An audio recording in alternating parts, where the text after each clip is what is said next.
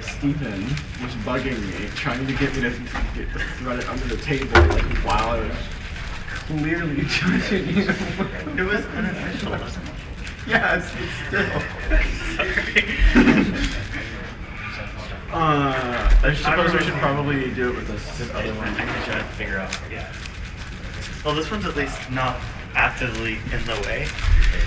Like yours was on top of the mat. Oh. See, I didn't even notice that.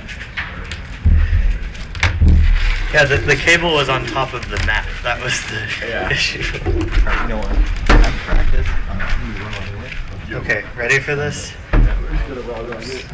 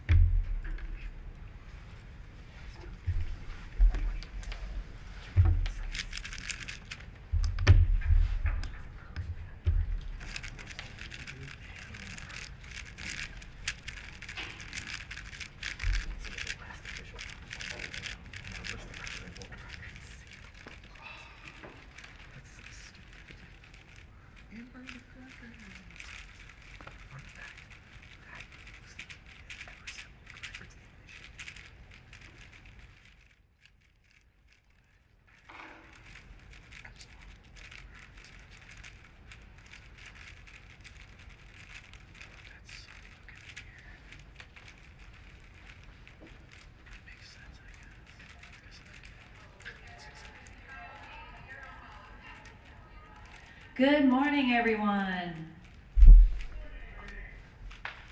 Grab your coffee, your tea, your water, your orange juice, your pastries, and please take a seat.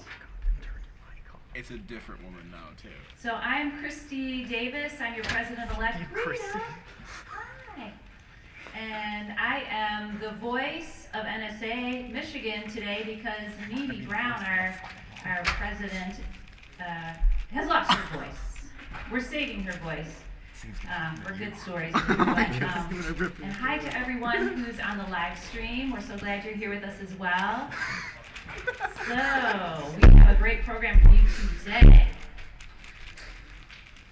We would like to acknowledge some of our special people in the room. Do we have any CPAEs here today? Council of Peer Award for Excellence. That's our highest honor in NSA. Do we have any CPAEs here today? Oh, they're all future CPAEs. Okay, that's good. Do we have any CSPs, Certified Speaking Professionals, here today? Will you please? And Mimi Brown is almost there. Next time we see her, she'll be standing up. We'll be clapping for her for that. Do we have any past presidents here today? John, yay, Brita, Mimi, Joe, thank you.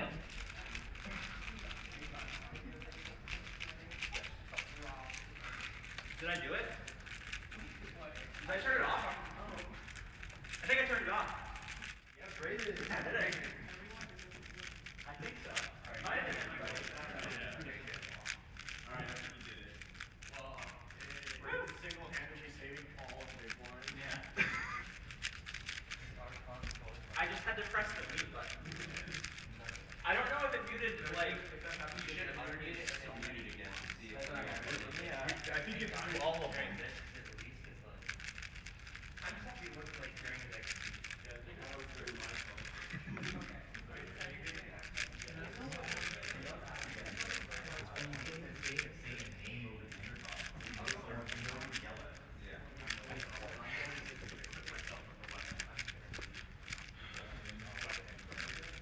All of them have been 80.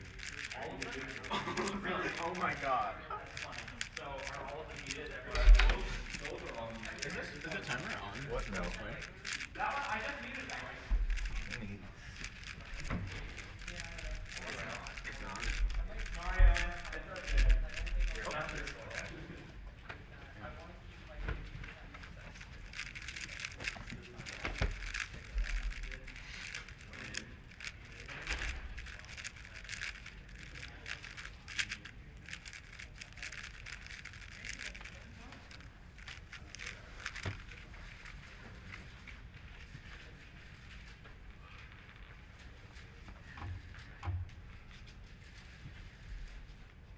Good morning. I really hope. Wait, Matthew, were you I'm recording? Chris Davis. Yeah, it's on. Were you recording? Oh my gosh, can you like put that? Yeah, that's. I don't know. Did you hear that? No, I said out loud, I like CP if that's what they're asking. Oh no, I went up to Bastion and he asked me something about the stream. I said, or the announcement. I said, I don't know. All I heard was CP. That's all I heard too. I do. You don't want the. I'm here for school closer. Me too. Oh, okay. Yeah, I'm doing 5 first. No one's gonna understand that program. Exactly. Okay, silence now. We're ready to start. Hopefully. In other words, shut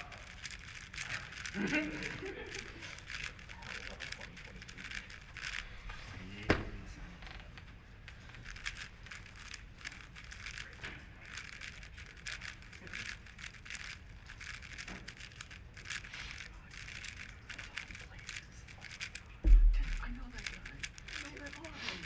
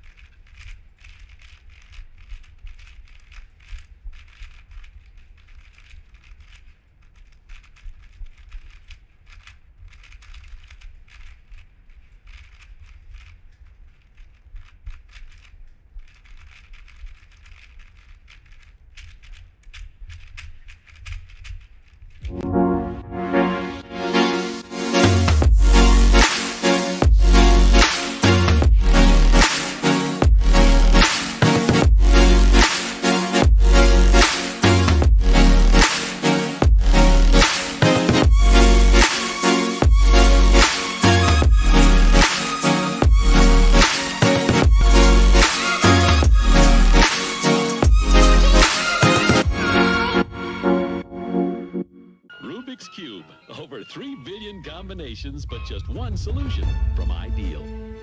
Mintai, 6 of age, living in Los Angeles, California. He came to the United States 3 years ago. Sorry about that, Felix. Felix is, well, he had the best time. I think we all saw it, 10.05 seconds. Phil did it! Phil did it! Philip! Yo! Philip is the new world champion! Dude.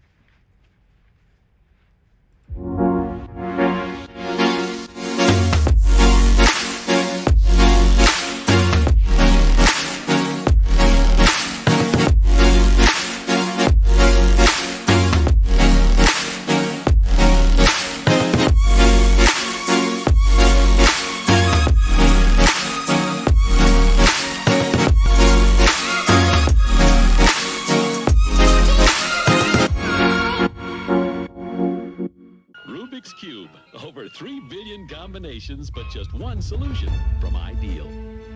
Mintai, 6 of age, living in Los Angeles, California. He came to the United States 3 years ago. Sorry about that, Felix. Felix is, well, he had the best time. I think we all saw it, 10.05 seconds. Phil did it! Phil did it! Philip! Philip is the new world champion!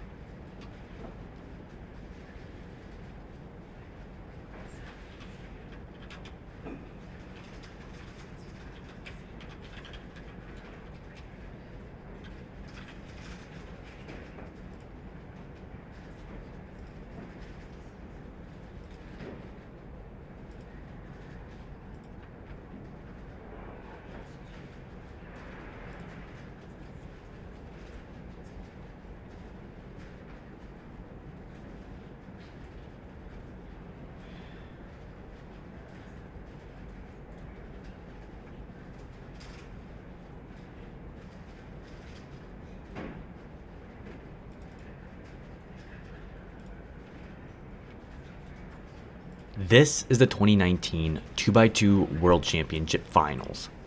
Christopher Olsen is one solve away from a World Championship podium, defending his silver medalist title from 2017. A fairy tale-like story was about to unfold of how the world record holder from 2013 would hold his own against the legends of the modern day era.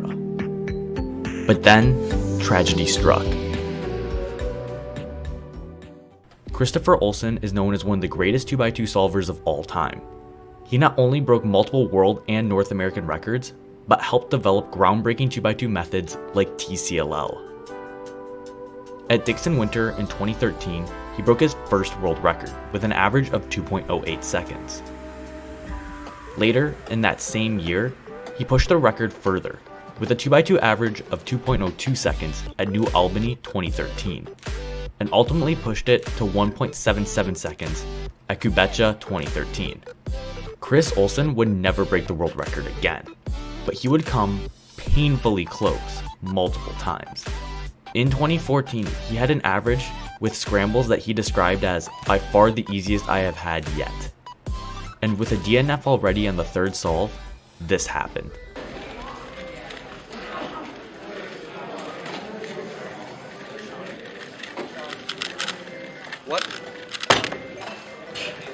What did I do wrong? That was... Wait, Oh. so do you not make it to rep? That's frustrating. You pulled an Anthony. Yeah, that was an Anthony right there. Where is he? I bet he just walked in the door. Oh, you got DNF average. Looks like someone got Chris, it. the man. You did. I didn't, Chris. Wait, what? That's a DNF? You didn't make it around. Chris. Wait, what do you mean? I didn't see that. Oh. Chris, I'm gonna win in 2x2. I'm gonna get Chris just lost in 2x2. And later in that same year, he had an average in which he said that he missed something easy on the last solve. Despite all these world record fails, in 2017, 3 years later, he maintained his status in the world rankings by getting second place in the 2017 World Championship Finals. And in 2019, 6 years after breaking the last world record, he had a chance to continue his legion of dominance. One of the ways to help calm your nerves is to get a little bit of laughter out of your system. That helps relax yourself a little bit, release a couple of a bit of serotonin in you. Yeah, Chris Olsen, 171. that's a good start. That is a good start. So far, third place after the first solve. With another solid single, 175. Very good, very good. It's consistent. Chris Olsen, your top right. Again, starting with two 1.7s. You are hoping to see that he stays with another good time. Carter Kukala, 189, 154, by the way. Don't lose track of him. Chris, Yes, 165. Chris. Yes, Chris, come on. Oh my gosh. You got this. Very consistent. All right, let's go, Chris. Worst time, 1.7. Let's hecking go. That's insane. At this point in time, Chris only needed better than a 1.91 second solve to podium in the World Championship. I'm getting rid of a solve 4 next to him. This could secure him a podium, I believe. You got to feel a little bit of pressure at this point if you're Chris. Yeah. I mean, no matter how much you quote unquote don't care about an event, when you're close to a world championship or at least a world's podium, you got to have a little bit of pressure on you. Yeah, he knows like any sub 2 pretty much taps it in for a podium. Yeah. Daniel Karnick in the back with a 1.7. That's pretty good. No, that's the pressure. That's the pressure. Yep, he knows. And now it's down to the last solve. Anthony Patarakis right now, 229, 155, 179. Oh, the drop! Oh, that's No! that hurts. That hurts. That's a world podium lost. Yeah, From a single drop. Oh my god. I know that feel, Chris. I know that feel. Oh.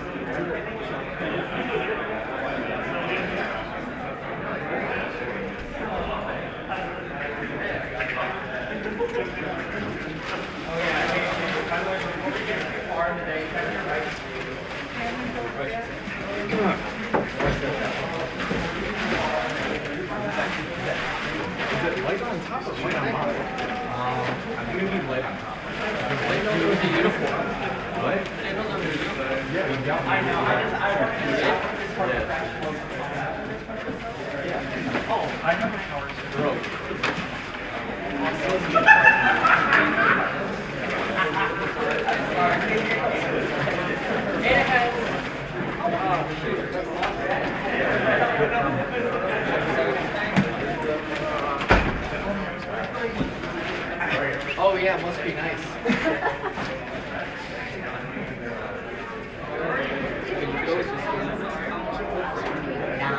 That's a danger zone. I'm scared. I'm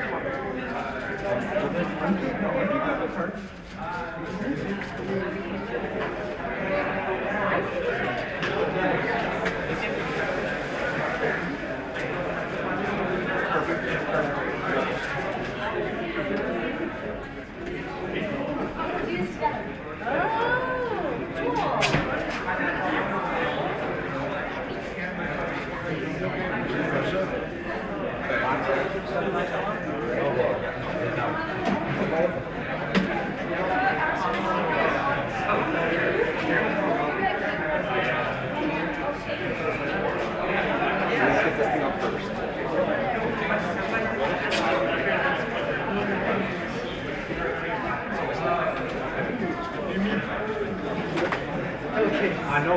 You don't have to.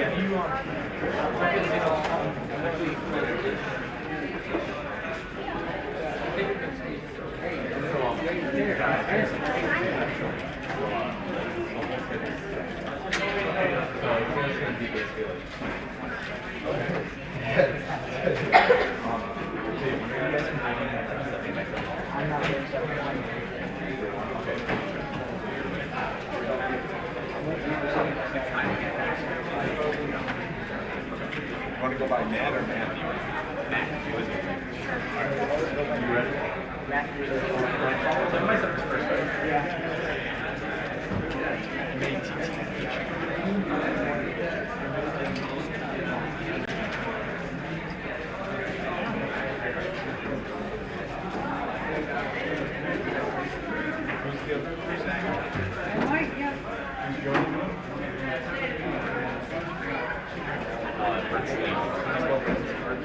Yeah, but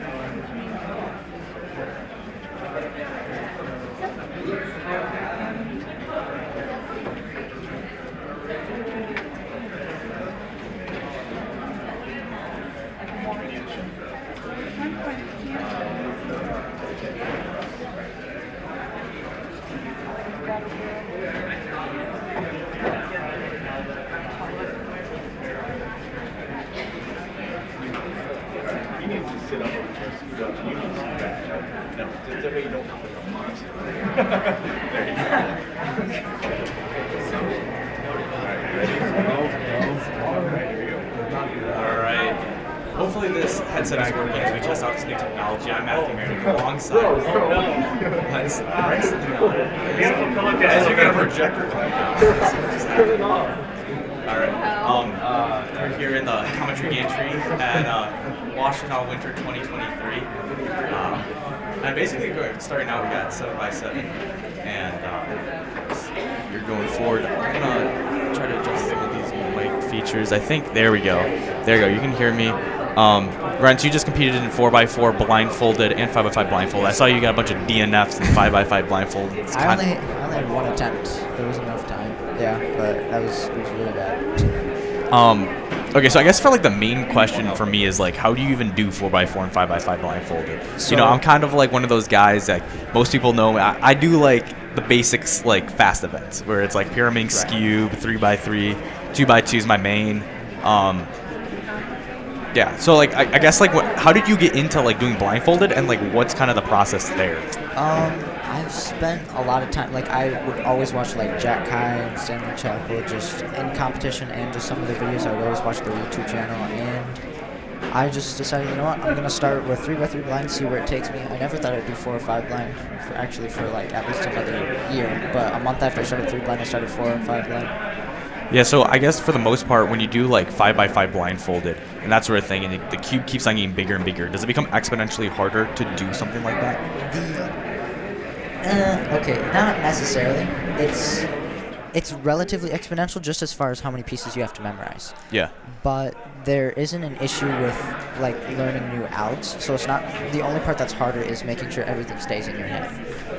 Yeah. Okay, so I mean, I guess do you do like the story technique? I've heard that often when it comes to doing like blindfolded and that sort of thing, that when it comes to like a story, as that got boosted real quick. Yeah. But basically, like I know when people happen when like when you have a story or something and you put it in your head, so you're like memorizing a bunch of these strings of letters, and like for just memory solving and that sort of thing, that it becomes like it's easier to memorize basically when you have a story in your head instead of just like a string of letters. Yeah, for me, I make letter pairs, right, like most people do, but I don't use Roman rooms or any kind of like storytelling thing. I kind of just memorize words. Oh, really? Yeah. So do you do it in like a way that makes a sentence then? I don't even like sometimes I like it when it plays out nicely. Like one of my screens was like it kind of almost created a story in itself. But usually it's just trying to, like if I have a word that makes no sense and like doesn't have any meaning, I pretend it's a name, and I kind of just try to, you know, I don't know. It's kind of just words. Yeah. I think I like, for me as someone who has like a barrier entry to like what is it, like blindfolded, right? Like it seems kind of scary going in. Like I kind of understand the theory. Like I'm able to explain it to non-cubers and they ask me how people do it. Like talk about the old Pachman method. Right. Is that like, is it that big of a barrier to entry to learn it, or is it something that's actually not that bad and it's kind of like a common misconception? It is a common misconception because with old Pachman, right? Let's say you're doing 3 blind. It's 2 algorithms. It's a T perm and a Y perm, but like a slight variation without that F move at the beginning. Oh, okay. So for corners, the only difference is setting up the corners into that position so that you can do your Y perm and then just undo those moves. So for the most part, you don't have to like learn new algorithms. As Group 1 of 7x7 starts up here in Washtenaw Winter 2023, and yeah, so we just got done with the big blind events, 4x4 blindfold, 5x5 blindfolded. We had unfortunate DNFs from Stanley Chapel and 5x5 blindfolded, but he did go on to win 4x4 blindfolded. And also, Mason Langnefer was able to take the win then in 5x5 blindfolded with the DNF of Stanley Chapel. I think we'll get viewer results here. So yeah, 5x5 blindfolded. Mason Langnefer is going to take the win there. Justin Sweet, organizer of this competition, ended up getting an 18:37. You might have saw that on stream earlier. That's a qualification time for U.S. Nationals, so he was very, very happy about that. I know that some of those times are hard to get, especially as they make it more strict. The turn-in is around the corner. That's also where the waiting area is. Turning your muzzle there. Thank you. All right. And as Braden Richards screams to the crowd that 7x7 is starting.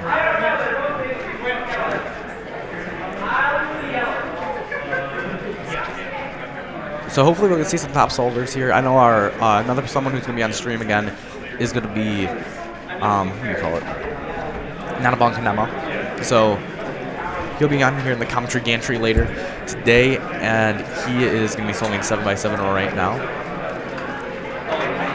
In the competitor waiting area, we see a guy with a humongous cube, one of the large ones, as a large 3x3.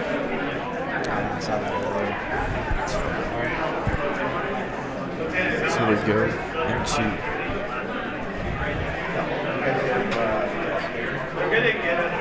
and into 7x7 right now we go. I think some is it Justin Sweet warming up? I think he's probably gonna be competing right now. A lot of these like bigger events that take longer, a lot amount of time, we're gonna be doing in the morning. I think 3x3 is not starting until later today, and that's where we'll see names like Luke Garrett show up. So I'm really excited to see him solve, because obviously he has a great chance at like I mean third in the world right now with a 503 average. So definitely a big name. I saw him walk in this morning, or a little bit ago, like half an hour ago, when everybody started filing in.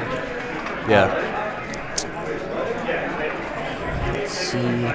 I think, I don't know, having the big blind events early in the morning, I'm surprised I wasn't really tired, but I was really worried about that, like being really exhausted after that. It didn't take that much of a toll on me as I thought. Yeah, I mean, I will say I'm kind of feeling right now. I got up at 5:30 today, set up. We were supposed to be able to get in at 6 o'clock, but the venue was like shut down until like 6:30, so we got a half hour of less setup time. It's kind of fun, but yeah. So again, they're scribbling cubes right now for 7x7 as some of the solvers are warming up. And later today, we'll have, as I said, 3x3 also at Pyraminx, and we'll see some like topical solvers. I think Harsha's here today. He's got a 1.82 average of 5, which I think is 8th in the world, and then he's got a 4th in the world single of 0.98. Wow. Also, you guys were very, very talkative in chat during 4-blind, so you guys have all disapparated now.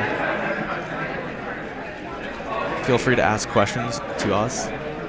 We got an export 4x4 blindfolded solver with us right now. Came in 4th at this competition, right? Yeah. One success, second solve. So 7-14. Yeah. Not too bad. Let's see. Anybody? Looks like we have Luke Garrett over there judging. Is that? Yeah.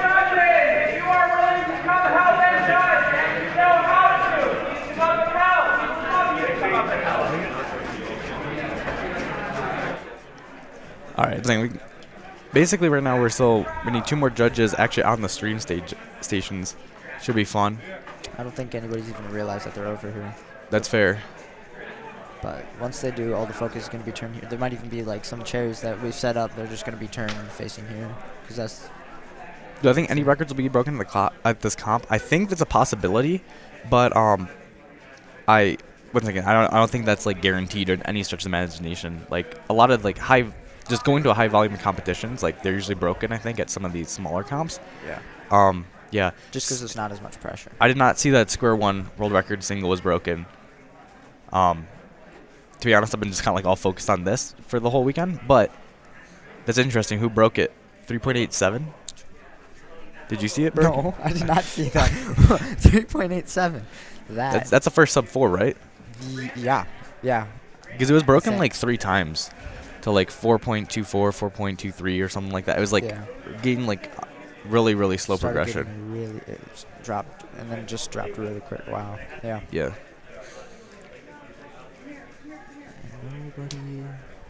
Nobody's yet appears set. Oh, we have one person in the back. Looks like. Yeah, we got one person solving so far off stream. Kind of tough. Who do you think will win Worlds? I will say, like, I did think Felix had a pretty good chance going in. But then, like, Oceanics happened, and I'm kind of been hesitant now. Yeah, I am competing later today. I think when it comes to, like, who will win Worlds, it's... I like Matty Roto and Naba as a pick a lot. I just see, like, he got an insane average in the 3x3 finals at North American Championships, which is, like, pretty elite when you think about it, with, like, being able to handle nerves. Like, I don't know about you, but like I literally have like when I start shaking and stuff, like it becomes like exponentially worse my solves. Right, so right, for these people to do it in like 5 seconds, where in like such a short event, like I can't like 2x2 I'm highly affected in, but like their 3x3 solves are like 2x2 solve for me. I mean like I'm average like 2 to 3 seconds, but at the end of the day it's like kind of the same thing where the margin of error and their margin of error is like even smaller than mine. So I couldn't even imagine what they're doing when it comes to those kind of nerves.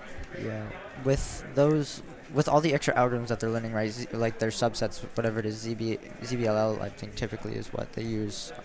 It's just so much more effective, but it's so time consuming to learn. But if you end up finding the time to learn it, it's like the result is just ridiculous. You're always gonna see quick drops in your times when you actually are able to use one. Yeah, and the thing about like ZBLL is like, I mean, my personal opinion is like it's only really like worth learning like at 8 seconds or something like that, like when you're already like at God speed, right? Because like just improve F2L until then. But I think at the end of the day, like some of those ZBLLs, I don't like. Some of them they're able to do like OLL, but you'll definitely even see in some of the top solvers that they'll have to like pause a lot longer than just like an OLL to try to execute in the ZBLL. Yeah. That often happens when they're like kind of learning it or it's not in their memory. But I think there's like 496 cases, so yeah, it's just almost gonna 500, yeah, something like that. So it's just so hard for someone like that to, have all the in their heads. And there's this one guy on YouTube. He's like first or last layer king or something like that, and he's literally learned over 1,600 algorithms, or he's still actively learning them to know every single last layer case for any of the 57 OLLs. It's absolutely ridiculous, but it's impressive. Yeah, I don't understand how people can have 1,600 algs. It just stuck in their brain, right? Yeah, because like it's all about muscle memory, right? And I mean, I guess you can just see it and just do it, but I mean, I kind of struggle learning. Like, it's probably easier to. It's like a language, probably, where it gets easier to learn. Like, the more languages you know. That's why it's like you're either like, or like 1 or 2 languages, or like 15 or something stupid. Just because it's easier to learn more languages as you have them already learned. And you find patterns in algorithms that aren't as unique. You know, like you might not recognize that algorithm later, but 300 algorithms later, you're like, oh my god, that's the same thing except for one move. Right. And those are the ones that really stick out in your memory. Yeah. Cuber, do I think 2x2 is luck based? Absolutely not. Like, I think, well, here's the thing. People say it's like luck based when it comes to like, maybe for like world record, but even then it's not. Because here's the reality. Zayn Kanani is winning every single 2x2 round. And it's not because he gets a lucky case or whatever, it's because he has skill to recognize like just good cases. So, what is it? 75% of all 2x2 solves are 8 moves or less. It's just hard for us to recognize it.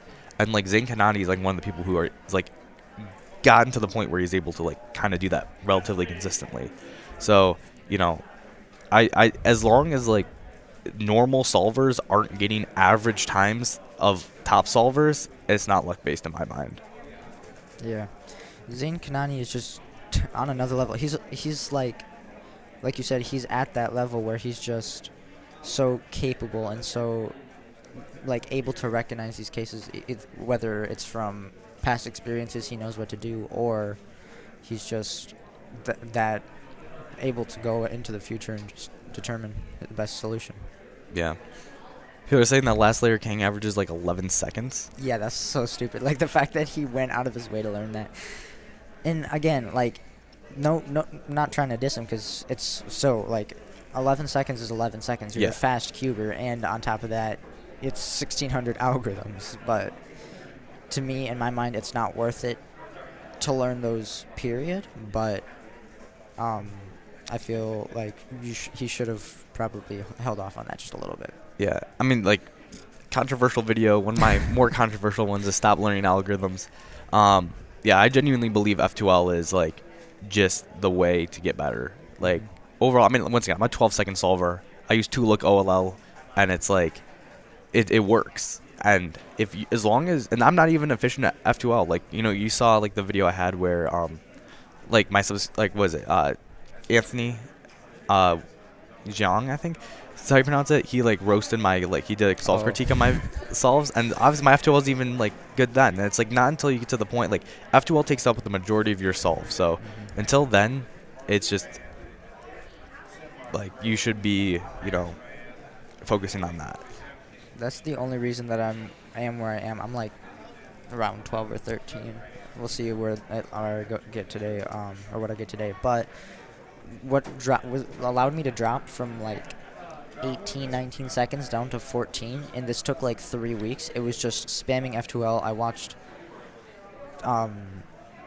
I just watched tutorial after tutorial. Not really tutorial, just tips on like different practices, on like what to do to target those F2L cases. And it's simple things like CS timer and switching it to the subsets, or just going and practicing algs, or just slow solves and being really intuitive, seeing what comes up. And it's really helped me. Yeah. I definitely think like I like having creative freedom solves where it's just like like the slow solves where you can just kind of mess around and see what happens. Someone asked, do you think Luke Garrett has the potential to win Worlds? I think so. Once again, like any one of those top keepers can do it, but I definitely think it comes down to like how if from the evidence we have of recent history when it comes to North American Championships, and that Matty Rodonaba beat Luke Garrett in the finals. So when it comes to like finals head to head, it's gonna be Luke Garrett obviously is not gonna like in a head to head matchup. Matty Rodonaba has beaten Luke Garrett. So just from that, it's just for me, Matty Rodonaba. Was that in Monkey League or was that an actual comp? No, that was North American Championships. Oh, that was North American Championships? Yeah. I didn't see that. 2022. Oh, 22. Okay, that's why. Yeah. Wait, what do you mean? You were just not a cuber in 2022? No, well, I've been cubing for about a year. Wait, what? Yeah, that's about it. Why are you so, elite? I don't know. I put a lot of time into it over the summer, especially, but... and honestly, I stopped for a while. I started about a year and a half ago, a little less than a year and a half ago, and then I took a huge break from the beginning of Calc 2 to the end of Calc 2, which was first semester last Love fall. how you measure it in math classes. It's the easiest way. Yeah. But that entire first semester, I kind of just stopped doing it and just hammered down on that class and just trying to keep my grades up and do good on the midterms. And then I came back to it, and that's when I started experimenting with blind, and then came here. This first blind competition, so I was excited about that, getting that success. Yeah, I think I started cubing back in Algebra 1, and I went all the way. Now I'm at real analysis, but yeah. So definitely, I think that's kind of crazy though. Usually for people, their room for improvement. You're basically the same speed as me, right? Wait, what do you average? The last average of 100 I did was a 13:05. Yeah. Okay. So you're basically my speed. Right. I mean, I have I'm probably just half a second faster, but yeah. And I've been cubing for, how many years now? Since 2017. I will say though, the one thing I do nowadays, I do practice a decent amount. It's usually when I'm listening to podcasts and stuff while I'm just doing solves over solves. I don't really do any targeted practices, but yeah, it's just so much more fun to make videos and do streams and that sort of thing. So I focus more of my time on that. But I definitely think though that it's true that a lot of people don't realize how fast you can improve if you just practice effectively. Right. I was having this problem with my sister too. She currently is only qualified for Pyraminx at nationals, and I'm like, do we really want to do that? So I was like, you know what?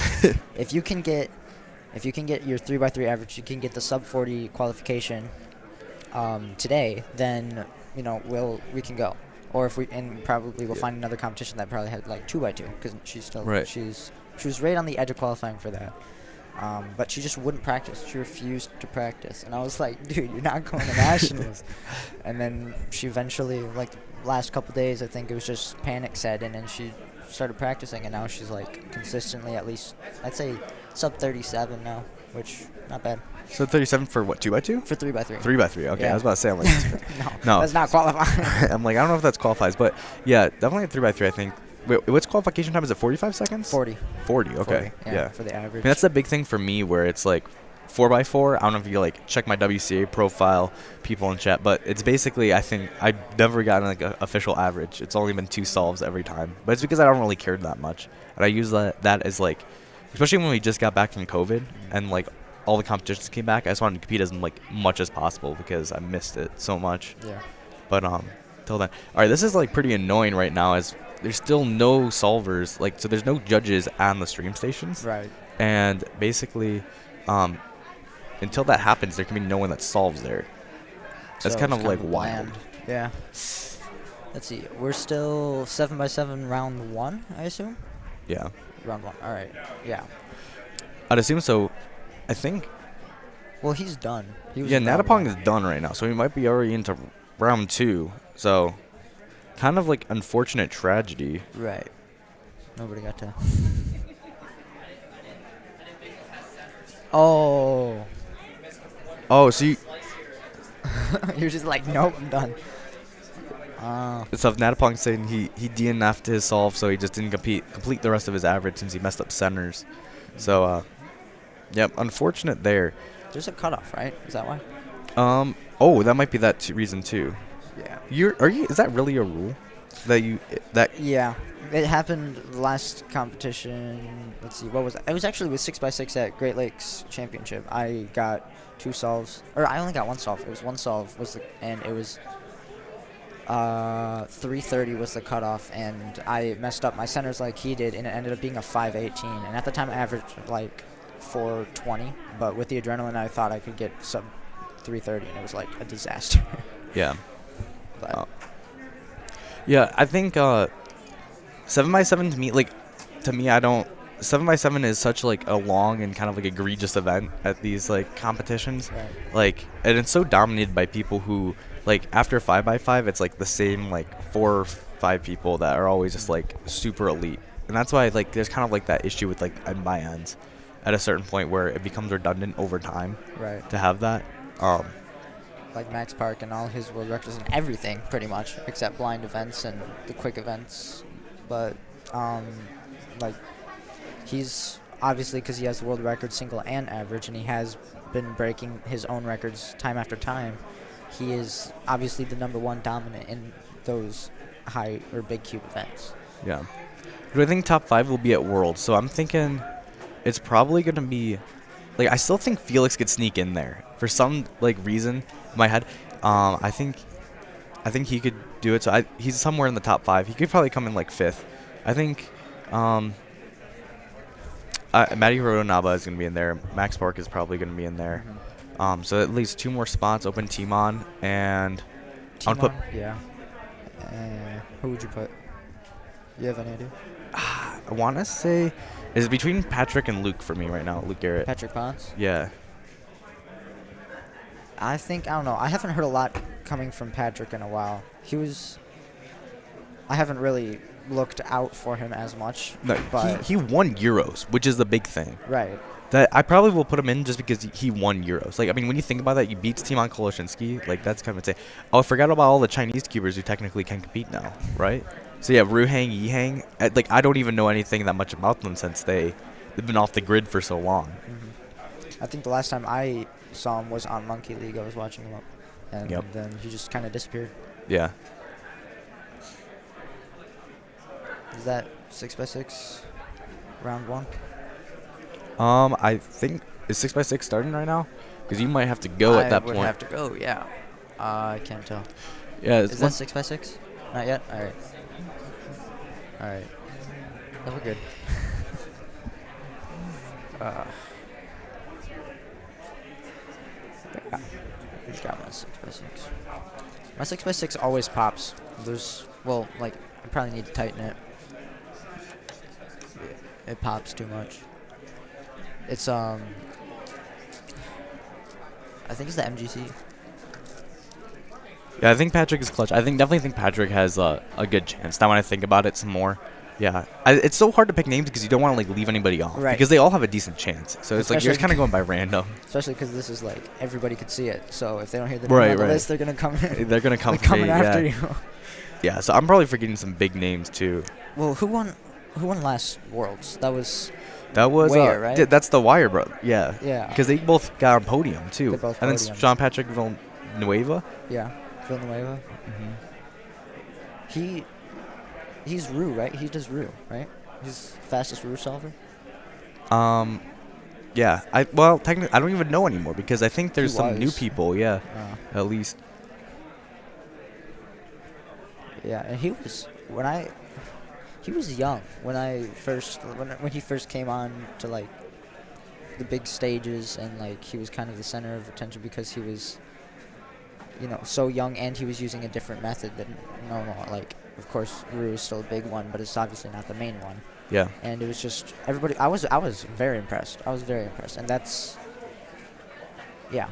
I get impressed easily, but Yeah, right. I mean, when anybody's solving like sub 10 seconds, I'm pretty impressed. And I think that's what's kind of like lost in this generation. And I think something that was even lost in my generation is like the sub 20. Like, there's a whole book that Ian Scheffler wrote called Cracking the Cube, and it's about his journey to sub 20. And he talks about sub 20 as the 4-minute mile of cubing. And it's like, imagine like if like nowadays if people called sub 20 the 4-minute mile of cubing. Imagine nowadays if people called sub 10 the 4-minute mile of cubing. Even then. It's like, yeah, no, but it's sub like 7, sure. But it's like that book was written in 2016, 2015. Oh. And like, yeah, it's not even that long ago, and people like in those day and age, like that day and age, thought that was fast. Well, because it was, but yeah, it's just, obviously now people have, like, I don't know, like people that have started in 2015 when that book came out, they've had time to build off of that, and obviously the younger kids have more time because they don't have any other obligations, and they are just able to practice, learn new things, and it's easier for them to retain everything too.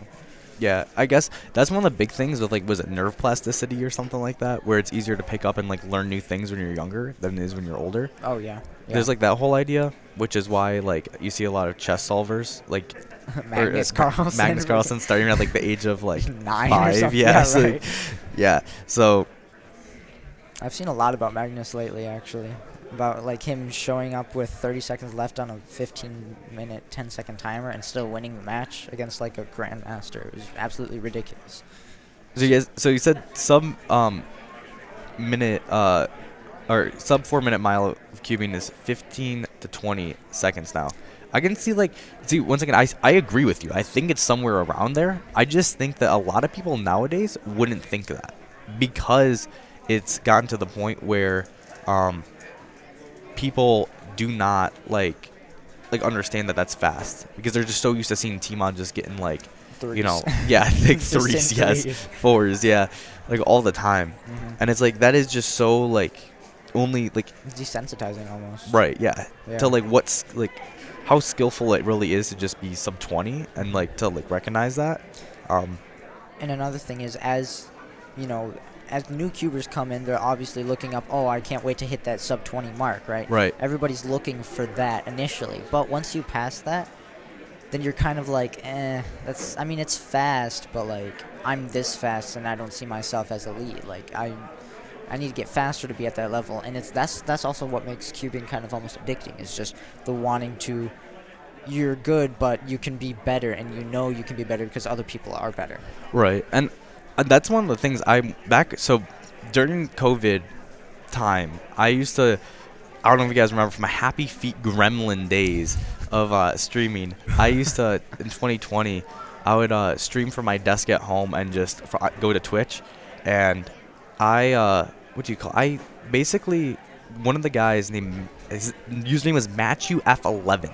And I talked to him, I just remember this conversation, on like through the chat about how it's always like once you get sub 20, it's like I'll become like it's always like I'll become respectable once I hit sub 20, and then it's like I'll become respectable once I hit sub 17, and then I'll become respectable when it hits sub 15, and it just keeps going on and on and on and to the point you just like you never feel respectable. Like I guarantee you that someone who is sub 7 right now does not feel respectable. They're probably thinking to themselves, I am not to team on yet. I'm not the best in the world. Yeah. And that's what makes the competition, like, that's what keeps going. That's really what drives this entire everything. Yeah. and it's exciting. It is exciting to see people progress. It's exciting to see yourself progress. Unless it's a world record you're trying to beat, and then it's not exciting because somebody just made it harder for you to beat it. Yeah, right. But yeah, it really is in a weird way. It's a kind of a beautiful process just to experience the growth over the years when you look back. Yeah, and honestly, like someone asked me in chat, like, what is the ceiling limit for 3x3 single or whatever? It's like, the ceiling limit is 0. Like, what do you mean? Like, it's gonna keep on going down. If you're saying anyone can get better, but Max and Team I don't really think they can get better. I think they can continuously get better. I mean, like, there's so much room for improvement. You don't think that, like, there's full efficiency? Jessica Friedrich, who invented the Friedrich method, at 13 seconds, she thought that was a human barrier. Yeah. So, it's like, and it's incredible to think, because you're like, wow, they were so stupid thinking that the world record was going to stop there. And it happens in sports too. Oh, Group 2 7x7. Oh, all right. Group 2 for 7x7. So we're still, once again, there's no one here at these solving stations. Oh, and looks like I can't tell if Luke. No, it doesn't look like Luke is going up yet. Who do we have? Alright, let's see. Can we get some people over to the stream table, like judges? Yeah, I wish. It's kind of tough when you're kind of like strapped here right now. I would probably go around asking someone to do that, but we'll see.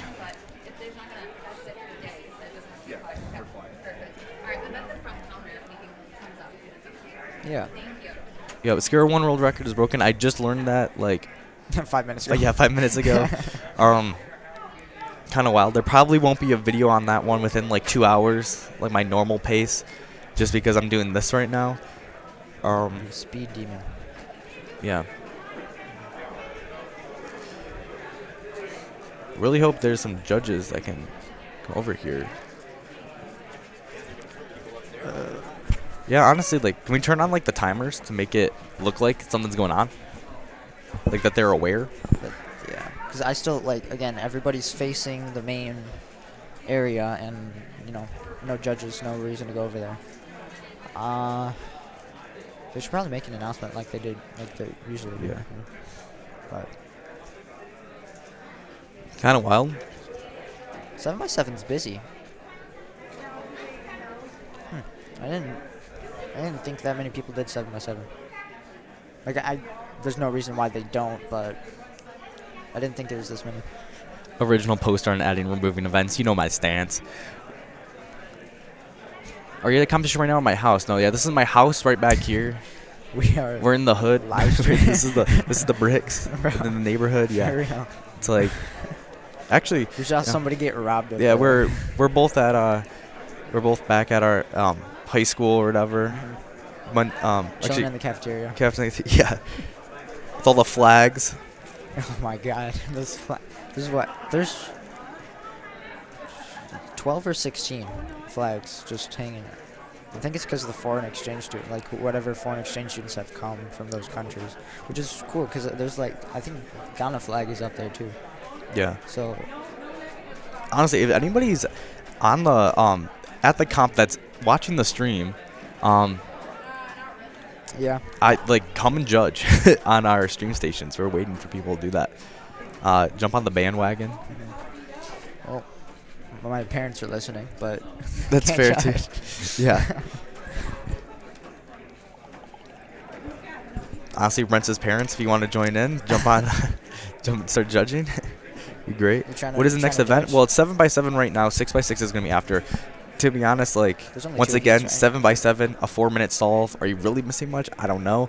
There's some top solvers like Kate Graham that like would be nice to watch, but is not gonna. Yeah, why isn't she over here?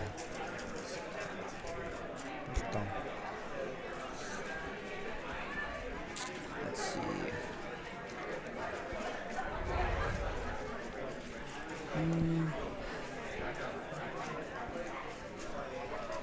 It looks like Luke Garrett is in group 2. Heat 2 or whatever.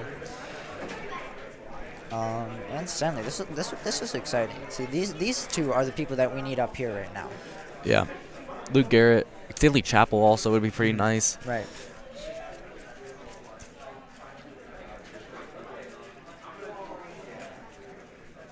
Has Luke arrived? Luke has arrived. He's been judging, but not on the stream station. That would be hilarious.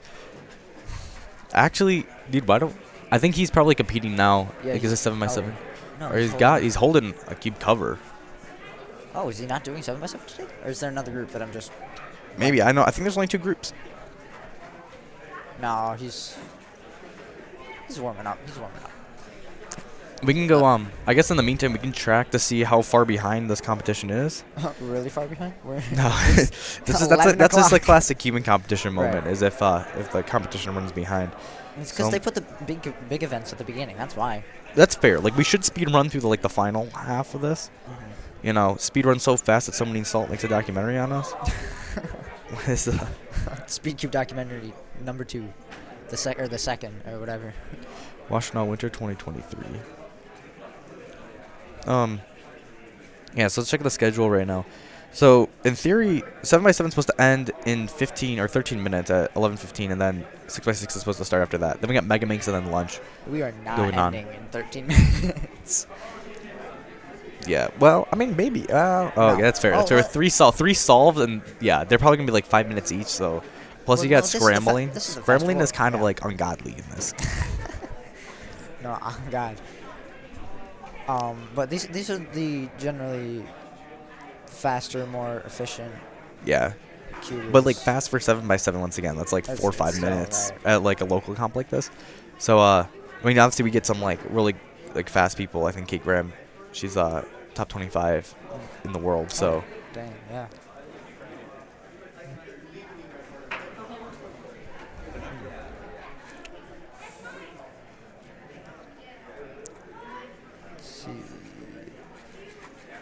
Could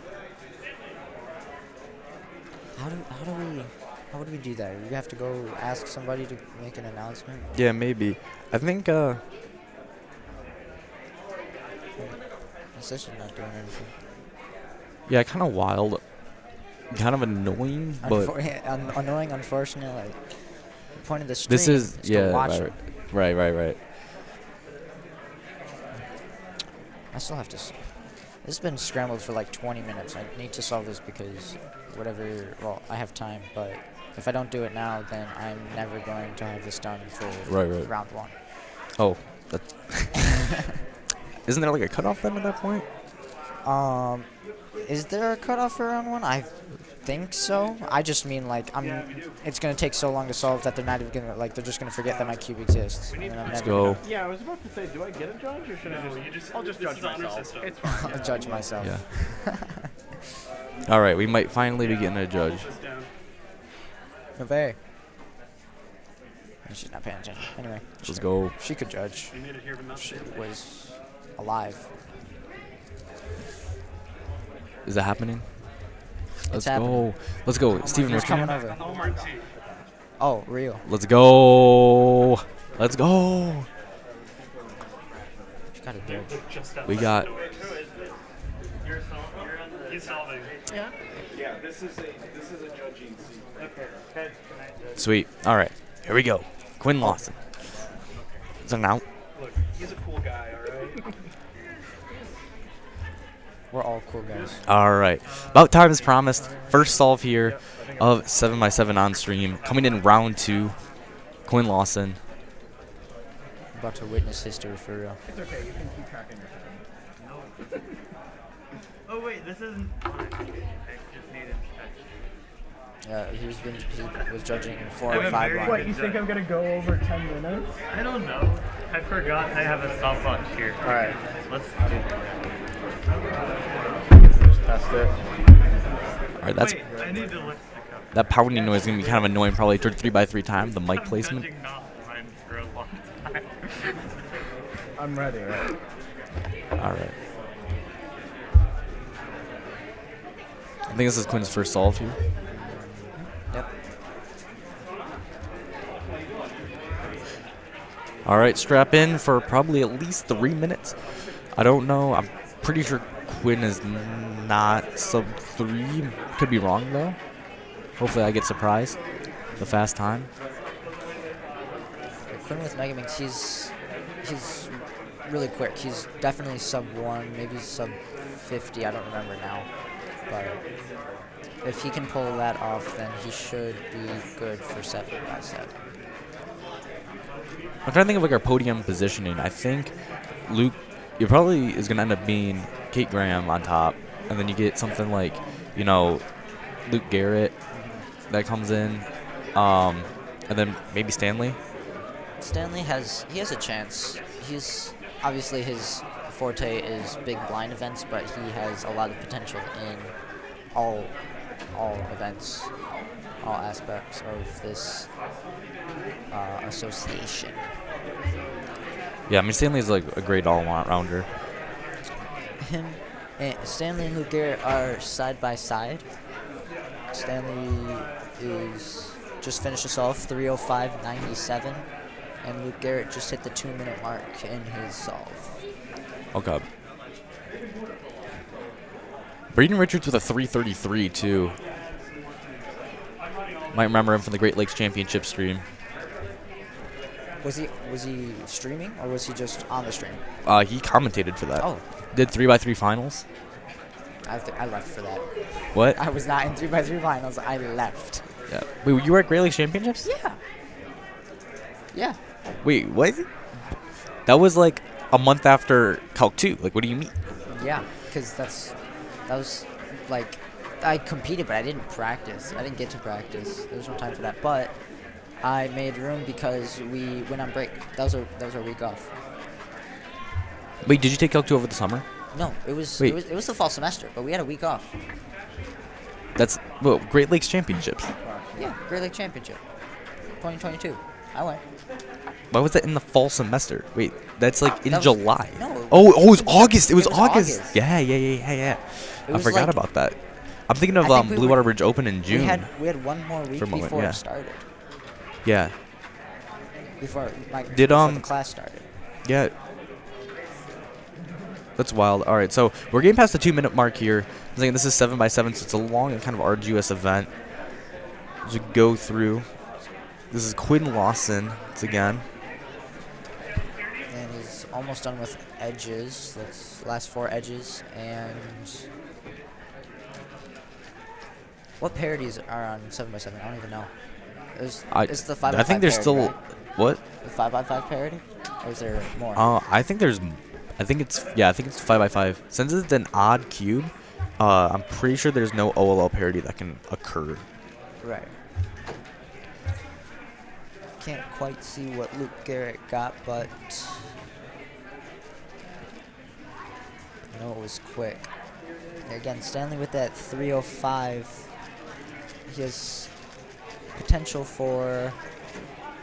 easy potential for podium, but I think he's gonna get second. Honestly, I think he's gonna get second. 3:36 from Quinn. 3 seconds ago. 3:36. I will get PR. I don't know. That was my first time solve of the day. I missed cut off by 4 seconds. And it was PB2. That's okay. My hands hurt from that. Quinn says his hands hurt from that. Once again, yeah, 7x7 is such a long event where that actually does kind of like come into play, where you're like the stamina. That's something that's kind of impresses me by big solvers, like our big cube solvers, is just the level of not getting tired. Yeah. No, it's on. You're on. Yeah, once again, so now we finally got judges here on these stations, so we're kind of vibing.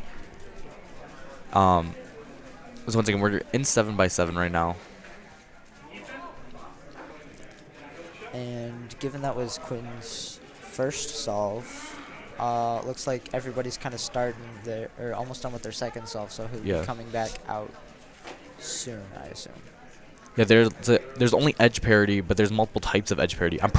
That makes sense, because isn't there the I can understand it in my head. I can't like articulate it, and that's probably not a good job as a commentator.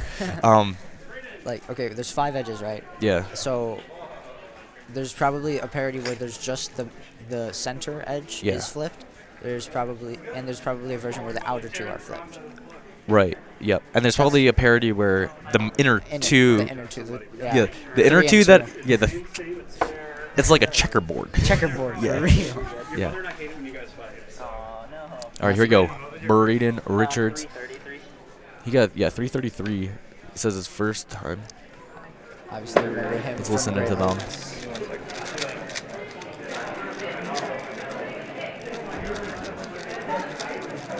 Practicing the oral and peel on West.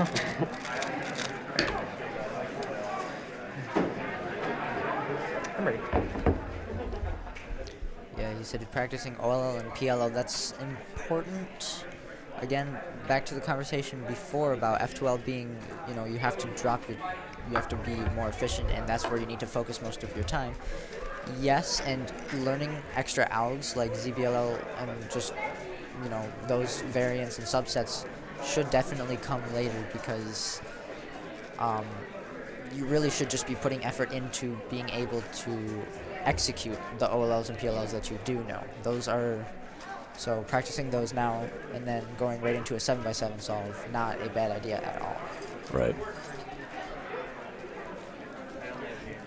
Braden Richards, yes, he got 330 earlier. I don't know if that's like podium worthy about, but yeah, and Quinn is gonna be shipped off as smiles to the camera all day. Quinn's gonna be doing 5th solve, I think, or sorry, 2nd solve. I thought that was an actual banana. No, he has a banana cube up on. Oh, I genuinely thought that was an actual banana. I thought it was an actual banana. All right. Quinn starting his inspection, and Richards hits the 1 minute mark.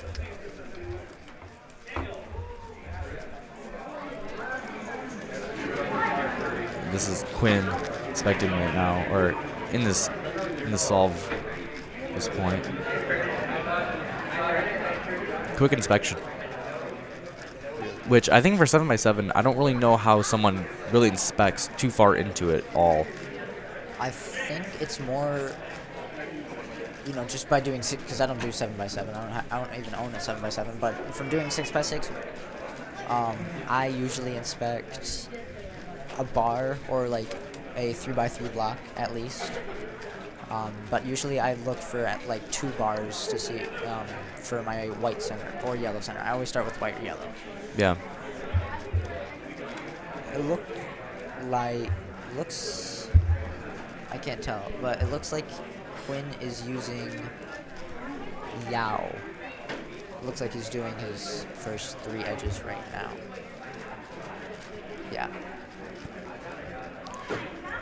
Braden by this point is done with all of his centers and is moving on through edges. He seems to be doing like some kind of like a redux method or something. I don't know if that's like the proper terminology. I might get flamed for that. No, it looks right. He's just he's doing some slicey slice. Yeah. Efficient slice moves always necessary. Yeah. I'm not exactly good at that, so my solves are always blocky, pauses, everything. That's okay. That's why we're here. Practice and learn from everybody else. At the end of the day, this is not U.S. Nationals or Great Lakes Championships or something. This is a Washtenaw Winter Open. So this is like getting like just a bunch of fun solves for the most part. Last minute qualification. I know for me, last minute qualification for nationals. Did you get in for 4 blind? For 4 blind? Oh yeah. It was like 15 minutes was for 4 blind. Oh, okay. Or something. No, it was something. It was 15 or 12. Oh, 3:12. All right.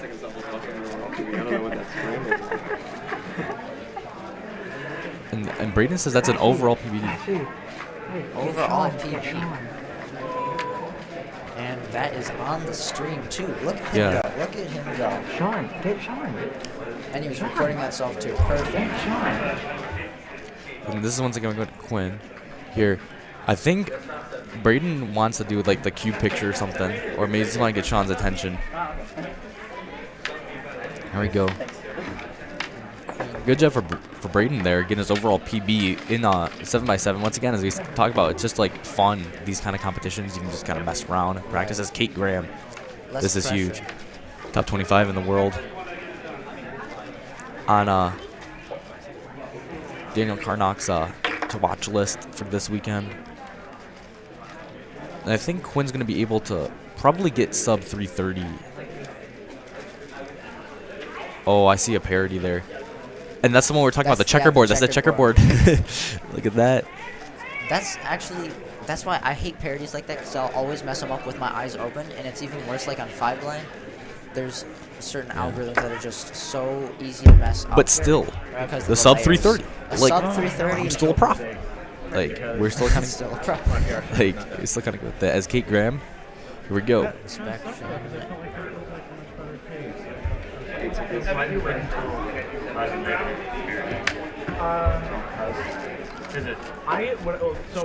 Once again, Kate Graham, we should be seeing some, like, I think 230s or something about. 230s, wow. She's pretty fast. I try to solve Say that. We got plenty of time, so we can do a bunch of checking here. Check the site sheet. The edge that ends up being parodied like on my last layer. So I can Kate solving white and then yellow. I'm not sure for 7x7 if that's completely normal. Kate Graham has a 213 average. 213 average. So this could be her PB like, average. No, that's her PB average. Wow. So this could be actually pretty elite.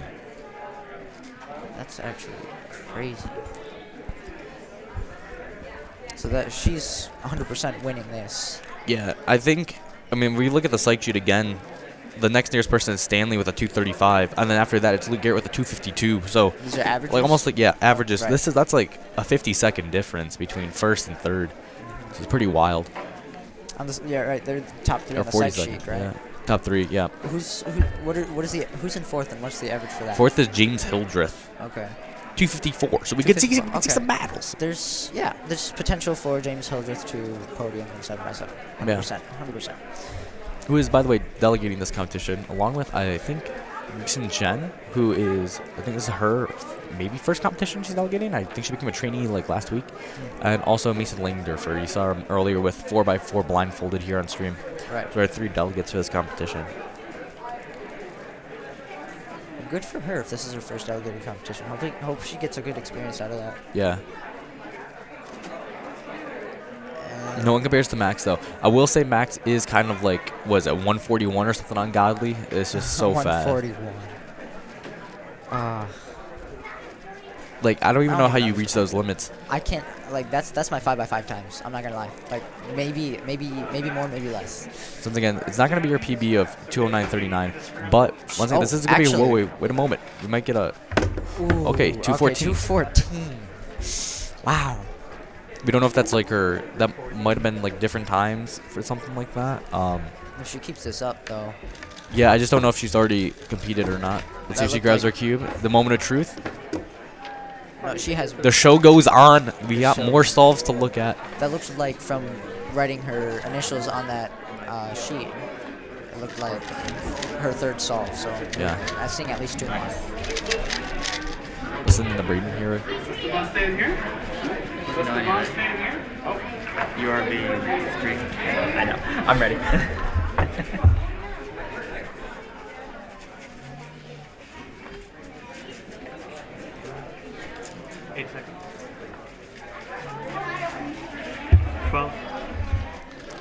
A lot of inspection time here from Braden.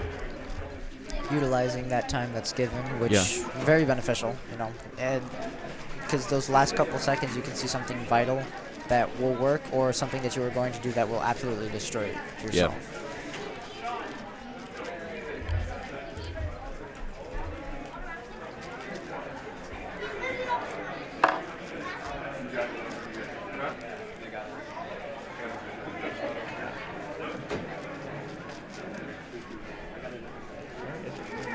And we have Luke Garrett coming up on the other side too. Here we go. Once again, this is like our third place podium.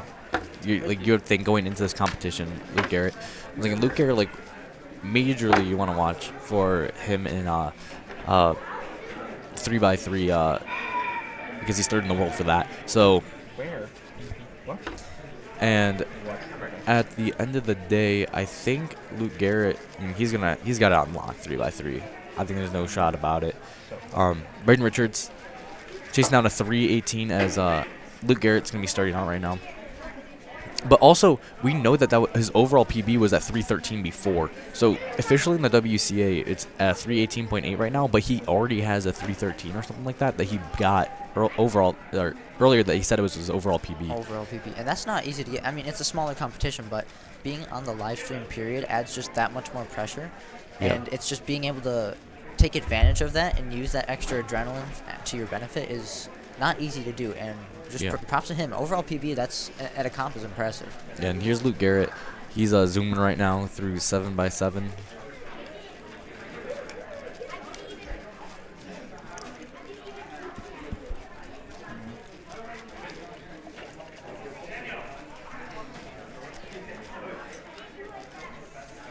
It's like he's doing 2 centers at the same time, orange and yellow, maybe even red. I can't tell, but yeah, to me, it's like.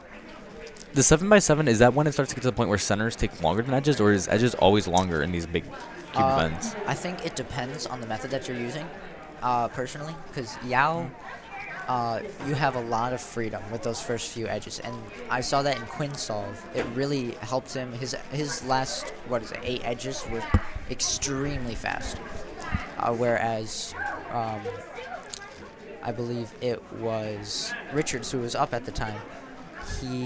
His took much longer. Like, yeah, it was at least a 20 to 30 second difference, but it slows you down with your centers. Personally, I would use Yao on big cubes because my centers are slow enough anyway, where I'd rather take the advantage of the edges.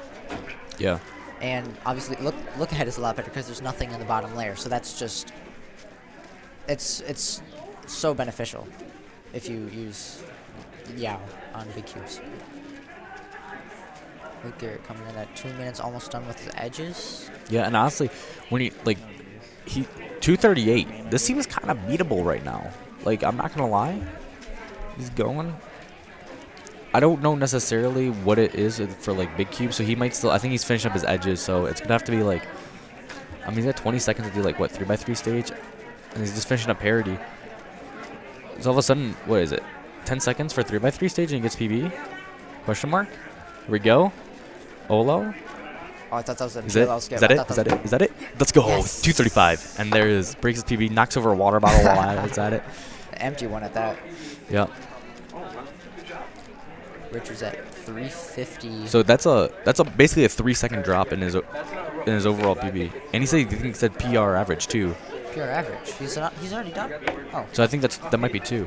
So he's calculating right now. That's insane. I can't believe it. My game feels so bad. Wait, Luke, what was that? 235. Nice, dude. Is that what? Wait, is your up? I know you're so I can't really. Is everyone about that? No. All right, so yeah, only thing we can kind of get from that conversation there was 235 was the time that he got for his overall PB for a single. That's overall PB. Yeah.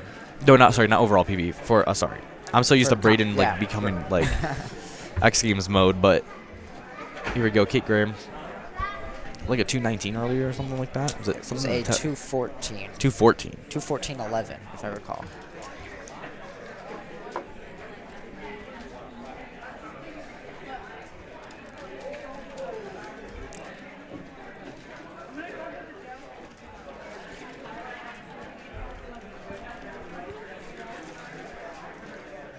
Looking around the room, there's Quinn solving at the other tables, and James also solving. Yeah. I'm thinking Kate Graham chasing down a 209.39 PB single. 209? 209, yep. 209, all right. She's been looking really strong today. Her potential for breaking her PB looks... She looks comfortable. She looks confident. She's smooth. No hesitation. No hesitation.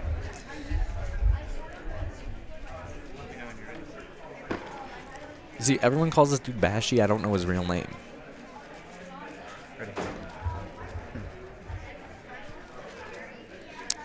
And he's solving on the right side.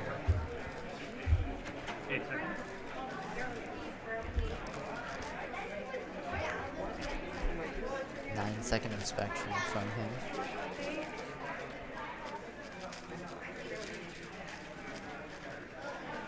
Kate looking super focused. Looks at the time during that algorithm that she just did. Wonder if that means that she's like on pace or something for potential personal best here. Well, she's almost done with centers. I think she did Yao. Let's see, she has coming in at 19 seconds to finish edges and 3x3 stage. Yeah. I don't know if that. I don't think it's gonna be PB at this rate. There seems to be a decent amount of edges. Yeah. Like this cube does not look solved at all. But once again, it's still gonna be a really fast time to the point where it's gonna be anything that Luke Garrett probably has in terms of average or faster. Or mean. Right. So as her PB comes and goes, we come in at 220, and she looks like she's on the last 3 edges. Looking at the time again. Actually, see, I wonder if she's doing some like calculations of her mean, and just wonder if she's like looking at it fall apart. Probably pretty annoyed. Yep, stops the timer slowly. Listen in.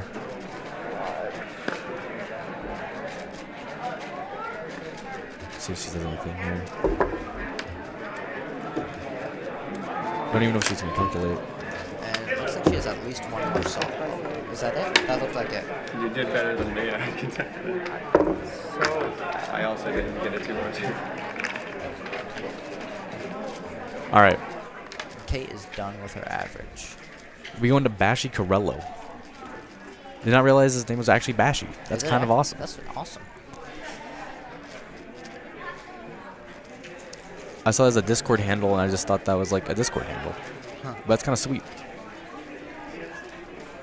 I saw in the green center, it literally looked like an Among Us character, and then it just disappeared. Like it was there for a hot second, and then it was identical. Boy's not solving the cube. He's making patterns. He's drawing. Personal best of 347. So this is gonna be one of the. This is like we're going back to reality of what normal people do for 7x7. Once again, this is actually still pretty fast, I think, for 7x7. Oh, look at this. Daniel Pavlish, is he going to be solving? On the stream, it looks like it. Here we go. Okay. He was at, actually, the competition in, where was it? It wasn't Ann Arbor. It was Auburn Hills. The recent competition in Auburn Hills. I also went to that one. He was there. He didn't. Talking about Bashi? Or no, Daniel? Daniel was there.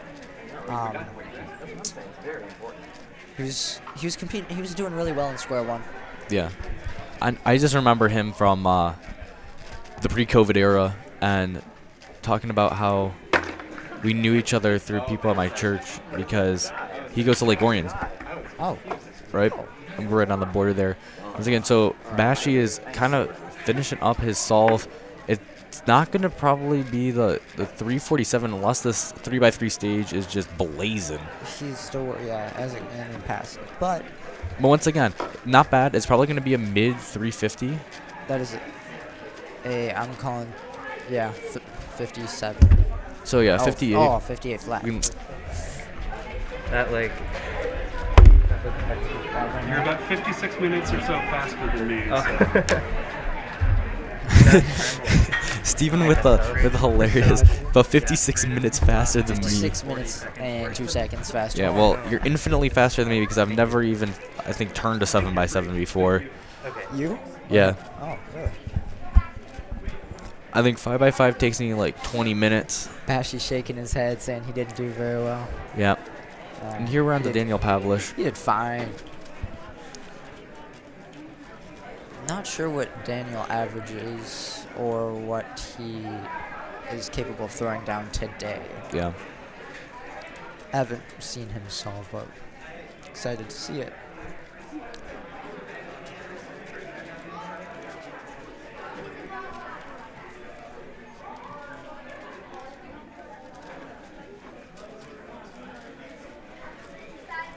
So yeah, Daniel Pavlis here, personal best is a 4:08, so it's gonna be a build. Got 3 more minutes left on that clock, unless he wants to just, you know, destroy his personal best, which, you know, possibly, because this is from the WC database. So right now we don't know how his other solves have been. We don't know how much he's improved since his last competition that he's got a chance at 7x7. I haven't heard anything about. Well, I did. Again, I didn't see him do his other solves, but it's possibly broke his PB over at the other tables. Yeah.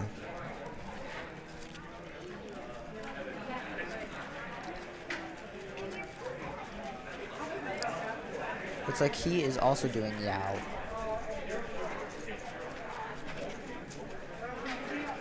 Again, there's just so many benefits to it on big cubes. Both are acceptable, but... So how does the Yao method work? Yao method, as opposed to reduction is just solve the centers, solve the edges, solve parity if there is. Oh, and you get a little pop there. And then solve 3x3 stage. But for Yao, you solve the 2 opposite edges, or the 2 opposite centers, excuse me. And then you solve 3 of the cross edges, or I guess you could pick any edges, but it's better to pick the cross edges that you've solved on one of the centers. Yeah. And then you can also solve the 4th edge if you put it on the opposite side and hide it while you're solving your edges. So then you go through and you solve your edges while being careful not to break up those... oh, another lockup. Be careful not to break up those edges that you have already solved. And that's not as hard as it sounds to do. It's just making sure that you have the open side, the open edge, the one that doesn't have a cross piece. You want to make sure that one's staying on the top so you can effectively do your centers. Then from there, you have your entire cross solved when you are done with your centers, and you only have 8 edges left. And that's why you see their edges. Group 1 is 6x6. Group 1 6x6 is getting called up, which I think means Rents has to go now as he goes compete. So so right now, with that destroying his PB, that's a kind of absurd. All right, so we'll see Rents on the other side. Yep. So as Rents goes and heads out to do 7x7, I'll probably have to solo cast this as John Epley, who's supposed to do some streaming today, is unfortunately homesick. So hopefully he feels better. Once again, guys, Cameron Hempton, let's go in the chat. Let's go. One of my high school friends. If you want to know some deep lore about me back in high school, ask him what's going on. Yeah, so once again here, Matthew Marinick in the commentary gantry here at Washtenaw Winter 2023. Keeping competition. Basically, what's going on is 6x6 is now starting up. We just finished 7x7. We have a lot of the big blind events happened, and now it's going into the big cube events, that sort of thing. Yeah, PB by 30 seconds. Kind of ungodly. Not gonna lie. Like 30 seconds, it's a very, very large block to beat. When you think about that, actually, what is it? If you do, that's what, 1/8 of a solve?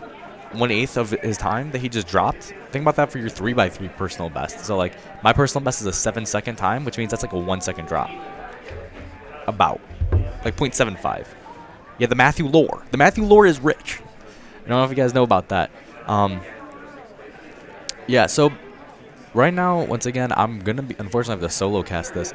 I think as, here comes, I think Sean Kutcha. Sean Kutcha he casted part of, hello, you know, Great Lakes Championships. Listen to what they're doing.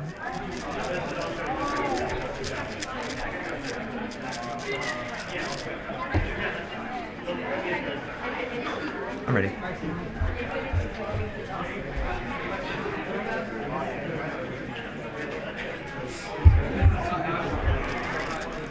All right, so Sean's gonna go into 6x6 here.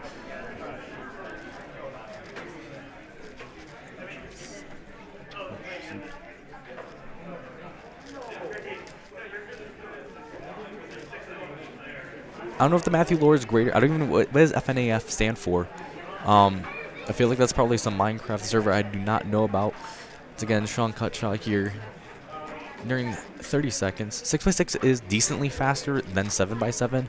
It's still very much the same technique. What you're basically trying to do is you're going to try to build centers and then build edges. So you're gonna make basically you're trying to solve the cube into a 3x3 and then solve it like a 3x3.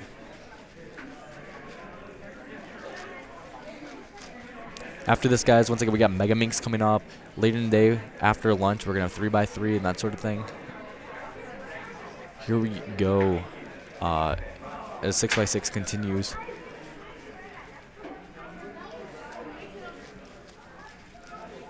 Five Nights at Freddy's. I didn't know that game was still relevant. Thought it died like Among Us. So much Matthew lores. My mom enters the chat. She could probably tell you a lot of stories. Along with my dad next to me right now, who's doing a lot of the camera switching.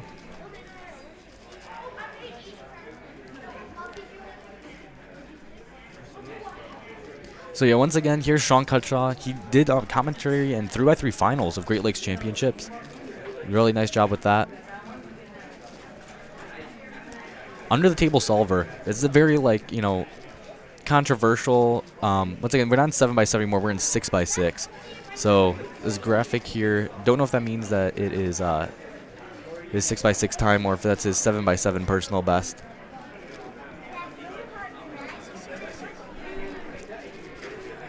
So once again, we're in the 6x6 right now. My dad's gonna change that graphic as thought it was still 7x7, which is kind of fair, honestly, as once again, cubing competitions are kind of fluid with it.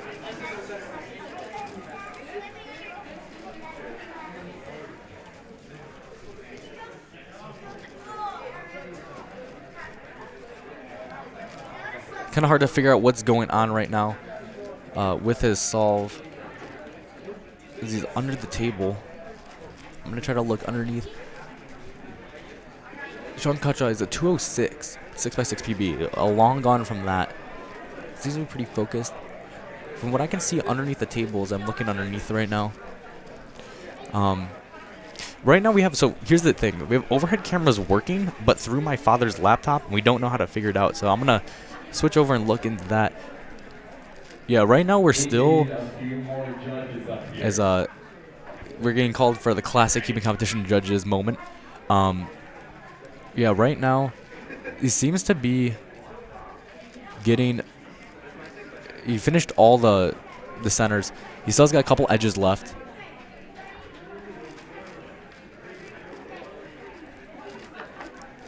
Down to the last edge, it looks like. The last two, because you can't have more than one. I guess maybe parity. Yeah, so just finished slicing. Did not look like he got any parity. And it seems to be on the 3x3 stage right now. Finishing up. He just finished OLL and PLL, and there we go. So, like a minute and 30 seconds, like way over his PB.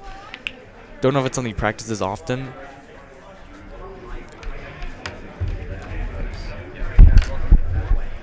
Yeah, thanks. Very good. That last scramble.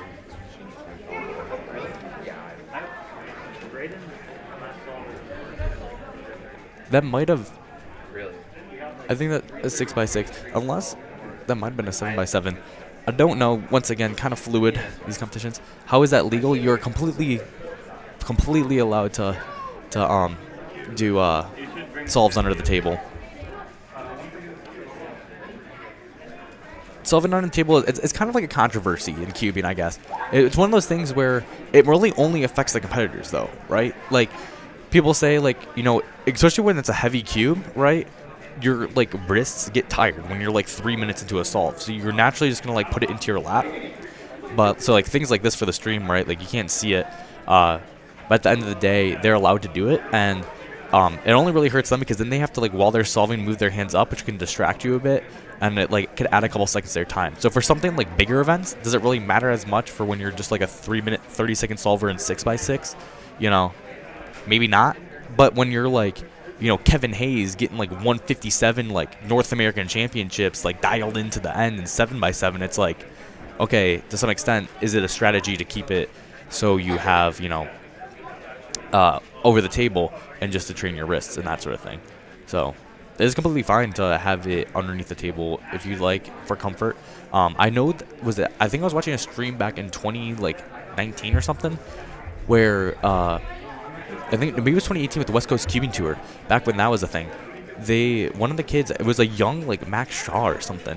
It was one of, it was a really young cuber who was averaging, like, just under sub 10, and they were, like, solving it under the table, a 3x3. And the commentators are basically saying the same thing of, you know, at the end of the day, it's like, they're completely allowed to do it, but it's only going to be detrimental to them if they have to lift the cube, especially in such a short event like 3x3 at their speed. That's going to be, like, highly pivotal. In 6x6, there's 3 parities, edge, OLL, and PLL parity, yeah. So basically, there are, I know for 6x6, you can get it where, since you, in theory, if you, like, think about a Rubik's Cube, right? So, in one that's an odd number, you're going to have a single odd number of, like, so, like, 5x5, there's going to be a single cube in the middle for each of them. But for 4x4, there's no single one. There's, like, a 2x2 square in that.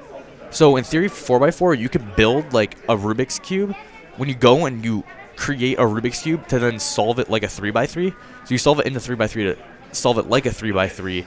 That's, like, the primary method or, like, the base of, like, these kind of methods. What ends up happening is for an even number of, like, 4x4, 6x6, and so on, it makes it so you can kind of solve the cube around, like, the wrong axes in a way. Whereas if you're doing it for an odd number, you can always solve it around that singular dot in the middle, keeping the color scheme intact. So that's what happens with parity, is sometimes you're solving it where it can cancel out the evenness of it, and sometimes it cannot. And that's where you get some people like parity avoidance and that sort of thing. I think Stanley Chappell might be on that bandwagon, where you can kind of avoid parity with some sort of, like, finicky way of, like, counting your certain moves. And here we go. We got Rents Leon, our commentator here, going into his solve for 6x6.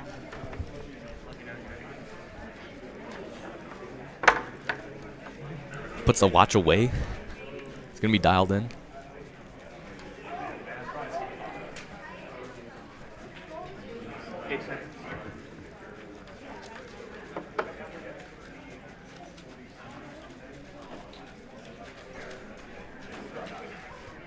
Like, Rents is always, like, kind of shocking because, you know, someone who's only cubed for, like, 3 years or whatnot, or, sorry, only for 1 year, as he said, it's, like, the rate of improvement is kind of absurd.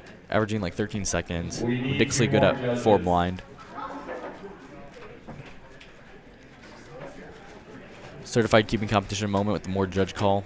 More judges.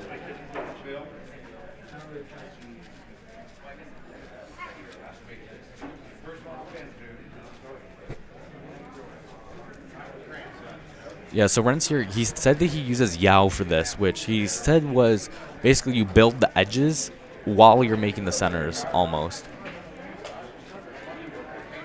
To, like, make a couple centers, I think, on either side, and then you start making the edges. And it's easier since you get, like, the prime meridian of the cube is, like, free as just junk, so they can do whatever you want in there. His 6x6 PB is 518, but I can expect that to probably drop by a decent amount, judging by how fast he improves. He's only been keeping for a year, probably only had, like, 1 chance to do a 6x6. And it was probably at the no 3x3 in Auburn Hills competition.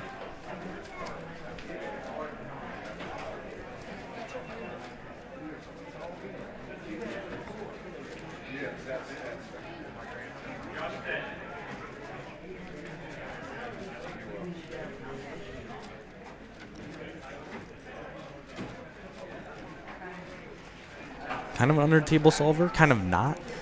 Once again, we were talking about that. It's completely legal to solve under the table if you really want to.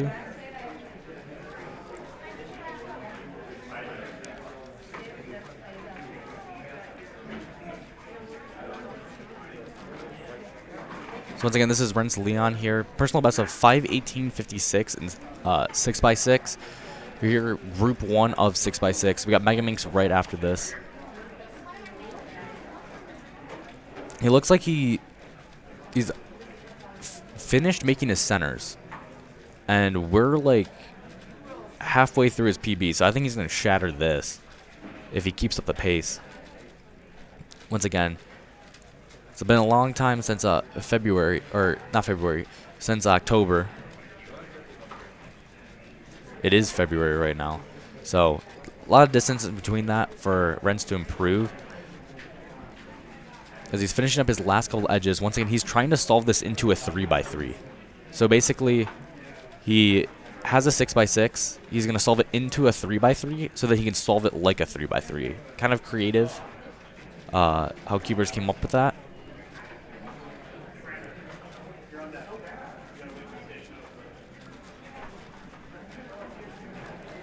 I think this could be potentially sub 4 minutes. He's able to hustle through.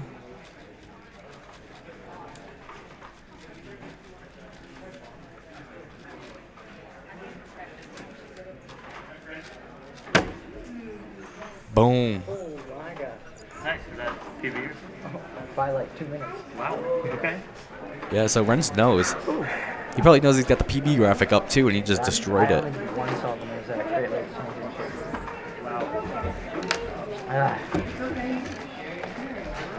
As he finishes up there. Oh yeah.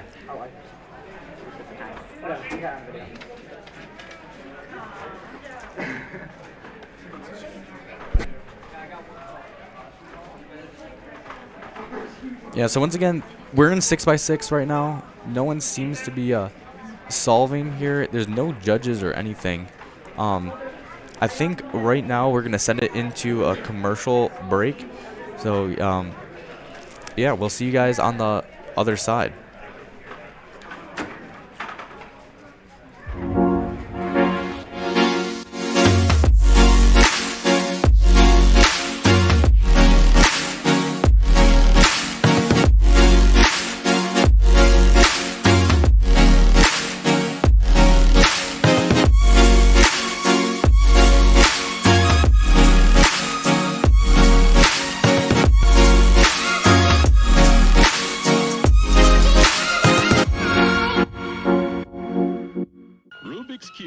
Over 3 billion combinations, but just one solution from Ideal. Mintai, 6 of age, living in Los Angeles, California. He came to the United States 3 years ago. Sorry about that, Felix. Felix is, well, he had the best time. I think we all saw it, 10.05 seconds. Phil did it! Phil did it! Phil did it! Phil! Philip is the new world champion!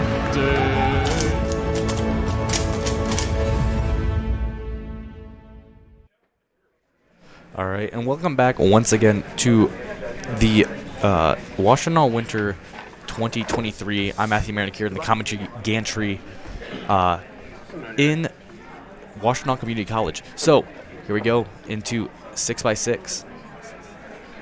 Do not know who this is.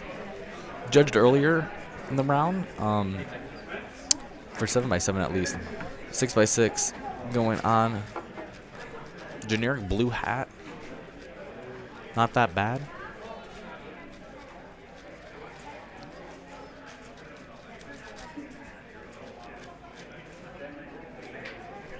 Here we go. And I think I'm trying to figure out what method he's using right now. Probably building some kind of center to start off, solving it into a 3x3. Basically creating a 3x3 centerpiece.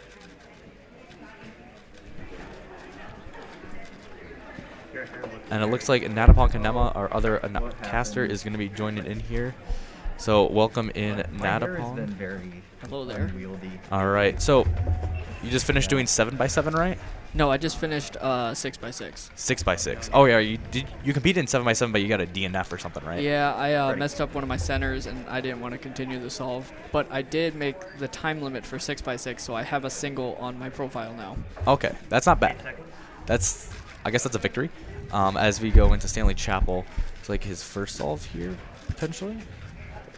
I think we're into another group of 6x6. It seems like the second group. I think he switched to Heat 1, so I could use Steven's 6x6. Oh, okay. Because I think I knew before he was in Heat 2, but that makes sense. As Cube popped on the other stream station, which is kind of unfortunate. So by regulation, he's allowed to put this back together and try to resolve it, which once again, it's going to eat up into his time. which sucks because, you know, that's obviously crucial time that's wasting away when it could be solved, but get better hardware at the end of the day. That's on the competitor technically and not the competition. Back in the olden days, you could get resolves for pops, but we're not the olden days anymore. So Cubes don't pop as often as they used to. That's fair too. Like, you know, as technology improves over time, you don't know. Like, who knows one day when the stream gets so good that they'll have booth review and we'll go into instant replay. But that's a long ways away. And in my dreams, as this is just going to be a disaster, as we've now like approached probably like 40 seconds plus of time. Oh, it's even a even layer puzzle too, so you know that's going to be right. A pain, especially with the internal wings and everything. So Stanley Chapel's PB is a 137.37 here. I don't know if he's on pace for that. Seems like he's just finishing up the last couple edges. He's on the last 3, 4. Yeah.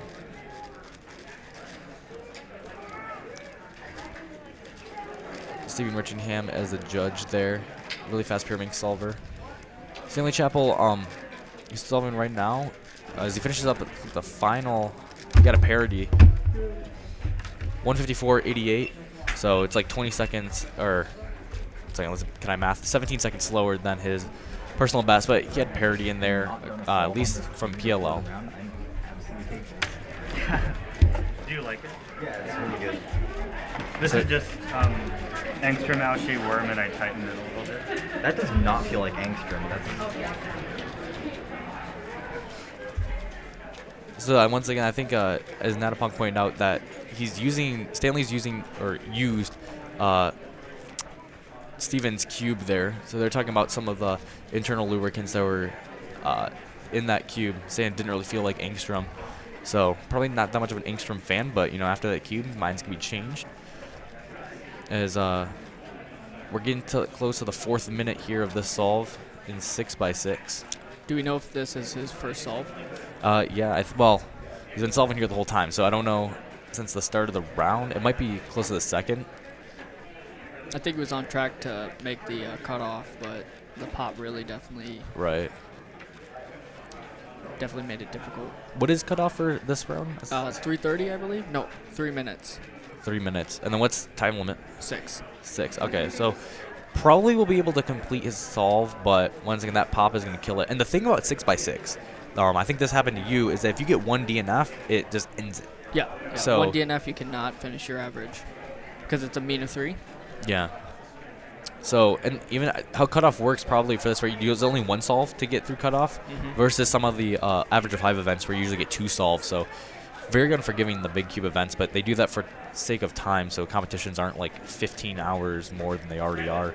So, especially when you go to like bigger competitions, that time could add up real quick. So some of the 7x7 results have been coming in. Once again, a lot of competitors are going to be coming in later with 3x3 happening. So a 5 minute 6 seconds at least gets an official time. Seems real excited about it. Yeah, unfortunate pop from him. Kind of killed the solve. Well, actually, not kind of killed it. Definitely killed the solve. Some of the 7x7 results here.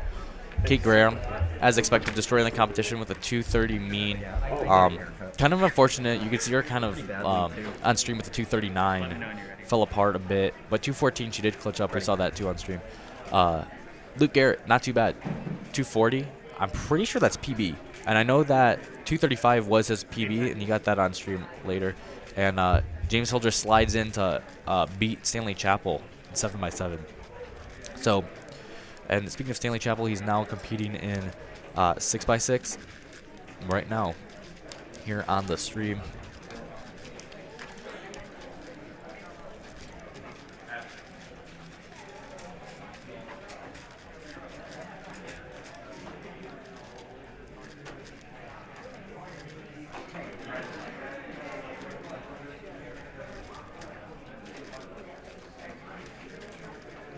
I think there's like some main differences here between like 6x6 and 7x7. I think the big one is that you can have OLL and PLL parity on 6x6, which I'm pretty sure does not occur on 7x7 whatsoever because of the even oddness. No, just edge parity, really, when you pair it wrong. But most people that are pretty fast can see it. Yeah, I mean, one thing you do, like, the size of the cube is dialed down a decent amount. Like, it's exponentially bigger the more farther and farther you get out.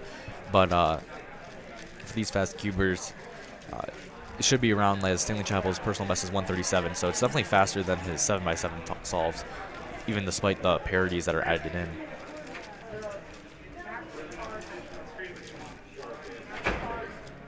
Oh, looks like he's going up for his so third solve. So I don't know if the cutoff or if he was granted past the cutoff or if how that works, but he's at least going to get second solve despite the pop guy earlier.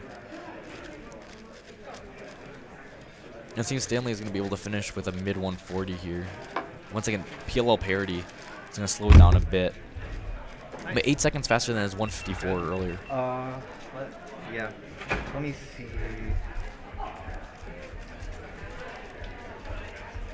4, 36, 54, 88, 46, 83. Not 50, 150, 88, and it's oldest standing, so whatever. That solve had 45 centers. Oh, that's good. This was 59. Yeah, centers were faster. So I think Stanley was saying something like that was close to his overall PB or his overall longest standing PR in competition. So kind of unfortunate that came close but didn't get it. I think that's what he said. So yeah, with a mean of 6x6. As we get back to the generic blue hat guy who popped unfortunately earlier. I think he might be using someone else's 6x6 as you can notice. Or no, that's not. That's a 7x7 he has probably warming up. But you can see two of those internals are out on the table to the right. So he definitely did not put that back in or something. So people are saying the judge looks like T-Mon. I think you just see a man bun and start blasting. But yeah, at least we do have judges now on the stream stage, or at least one. As I think 6x6 round 2 has officially begun. I can see some of the fast people strolling up there, and Steven.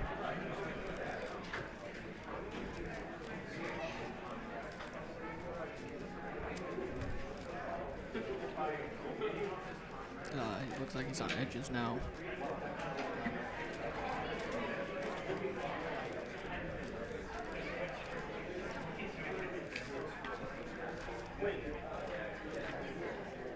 Once again, there's 7x7 and or 6x6 and some of these bigger cubes. You'll tend to see people bring it closer to their lap. They're like perfectly allowed to do that. It's just because it gets strenuous on your wrists the longer you go, and just that farther the cube goes down to try to keep your stamina going. 6x6 group 2, please bring up your cubes. If you are not in 6x6 group 2, we need many judges. If you'd like to judge and you don't know how, please come see us. We will teach you.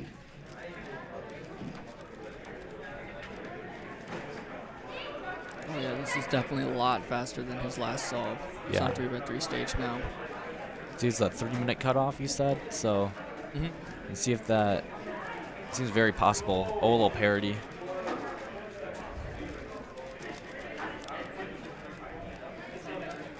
There we go, 249. So, like what, 2 minutes faster than the last one? So, without a pop, pretty speedy. I think that was his last solve, judging by the card. Yeah, that makes sense because he would get through the cutoff or whatever and avoid that tragedy that happened, for preventing him from getting final solves. So once again, here looking at 7x7 results, Kate Graham absolutely destroying the field with 230, kind of as expected. And if we look at the 6x6 results coming in, as of now, we just have some of the people who got singles who didn't make cutoff. One of them being Natapon Kanema in 7th place. He's next to me right now with a 5:51. Barely making it. Yeah. That's true because it's a 6-minute cutoff, or 6-minute time limit. I definitely heard that our other host here beat his PR by 2 minutes in 6x6. Yep. Not bad at all. I mean, once again, the thing about Rents is that he started keeping like a year ago, and just like the time to improve, like he's a 13-second solver on 3x3, which is like pretty fast in my mind for someone who's only been solving for like a year. Only a year? Yeah, only for like a year, he said, since like last summer. So I think the last time he competed in 6x6 was no 3x3 in Auburn Hills, which was in October. So it's like dropped 2 minutes there, like half his time virtually, from like 5 minutes to like 3, so or 40% technically. Yeah, so in a lot of ways, you know, very fast at improvement.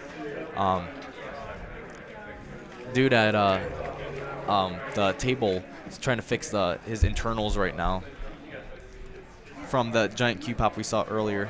It's definitely got to be a different 6x6 that he used, do you think? Yeah, it has to be. You know, because it would have been like, I feel like your chances of popping again is just like exponentially worse when you have those no internals. And those internals are so annoying to put in. Yeah, I remember like, was it classic like, you know, young cuber mentality when I had parity and didn't know what it was. I like took it out and destroyed my 4x4 that way. Yeah, I remember the first time I had to put together my 4x4 after a pop. It was a Shangshao, one of the original Shangshaos, the ones where you do the Florian cut mods, where you cut the corners out. And I did that, and I shaved down all the pieces, went for my first solve, and it popped all over my desk. That's tough. I think I kept it in the bag for about a year. Yeah, because how do you recover from that? You don't. Yeah. You don't recover from it. Yep. And here we go. Owen Wittes showing up for 6x6 here. I've been competing with Owen for a very, very long time. I think we started around the same time. Yeah. I remember back in the days of 2018 Battle for Toledo when you got an 8-second solve. That was a great solve. Back in the days of Mac the Cuber. Mac the Cuber. Yep. Steven just recently beat that at Imagination Station B, 8:53. That's right. Aren't you? You're a bronze medalist now, right? Yes, I am. I have my first podium in 3x3. The only podium I'll ever get. Yeah, you don't know about that. I mean, who would have thought, like, in 2023, right? Yes. That you would be able to get a podium with a 12-second solve, 3x3? And that's what happens when you're, you know, it's basically just you're not fast at necessarily 3x3, you're fast at registration, which is kind of a skill you need nowadays with how fast these things. I've got 3 laptops sitting on my desk at work, and I'm just refreshing the entire time. Whichever one goes first, I register with that laptop. Yeah, and Owen Wittes, I'm pretty sure he's known for being pretty good all around. Right? Yeah, he's a good all rounder, definitely. I remember Dayton Winter 2017. He placed 3rd at Scube, and then it's just gone on from there. He's good at FMC. Yeah, he's very good at FMC. So yeah, once again, a personal best here of 2:02.55. We could be seeing potentially a sub 2 minute if he's able to beat it by like a slightly decent amount. But yeah, it's going to be very interesting to see what goes on. I don't know. So this is the thing. I'm not that familiar with some of these big cube methods. I think this is just redux, right? Because it doesn't seem to be going for any like edges. It's hard to tell because he's kind of going under the table a bit with it. I believe he uses redux. I know a few other people use Yao, which is Yao 6. Yeah. So Yao 6, is that specific to 6x6 then? It's the same thing as Yao for 4x4, but it's more involved with the more edge pieces. But it's the same concept. Okay.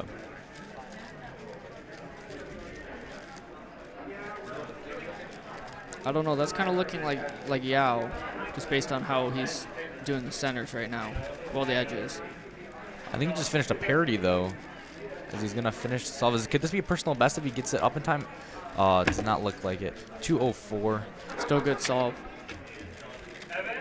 Looking hoping for the top down. Yeah, he's looking for the top down. We unfortunately too much RAM space. We're going to try to figure it out after lunch. Thank you. But yeah, actually one of the biggest things that I took away from Great Lakes Championships was the use of dummy batteries. Dummy batteries? Are you using dummy batteries this time? Yeah. So like now we don't have to do any like commercial Battery break changes. sprint. Yeah. For those kind of batteries. So pretty nice. Yeah. He goes Mason Langdorfer. Came in first for 5x5 blindfolded. Really? Yeah. Beating out Stanley DNF. 2:15 here, which is overall PB, or not overall, is a PB for the WCA. 2:15.45, so it's 5 seconds. He's got a personal best. All right, Kate Graham, one of the great big cube solvers. Now it looks like a 6. Oh boy. Oh boy. As we go for it. Recent delegate. Mason. Now, yep, delegate in Ohio. Right, yeah, but I don't want to say recent. Hasn't he been delegate for like over a year and a half now or something? I think something of that sort. I guess that like recent, like time's relative, but yeah, it's kind of crazy how fast people come in and out of the sport, and like I'm see like a lot of people that like once were like, you know, I've like Mason used to just be like an organizer of competitions back. I remember like the Toledo competition we were just talking about, where you got that 8-second solve. He was an organizer for that one. And then obviously worked his way up to delegate and is now being a delegate for the state of Ohio. Only in Ohio. Yep. I'm ready.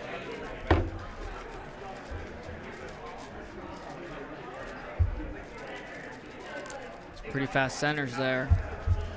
Yeah, we should expect this out of Kate Graham, since she's one of the fastest big cube solvers on the planet, basically. You know, one got 7x7, one 7x7 by like 10 seconds. So probably expecting about the same here in 6x6. Looks like she's finishing up edges here, getting pretty close to it.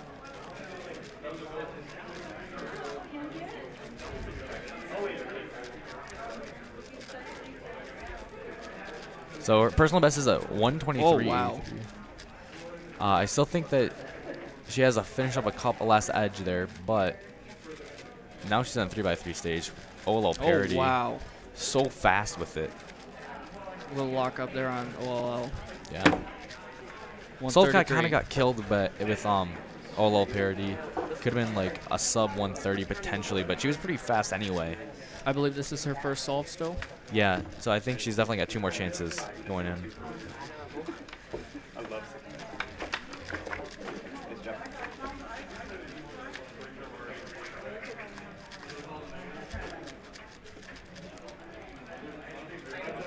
Look at the locking on the centers. Yeah.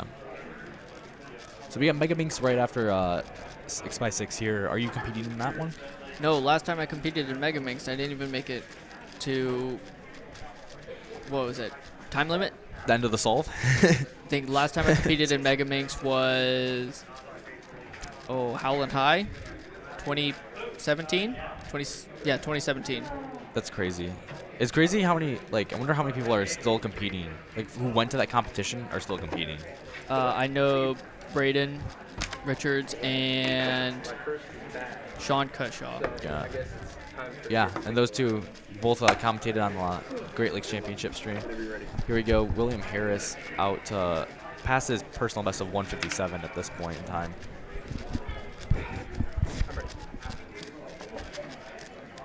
Finishing up edges. 3x3 stage, looking pretty fast. I think it's going to be around a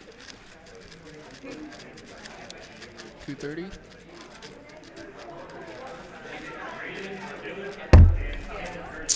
Go 224. So about 25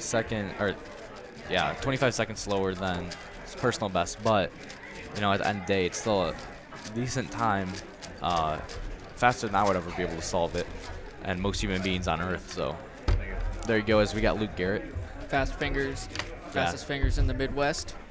Honestly, yeah, and that's one of the things that I think for end-by-end events where it can kind of translate a bit, where you know your fast turns per second. If you're just really good at turning and turn speed, it can translate to other end-by-end events that have very similar turning. Obviously, it's like you gotta be a little bit safer because you don't want the tragedy to happen like that one kid had where your cube pops and explodes on you. Which still in pieces on the side of the table. Yeah, you can see that by his right arm, his elbow there. He's trying to fix his 6x6 from when that exploded, or that might be even a 7x7. No, it's a man. I'm lost. That 6x6. is a 6x6. Yeah. So yeah, personal best of 137.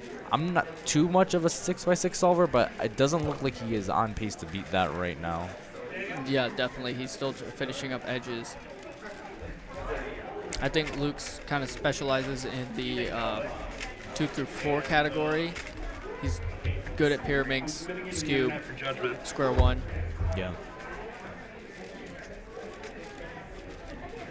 I'm looking at the setup we got going here for the top-down cameras, and I see you guys got mics hanging down. Yep. You're using the Art Fan Super by Luke Garrett. Of course. Why not? Luke Garrett finished up his solve with 153.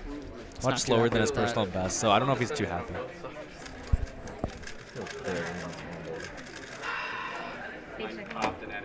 Can we get a delegate over actually? This is not like a full scramble. This is So right now, yeah, that's. this is like an app. we listen in here. It's like half a scramble. I know. Oh, I'll go try. Yeah. I'll go try and find a delegate. I don't know. This might be DNF now that I said something. I don't know for sure. But I think I'd like to get somebody over just because I don't want this to be my PR. What is it? What? This is my. I got like a hand scramble with like 2 moves into like 5x5 redux. What? Like I don't want that to be my PR. Yeah. I'd That's feel like quite illegal. Yeah, I would feel really odd making that my PR. All right, so basically what's going on is Daniel Pavlich thinks that this is like a really easy scramble, is like hand scrambled or something, and it's not the official one. So he wants to get it checked right now by a delegate. So we're getting a delegate over. I mean, Yeah, we I get don't Braden feel Richards, comfortable which making actually is a delegate. It's a Now when I delegate. realize it, yeah. So Braden's gonna be I checking don't in. feel comfortable PRing on like a 5x5 scramble. It's like every single thing is a block. Yeah. I don't know if it's even DNF that I said something. So it would be. I'm fine with it if it is. I don't really care about that. But I Yeah, didn't. This is not sufficiently scrambled. Yeah, I did not want that to be my PR, so I thought I'd say something. Okay. Honestly. Okay. So. That's like. So delegates are conferencing right now. I As, didn't want this to be my PR. This is how it came to you. so as Yeah. Kate Graham goes into her solve right now, she's at Yeah. you know I was 15 like, I would seconds. not feel good if I got like an overall PR of like 25 seconds. And he thinks it's a 5x5 scramble that was generated potentially. I think with the bigger cubes, especially for 6 and 7, you gotta follow the moves, but it's gotta be generally close to the scramble. Yeah. Correct me if I'm wrong. Right. Welcome back. Yeah, maybe you can get top 100 if he beats his PR. I think you might be talking about the scuffed scramble there. Yeah, so I think Daniel is gonna. It might be DNF. I don't really know what the decision's gonna be. As Mason Langnerfer is gonna take his place on that stream station and go into his solve. He had a personal best earlier in 6x6. Yeah.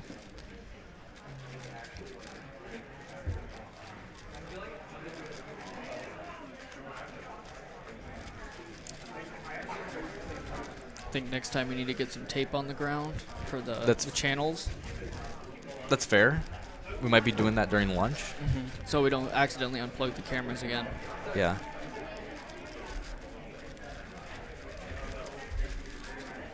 What's it so fast with that with those like parodies. You talk about muscle memory.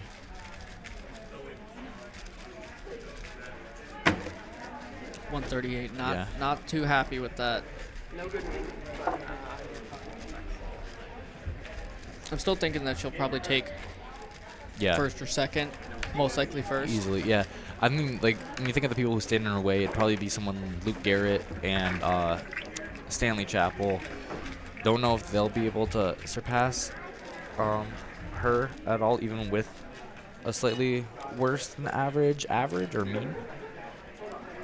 So I think we got Mason Langnerfer here. Delegate from Ohio. I think he's been doing a lot of competitions at his home residence, right? Yeah. Where that's kind of wild to me. Where he's like, hey, just come into my house and we'll just like do a couple of blindfolded events while we're at it. What do the regulations say? How many people have to be there in order for it to be a competition? I think it was like 15 or something on the sign-up sheet, but it's like, just imagine like setting up your house. It's like couches, the competitor waiting area. Don't know if that's really that legit. It's probably more legit when I'm saying, but it's kind of cool that you can just kind of pop one up anywhere. I know they made changes to the regulations now where it's super hard, a little bit more difficult to make a competition. Like just in general? Just in general. Like I've tried to organize a few. Yeah. And just the regulations make it super hard. Yeah, and 218. 218, which once again he had a 214 earlier, or 215. So it's not going to be his PB, but it's still better than what it was in his WCA database. So 2 solves faster than his personal best from before. Maybe if we could pull up his profile here. We'll do it really quickly.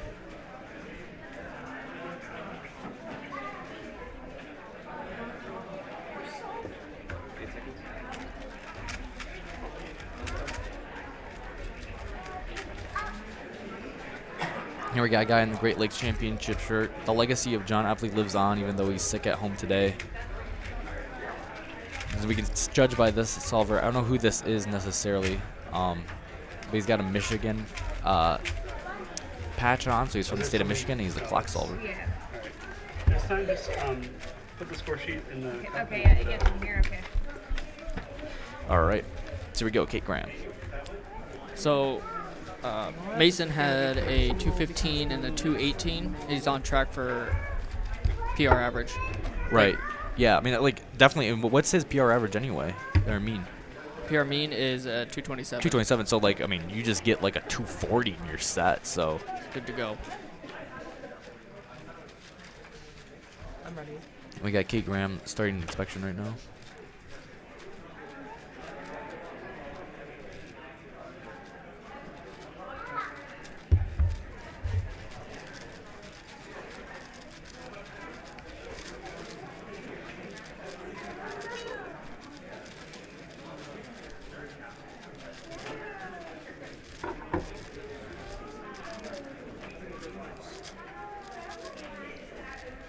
I think right now Kate Graham's got close to 25 seconds, so she had a couple of solves earlier that were not too close to her average.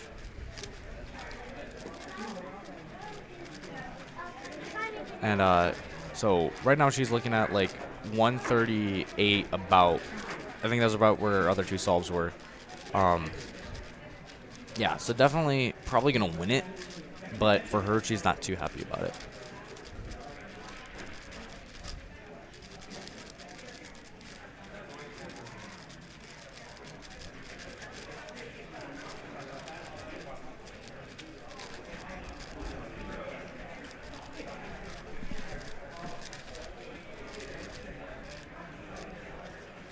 Oh, I didn't even realize she's WR20 for average. Yeah, I know she was in the top 25 for 7x7, so it would make sense that she's the same for 6x6, as those big cube tend to operate in that kind of way.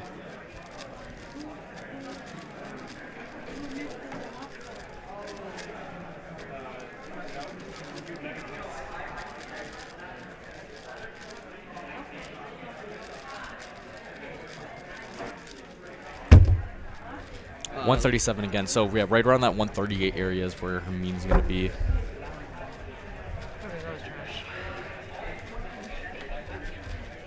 Oh, that's just something.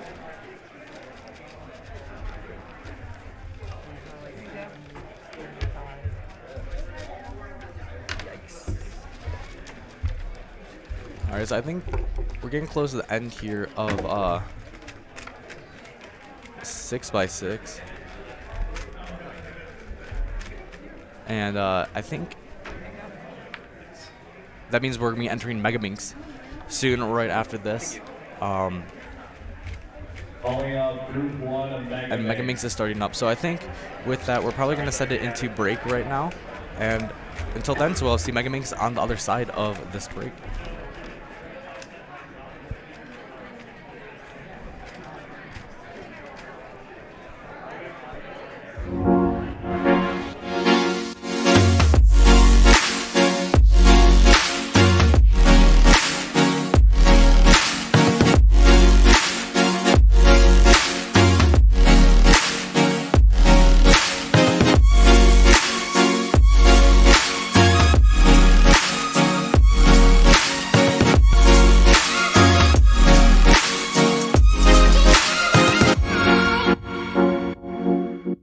Rubik's Cube.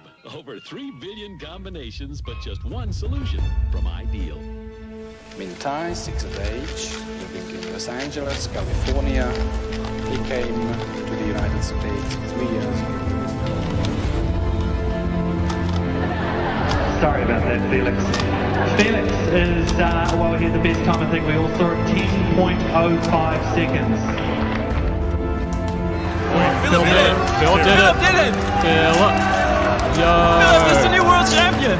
Dude.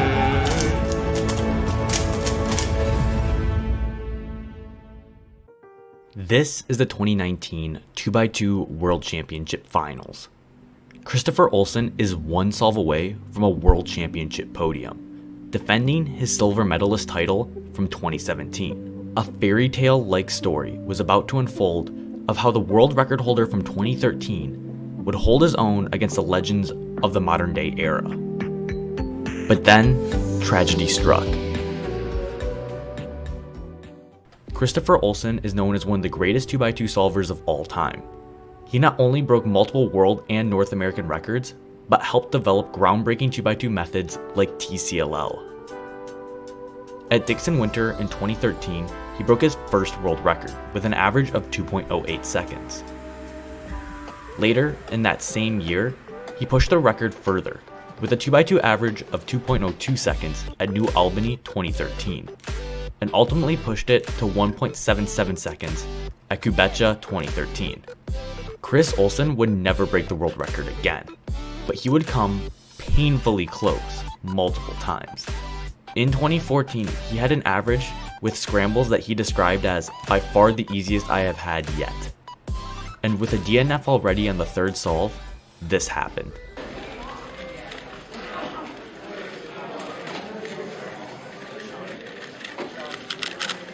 What? What did I do wrong? That was... Oh. So do you not make it to rep?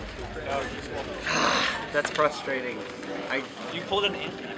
Yeah, that was an Anthony right there. Where is he? I bet he just walked in the door. Oh, you got DNF average. Chris, the man. I didn't. Chris. Wait. What? That's a DNF? You didn't make it to rep. Wait, what do you mean? I didn't see that. Chris, I'm gonna win it 2x2. Chris just lost in 2x2. And later in that same year, he had an average in which he said that he missed something easy on the last solve. Despite all these world record fails, in 2017, 3 years later, he maintained his status in the world rankings by getting second place in the 2017 World Championship Finals. And in 2019, 6 years after breaking the last world record, he had a chance to continue his legion of dominance. One of the ways to help calm your nerves is to get a little bit of laughter out of your system. That helps relax yourself a little bit, release a couple of a bit of serotonin in you. Yeah. Chris Olsen, 171. That's a good start. That is a good start. So far, third place after the first solve. With another solid single, 175. Very good, very good. It's consistent. Chris Olsen, your top right. Again, starting with two 1.7s. You are hoping to see that he stays with another good time. Carter Kukala, 189, 154, by the way. Don't lose track of him. Chris, yes, 165. Chris. Yes, Chris, come on. Oh my gosh. You got this. Very consistent. All right, let's go, Chris. Worst time, 1.7. Let's hecking go. That's insane. At this point in time, Chris only needed better than a 1.91 second solve to podium in the World Championship. I'm getting rid of a solve 4 next to him.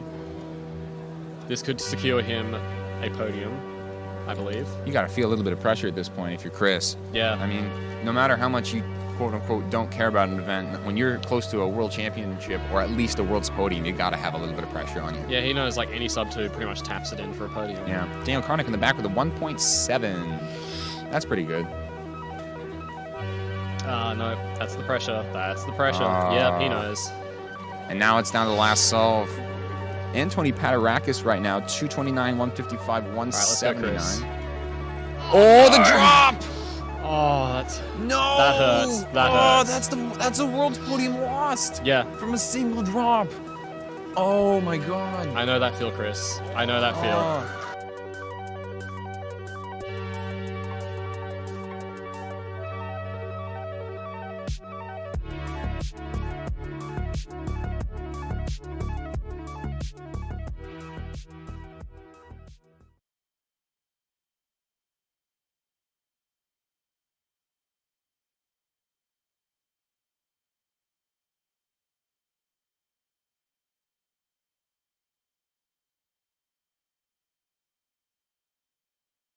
All right, so welcome back here to Washtenaw Winter. This is Matt Samaric alongside Rents Leon in the commentary gantry at Washtenaw Community College. I'm back. Yep, Lisa back. So Mega Minx round 1 is starting up right about now. And, yep, here we go. Honestly, so right after this, we got lunch, and we should be chilling. Actually, let's go into our daily, let's check how far behind are we? Question, as most keeping competition people know, tend to run a bit late on time, but we could be ahead. I don't really know right now. Mega Minx is scheduled to start at 12, and it is currently 12:30, so half an hour behind schedule. Not bad. I've seen worse. Yeah. I've seen Blue Water Bridge open. So that one ran at like something like what, 2 hours behind schedule. So we're only on pace for like an hour now, I think, to be behind by the end. But we had the big events to start out, and then after that we get to speed run through all the finals and all the fast ones like 3x3 and Pyraminx. And then there's 3 blind too, but usually the people who are doing 3 blind are at least they're like 2 minutes max if they're doing it. So here's the Bashy dude again. Bashy. Yeah. Ooh, color scheme. I'm not particularly fond of the black color scheme. Like having black on the color scheme. Something about it doesn't sit well with me.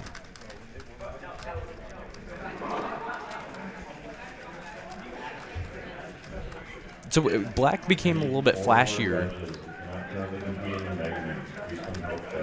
So once again, judge call up, certified keeping competition moment. Isn't it like the Bumblebee scheme from like Square One is what popularized a lot of the black color schemes of today? Yes, but it's yes, but I don't know why it caught on. For Square One, I get why it caught on. Like the white and yellow is noticeable. Yeah. Like the difference, but black and white for Square One makes so much sense because it's just switching layer, but like back and forth, back and forth. You need to make sure that you're making the right turns. Yeah. But as far as putting it, just like right now, black, it looks like it's next to white. Right. If that's. I mean, it looks weird to me. I mean, right now it's better than gray, which I think is what the normal color scheme has, and it's just like easier to see, comparatively. Oh wait, no, black is opposite of white. Oh, 108. Yeah, not bad at all. Not terrible. I hope I get a 108 today. If I get a 108 today, woo. So like I've always thought like Mega Minx is just like the F2L gauntlet. Yeah. Is that basically? Yeah, I feel like that's a pretty fair interpretation of Mega Minx. I dropped from 14 to 12 over the course of a month and a half. With just with Mega Minx. Mega Minx, because that's when I started doing. I did it once at what was it called? At Great Lakes Championship, and at the time I could not get a single solve under 220. It was like my barrier. I get solve after solve is 220, 224, 220, 220, 220. Never got under that. My very first solve at that competition of the average was a 128. That's pretty fast. It was a huge drop, and I was like, okay, I need to start practicing this and that. So. Yeah. Yeah. Totally. I think Mega Minx, I used to warm up quite a lot with Mega Minx as my cube of choice for 3x3, just because you go from like thinking like, oh my gosh, there's so many of these like F2L pairs effectively that I need to figure out, and then it goes to, you know, oh, it's just a 3x3. So it's like, all right, that's not bad at all. Once you figure it out, it's not it's having the balls to go forward and like say, I'm gonna do this, I'm gonna learn this no matter what happens, and then when you find out how not a big deal it is, oh, another one, oh no, never mind. Once you figure out how like simple it is or how similar it is to something that you already know, it's so much less intimidating, and it makes you feel a lot better and feel like you can go a lot further with it. Yeah. Sorry, I'm too busy trying to like get people out here for you. So once again, right now we're in the middle of Mega Minx round 1, group 1, and you're gonna be competing after this, right? Yes, in group 2. Group 2. Yeah. So what are you expecting to get here? Well, I did 2 solves warming up so far, and I got a 118 and then a 130, and I was just not feeling it on that second solve. But as long as I feel comfortable and it's a decent cross, from that it doesn't really matter what cases I get. I usually find a good way to end, and I've been doing a lot of OLL and PLL work on Mega Minx, so Okay. I'm hoping to get a sub 120 average. That's the goal, and a sub 110 single. So like, right with Mega Minx, like as you mentioned, like last layer, it's slightly different than other last layers and stuff. So here we go. It's Yusen Chen, one of the delegates here. Pretty sure she just got delegate status or trainee delegate status like a week ago. So this might be her first competition she's delegating. I'm not totally sure on that. Props. But yeah, so here we go, the Mega Minx. She was always at all the Ann Arbor competitions pre-COVID. I'm pretty sure she was a University of Michigan student at some point. I don't know if she, where her relationship with U of M is, but close to this area in Washtenaw, just down the road, University of Michigan. And a lot of competitions were held there, and Luke Garrett, the judge right there, kind of see the rise of him pre-COVID at those University of Michigan competitions. That's where I got my start too, solving there. They've been kind of like off this past year. I know it was after Blake Thompson left, he organized a lot of those. He left? Yeah, he when he graduated. Oh, and yeah, right. So since COVID, it's been like kind of desolate. Without them, they did get a couple of them going on, but not at the rate at which Blake was pumping them out, like 4 a year or something. Yeah. When I found out that competitions existed, I went and checked, and I was looking for ones in Michigan. There were never ones in Michigan, so I went back through the years and to see like what happened. Why aren't there any competitions? And when I realized like COVID was kind of just wrapping up, and I was like, okay, that makes sense why there aren't any, but like they're everywhere else except Michigan. And there were just competition after competition after competition in Michigan. Like not like right, that, yeah. but there were a lot more. And I'm glad they're starting to pick up. 3 yeah. So in the past 6 months. You came within 7 seconds of her personal best here. So, probably still a pretty good solve. I don't know how much she really cares about Mega Minx. That's like one of the things with these people. If they were probably trying and like put all their full force into a event, they could probably get a personal best for it. Right. But when you're just kind of like older and you kind of like are a delegate and stuff, you don't really care as much about it. Your times. That's an interesting thing. I don't see myself ever backing off from that. I see myself still trying to push. You're also 1 year in. Yeah. But so it's like. Well, yes. But like at the same time, this is something I see myself doing for years. Right. Years, and until I'm either the best or until my hand like stops working. That's fair. The best? So you're the next team on? Bro, I'm not. It's gonna be good for. Not on 3x3. Maybe in 3 blind, maybe. I was talking to Stanley Chappell earlier, and he was explaining to me how like you can still use 3 style for big blind events, which is like, it's a slightly different concept and slightly different algs, but like the commutators, the general concept is the same, and it even works for centers, which I thought was really interesting. But he said that recently a lot of people have started, in this area have started doing big blind, and he's like, that's the reason I got inspired was because Mark Boyanowski. Yeah, Boyanowski was he was dominating. He was like top 10 in the world. He was obviously state record, or he had the state record and everything. Yeah. And Stanley was like, okay, I'm gonna put effort in and try to beat that, and I'm gonna see where it takes me. And it was just, eventually the world record caught up to him and he got it. Yeah, that's well, and especially when you think of events like that, where at that time you can think to yourself, oh, like that event is kind of like maxed out, like you can't really get better at it, and then he just destroys all the records. Yeah. And it just goes to show us like how many events are probably still not as pioneered as they could be. Right. I mean, obviously, I think FMC has gotten to a point where it's going to be scramble based. I mean, right. Like FMC. only 3% of all solves are like 16 movers, and then if you do that, you have to find optimal. It's It's tough. not obvious to find anyway. Yeah. I mean, people who consistently do FMC have probably, like over the past few years, maybe even 5 years, they've probably gotten a scramble like that and just had no idea, even if they're world class, which is kind of a bummer to think about. Like if you end up finding out that somebody who you're better in an event found a better solution than you on the same scramble. Yeah. It's kind of like a letdown. Like, oh, if I saw that, imagine the time I could have gotten. Like, right. I think I feel like Zemdegs had a potential new class case in 2015 it's like finals. The best and worst experience at the same time. All right, so finish up last layer here. Dang. He's my competition for real. 115. So I gotta set up Impressive. right. Yeah. Sorry about that. Did we see a PB on that? I don't know what his PB is. Oh yeah, right there. He's going. Do you not know? Oh. 144 is his PB, so... Oh my it's god, like, he destroyed that. Yeah, so I might be doing a Renz Leon moment there. Just taking out, like, the full record. The average was still off by a lot.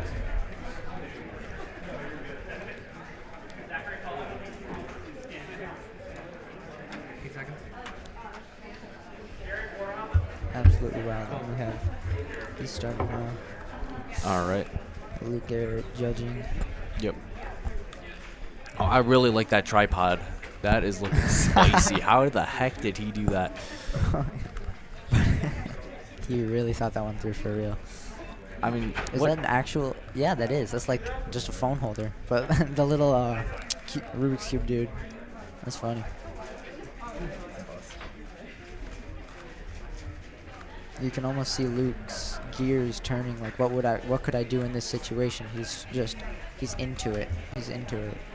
Yeah, one of my friends in college who lives across the hall from me, he knew how to solve a Rubik's Cube, and then I taught him, like, kind of like the ins and outs of F2L and that sort of thing, and he averages like 40 seconds now, 35 seconds, and just watching him solve, it's like, just seeing the inefficiencies, it's like, you kind of can learn a lot too, Right. because even in like real time, you still make those like missteps. Yeah. So it does make me wonder what Luke is thinking here. Like, you can see him, he's really paying attention to the solve, like, the whole way through. Like, you see oftentimes judges kind of like playing with the timer.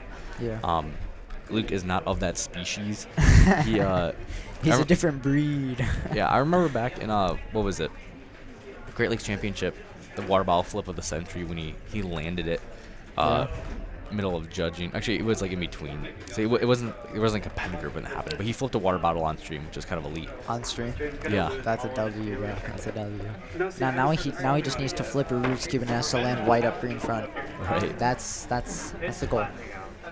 I saw him. I left before before they announced like podium and stuff, but I remember Derpy Cuber was like, Luke, do the gritty. And he goes in gritties all the. It was so funny. I didn't see that until after when It was posted a YouTube short about when it. he posted the YouTube short. That's when I saw it, but it was so funny. I watched that like 4 times in a row.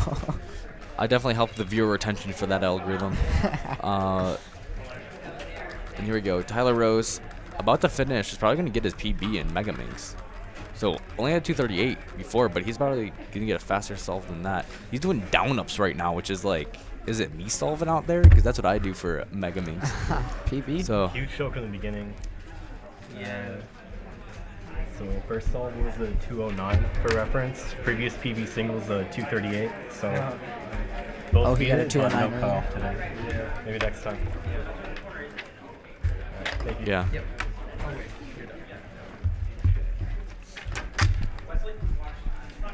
All right. So we got Steven Winteringham on the other stage right now. The 1-0, just past 1 minute. Steven's more known for Pyraminx and that sort of deal. Yeah. Every cuber has their specialty. Right. Yeah. Luke obviously is, I guess, 3x3 and 2x2. Yeah. And let's see, Stanley, of course, with his big blind, and even 3 blind, he ranks really high in that. But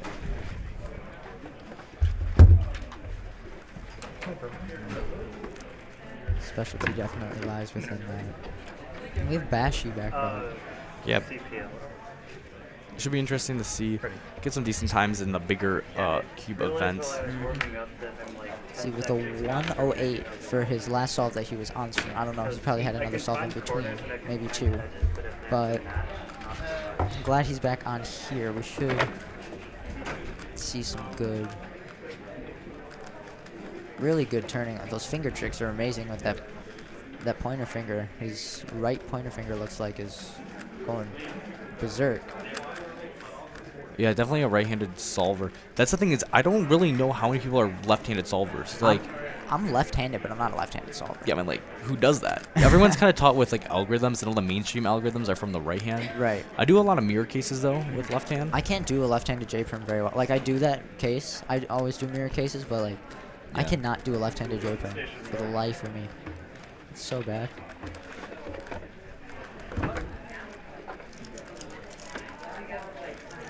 Yeah. So once again, the black cube is at it. I don't know. Maybe I should try. I'm gonna be honest. I haven't tried one before, but I've also. You're coming back on. You want one of the black shaded cubes. I'd say it'd be interesting to try, but I wouldn't invest in going another 108. All right. I love the consistency, I have to say. Yeah. Don't always say average. Mega Minx is an average event, I'm pretty sure, too. It is a full average of 5, yeah.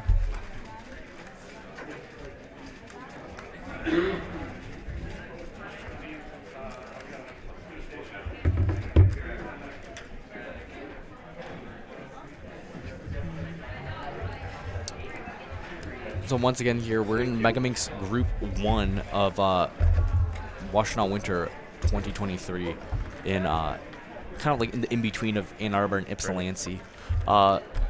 Basically, this competition is, you know, the first part of it, like, is all big cubes and Mega Minx, and also like the big blinds, and then after we're gonna go into some faster events. So after lunch we'll have events like 3x3, Pyraminx, I think Scube's one of them too.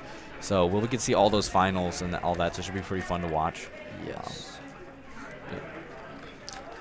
What events are you doing? I think I'm doing 3x3 and Pyraminx. That's it?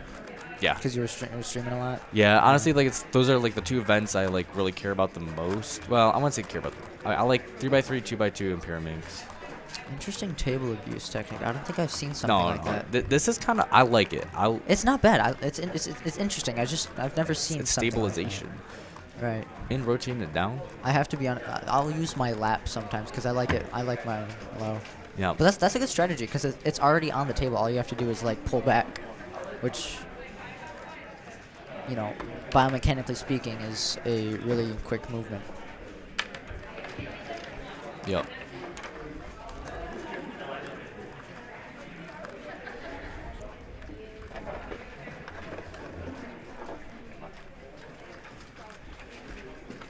All right. Dude, I love that cube noise. That is a budget cube looking. And it's the black shaded again. Black shade is dominating recently, yep. which it makes sense, I guess, but I prefer the gray for whatever reason. It's more me. Yeah.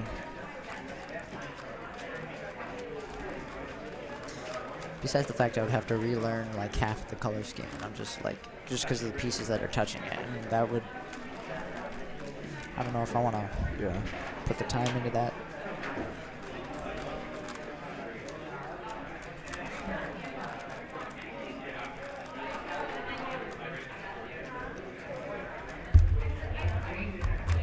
It's like not off to a bad start. I thought he said. Yeah. 210 on the right side of the stream. Yeah. We're getting past close to the minute mark here. For the solver, it does seem like to have the, I don't know what to say, like F2L kind of done, and then there's like what, S2L after that or something like that. Yeah. Don't know Mega Minx technology or terminology too well. It's F2L around the white, and then the rest is all S2L until you get to the last layer. Yeah. Which, I don't know. I feel like in a way there's almost like TLL. Because there's that bottom layer, and then there's the middle layers that connect the two, or all of the 10 colors in the middle. And then there's the F2L pair, or there's the TLL pairs that are touching the black or gray, whatever it is. He does what I do, flips it upside down. Personally, that's the finger tricks work better for me. 139.78. Not bad. There. Seems to be pretty happy with it too. Get Graham the judge. First place probably for 7x7 and 6x6. And 6x6, yeah. Really decent Chen. Personal best of 136.80. Is that the updated? I'm pretty sure that's been updated. Did she beat it? She did on her other song. I think that was her. I do not think. I have to disagree with you on that one. I'm pretty sure she Really? did not. She had a 143, I thought.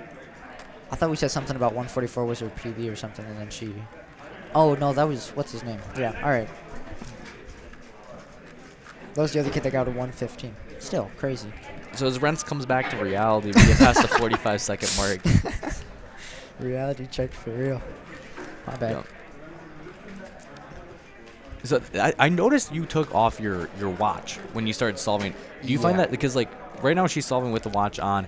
Do you like watch on, watch off strats? Like my wrist is really small, so I have it on the smallest setting, and it still kind of like shakes back and forth. Yeah. And it's on the right hand because I'm left-handed. Yeah. So all the rotations that I'm doing with my right hand, especially on like big cubes, not ideal.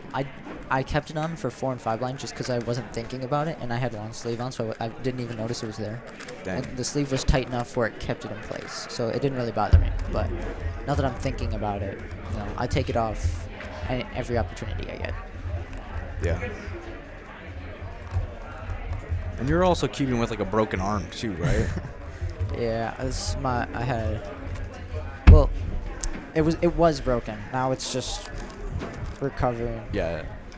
Getting the stitches out on the 14th, that Tuesday that you're showing up. Yeah. Or no, Yeah, it's not Tuesday. It's a Friday. I'm so goofy. It's the 17th on the Friday. 17th. All right, my bad. How many? Yeah. That's kind of wild. What we're talking about right now is high school play as Rents is a theater kid. I am not a theater kid. All right, Is that a common misconception? No, I'm a kid that does theater. That's fair. I also call my sister a theater kid, though. She's more of a theater kid. More of a theater kid, yeah, who does that with Rents. Mm-hmm. So I'm going to be showing up to their high school from college to go do the play at that point. How often do you have classes? Does that like get in the way of like how often do you get to practice actually? I usually like when I come back from classes, I'll probably keep for like an hour while listening to like a podcast or something. So, yeah. Yeah. So, it seems like we're entering group two of what do you call it? Of Megaminx. So, I think we're gonna probably head into a break here so Rents can go and compete. So yeah, we'll see you guys on the other side. All right.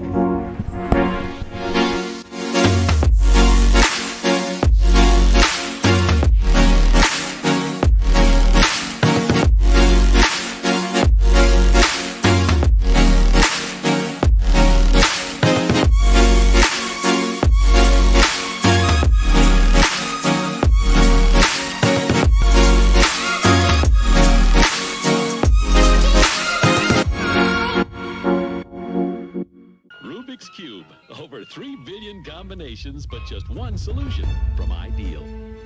Mintai, 6 of age, living in Los Angeles, California. He came to the United States 3 years ago. Sorry about that, Felix. Felix is, well, he had the best time I think we all saw at 10.05 seconds.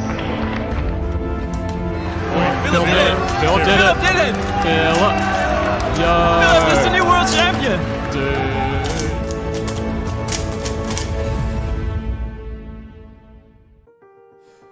So just across the road from this competition is Parker Mills Park, and it was created in 1873, the Mills. So this is right in Ann Arbor, which is just on the road from Washtenaw Community College. This is the historic mills that were built here, and it's literally just 4 minutes away. And this was created and it was powered by the creek that was of the mills. So just some historical facts here, the groundworks of what this competition was and of the local community here in Ann Arbor. And as we have some trouble with the RAM on the stream, we're entering in Megaminx Group 2 of this competition. And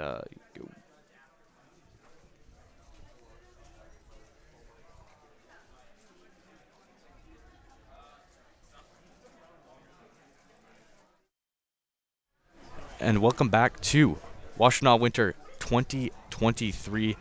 I'm here in the commentary gantry with Natapon Kanema. I'm Matthew Marinick. And we're entering Group 2 of Megaminx. So first group, we saw Yuxin Chen get some mid 1 minute solves, and then we had Bashi with 108s a couple times. So yeah. Should be an interesting set of people going Yeah. up. I know that Luke is pretty good at Mega.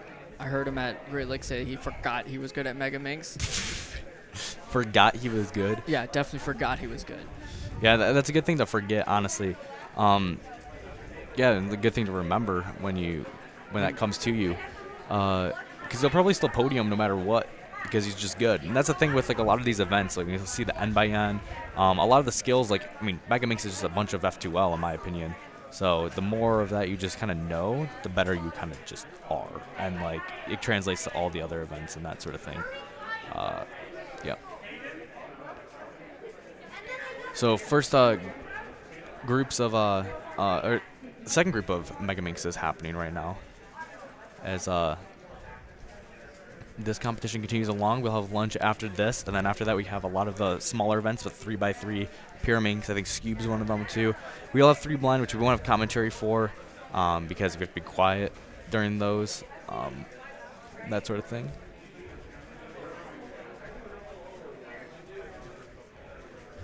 So, yeah, and what other events are you competing in today then? I did 6 and 7 this morning, and then I had 3x3. I forgot about Pyraminx today, the one event that I absolutely hate. Wait, really? I sign up for it every single time, and I keep forgetting that I sign up for it. Because I still use X-Men Bell V1. I think that's what I use too. It's so old that it still has pink stickers on it. Okay, I did not. Wait. I have the X-Men Bell. It might be the V2. It's the stickerless one that it was probably like 2019, 2018 when I got it. So it's definitely not as old to have stickers on it. Like, who are you? Like Luke Gracer? Come on. And it's like I brought my GTS2 today. My RS3M Super is giving me some issues. Yeah. It's locking up real bad. It was good yesterday. Today it's horrible. It's either going to be my GAN 11 or my GTS2M. Yeah. The legendary GTS2M. Honestly, like a lot of those old cubes, I think are still pretty relevant today. One of the things I'm often I've always wanted to try is an old plastic diamond 2x2. For me, like something that that is so legendary, but it's like you look at it, it's like $60 on eBay and stuff, and it's like I don't know if I want to drop that much for cubing because yeah. So then basically, at the end of the day, I just say I can take it out as an expense, be like, hey, I'm a YouTuber or whatever, I'll make a video on it, and I can justify it to myself that way. But at the same time, it's like $60. I barely buy cubes nowadays, at all. I'm just pretty content with the cubes I use. I love Yuxin Little Magic M's. I don't know why. Oh, so yeah. good. But I can't stand the new ones that they made. So I use all the way up until this past year. Until a random cube that was left behind at Great Lakes Championship at the stream table that no one claimed, and then they were like, yeah, just take it back, and if someone claims it, then we'll give it back. But then no one's claimed it, so I've just had this cube that I've loved. Don't know what it is. It's a mystery cube. I'll compete with it today. No, it's not that one. That's my MF3RS. It's in my backpack though. Oh. You don't like that? Oh yeah, I definitely remember this. Is this magnetic? Oh yeah. What do you mean? That cube's awesome. It's very dry. That's fair because I also don't know how to do any cube setup or anything like that. I have a very unpopular opinion about today's lubes. I absolutely hate the new stuff. I think traditional silicone lube is way better.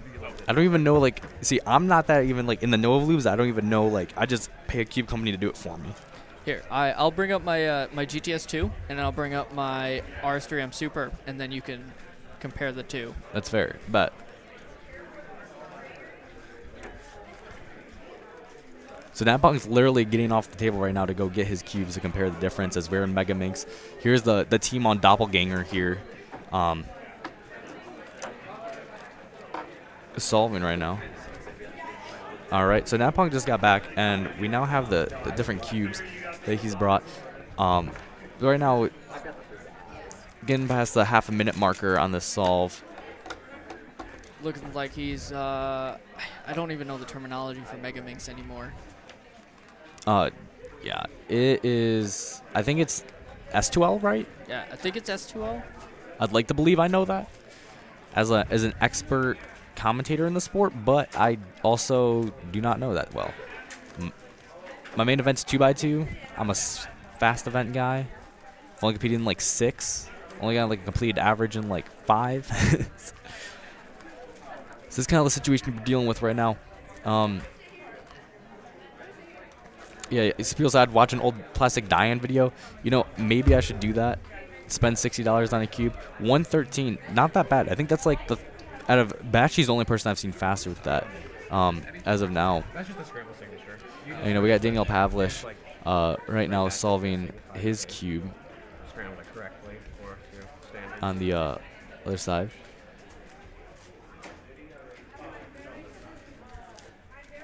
You always got that caterpillar. I don't really know what that is. It's supposed to be like a 3D printed slug. It's 3D printed? That's kind of... I think this one's injection molded, but I definitely have some 3D printed ones. It's a good file to test your 3D printer with. That looks chaotic as all get out to make. It all prints in the same layer. If I have one somewhere. It's just not on me. I don't just carry around a slug on me at all times. But it definitely prints all in one layer. Wow, very close times. 115, and then right now, basically, that's like, I think, obviously, we get into the faster groups, people are going to be faster, but, yep, definitely faster than some of the other people we saw earlier, so I don't think it's going to be, like, podium placing or anything, but not bad. There's that Mason Lingdorfer here doing, I think his first solve could be second. Depends. People have been going in and out. We don't have, like, stationary solving. It's, what is it called? Just, like, running group. The normal way to cubing competitions work. So... haven't been tracking his complete solves here.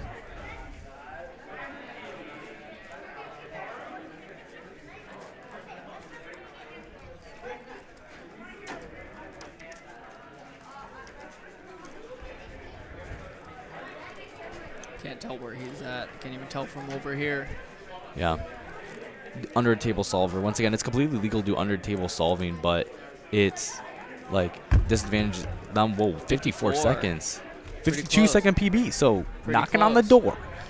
You know, once again, it's kind of hard to, you know, 2 seconds in cubing when you're like that fast. Like when you think about it, I mean, 3% of your solve about, not that bad, but you know, not the hardest thing in the world to do. So definitely a possibility to see him maybe potentially break his PB later in the day. Definitely a contender. I think he's top 5 for Mega on the site sheet. Yeah. All right, so we'll be able to... we'll have a chance to take a look at some of the cubes that Natapong brought over as he handed off a bottle opener to Braden Richards. Open up a Coke. Kind of legendary. So here we've got one of my oldest cubes. This is my GTS2M, the one that I set my 863 on, and then this is my RS3M Super. It's the only cube that I found that's close enough to this where I like it enough. So this is... Is this where the 8-second solve we said was broken on? That one has been lubed with traditional lubes. I think it was weight 4 and standard, which the cubicle doesn't even sell anymore. But you got to think that thing probably has more solves than most of the cubes in this room. That's crazy. I will say, like, the magnets are a bit weak, I feel like. It's definitely... But honestly, like, why is this actually, like, not bad? Maybe... why am I just, like, using bad cubes? That's kind of hilarious. All right, 1 second. So you still main that? Sometimes. Depends on how I'm feeling. And then this is what I'm going to try to use today, the RS3M Super. It's non-maglev, but it has the Mystic setup on it. It's the only thing that I've come close to the same feeling that I have. That I just broke around 8,000 solves on that just Friday afternoon. I can understand why you're saying like they're similar, but like this one I feel like is a little bit more airy. That one's like metallic almost. The weight difference, that's my biggest complaint with cubes nowadays, is that they're so light.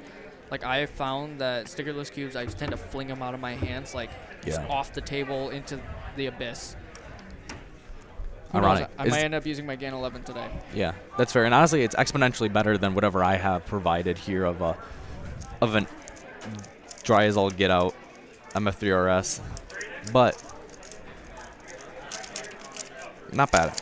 I still think I mean, it's like one of those things where like cube preference is all up to people's style and stuff, but I feel like in general, like my knowledge of cubes is just like pretty low. It's diminished as the time goes on, Right, as I yes. compete more and more over the years. If you ask me probably 5 years ago when I started, Right. like I would know every single cube on the market, every 2x2, 3x3, 4x4, nothing past that. Yeah, and honestly, like I remember back when I first started cubing, my friend who taught me how to cube was like, here's a GAN Air UM. It's the first ever magnetic cube that they've sold. And it was the world record cube at the time with Felix Zemdeg's 4.73. I remember that was 2016. Yep, that was December of 2016, and I started learning in like April of 2017. I had a competition, Shaker. My first competition was the same weekend that record was set. That Shaker Fall 2016. Dang. All right, so U of M, once again, Michigan, just down the road from us right now.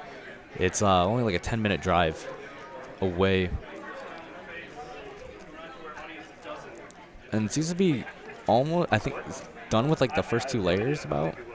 Once again, this is the round 2, so I think it's judged by speed for all these people. I think everybody here is around the 115, like sub Yeah. 1 mark. Yeah. I didn't see anything, so we're all good. Braden Richards with some controversy on the other stream station, potentially that he might have saw the cube, but I don't think he didn't see anything. He's a delegate, so he knows what he's doing. And even though this guy's kind of slow and like kind of smooth with it, he's getting pretty like, it seems like you get a decent time, like maybe about 130. Depends how fast his last layer is. I think it's going to be 120. 125. Here goes. Oh, and it's fair enough. It was So a in 124. Yep, and here's Braden Richards with the Coca-Cola bottle that he used Natapong's, what do you call it? Bottle opener for off his keychain. Kind of gangster. If I was German, I'd be able to open it on pretty much anything. I'd be able to open it off of one of these cubes, but I'm afraid I'm going to break it. All right. It's pretty fast. First 2 layers are done. He's going on to his sides, S2L. I'm thinking this is going to be 103.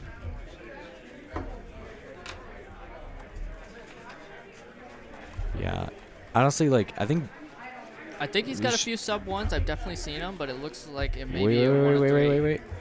Let's get recognition. I don't know how Megaminx works enough. It looked like some multiple look last layer, which, if it was just a normal PLL, it would have probably been a sub 1, but he had to do like 2 looks or 3 looks there, so it pushed it past the 1 minute mark. I know definitely every single time I've solved Megaminx, it's always 2 look last layer for like the edges and corners and edges. He's got some fast movement here on the first layer. Yep. We got another one of our co-hosts going up one of the stream stations. Yeah, Rents. Yeah, he said he got like a 138 is like his personal best or something like that. In competition now, but he's on that improvement arc. So we'll see what he's able to do. So we got another solver here. It looks like we're done with the first 2 layers. Definitely some fast turning here. I still haven't quite figured out how to grab a Megaminx the correct way. It's like when you first learn how to do Polish sledge on a skewb. Polish? I don't even. Oh yeah. I see the. Like the whole weird like. Yeah. I remember because the way that I was doing it was super weird, and then I finally learned how to do it, and I was like, oh my god. Yeah, I honestly I've have skewbs technically on my WCA profile, but I haven't really even learned it that well. I just know like how to solve it basically. So here's Varun, and he's got a 128 personal best for Megaminx. It's looking pretty good. I think we might be close. No, he's doing down up, so or something similar to it. 131. Pretty 3 close. seconds off PB, so once again, knocking on the door. Could be possible. Could be a personal best average. We do not know. Yeah. So it looks like this group is from like 130 to 115 range of solvers.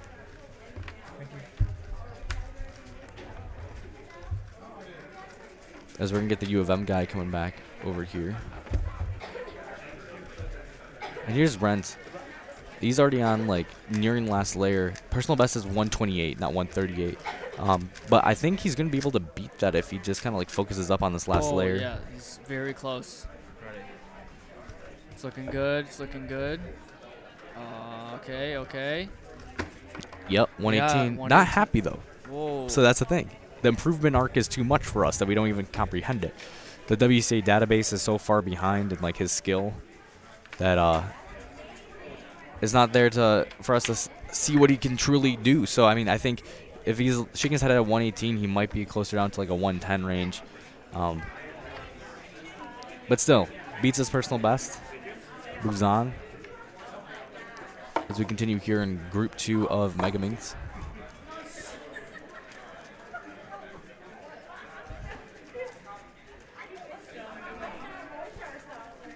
Done with first two. Now he's going on to the other sides. 108. Yeah, 108 personal best from Ben Saperstein. Seems to be a University of Michigan student, which is right down the road in Ann Arbor. We're at Washtenaw Community College in the Morris Lawrence building, yeah. It's definitely a pain to find this building this morning. Yep. It guided me to the other side of the campus. I was like, when I pulled in, I had to look up the name of the building that we were in, and I had no clue on where I was going. Yeah, when I came here yesterday to check out the venue, it took me to like the back like loading area or whatever with like the coordinate points, and I was like, this can't be it. And I walked through like the occupational like training room, and like which is the building next to us. As it gets a 124 here, so 16 seconds past a personal best single, but don't know how far that is off from his normal averages. And anyway, I was walking, then I went to the student center to ask where the Morris Lawrence building was, and then I ended up finding it here. But yeah, I will say that what Justin Sweet, the organizer of the competition, was telling me is that there's no official like address for this building. It's just like the campus or something, so it's just hard to find the building in general. But hopefully everybody gets here today. I think half the competition's here now. The other half is going to be coming in like with the faster events with 3x3 pyramids and cube later. That sort of deal. As we got Kate Graham here on Mega Minx, known for bigger cubes and solves. 49-second personal best on Mega Minx, so definitely one of the faster of the bunch.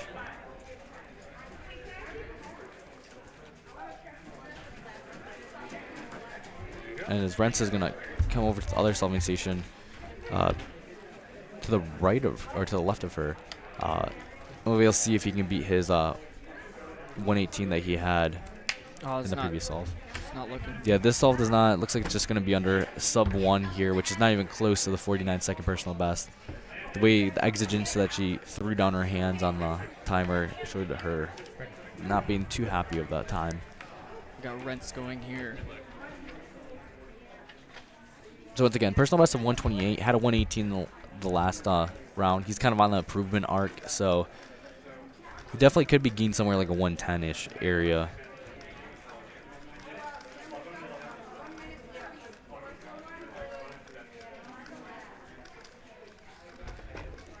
We got Quinn Lawson coming up to the other stream stage. Yep.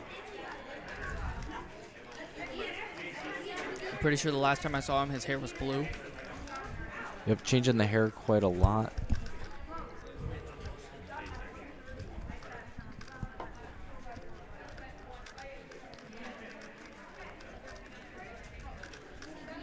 Yeah, and I think, so here we go. We got Rents Leon. Once again, had a 118 as the previous solve, so he definitely has a chance. He probably could definitely beat the 118, so whatever it is, it's probably just going to be his personal best. We'll see as he's getting past the 1 minute mark in the final stretch of the solve, and he's approaching last layer too, so it's looking pretty good for him. He's doing OLL, little lock up there. He's recognizing. Still think it's going to be better than his last. Oh, And a There you go, 110. There we go. Shrugged it off. It's pretty good. I mean, it's all right. You know, he doesn't seem happy with it, even though he drops from 128 to 118. It's got to be the sub 110. He's saying he wants the sub 110, but don't know if he's going to be able to get that today. We'll see what happens.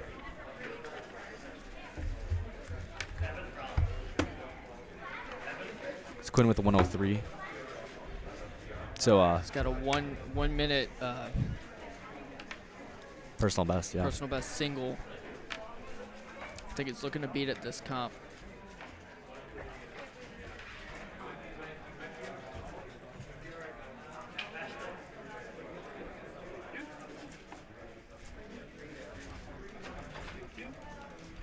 I think Mega Mix is also one of those events that take a very, very long time to scramble. Yeah, and especially since it's an average of 5, it's not even a mean 3. Have you looked at the notation for Mega Mix before? It's annoying. That's why I've seen it. Isn't it like with a bunch of like negative ones or stuff, or is that's square one? That's square one. Hold on, I'll pull it up for you to look at. What kind of timer is this? What is R negative negative D negative negative R plus plus D negative negative? So the R is the right. So the way you hold a Mega Mix is on the top layer. So it's and then at the end the U, which if you see on the end is to rotate it basically. Oh, okay. I haven't tried to scramble a Mega Mix in probably 5 years. Since you were scrambling back in Shaker Fall 2016. No, I think the last time I touched my Mega Mix, which was a Shangshao. It was one of the Shangshao ones with one of the first ones to get the edges on it. Yeah. So here we go, Stanley Chapel. And then Luke Garrett on the other stream stage. Yeah, so we got definitely a powered duo going on right now. Stanley Chapel's really good at all-rounding, so just expect great times from him.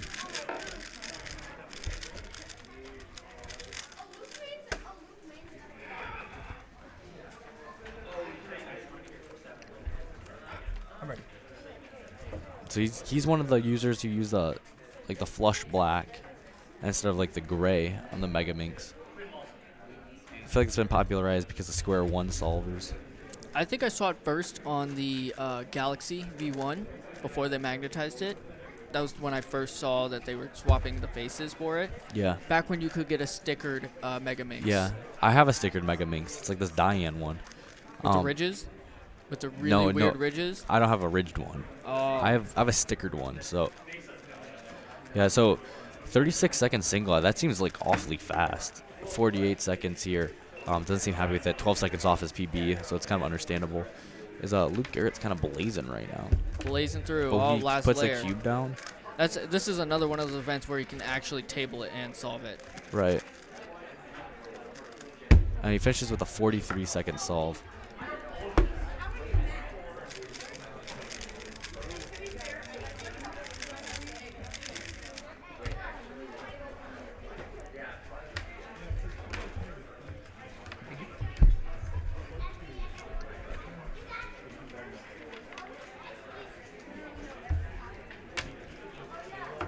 I think for the stream stations, get a giant like marker flag to hold up. Yeah. See it like a big flashing sign. Actually, not flashing sign. That would distract solvers.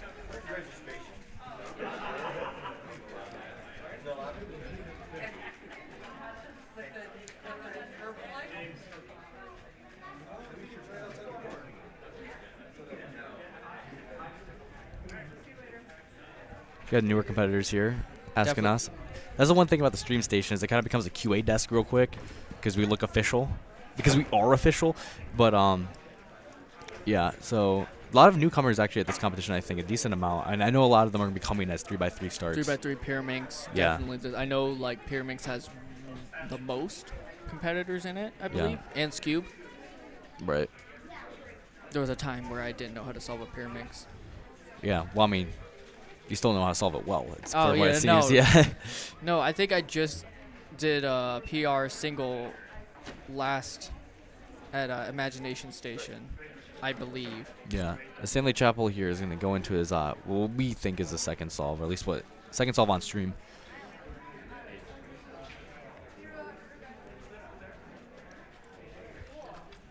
really fast start. He's definitely been competing for a very long time, like 2016, early 2016, I believe. Yeah, one of my memories of him was my first competition when I was running. It was actually Mega Minx, and I remember there was like this judge or whatever that was like distracting him, and they were like talking and bantering with each other while he was solving. And I remember having like while I was running, he like got a delegate to like get resolves and stuff. And that was like the first ever controversy I ever saw in cubing, but then you realize that happens quite often. Yeah. What was your first competition? It was Michigan Cubing Club Beta 2018. 2018, Beta 2018. I was there. I believe I was there. Really? Now you're going to make me look. I didn't make you look. You're doing it yourself on your own will as a 47-second solve, so from a 48 to a 47 here from Stanley. I lied. I was at Michigan Cubing Club Alpha 2018. Alpha, yeah. I didn't make Alpha, but did you go to Michigan Championships 2018? Nope. This is it right there, Michigan 2018. Oh. That's one. Yeah, so I was at Holy Toledo with you, which was the 863, I remember, Michigan 2018. I've been on a 3x3 PR streak for a PB streak for average. My last, let's see, 1, 2, 3, 4. 4 comps. It's PR average. Do you think that 8-second solve that you had back in Holy Toledo was a misscramble, or do you think it was No, legit? I have the scramble. It's legit. You would have it memorized, too. I don't have the scramble memorized, okay? I definitely do not have it. Gotta switch my channels here, because I have like 6 YouTube channels. Really? Well, which one's the most subscribed to? Definitely Natapong Kanema, 99 subscribers. Let's go. Have the video. I'm gonna pull up the scramble for you. I'll do it on the GTS too, because that's definitely oh crap, just gotta make sure it pause it. I even have the solution here too, if I can. Oh my gosh. The solution. Yeah. So what we're talking about is Battle for Toledo. That's the first competition that we had together. Or no, it's not Battle for Toledo. It's Holy Toledo 2018. It's my second ever competition. As Luke Garrett shows up to solve on the other stream station. This scramble here. I remember you saying it was like a good cross. It was. Whoa. So free pair, another free pair. Into like the last layer, and then a PLL skip out from an OLL. That's kind of wild. Imagine getting that in competition, not choking it too. That's pretty solid. So Luke Garrett, yeah, he's got a 34. Yeah, personal best. So like I said, forget City's fast at this event all the time. Yeah, it makes me wonder like how many times they practice like certain events. Like if they, it's just like these people who are really good at almost all of them. Really upset Timon Kolashitsky doppelganger as slams the cube down with a 117 on the other stream station.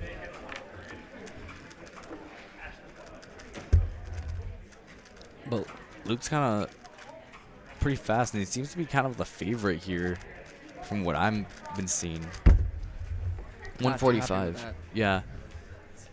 But it's still faster than what Stanley got. So when you look at placements, I think it's him and then Stanley and then maybe Kate or somebody like that. Definitely. Third. Also, I haven't seen any other of the faster people come up on this side at all. Yeah.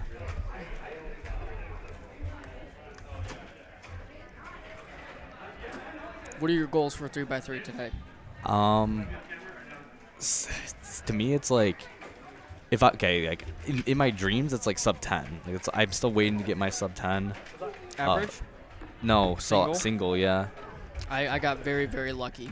Yeah, well, As you saw. the 8-second.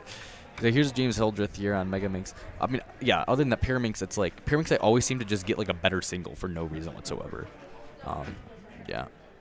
Oh, I just passed you on the psych sheet over the last weekend. Yeah, I did see that. I was kind of mad about that. But at the same time, it's like, it goes to show that like I have podium potential. Depending on the competition you go to. Yeah, that's true. You should have shown up for Imagination Station B if you could have. Right. The thing is, I wanted to go to it or something, but like the registration filled up within like 5 seconds, so it's like yeah. I definitely had to. The 3 monitors at work strat. Yeah. Three laptops, my work computer, just refreshing. Got one keyboard connected to all of them, just spamming F5. Yeah.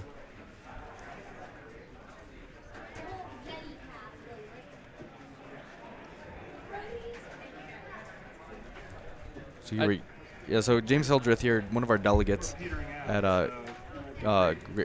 for Washtenaw Winter, along with Mason Langner for Nukes and Chen. So yeah. I think we're coming on the end of the round here. Yeah. I think results are starting to flow in. We're going to start blind here soon. Yeah. Instead, we're not going to be commentating that. They're just going to be doing blind. Yep.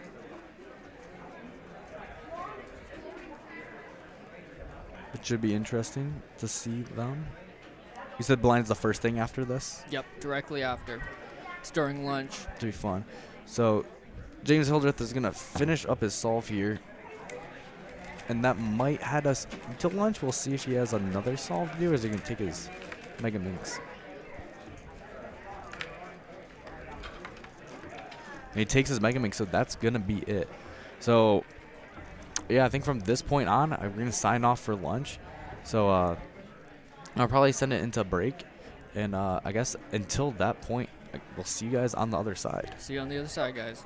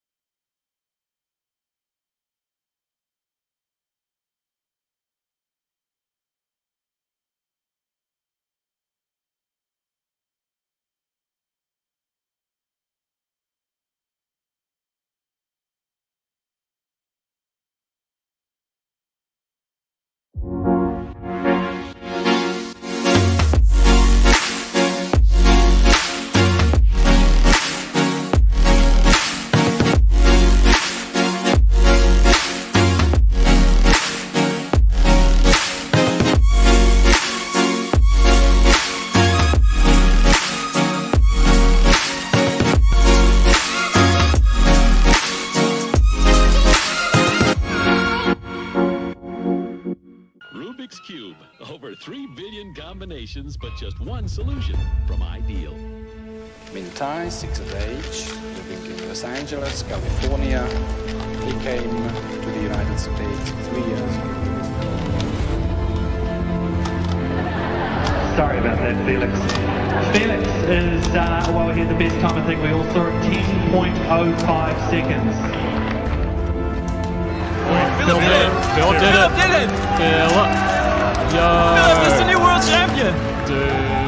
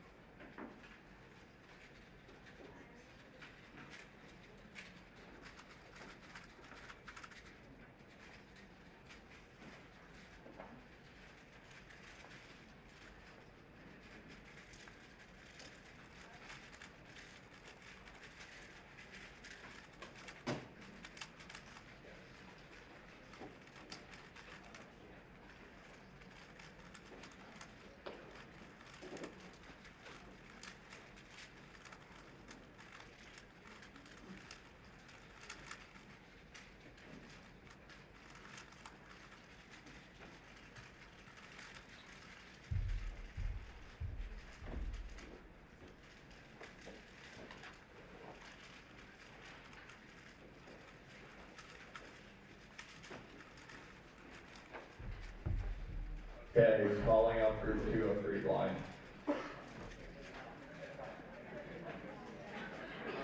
Remember, everyone still needs to stay quiet. This is another group of 3 blind.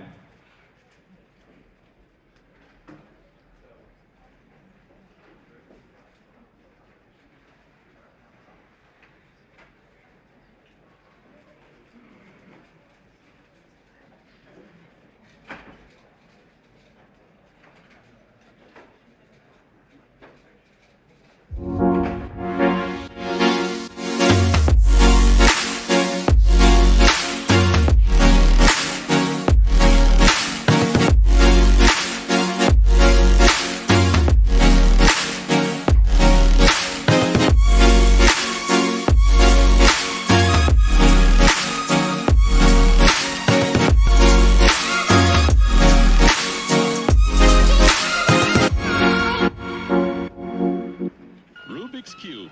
Over 3 billion combinations, but just one solution from Ideal. Mintai, 6 of age, living in Los Angeles, California. He came to the United States 3 years ago.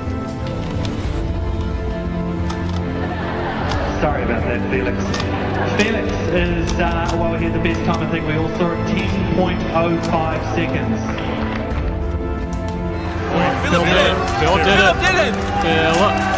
Philip is the new world champion!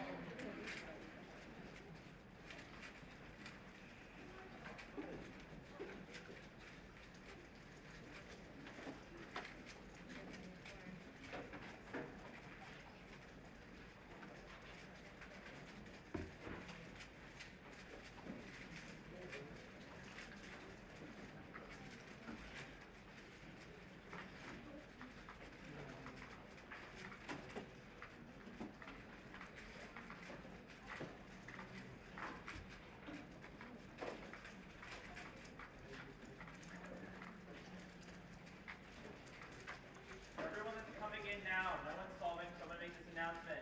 The new competitor tutorial will be after this is over. Once it's over, it'll be up here at this front station. So once everyone's done solving blindfolded, then we'll have the new competitor tutorial. Good? Cool. Alright, now we're going to...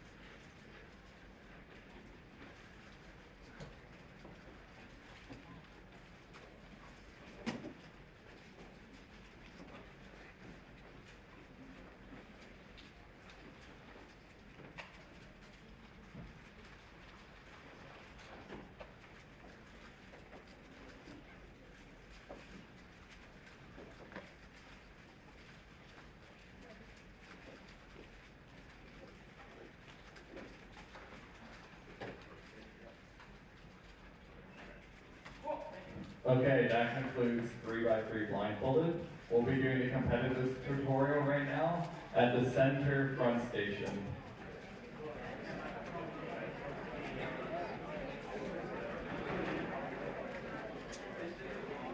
This tutorial is also for anyone who would like a refresher, so even if you are not a new competitor and you would just like to come watch, or if you'd like to help out in any way, we would greatly appreciate it. If you are a new competitor, please come up front, because the new competitors are the ones who come up front.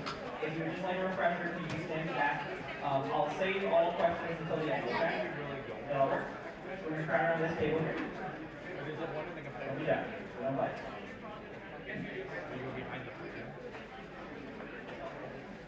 This also goes for any parents as well. If any parents would like to come up and see how competitions work, I know sometimes it might be a little bit confusing to see your child up here doing a bunch of stuff and not know what's going on. So if you want to know, come on up. I'm going to show you.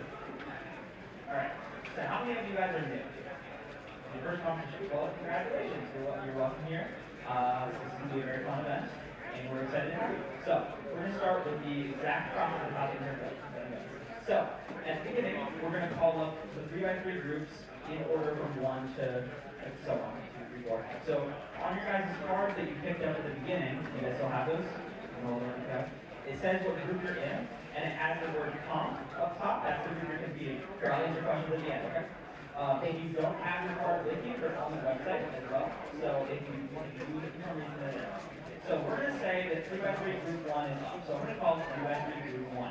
Now, Caleb here is in 3x3 group 1. So he is going to bring his cube over to this table right here, and he will find his name on one of the scorecards. You make sure it's your name, don't put it in anyone else if you want that to happen. Put it in, and then a runner is going to grab the cube, and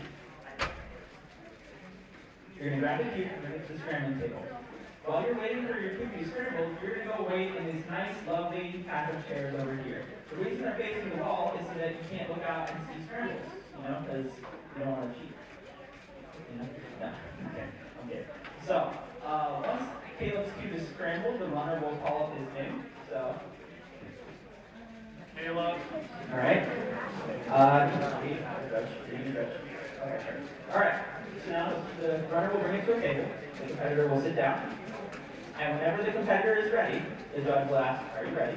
So what they will say. Alright. Now, you get 15 seconds to inspect, no more, no less. Well, actually, a lot less. You can inspect for as little as you want. So, as soon as 8 seconds is called, you have to go before 15 seconds. The judge will call 8 seconds and 12 seconds as a reminder. Then you do solve. Like I have 2 15.0s of them. So someone said it. So, in this case, it is called a +2 penalty. A +2 means that it is off by 1 move. So in this case, yeah. So you're gonna write. All right. So 4 + 2s, you write down like shown like that. The original time +2 equals the new time. But most solves won't have a +2. So in the case of this solve, the judge will sign their initials, and then you will sign your initials as well. The time is written down. Then you go back to the competitor waiting area, and you do that 4 more times. Does that all make sense? Alright. Now I know I went kind of quick, so if anyone has any questions, I'm happy to answer them. But in the event that you guys want to help judge, maybe some of you guys have the judging assignment. We'll go over that quickly. As a judge, your responsibility is to time the inspection and make sure it's all goes correctly. So, as soon as the competitor says ready, you will lift the cube cover and start the stopwatch at the same time, just like that. When the stopwatch reaches 8 seconds, you will say 8 seconds. When it says 12 seconds, you will say 12 seconds. If they go over 17 seconds, it's DNF, but most people know to start. So, as a judge, then you'll write down the time, you'll sign your initials in the judge box, and you'll hand the pen to the competitor to sign the competitor box. Now I will take questions. So on the website or in the competitor email, you should be able to see them. So if you go back to your email or your parents' email, you should be able to find those competitor cards there. If you are completely unsure, you can ask one of the staff members back over here, and we can just tell you what you're in. Oh, that's another point as well. So if for some reason something doesn't go right, the judge lifts the cube cover too early, it's not your cube cover, the cube cover, or just some miraculous thing happens that shouldn't happen. There are 4 people in this room, I think 4, right? That can decide on those things. There's myself, my name is Grayson, hi. There's James Hildreth, right there. There's Mason Langdorfer, right there. And there's Yushan Chen. Yushan Chen? Right? Is that right? Okay, cool. Yushan Chen. Those are the 4 delegates in the room. Those are the only 4 people that can decide +2s unless they're super obvious. They can decide extras, penalties, stuff like that. If you think something went wrong in your solve and you don't know exactly what went wrong, come get us. We will write down stuff. We will make sure everything goes perfectly fine. All right? All right, now I'll take it. Yes. So the score sheets are what are up there with the cube covers. You'll put your cube up there on your like card, your competitive card sort of thing. And that's what we'll the time to do it from. Yes. Are you gonna send people up here? You also like what happened to our height? It got like wasted by like So in the event that someone had the exact same name, we would make sure to like what? If someone has the same first name as you, we'll say the last name as well. If for some reason they have the same first name, last name, I will look for it. But if they would, we will figure it out. But first name, we'll call the last name. Yeah. Can you go check on that?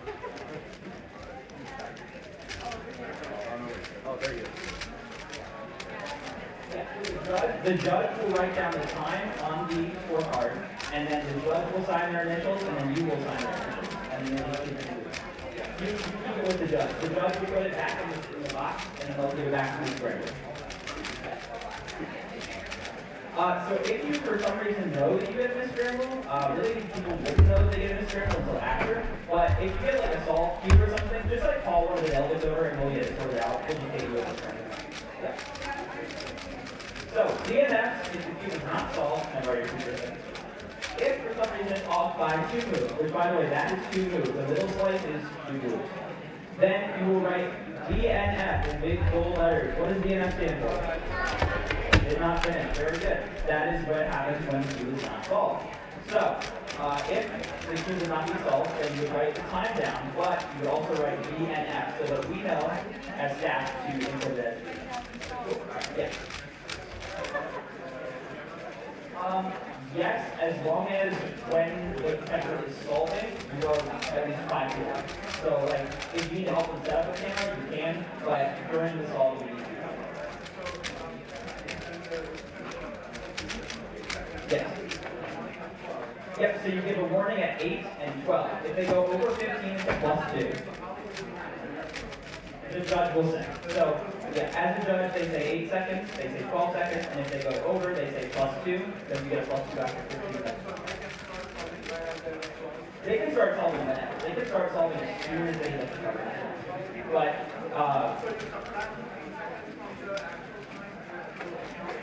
so the timer does not start until after the effect. So, this right here, oh yeah, is anyone unfamiliar with how to start it? Okay. Well, in the case that someone would not know, you put both hands down like this with your fingers touching, not your palms. You put both down like that. And you stop it the exact same way. Don't karate stop, don't cross hands, don't sit on the timer. You guys know better. You guys are use your face exactly. Alright, any other questions? Are there any oh yeah. That is a +2. So a double turn is still a +2. It is only when there are 2 layers misaligned that it is a DNF. Or a corner twist. That's another one. Okay. I think that should be it. If you guys have any more general questions, any more general questions or any specific questions, come ask one of the staff members up here, and we will answer it. I'm going to take one more question to that question.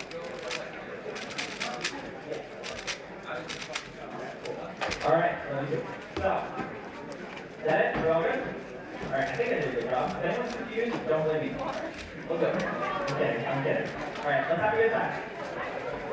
Oh yeah, we're also going to call up 3x3 group 1. So if you're in 3x3 group 1, come up and bring your puzzle.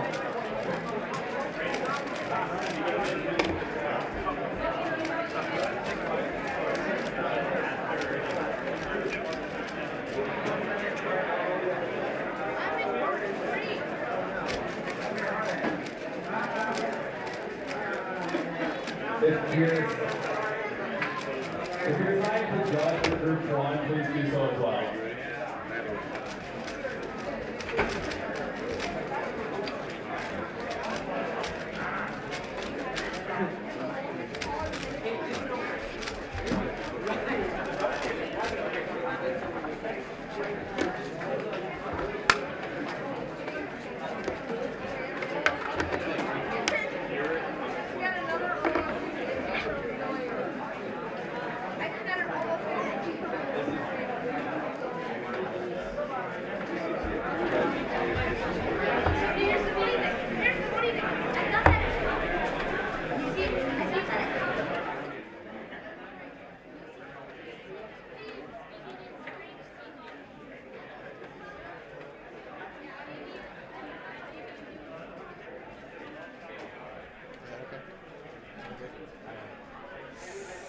Alright, we are back after our lunch break in 3 blind, and we are now doing 3x3 round 1. I heard that Stanley got a 15. 1507, yep. 1507. It's the second second, one. yeah, second something, 15 something.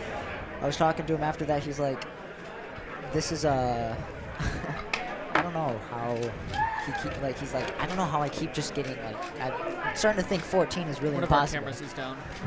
Yeah, we know. Just as a reminder, we Is it are okay that the calling up camera's down? Group 1. I know there was Is it a okay little that bit of camera's confusion down? there. That's my bad. I messed up. Scorecard. But we are calling up 3x3 Group 1. If you are Let me go run up and tell them.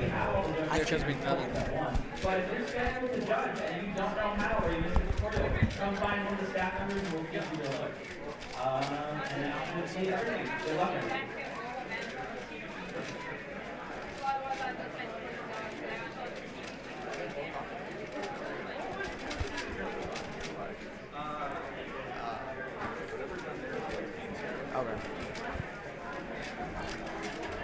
And let's see. A lot of commotion. Everybody's really excited.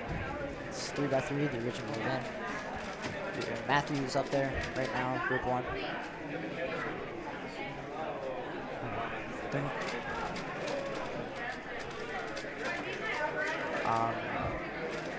Yeah.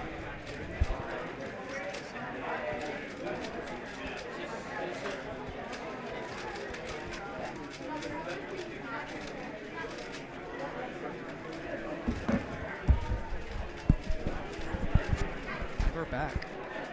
We are.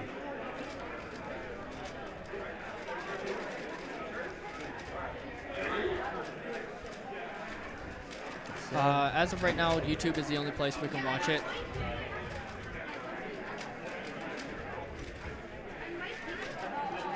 Commentary on competitive show. Unsub. Okay. About the no commentary.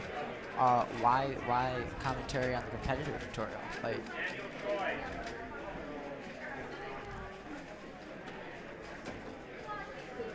Actually, yeah. Pretty fun. Tommy got Nard clock average. Where was this? I don't know. What about that OH single? Did you guys talk about that? No. So it was a timer malfunction. Oh, it was. He's definitely like 100% capable of getting a 4. It was Brian Johnson. It was on one of the groups that we're on, and it was a 4-second single, but it was a timer malfunction, and I think he got an extra solve. Yeah. Which ended up being what, like a 7 or something? I didn't take a look yet. Yep, Tommy Cherry, 372 NAR clock average. Sweet. Yeah, now Really he has NAR and the 3 blind single world record, right?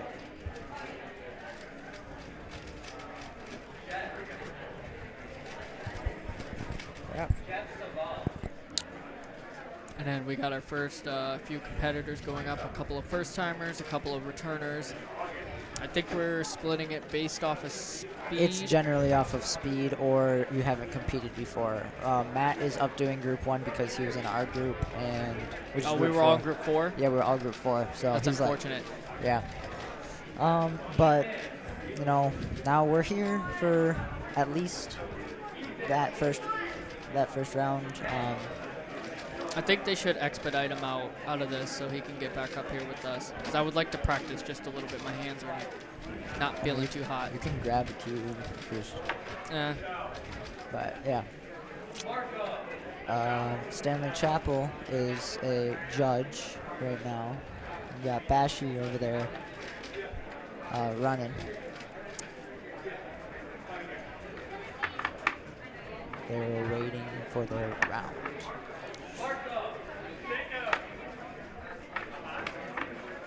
It's kind of hard to see us back here with all the first-time parents. The first-time parents getting super excited. The kids are super excited. Everybody's super excited. It's 3x3.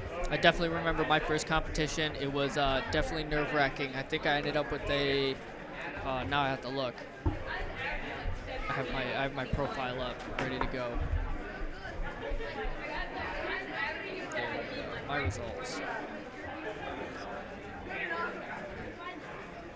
24 average.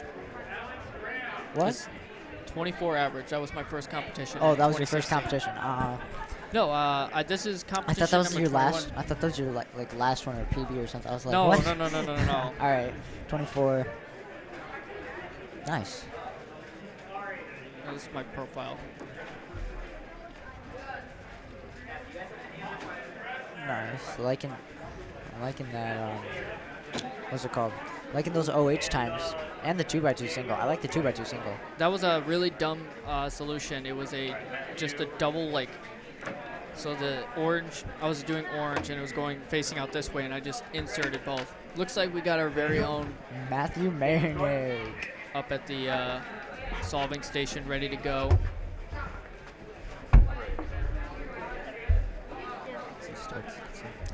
Doing inspection right now. It's looking pretty good.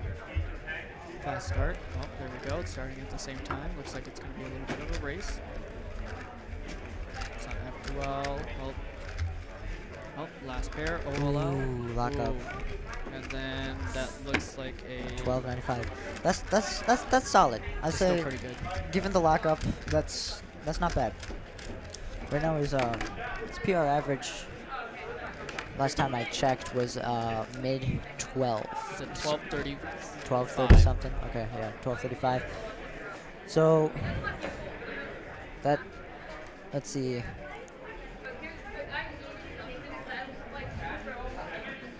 If I had my laptop with me, I could use the worst possible, best possible average calculator. I think that was his second solve based off the time. I'm not 100% sure. It looks like one of our cameras went down here, unfortunately. Oh. All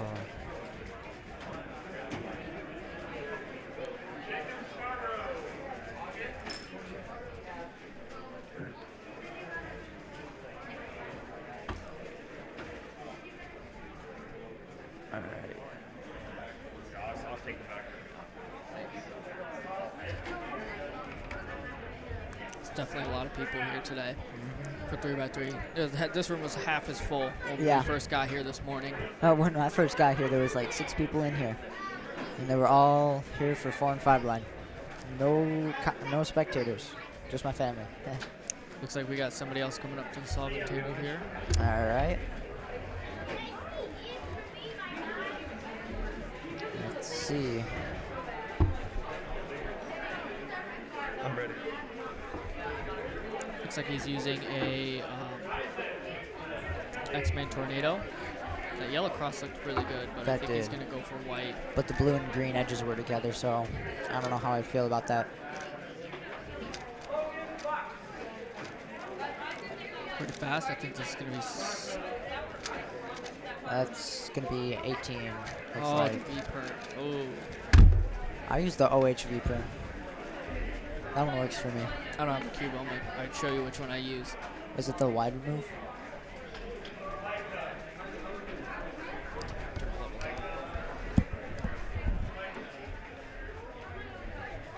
Alright. 1955. And we're waiting for... I have returned.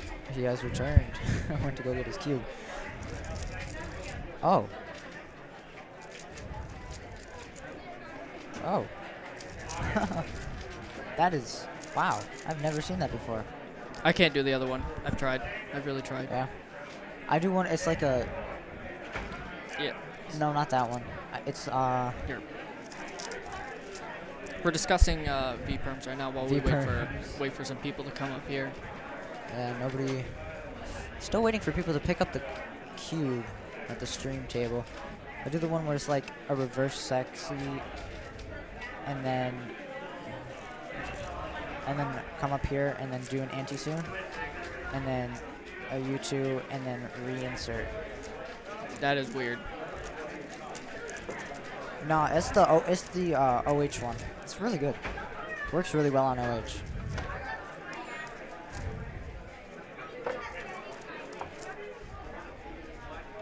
Nah. That's also not my OH cube. So. Oh well. Our cube is cube. Looks like we got somebody up on the solving station. He's just a little too close here. It's against regulation.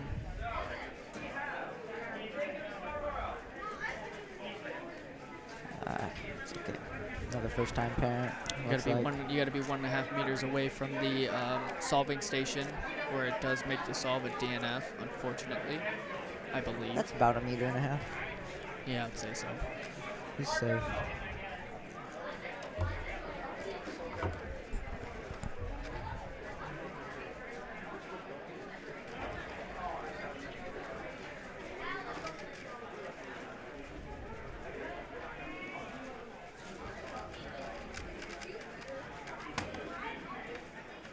$33.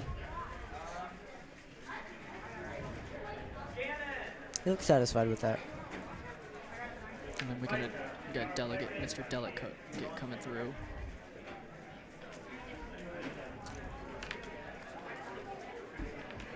Oh, he's got a bunch of cucumbers. Okay. We need people back. You have to be 6 feet away from the table and please be away from the camera. Back. Got it back.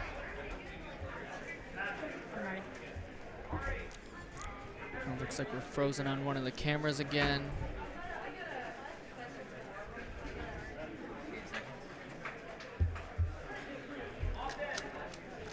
Fortunately, nobody is solving at that one right now.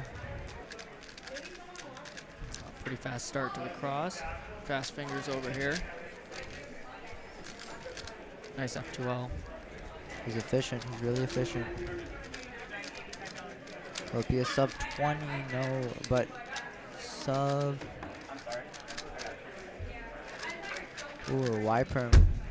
26. 26. 65. All right. Not bad. Nice. Not bad at all.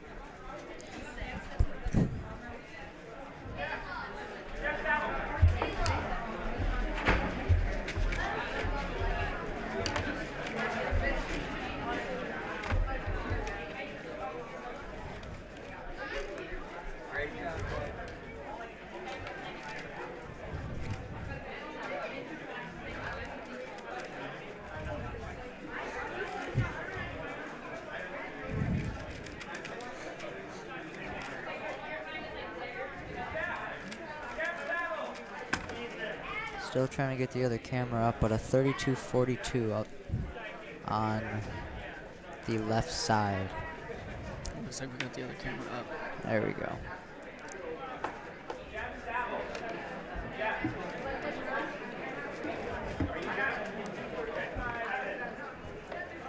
Definitely a lot of talking here. Uh-huh. Everybody's getting ready for their round. Most of these kids are going to be in 2 or 3. 2 or 3, right? And obviously most of the people who are in group 4 are delegating or judging currently. And then we have a heat 5, I believe. There's a heat 5? Oh, okay. Then there we go. All right. And we're back. see it from here. The yellow cross is looking a little bit better, but I know he's looking at white right now.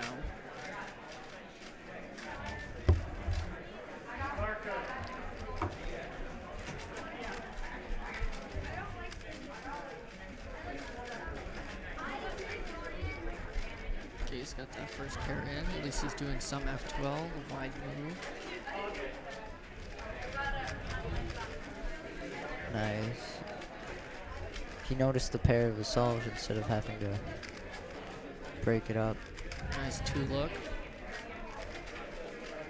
Does he know it? Does he know it? He knows it. Nice. Wow. All right. Nice. 33-23. I'm wondering if he knows full PLL though. I know a few people that learn PLL pretty early on. Pretty early. I still don't. Do you know full OLL? I do know full OLL.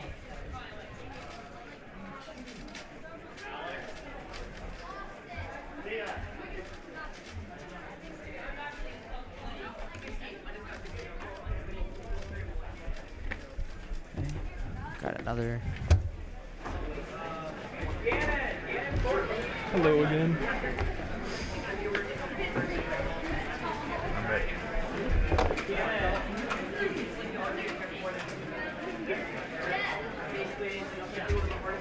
If I remember correctly, he got 26 on all his last solve. 26. That sounds right.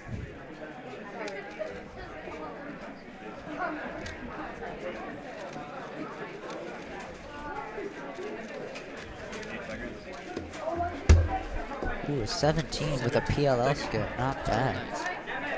Going into a cross, he does cross on top. I haven't seen that in a while at a competition. I guess I haven't really spectated one 3x3 in a while. I don't think I've ever seen that judging either. It's pretty fast. Ooh, was that a G-perm? That was a saucy little G-perm there. 24-45. All right.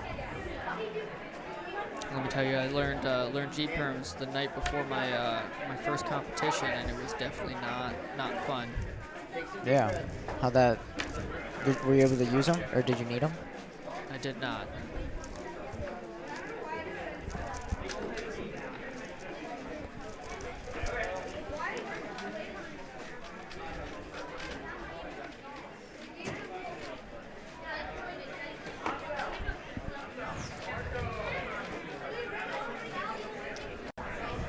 Seems like Mr. Mayornak here is still waiting to go up and solve again. still. All right. But it seems to me like we are almost, or like last couple solves for everybody.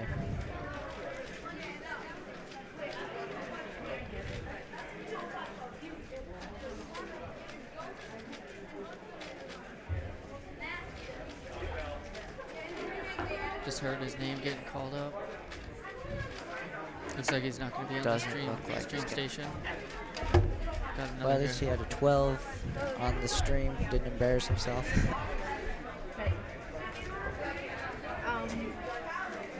Oh, looks like his cube is already solved. Nah, he was supposed to time him. World record. You get a solved cube, you gotta at least start and stop the timer. Come on. For the sake of it, for the stream. That was confusing.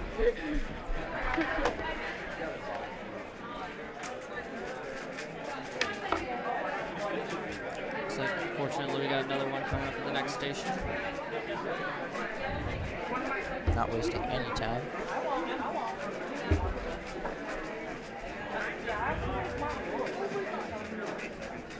It's looking like a maglev GAN 13. And he's solving white on top.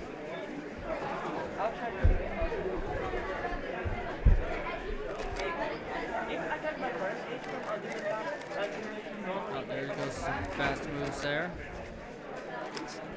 Those sexy moves will go crazy, crazy fast.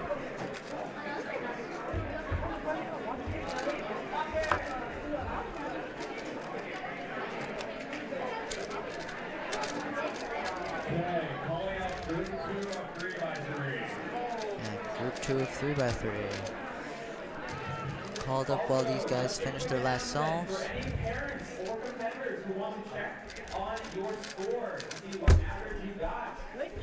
Nice 22-1. 22-1 on the right side and a 53.08 here. Doesn't seem too happy about it. Anyone else has any questions? Come ask us. Yeah. Okay. Group 2. Yeah.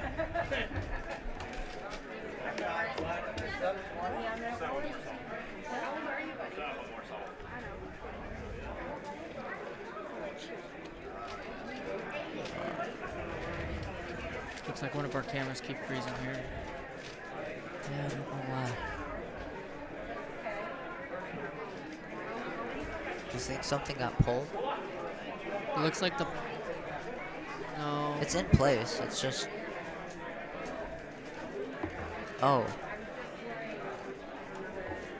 Oh. Back to us. Interesting first heat. Definitely got a few fast ones. I think Matthew here may have been first in his heat. Potentially. Definitely. He was not supposed to be in that heat. But, you know, he can put it in the books. Screenshot it now.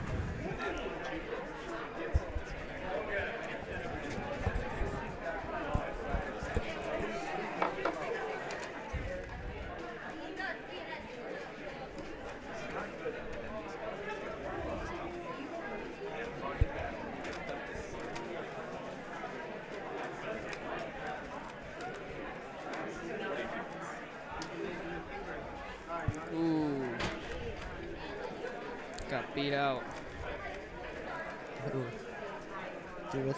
310. Oh. A 1310 average, Mr. Marinick. Nope. The 1087 single was pretty nice, wasn't it? Really? Oh, nice. Nice.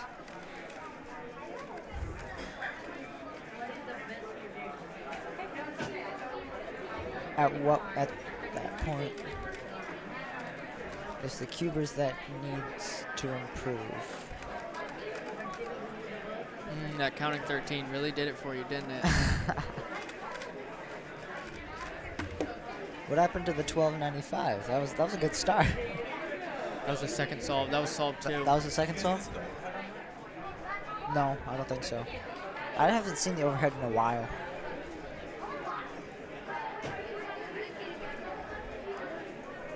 There we go. And a 103. 103 on the left. And he reset, and the timer got reset. The time did get written down though. Okay, good.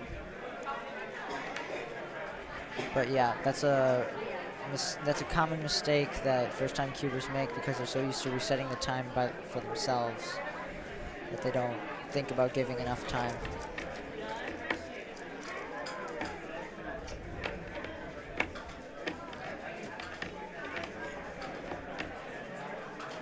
A little bit of OH action.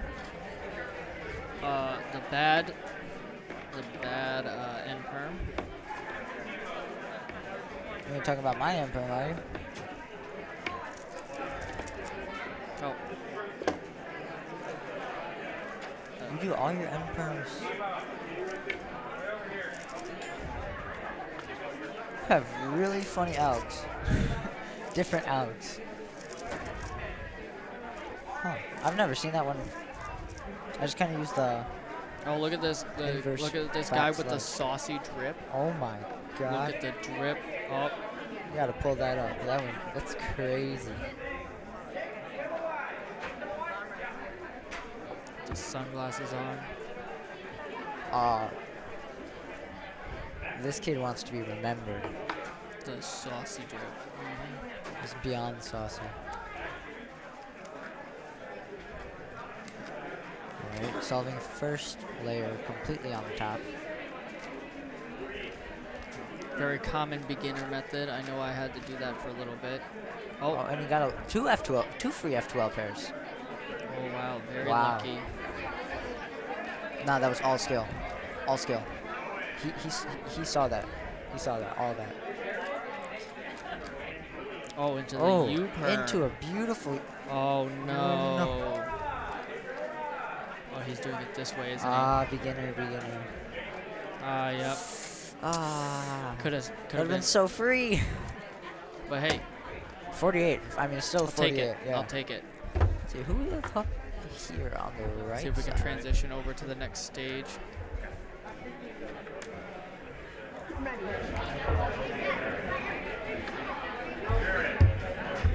He's fired up with that shirt on. So confident he's talking during himself. I don't even think Timon Kozolinsky has that kind of confidence. We do have his doppelganger judging him today. Yes. Yeah, look at that. Yeah. Now he's giving me Patrick Ponce vibes. A little bit. He's the next Patrick Ponce, 100%. Y-perm? And he knows And it. he- No, oh, he doesn't. no. Oh no.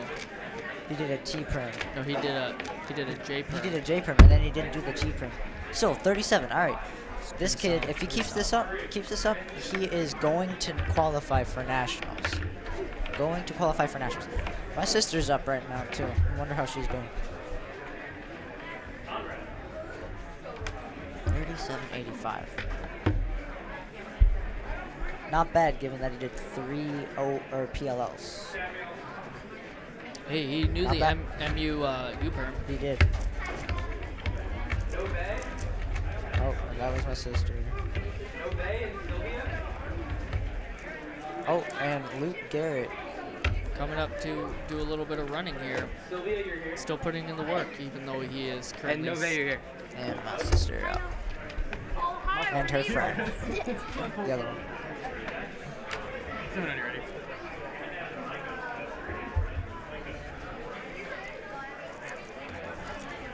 She's using a mini cube.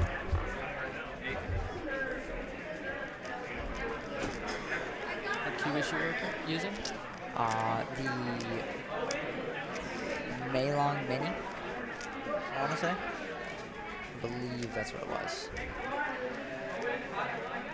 Making fantastic progress. Zooming through F12.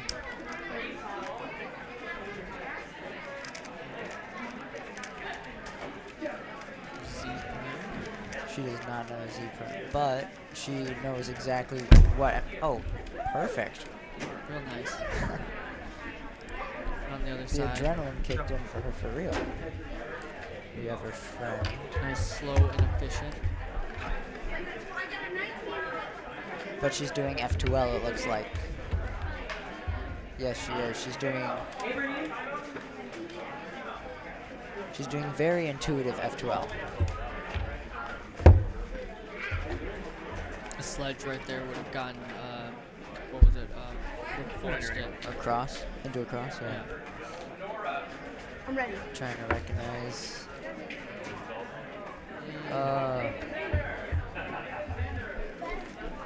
Let's see. Oh, okay. That's why.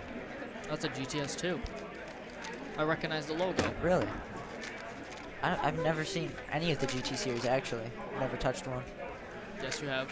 No, I haven't. have one here. Yeah, but I didn't touch it, did I? I touched it? Shoot. I know.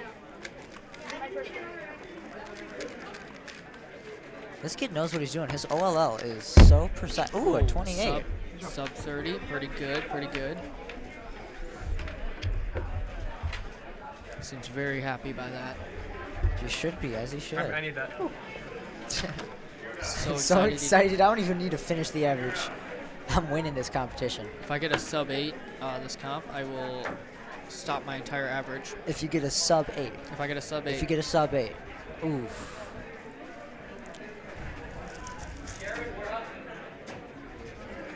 Tell you what. If I beat the world record. If I beat the world record, I'll stop my average. No, Jared, you're over there. Oh.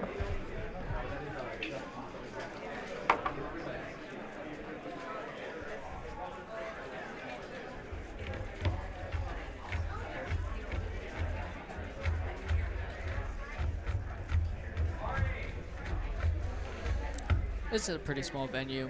Yeah. For 115 people, it's not. It's not ideal. It's definitely not ideal. It's a small space, but we had to work with what we had. And with a lot of. I think the competitor size was just a little bit too big. Right. But thank God it was that size because otherwise I wouldn't have gotten in. Definitely. I didn't register. I was like the 107th or 8th person to register when I reloaded it. Oh, this is the end perm I was talking about. That's the bad one? Yeah. This is Isn't that because that's the good that's one. that's the OH one, right? No. That's, yeah, the OH. You know what the OHJ perm is, right? Wait. Not that one. I forgot there's so many ways to do a J perm. So I do this one like this. No, it's different. Oh. Like this, like this. I like that one, but no, it's RU2 R prime. We got Mr. Fired Up here coming back from a fresh sub 30. Timon Kozolinsky and Patrick Ponce take the stage. He's very fired up about it.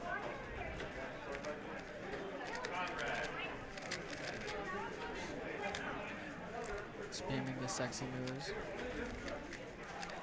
That is a kid who practices. He's not afraid to bring his cube to school.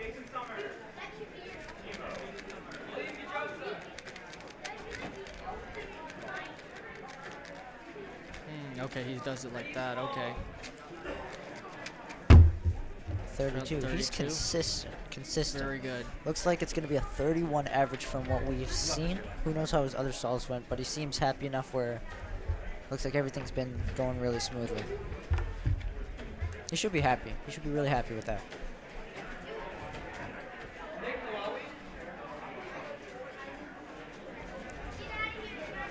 There you go. We got another, that's definitely, I can't. Are you ready?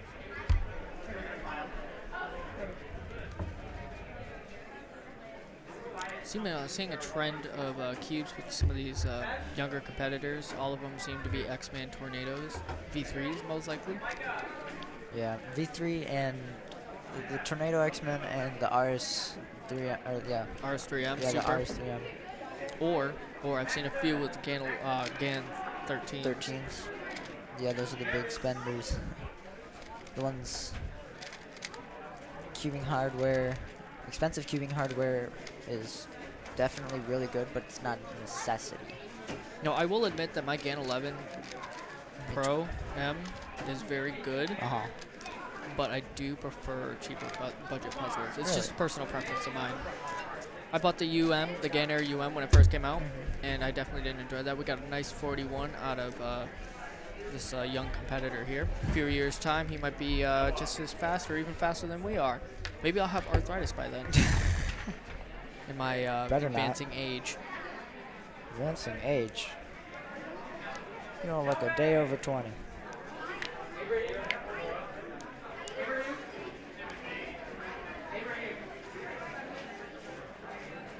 There hasn't been a lot of activity in the chat lately. Oh, Mr. Fired Up is back here. Oh, with this, I'm assuming fourth solve. Fourth or fifth solve, yes, yes. Fourth solve with us. Fifth solve probably altogether. He must be having a blast. Got the no nerves at all. Almost entire average on the stream. He's just happy to be here. Couple of lockups here.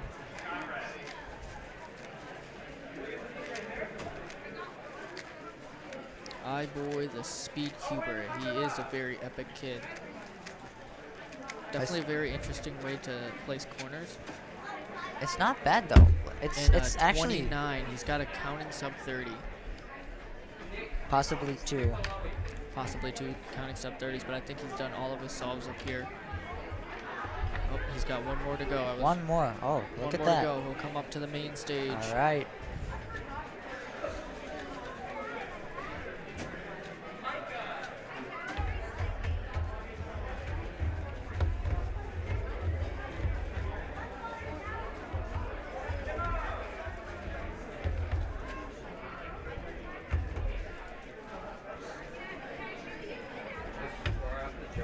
What?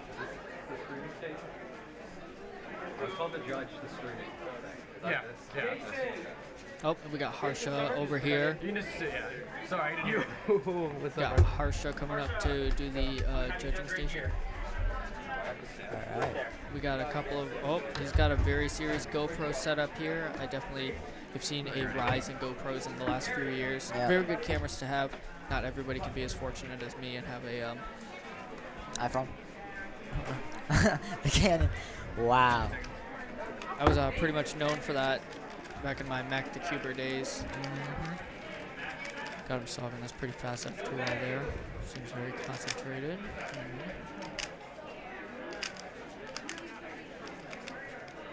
It's a very clacky cube. That's either because of the... It's a Maglev RS3M. Okay, then. Super. It's the ball core plus the Maglev. Yeah. Because that's the Luke Garrett one. And it's nice sub 30. Switching over to Harsha. 12 seconds and finish the cross. Oh, we got top down. That's a GAN. Does he see it? Yes, he sees it. All right. It's probably Oh. Based on the way. Oh, nice. So many preserved. Oh, he knows. He knows what he's doing. He knows what he's doing. And a nice U-perm. Nice. Nice. A 42. 42.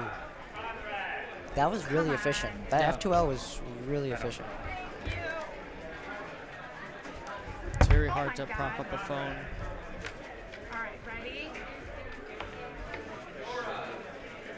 Sorry. She should put the other cube behind it. So as soon as he slams down on the table, it's gonna fall right over. It's fine. Picks it up and looks at the time, and then this is another Luke Garrett RS3M. I saw the sticker. Thank you, Harsha. You can practice after this. yeah. I wonder how that makes him feel knowing that everybody wants to use a cube, like his cube. Or he might just have the logo, honestly. It's looking pretty good.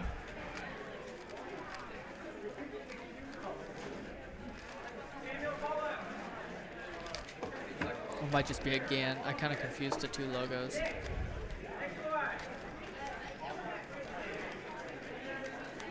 No, yeah, that looks like a GAN. The internals are... Oh, and a DNF, unfortunately. Doesn't the M-slice count as a plus? Yes, it's a DNF. That's a DNF? Yes, it is. It's 2 layers being moved.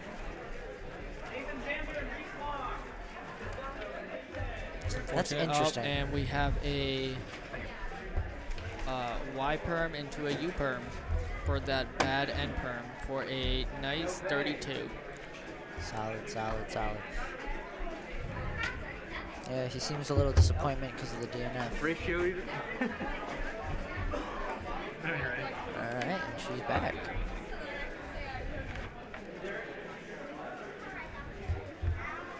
No hesitation. She is ready.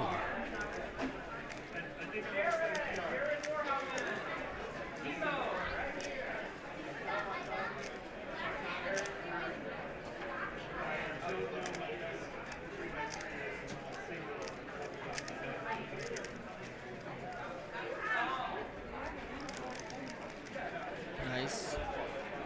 And the Y-perm? She knows the Y-perm. Will it be sub 30? Ah, very close. So close. Very consistent. I think we last saw was a 31. It was a 32. 32? Yeah, 32. But it was a low 32. All done. I think she qualified. She qualified for nationals. What is the qualification? 40 seconds, average. Oh yeah, she's definitely got it. Yeah, at home she just wasn't feeling it. Didn't want to put the effort in, so she was getting like 50s. And I was worried, but no, she proved me wrong. She did really good. Really good job.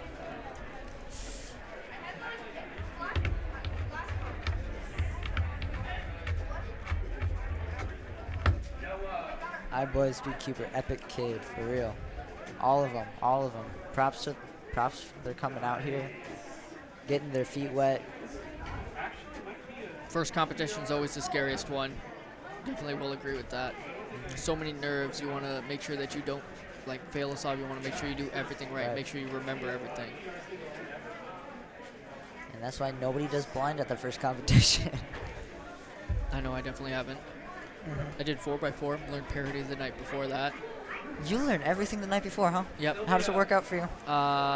Works out pretty well. Really? Yeah. Except the G-perms. Except for the G-perms. Specifically this G-perm. Oh, let me set it back up. Yeah. I should probably learn a different alg for that.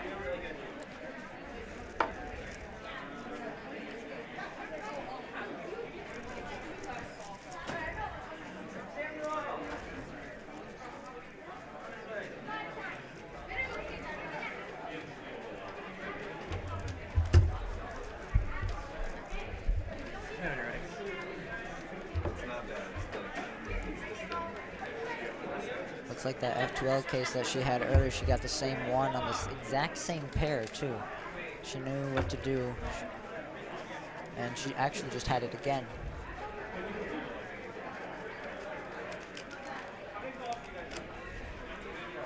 Keeping it simple, keeping it simple. It's good.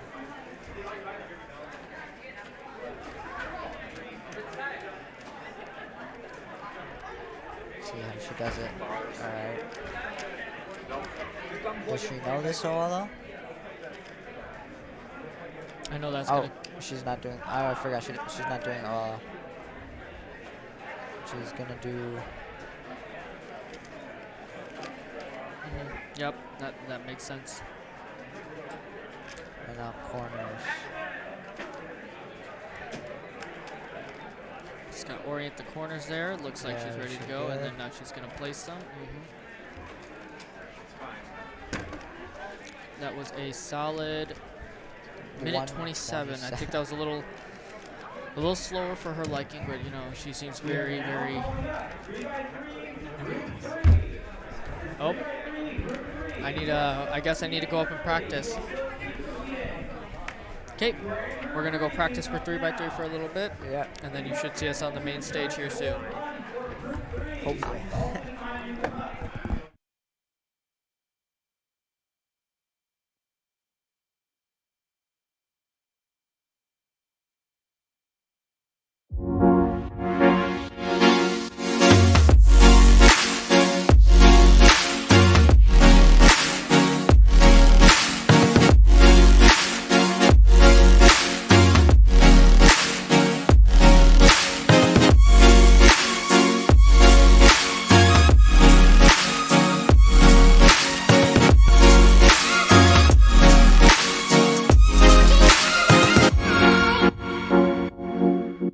Rubik's Cube.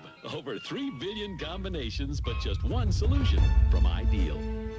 Mintai, 6 of age, living in Los Angeles, California. He came to the United States 3 years ago. Sorry about that, Felix. Felix is, well, he had the best time. I think we all saw it, 10.05 seconds. Philip did it! Philip did it! Philip! Philip is the new world champion!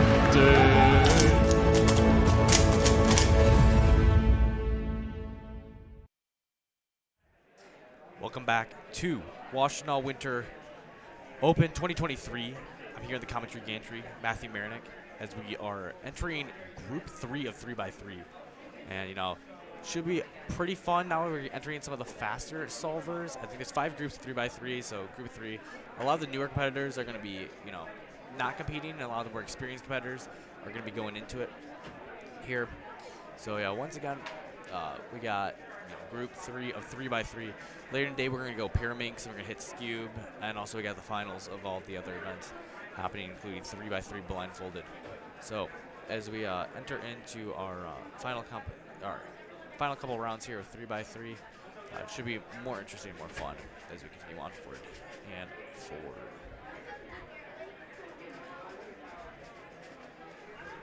All right, guys, what's going on, chat? Some solo casting. Might be answering some questions here before we got enter the next couple rounds. You know, I got some time to kill. What's going on, my guys? Nice shirt. Thank you. Let's go. Philip Kutterberson, wish you were here right now. Be elite. Have you right here.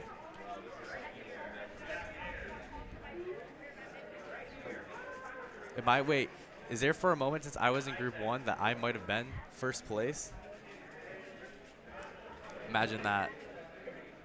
Hilarious. I ended up getting like what, a 13 something average when I competed. I ended up getting a 10-second solve off a PLL skip. So it's pretty fun.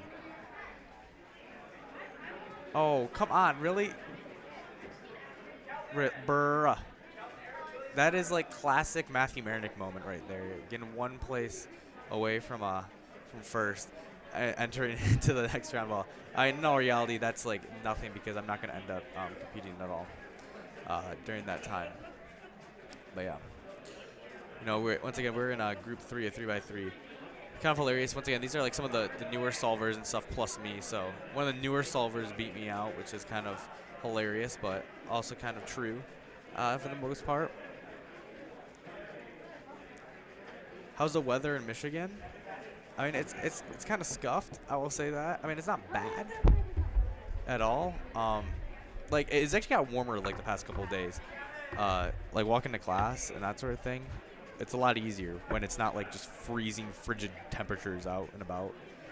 I mean, once again, like I feel like there's like a theory to be said about northerner cubers and like very, very south, I guess technically cubers having a harder time because like when you go outside in a cubing competition, especially in wintertime, where it's like pretty cold out, like your hands start to like freeze up and it's like pretty hard to warm up comparatively to like, you know, something else. But yeah. Once again, yeah, Group 3 here of 3x3 finals. Is Luke Garrett in this group? No, he's going to be in the later group probably since it's based on like your average coming in. So most definitely he's going to be in a very, very late group. I'm assuming that's going to be like Group 5 or something like that. So we'll see about that.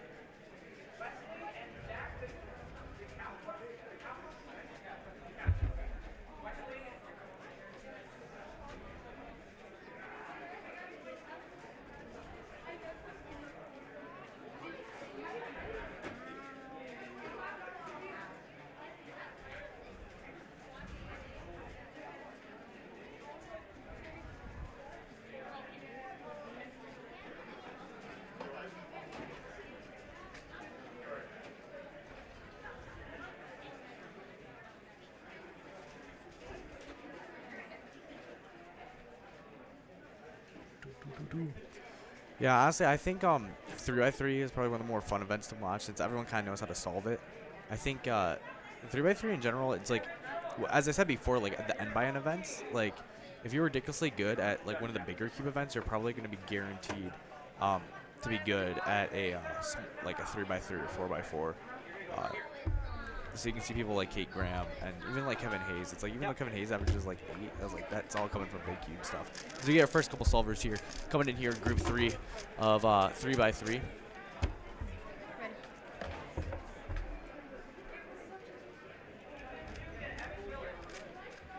First solve underway.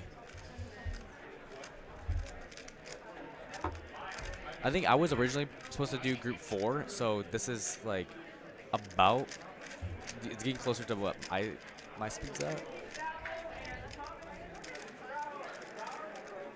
There we go, 21-second solve. Not bad. His DPS was actually kind of flashy, I'm not going to lie. And it was the 18-second on the other side. But it was a +2 into, so it's going to be like over a 20-second solve.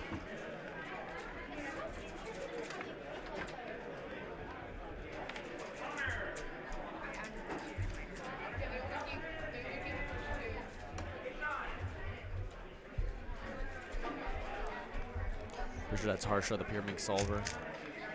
Pretty fast. Why is 3x3 round 1 taking so long? Shouldn't there be more people finished by now? Welcome to a cubing competition. It's not one unless you're running late. So, yeah, I think we were supposed to. I can check the schedule on this.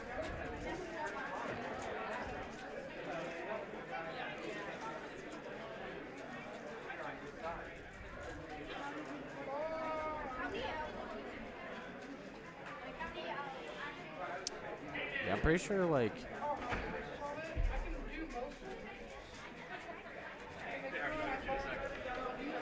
Once again, like we'll get faster throughout the day because of it's gonna go into the finals. But 3:45 is when 3x3 should end, and we're only halfway through right now of the hour and 15 minutes that it's supposed to be. So we're kind of like half an hour behind at least. Probably no reality an hour, but just how it be right now. That was my dad. He just like completely ignored me.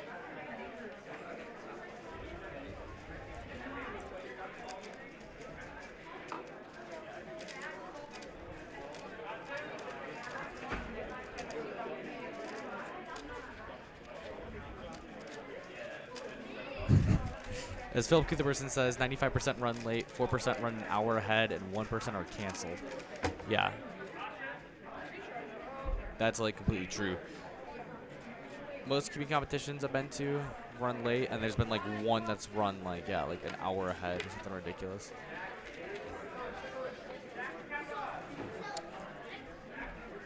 What's my 3x3 PR? So I guess doing personal record means like in a WCA competition. I think it's like 1064 or something. So yeah. I'm still chasing that sub 10 in competition, which would be nice one of these days. But as of now, I still haven't gotten that yet.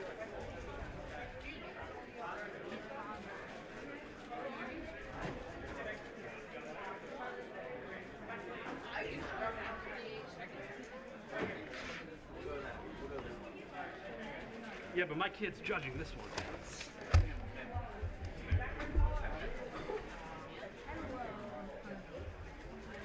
All right, here we go. University of Michigan, some duality with like the Spartans guy who was here earlier.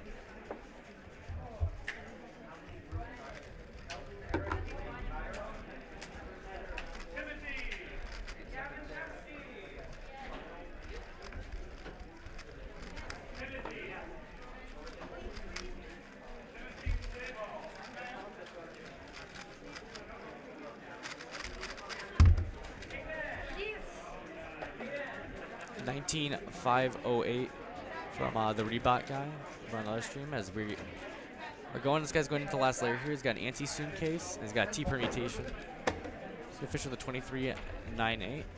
So he's pretty good for about this group in this area here.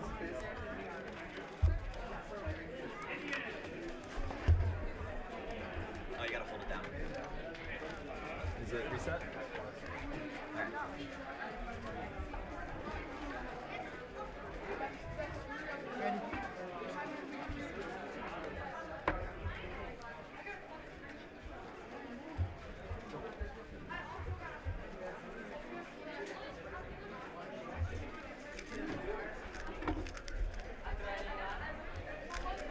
And I think this kid here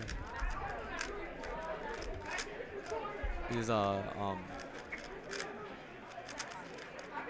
just no a decent one. Well, and do a pretty fast PLL too. 1842. Doesn't seem too happy with it.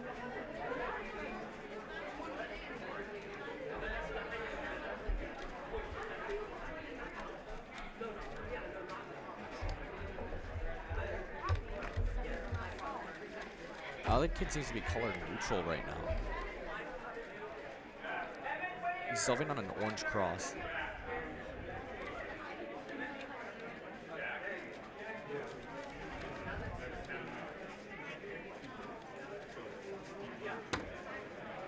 And a 32-second solve. Kind of on a slower end for this group, but you know, at the end of the day, not bad. I think it's some people just say seem good at 3x3. I wouldn't say I'm like the greatest at 3x3, but I feel like no one ever does say that. Like everyone always thinks they have room for improvement, which I definitely do because I'm like a 12, 13-second solver. So there's that, but I would say I'm not that bad. My side events are lacking. What does that even mean? Why are you flaming me like that? Why are my side events be lacking? Do I need to be good at side events? They're called side events, not the main events, right?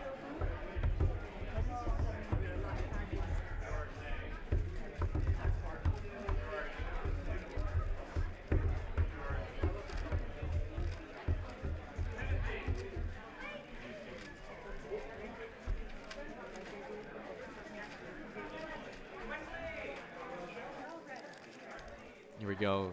It's the Reebok kid. 20.77. I know he has my name, but he's not me. I know. Judge him like he's not me. Okay.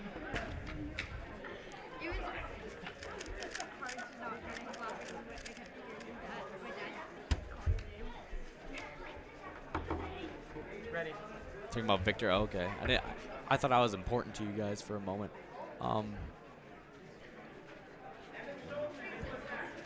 here we go. This guy's solve.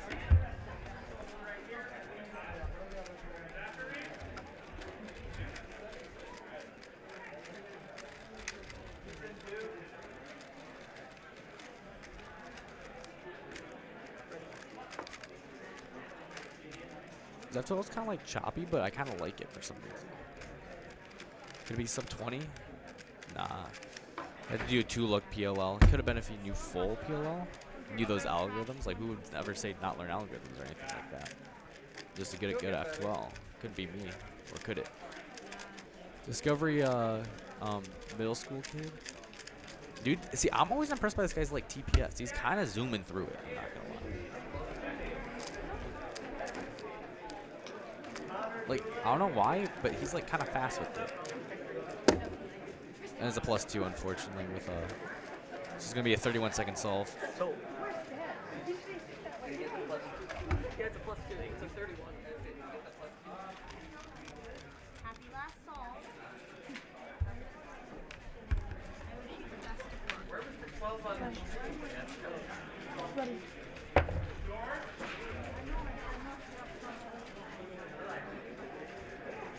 Learning algorithms cringe is why I know ZBLL.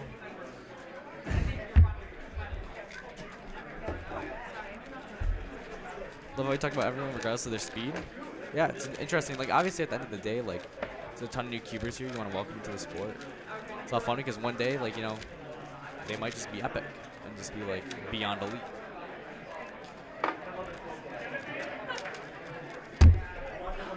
"20-second solve here. Been pretty good.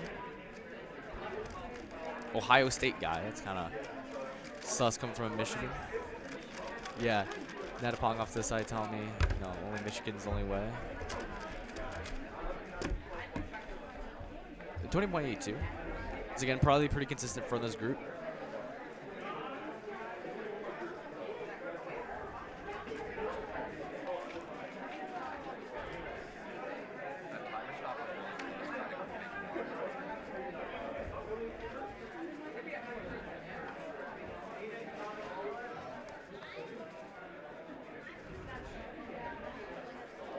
Tommy Clock NAR?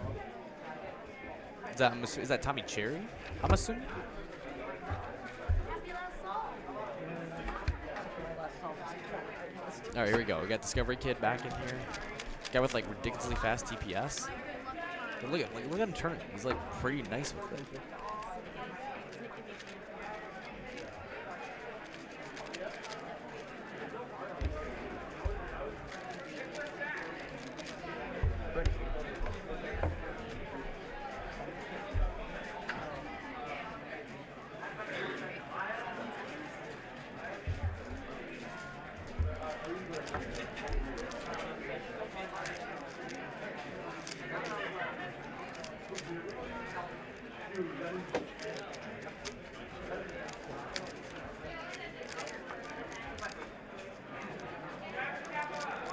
It's a Y permutation. 18-second solve. So he went from a 31 +2, I think, to an 18. That's fine. Yeah, that's fine. First sub-21. Well, thank goodness they're throwing that top of that. Yeah.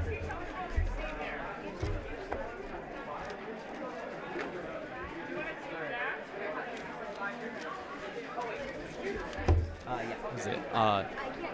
Philip, you're grinding OH for comp in August, just a DNF? Is that what I'm hearing?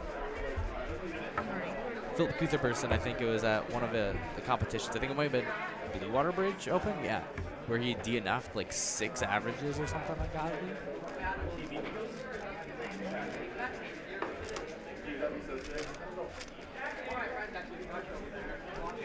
As we're into one of the Cubing USA Great Lakes Championship hoodie contenders. It's a fun competition.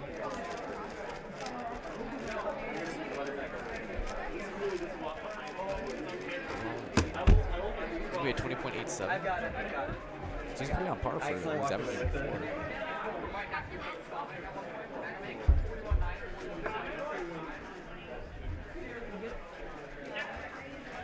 He's got the Canadian maple leaf on his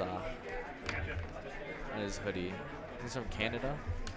That was the Great Lakes state he was representing. You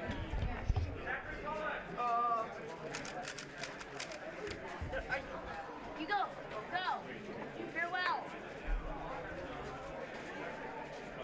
Farewell, my Canadian friends.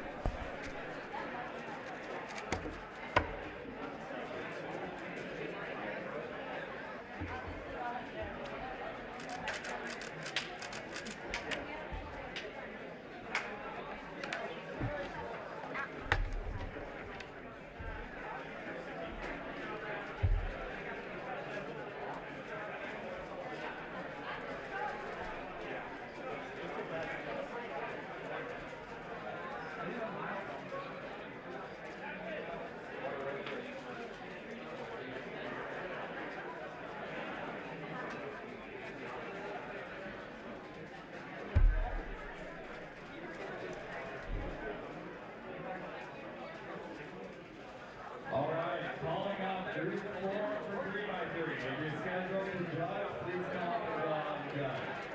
All right, here we go into Group 4, 3x3. Should be kind of fun going into this. So far, 3x3 results coming in. You know, still sitting on third place. Not bad, not bad. You know, I'm just that good. It's not the fact that, like, everybody who's possibly going to have, like, an insane chance to, like, a guaranteed chance to beat me is not competed yet.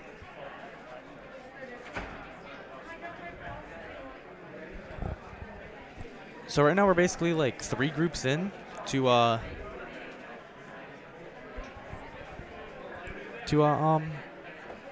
is it? 3x3? 2 left to go.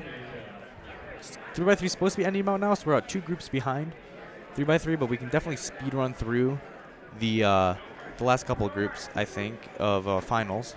So hopefully we'll be back on track soon.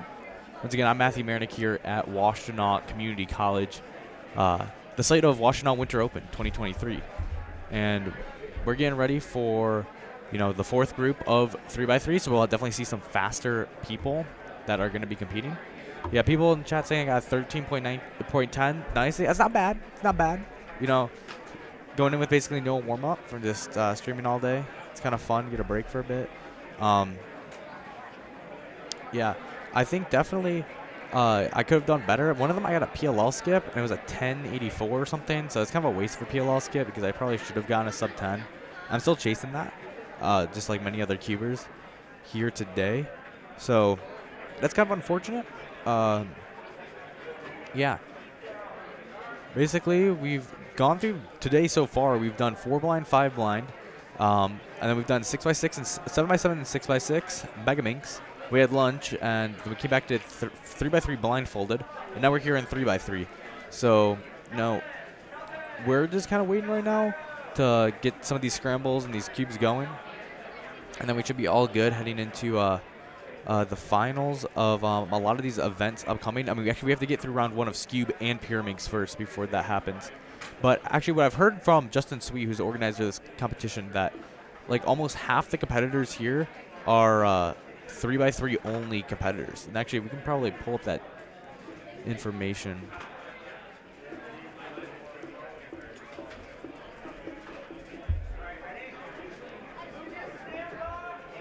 Yeah, so Pyraminx has a lot of competitors too. It's actually, I don't know where you get that information from, but it's actually a good like 25 people are 3x3 only. And after like 3x3 Pyraminx and Scube, like a lot of them are not going to make finals, and we're going to see a mass exodus of people for the most part, I think. So after that, I think the competition will be running like very quickly. So we won't be as behind as we are currently right now. But yeah.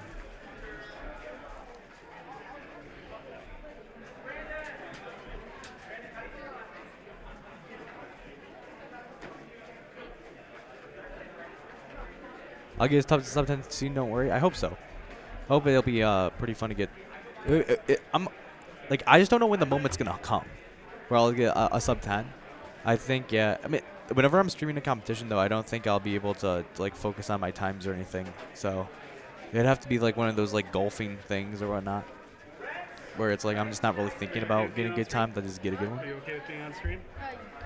I guess. Good luck. All right. Here we go. From the heartland itself.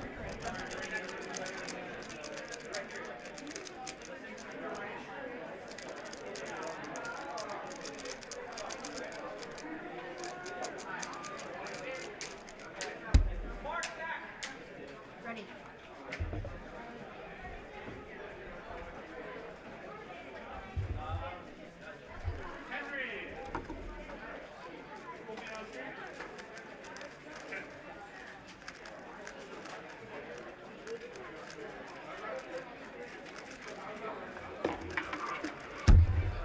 And a 13.76. Seems pretty happy about it.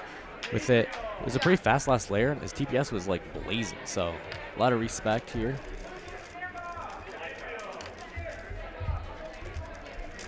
J per million. One of the first speed cubers to hit 1 million subscribers. Actually, I think it might have been the first. I don't know if Soup Timmy beat him out. Shorts creator versus long form. I know there's some contention there as being part of the creator economy.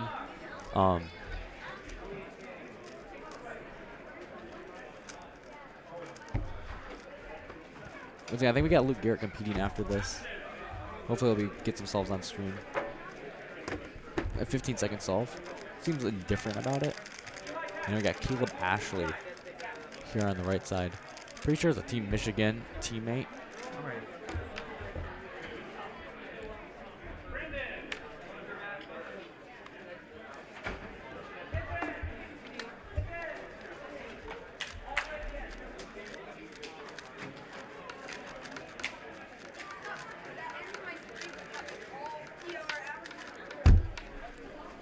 .1083.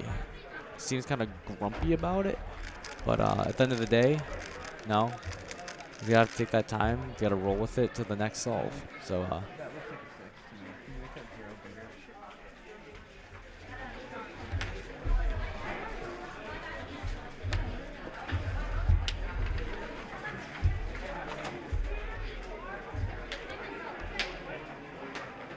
my dad yelling at me to fix my posture.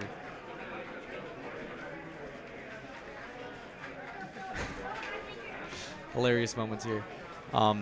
Yeah, basically, you know, 3x3, we're in group 4. This is the group I was supposed to compete in, but turns out like every single one of the stream people were at the same times. You know, we're like the people who are like pretty fast and know what we're kind of talking about, but like not fast enough to be actually good, so we're just on the stream instead.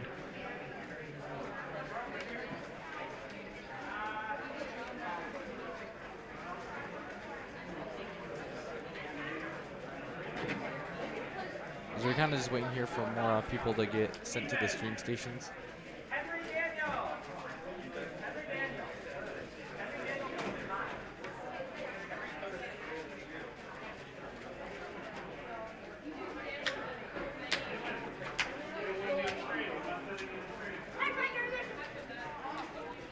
Yeah, so right now we're kind of going through group 4 of 3x3. A lot of 13-second solvers, 15-second solvers. I mean, we saw a 10-second solver, Caleb Ashley here. So we're kind of in that range of solves right now. So we're not to like the super flashy fireworks yet, but we're kind of there. These are the people I kind of solve about.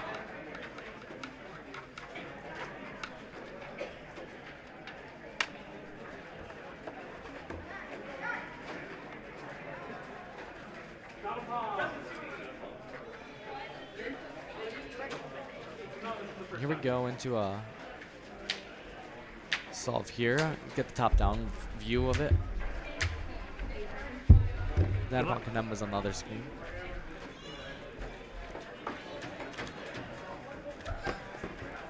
seem to finish cross until very late. This might actually be a pretty fast solve now that I'm thinking about it. Right. Close up at 12 second solve. Not bad at all. 12:31. Fast couple last pairs. There's a guy Natapon Kanema here for fellow casters. Technically has a faster average than me by a little bit. Bronze medalist at Imagination Station. And wait a moment. 11:48. So that's faster than his average, so he's chilling right now.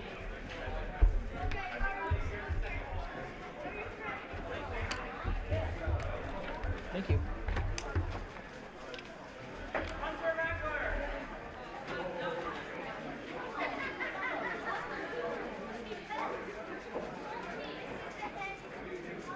Scube is not now Victor. It'll be here in the soon. I think it's either after this or a little bit after. I can check the schedule on this. So Scube is the next thing right after this. So, well, right after 3x3 go into Scube.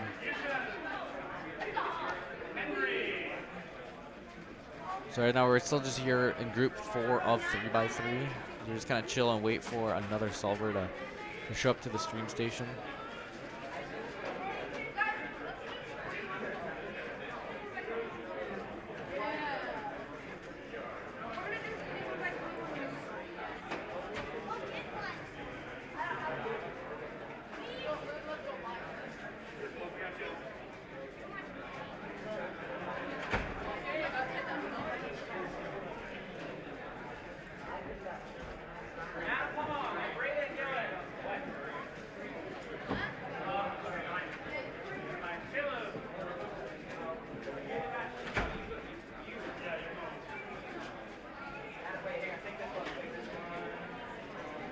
Here we go. We got some solvers coming up. Caleb Ashley and Natapon Kanema. Go the far one.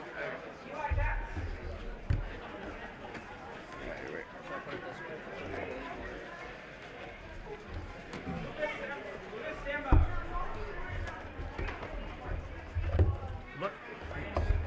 Plus 2 to practice. Thank you. We got Caleb Ashley here on our screen. I'm ready. And Natapon Kanema is going into his solve right now. We got the multi-angle here.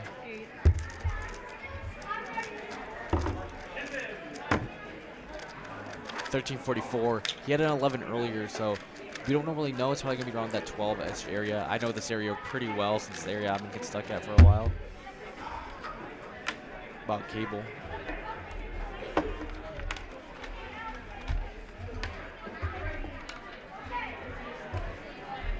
Thank you.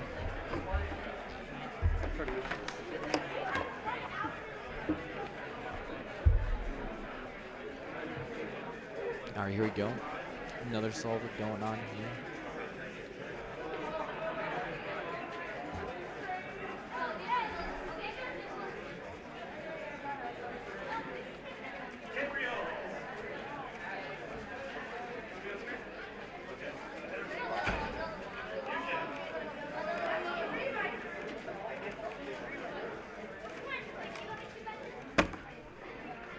Second solve, seems to be decently happy with it.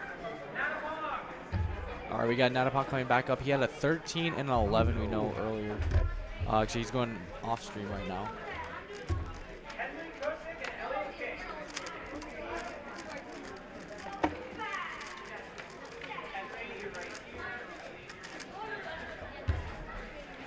Ready.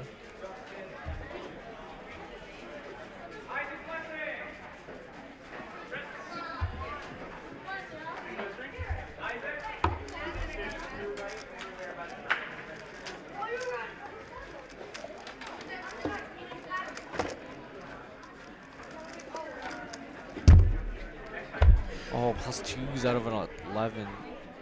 So that's going to be a 12 or a 13-7-1. Be tough as we got Renz Leon here.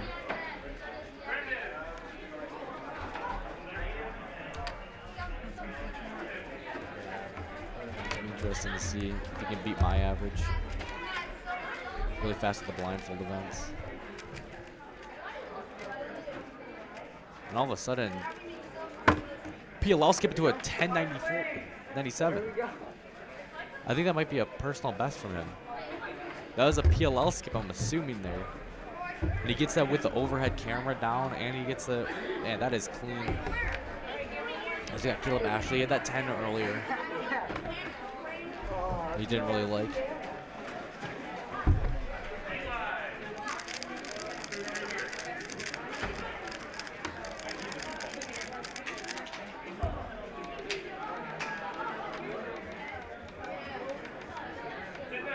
I'm ready.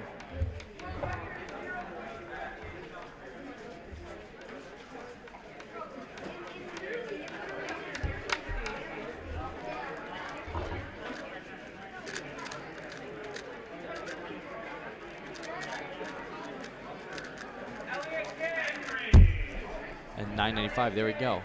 Back into it again. Bro, I wasn't recording. Wasn't recording, as he has a recording right now. And I'm joined back here with Natapon Kanema after he finished up his 3x3 average. So, how did it go? So it wasn't the best average in the world, but it was definitely still good. It was still a sub 12.5. Oh, okay. It's 12.45, so I had a counting 13.33, counting 12.04, and 11.97. Yeah, and I saw, didn't you get a 13 or something? One of that? I think I saw that one on stream. When Yeah, you it was came a over here. 13.44. So I saw you got an 11 and a 13. I was like, oh, it's like going to be kind of up in the air. Yeah, But it's still sub 13 is what I wanted. But I was Right. hoping for a sub 10, but you know, I'll take it. Nobody's perfect. Yeah. J per million guy gets a 13.49. After you get a 14, he's been pretty happy with the 14, so he's probably going to be pretty happy about the 13. Yeah, Rent's got a PLL skip 10 just like me. It's 13.71 here from the Michigan dude. He ended up getting a +2 off of a 11. Oh, man. Which is tough, so he's now got 2.13 technically. We got And has Brent coming up here in the top down.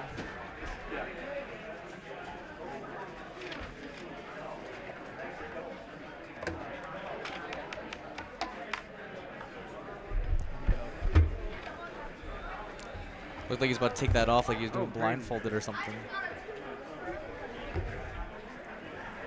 Under the table. All right, now calling up 3x3 group 5. Nice cross. 3x3 group 5.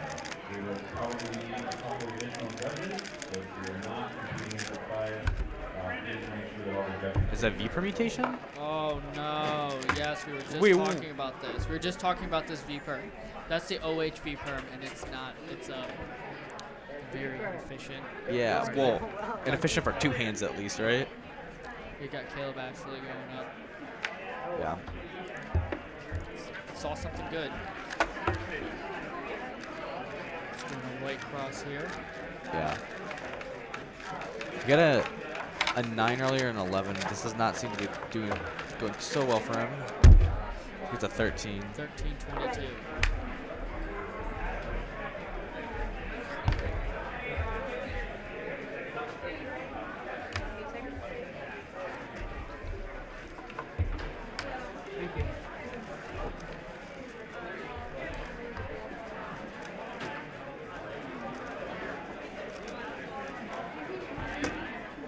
Nice. 13.01. Doesn't seem.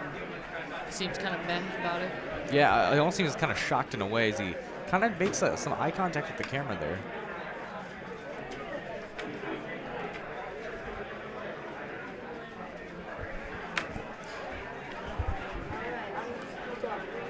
All right. And as we enter into the final group here of 3x3, Group 5, as Group 4 finishes.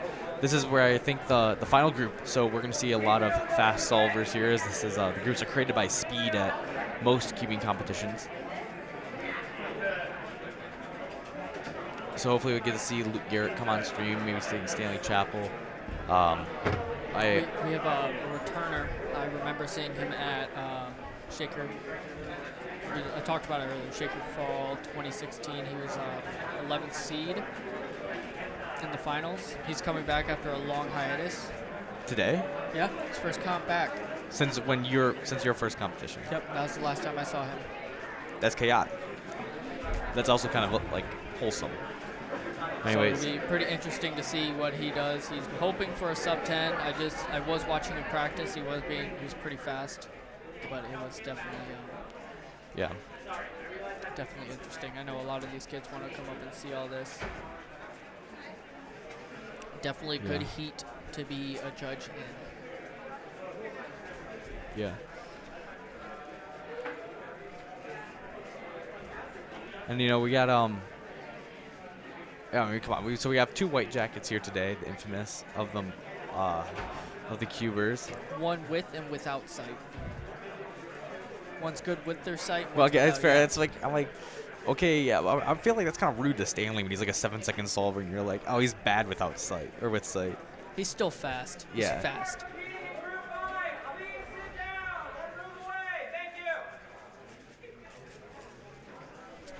Very loud. Yep. We got a group of people sitting over there that need to move, unfortunately. I feel like that's the story of this competition. You got a group of people over there that just need to move.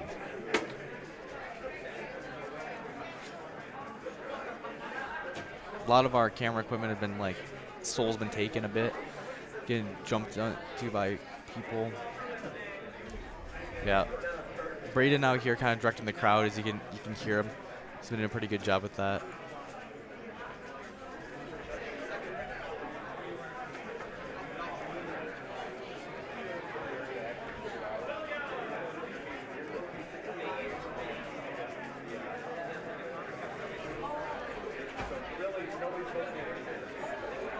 Oh, Natapong OMG. Hello, Evan.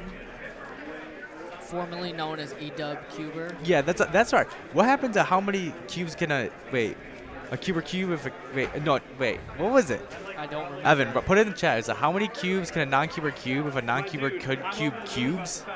I feel like that was like some kind of slow or something. Okay, here we got Steven coming up on one of the stages here. Yeah. My first official average was 107. That's about where mine was, yeah.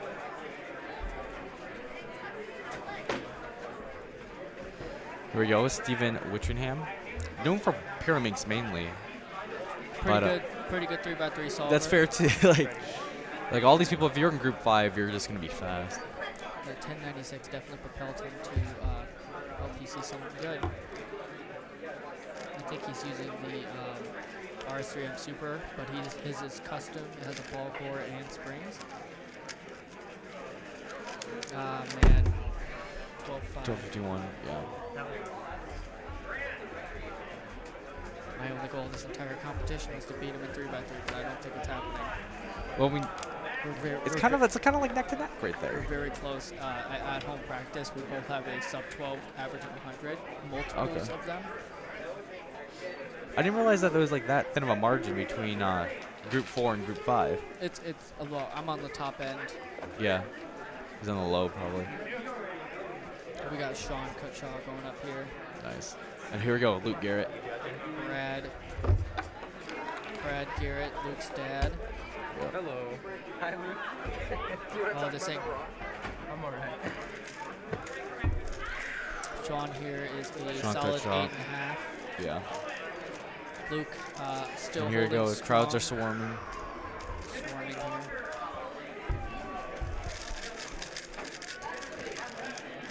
Looks like Luke Garrett might actually begin before Sean. I'm ready. Yeah, so Luke Garrett's beginning here. All right. They're going at the same time. Should be pretty interesting here. Yep. Doesn't see anything. Just going for the orange cross. Pretty fast execution. 726, not happy with it. Once again, like, just get into the next round, right? Like, I feel like a lot of these top solvers, I mean, they probably don't care about winning or anything. Yeah, 759 though. Sean Cutshaw. Yeah. Kind of a tragedy because we didn't get to see it because Luke Garrett's next to him, but still very good solve, honestly. He just tried to run his own cube. That was funny. Yeah, when you've been volunteering too much. Of course.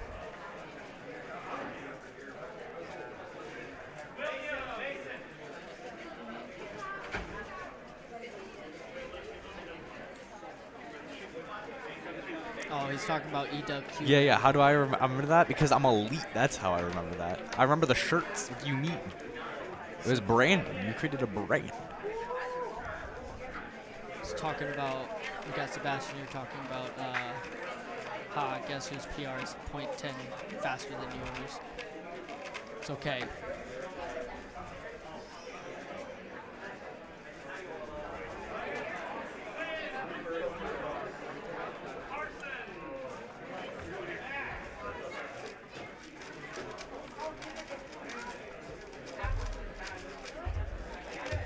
V permutation looks like. 7-6. 760. Ready. Oh, we got Quinn Lawson on the other stream here.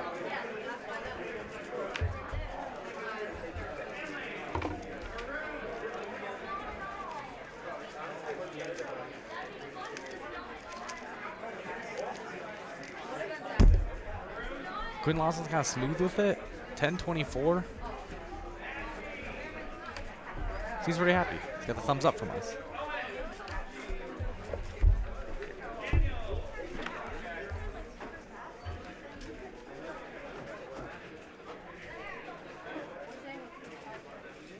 Oh yeah, his single is 0.1 faster than mine. Yes, I'm very upset about it.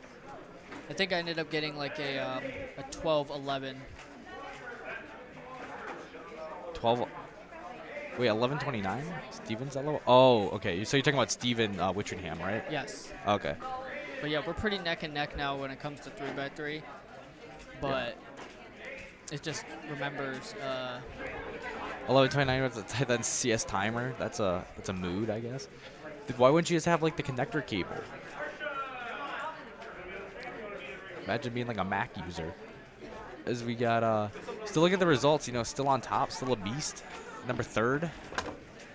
It's probably gonna change real quick. As they get more data entry. Yeah, as we got Harsha coming up to solve here. I think recently he was sub 10, I believe.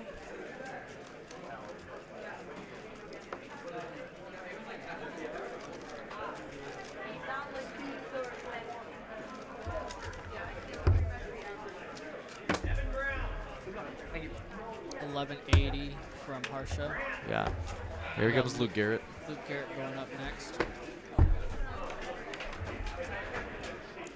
Crowd is going crazy around Luke Garrett. There's at least 10 people. Yeah, but they here seem to be watch. respecting the distance a little more. Like there's almost like this room aerating. As all right, doesn't seem to be shaking his head this time. Does he see something? Could it be? Nope, shook his head there. So I couldn't imagine being like all this pressure of all these people around him. Oh, that was a nice and fast start on yellow. Nice 664. Not happy about that at all.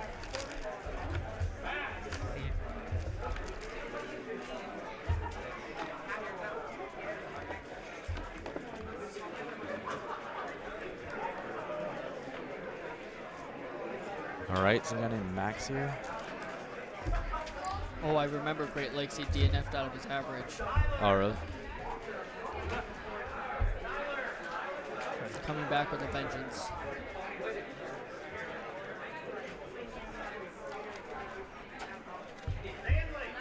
A little shaky.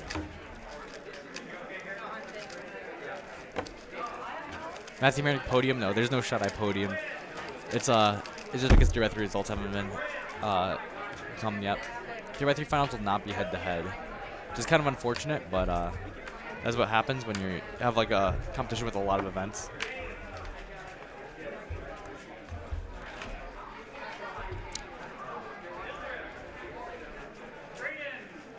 I live near Max Park, and the crowds that swarm him after good solve are a little crazy.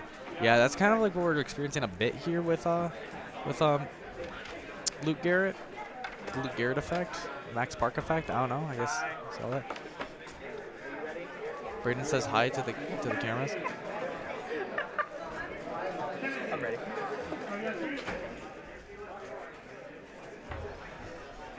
Braden's now a delegate, which is kind of absurd. It's like all these people my age are becoming like real. Nice.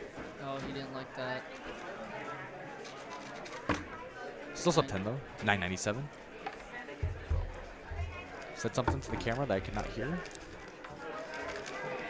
Also, make something 7 F12 pairs. Yeah.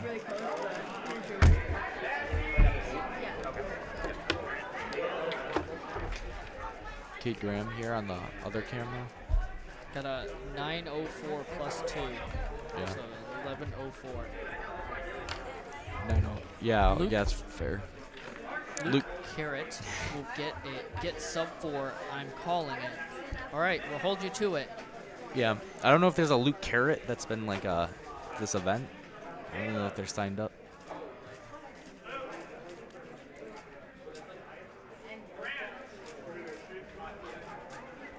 Oh, Luke coming back up to scream. Yep, scream. All right, Luke. here we go. Luke with the stream, and we might be able to see the overhead solving down for him.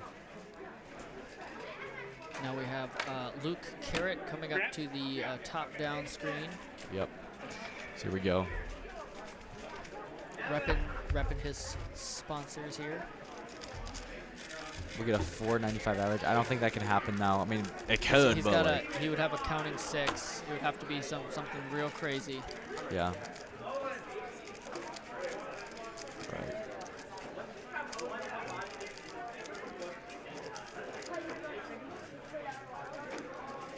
So no shaking head, but he's taking a lot of inspection. That is insane to watch his speed here on the top down. Oh, a nice It's a 5-1. 5-1. Yeah, 5-1-3. He used the MUU perm, which I'm actually kind of shocked with. That's coming back into style, I think, lately. He used I've seen it more lately than I have in the past. Honestly, like when it was first introduced, back when I started, it was definitely like I didn't like it because I would have a lot more chance of DNF. Yeah. We got somebody here with a stickered cube, 1151. Yeah. Did you compete with the sticker cube? No, I did not. I ended up competing with my RS3M Super. And here's Quinn with the top down here. It's got smooth hand movements. Definitely like that. That looked like a Kong's Design logo. You know, the onion? What, like the fake news network? No, the Kong's Design. That's what his logo looked like, but it could have just been Luke's face on it. Who knows? Oh, okay. There we go. We got Braden Richards. The kid's been on the screen 3 times. I hadn't been once. Well, we'll change that. Oh, fuck. I said something. Hey, watch your language. Oh, heck. I said something. There we go. Of course, we got Braden Richards, and then we got Luke Garrett. So unfortunately for Braden, he'll probably end up getting succumbed by the Luke Garrett effect. What's the integral of lnx? That is, wait. Dude, that's such a tough question. Wait, isn't it like, oh, I think from memory it's x lnx plus x. I'm not for sure on that. Don't quote me on that. Or minus x. X lnx minus x. So we got Braden Richards going, and Luke Garrett starting his solve right now. What am I doing?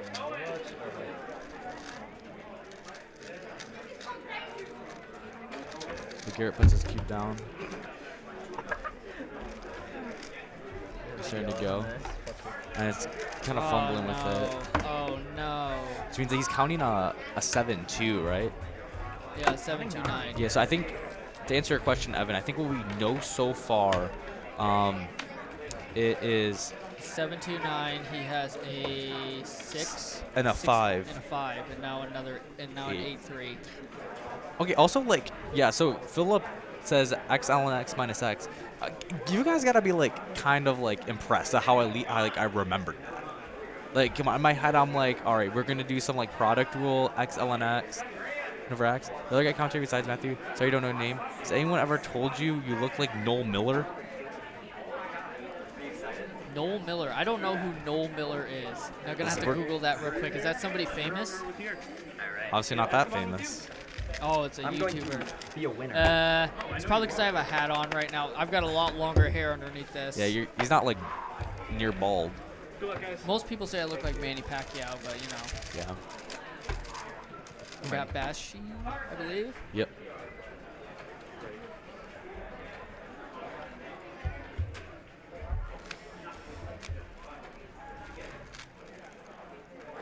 just said Luke looks like an onion. Oh, no. No.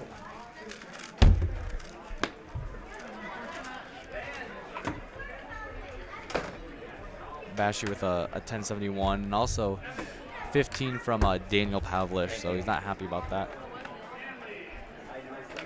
The hat on, you look like Jack Kai. Cody Ko's friend.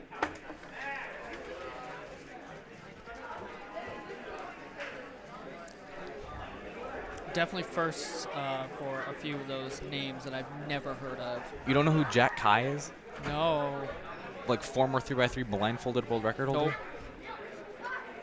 I will say, like, the mustache is kind of giving me some vibes when, like, Jack Kai has a mustache. I don't know.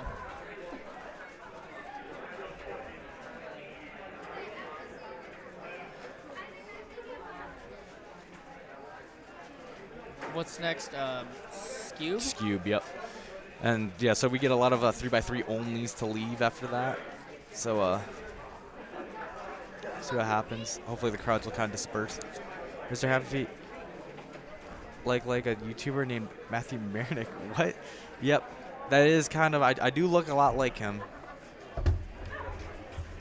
That's my twin brother. And then on one of the stages we have Mason Langendorfer coming up for a solve on the main stage.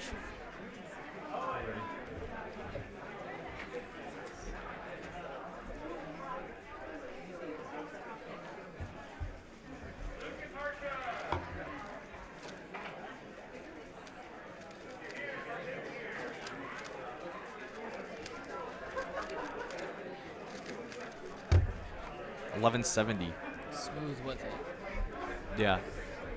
So about the New Zealand and the cubing scene, I heard there's like getting a lot of new cubers. I know, was it Ram Thakur, who is a big Indian cubing YouTuber, moved down there for college. So yeah, I think there's like a whole community spawning. I think like Oceania, they just became like, or like Australia or something like that, just became the 5th biggest country in the world that hosts most amount of cubers or something. I saw a graphic for that somewhere. So yeah, it's definitely kind of popping off lately. We'll say that.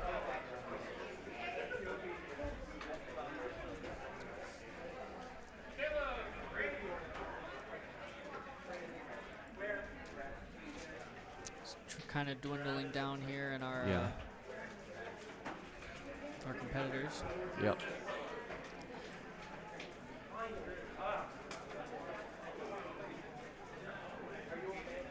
Because I think Luke Garrett might have done his final solve off stream. So that's kind of tough. New Zealand be spawning cubing NPCs? What? Does that just mean there's a lot of them coming there? Either of us going to US Nats in July. Unfortunately, that is not in the cards for me this year. Yeah, I don't know as of now. We see we might be doing it. Yeah, unfortunately, it's just a little too late for me. Yeah. We got Sean Cutshaw coming up here in the top-down camera. Yeah. Just like, alright. Like good salts and bad salts. I believe last comp I remember he was a 8.5 average, so he's got high hopes. Yeah.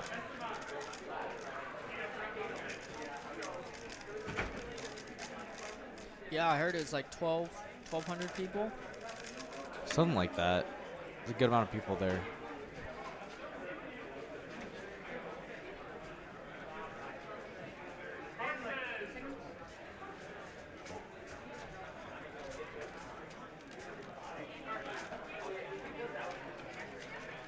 Looking pretty fast there. 9:43. Yeah, so he had a 7 earlier when Luke got a 7 also.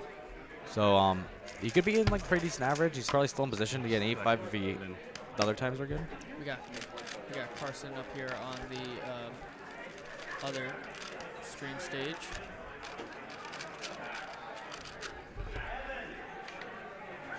Ready. I don't know what his solves have been so far, but I'm thinking he's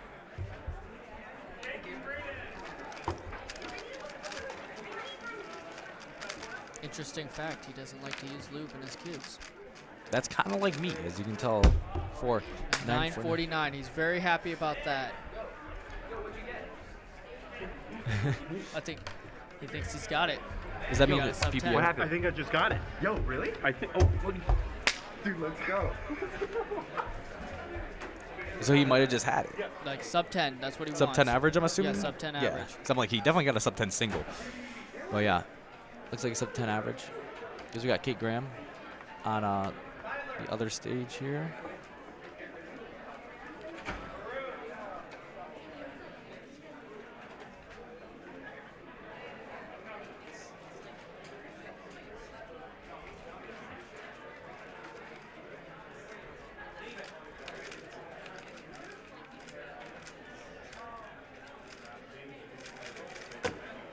$9.20. There was a dot case there that she did like a sledgehammer insert instead of just a basic one to try to get some edge preservation.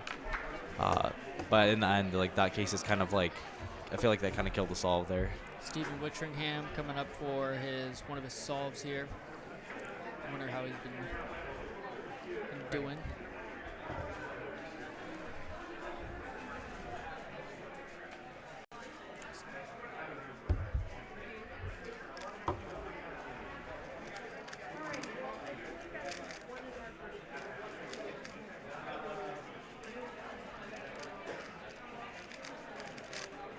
Oh, looks like he did green cross.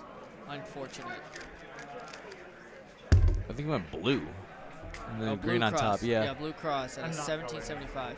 Because I'm not color neutral. Neither am I, Steven. Neither am I. I did get a 13. It wasn't even that good. I did get a 13.3 average. Yeah. CN.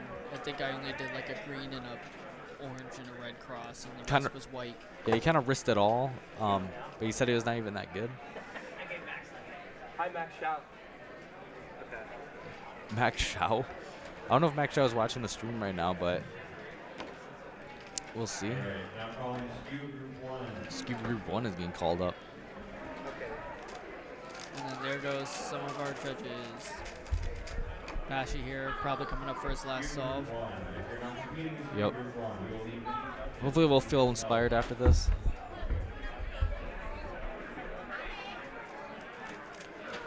This is where the mass exodus could happen again.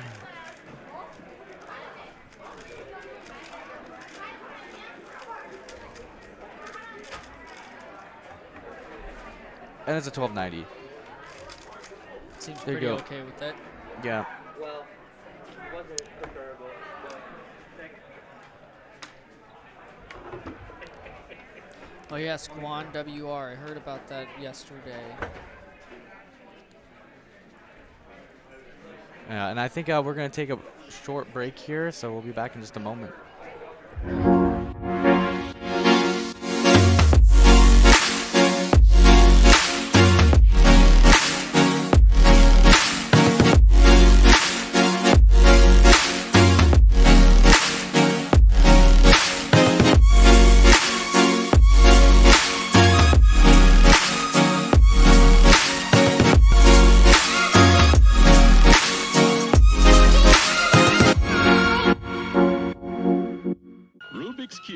Over 3 billion combinations, but just one solution from Ideal. Mintai, 6 of age, living in Los Angeles, California. He came to the United States 3 years ago. Sorry about that, Felix.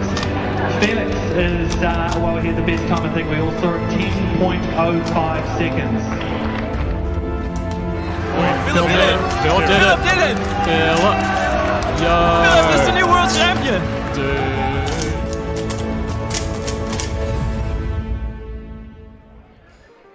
So we can check here. This is the Washtenaw County Courthouse, located just in Ann Arbor, about 10 minutes away. This is where a group of delegates from Michigan originally met to have a meeting on what to do with the border dispute with Ohio and decide whether or not they'll become a state right in that courthouse in Washtenaw just down the road from us. This would lead to the Toledo War, and what today was a compromise where it gave Toledo to Ohio and the Upper Peninsula to Michigan to settle that border dispute. And with that, welcome you back to the commentary gantry here in Washtenaw Winter 2023 here at the Washtenaw Community College in the Morris Lawrence building. And we're going to start here with some Scube that's going on. And, for the most part, here's some of the 3x3 cube results as they come in. You've got Owen Wittes here with an 8.17 average, leading the pack so far. That's going to quickly change as some more fast people come through in the results. I think in general, not bad. What were your thoughts on your own average? Well, I'm gonna be honest. My first solve was a 13.86.89 but it was a +2. My second solve was just a 15, and then I got a 13, but then I got a 10.97 on my fourth solve, and that was up on the stream. Yeah. And then I tried to keep that was with top down too. And then I don't know, I got 13 after that. So not really happy with the average, too happy with the average, but that 10 is really nice. Yeah. That's the thing for me is, I kind of just, meme around and gonna go for singles at this point. Right. Which is, so far from, what I used to be with, I'm so caught up with averages, that sort of thing. Yeah, I think I should take some more time before I start solving. Just kind of focus back up, take some breaths, that sort of thing. Well, what kind of strategies do you employ when you have a nerves going into a round? Usually I don't, unless it's 3x3. For whatever 3x3, I like 3x3, but it's not my favorite event. So the reason for me having nerves, I cannot explain. Yeah. The only thing that I don't really have a go-to strategy. I've tried going straight into it. I've tried just breathing, sitting there for a minute. But I think what works usually is I just sit down, take a few seconds, set up the camera, and then I just take one deep breath in, one deep breath out, and go. Yeah. We got Scube starting up right about now. As I'm trying to change this. Bruh. It's father and daughter. Look at that. Yeah, I see them often at competitions here. There we go. There. The Scube from the top down, kind of interesting. Doing a lot of sledgehammers. That's what Scube's kind of known for.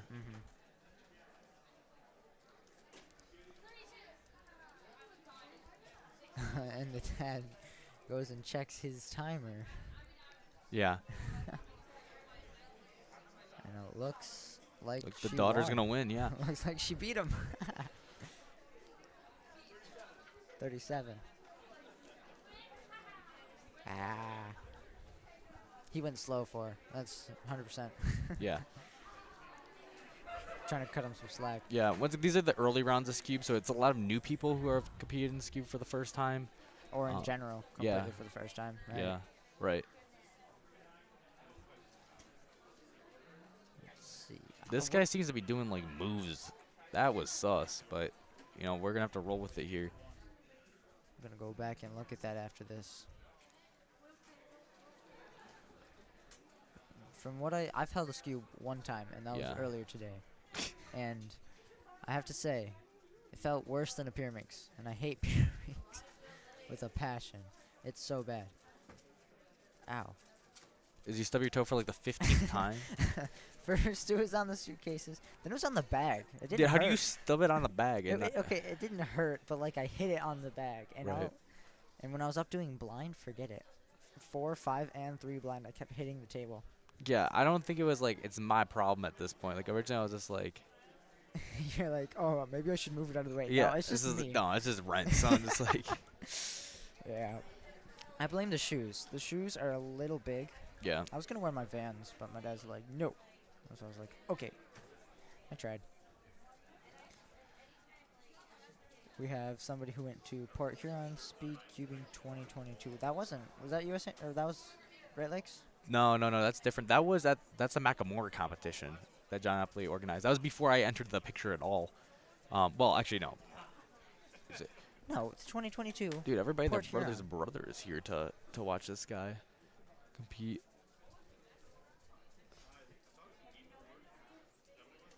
This guy right here. Everybody's excited. Yep.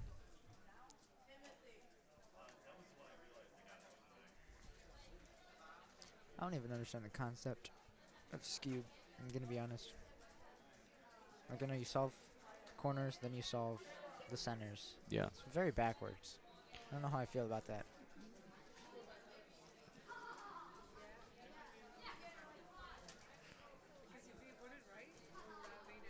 .3011. And on the other side, a 7.61. Not bad, not bad.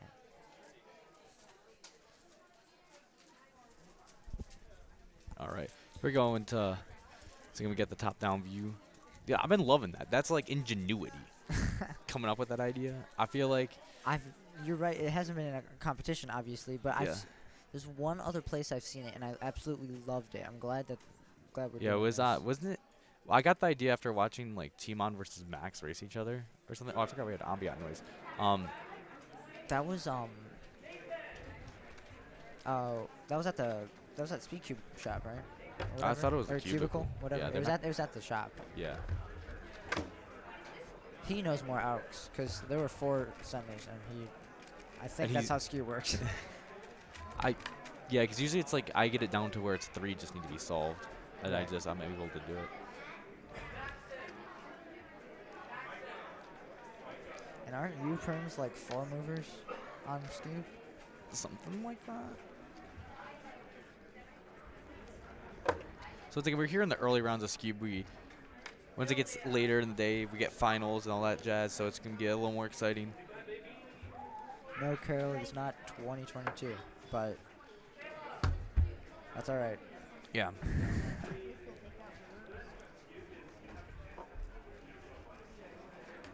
Because we got another top His down shirt was something. from 2022. Yeah. Ooh, I like that kid's shirt. 3 Rubik's Cubes and a bunch of math around it. Yeah. Kid. It's not, Yeah, that I kid. always forget, like, dude, you know what's actually wild? There was like a poll on Facebook. I know, I'm an old man on Facebook. You're a really old man. Yeah, but it I was would what never. was your major or whatever? Oh, that's why. And it was it was all cubers, and like 60% of them were math. And it's Oh. like I feel like I shouldn't be shocked, but at the same time I'm still kind of shocked. I'm not. But it's I like mean, specifically math, sure, but like something that involves math, of course not. right. Well, I mean, but everything involves math. Get real. Like real I'm analysis. not real. I am not real. I am. Yeah. I am part of the matrix. Right. You know, I think that's actually something because how much do you know? Like because you're pretty elite at math. Like, do you know like a lot of the group theory and stuff? No. I'm gonna be honest. I do not care to learn either. Really? Yeah. That to me is wild. I'm. Well, you're gonna be an applied math guy, aren't you? You're like, oh, actually, I like physics. No, bro. I hate physics. I'm not gonna lie. Physics is gross. Oh, it's disgusting. Yeah. I took physics and I hated the class so much I got a C in it. Was that with Mr. Lightnum? No, it was. No, Lightnum was out. It was Wait, what? Why is Lightnum out? For whatever reason, but it was some. His name was David something. He was a Navy SEAL, young guy, really young guy. Bro, what? He played hardcore heavy metal in the room during our labs. It was so much fun. But you got a C. I got a C because listen, I had an A until the final, and the final just brought me down to a C. Like that's how bad I did. Yeah. I'm so dumb. 16. Yeah. Opinion on Timon said about average of 12 format for big finals, like for big nationals. finals. I think it'd be cool if it was head-to-head, if like one person did one solve at a time. I think it would be really cool if you only had 6 solvers and you really greatly reduced it. If not, then I think it's a giant time suck, and it's like just be good at 5 solves, like become elite. If you're really that good, just be good at 5 solves. AO12 format for big. Well, yeah. How many people are typically in a big finals for nationals? That's what I'm saying. If you do 16, like you're not gonna have time for 12 solves for Right. all of them. But if you have like 6, That would be kind of so cool. they have to be careful with how they're formatting Yeah. finals. Which, it's nationals. How many people would you say are elite enough to win nationals that are actually from the United States? Right. It's going to be... that's fair. I think... Because Max Park, definitely #1 contender. Well, I mean, I think Matty Rodonaba has a chance too. No, he definitely does. But I'm just going off of, like, world ranking. Yeah. Right? Right. And Max Park always comes back, no matter what. Yeah. He's always up on the forefront. You know, Timon breaks his world record average, and then he goes and ties it just because he can. Yeah.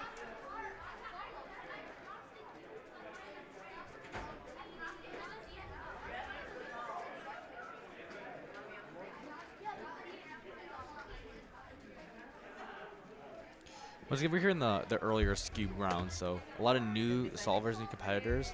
Hopefully having a good time at their first what was that? competition. You see that timer glitch? 2 times. That was Whoa, weird. whoa, whoa! I do see it now. I do see it now. Yeah. 8-7. See, that was a glitch in the Matrix.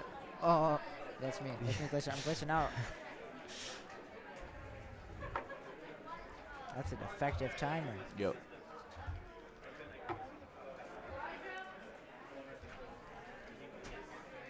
Yeah, my sister and I recently got clocks. Oh, you Yeah. know my stance on clocks. Yeah, but I like it. I like it. Really? It's interesting because it's something where, yes, there are methods to it, but I don't know. I like how it's mostly based off of you practicing. 'Cause Right. I don't go out of my way to learn new outs. I still don't know full OLL. Like, I refuse to learn full OLL. And I don't want to learn subsets. I Yeah. think I'm just going to keep doing what I'm doing until I'm, like, sub 9. Right. Or sub 10, but probably sub 9. And I don't know. I feel like clock is just a perfect event because I don't need to go out of my way to learn stuff to get better. I went from my first solve was 2 minutes to now I'm consistently averaging 14, 15 seconds. Yeah. Oh, as one of the cameras gets jolted. Oh my god. You want me to go fix it? Yeah, I'll go fix it real quick. Have fun. As he leaves me to do this entire stream by myself, he's not allowed back. Somebody in the chat tell him that he's not allowed to come back. He's fired. Are you streaming Maham? No.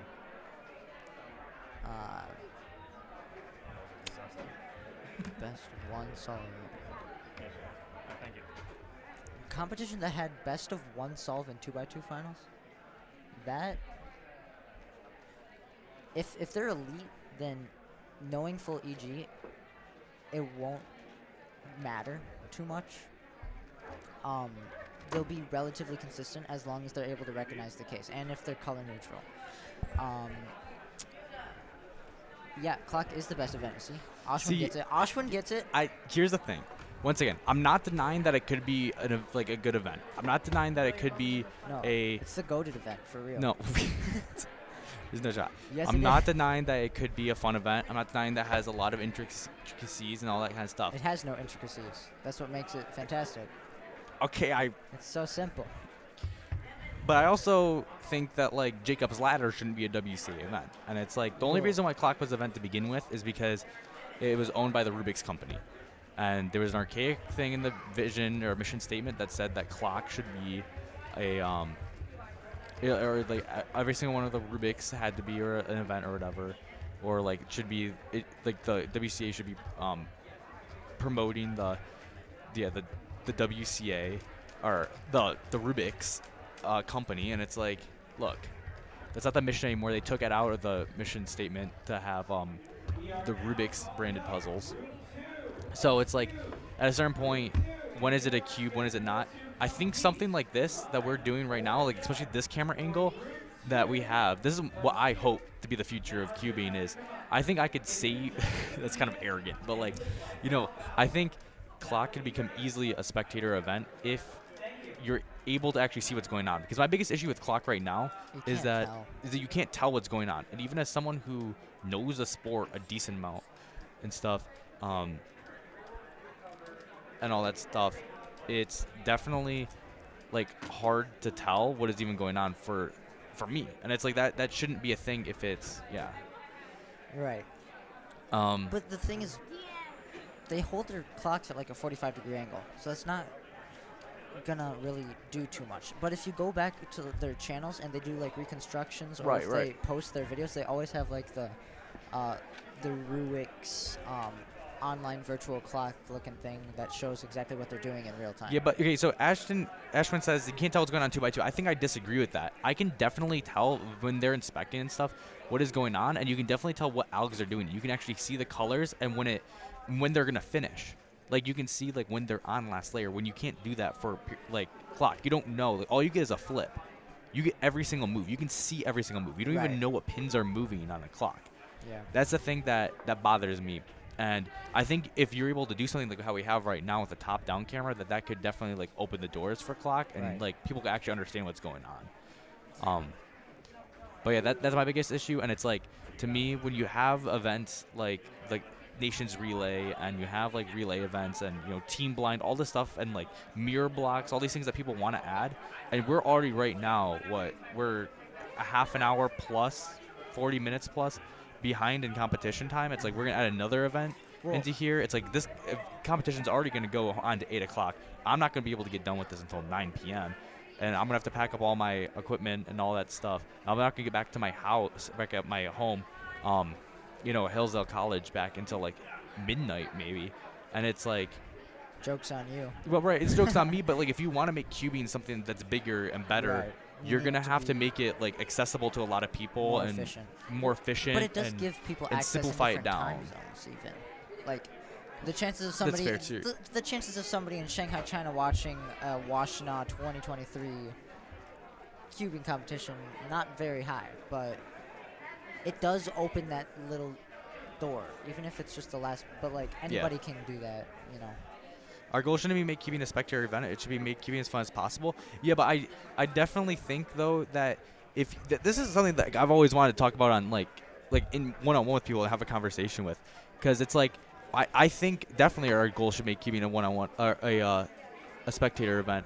So here we go. Here, like, I mean, why wouldn't you? The main thing is that it would bring more money to the sport, which would allow you to grow cubing even further, to bring more people to understand why cubing is so much fun. I mean, you see things like chess and esports in the recent years where it's like you've seen them grow and blow up because of all these streams and all these content creators and all these things that make it like super interesting to other people, and it brings people who never would have been there before. And to me, it's like it doesn't make any sense why you wouldn't want to make it a spectator event.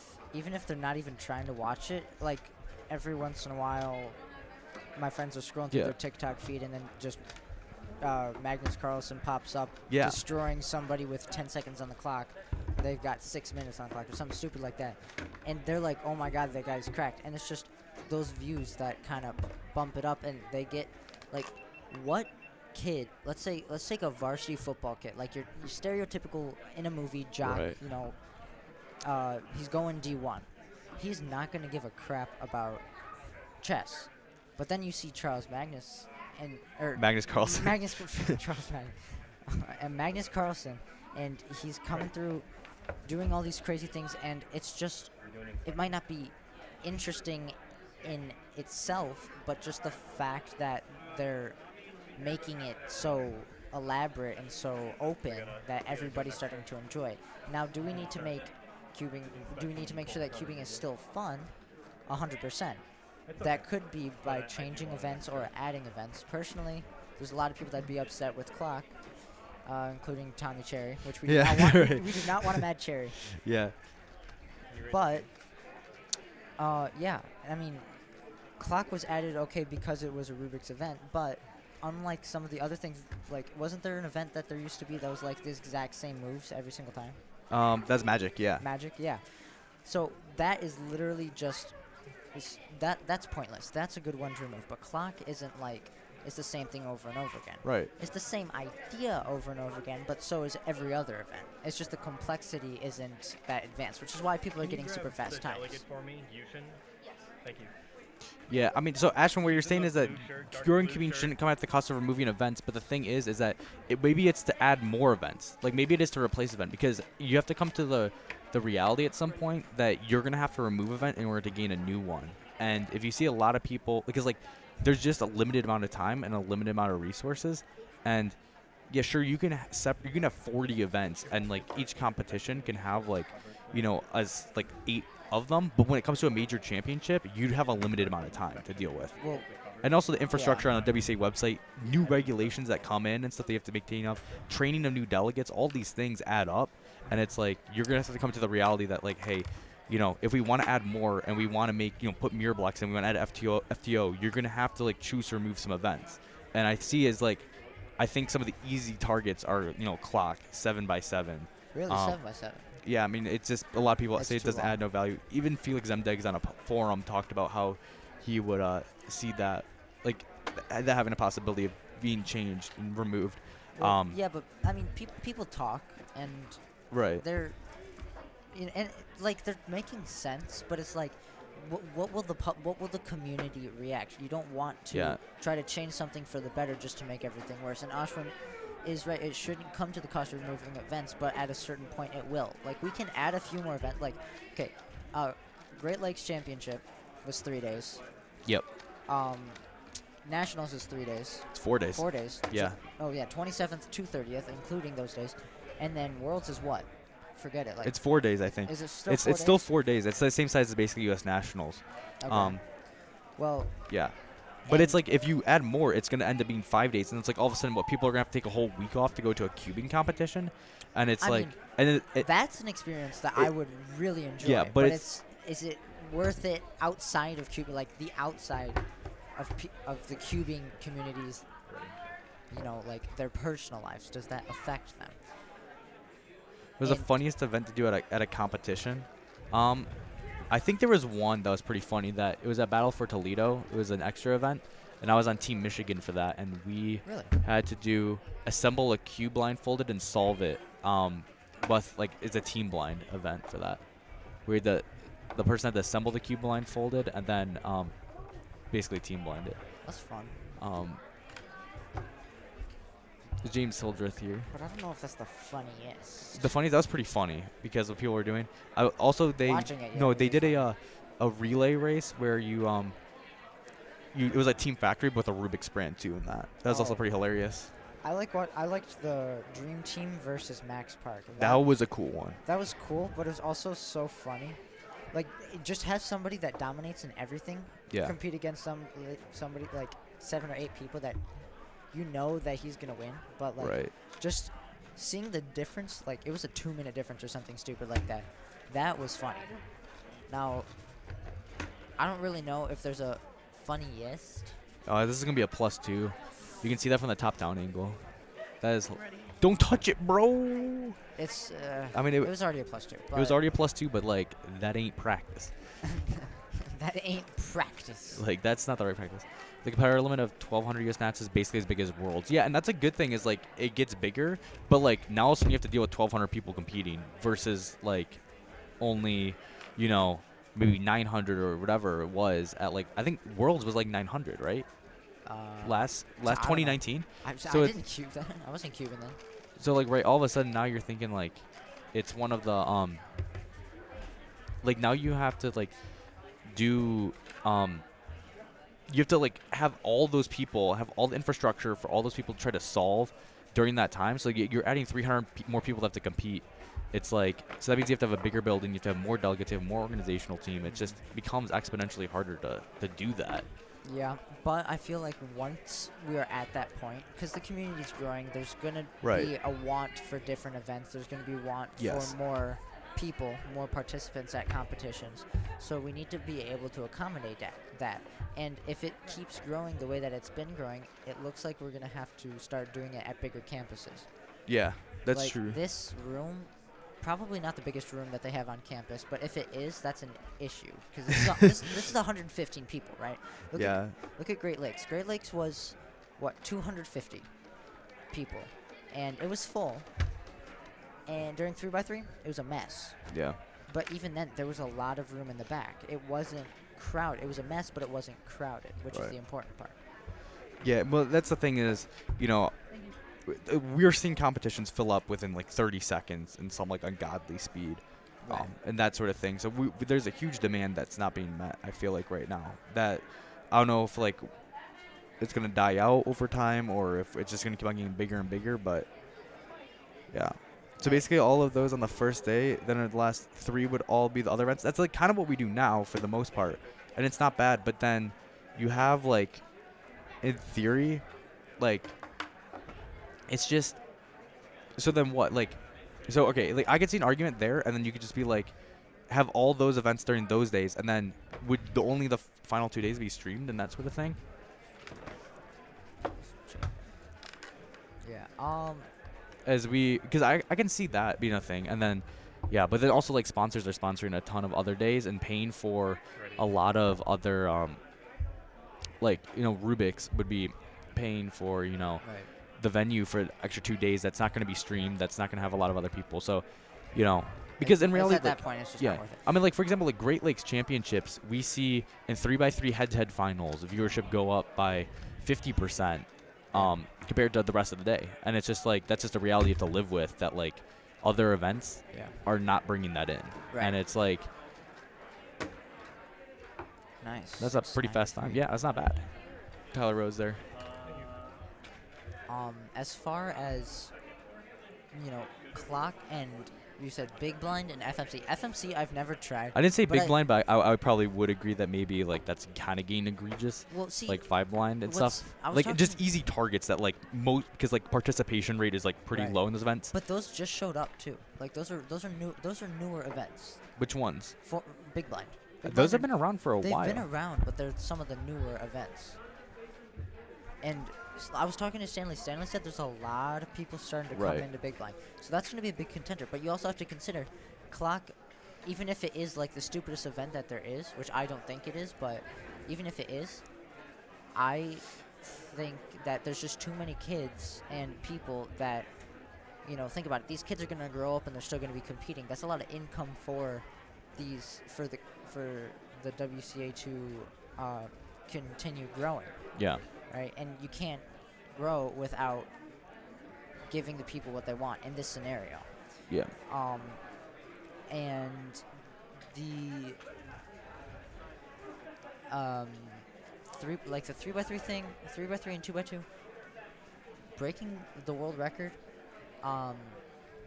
It has been broken by random people, right? But I don't know how.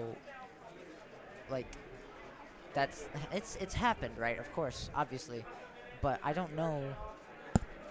I feel like everybody has kind of been exposed, not exposed in a bad way, but like all the people that have gotten 3s or really low 4s or like or an average, like a low 5 average. I feel like those people have been introduced to the world, and they show up on the world rankings anyway. So even if you haven't heard of them, they've definitely been around long enough, and people know of them, even if you don't. So the fact that 3x3, like the 3x3 world record, that's not gonna. I don't think that's gonna be broken by somebody who's not known. Like They're gonna be kind of known, I feel like, because like least Yu kind of Shengdu was kind of known within the Chinese Cuban community. Right, without the Chinese, throughout the Chinese Cuban community, but like I would compare him to China, like how the Chinese people saw him, as far as how popular he was as a Cuber, as we would see like someone like maybe Mats Volk, like right now, like how we see Mats Volk. Like we know who he is, but we don't hear a lot about him.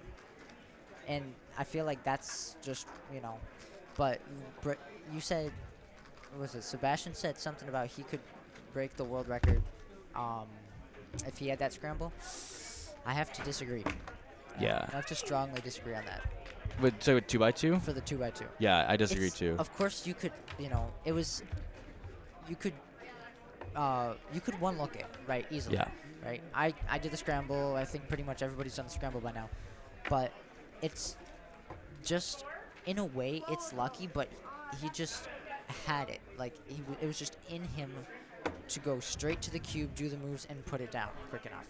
Yes. And you could get, like, a super, super, super fast time, but then, they might be done. boom, it's just like, it's not even close. Like, it could be a 4-mover, and then you still get like a 7.6 just because, or a 0.76 just because of the bad pickup. And Magic, the reason that got taken out was just because, it's 4 moves over and over again, or whatever it was. I don't even remember. Yeah, well, and that's the thing about, like, so Magic, right, it gets removed because it's so redundant, it goes over and over again. But if you actually look at the forum, I made a video about this, removal of Magic WCA. You're not competing in Cube right now. Yeah. I mean, like, you actually look at the removal of Magic, the message board. It's, like, pretty toxic. The people are, like, kind of yelling at each other, and they're, like, talking about how, like, somebody says, like, Magic is something that, like, has people enter the community, and, Magic, you're just, like, you're cutting so many people off from the community, like, all these things, and it's like, dude, Cubing community moved on after Magic was removed. Like, it wasn't that big of a deal. Like, it pulled on some people for a little bit, but they realized, oh my god, it's, like, I'm not saying that I could get a world record on Magic, but, like, if it's just the same thing over and over and over again, that's like, I don't know, it's like flipping a bottle.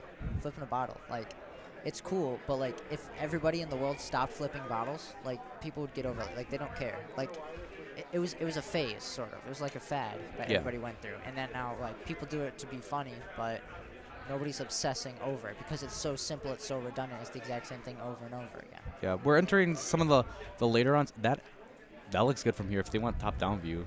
But, I'm excited to see Pyraminx like that. That'll be interesting. Yeah, that's true. You're competing in that, though, right? Yeah. What group are you? Because I'm 4. I think I'm 3. They left my thing over there, but I'm pretty sure I'm in 3. Let's see, what else? Slip 6 average, even though they're not as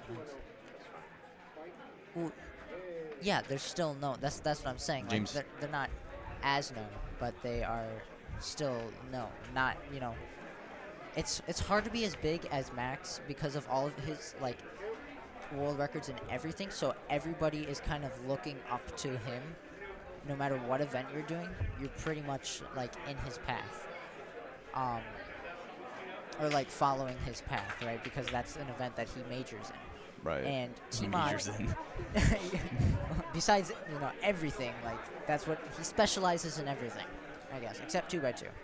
He averages, like, 5 on 2x2, so. Yeah. He gets faster averages on 3x3. That's kind of sad, but, like, in the wave, it's kind of, like, so it's cool, hilarious, but, yeah. Like, it's cool, hilarious, sad, and just, like, messed up, but, whatever. And, yeah, Timon's huge because he came up, through Pyraminx, right? Yeah, and that's how I knew him, is from Pyraminx. Right, and then he just popped up and he started, I'm going to do 3x3, and then he just gets good. Whatever he did obviously worked. There's probably between endless hours of practice and just learning more algorithms and utilizing different techniques that aren't as obvious or as common for somebody who's averaging 10 seconds. Like, they don't see that stuff. But he was already really fast at 3x3 anyway. Yeah. Like, the first couple of years that he was competing, I watched, like, a video. It was, like, Timon through the years. Right. 3 years in, he's averaging, like, 6 seconds. Right. And he was still, like, 12, 13. He was young. He was really young. Or he looked young anyway, I don't remember.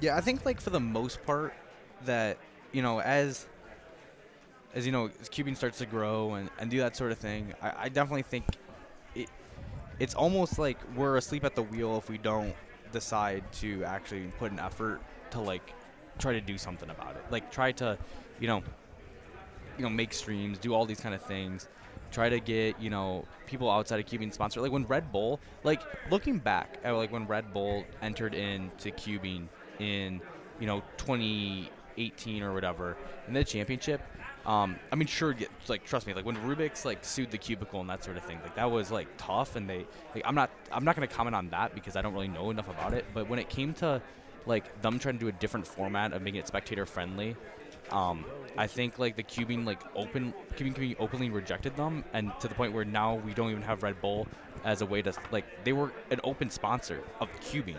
Like, that's a real brand, that's not necessarily like only within the cubing community that's like sponsoring cubing, and all of a sudden now it's gone because like we just completely shunned them out. And it's like, and that would have been perfect for growing. Like we were growing, Yes. and then we stopped because Red Bull was gone. That was the reason we were getting out there. Red Bull having the world competitions or the yeah, and world they had them championship type online thing. too during Right. COVID, and that was a 5-second solve here. That's pretty fast. That's very fast. Yeah, and to me, A 4:11 on the right. yeah, from Owen Wittes. Woo. Times are going by fast now. We're in the later groups of Scube. We're in the Speedy Boys. Yep. And there were even some 6s in the heat too. So, like Tyler Rose, and some others I don't remember particularly.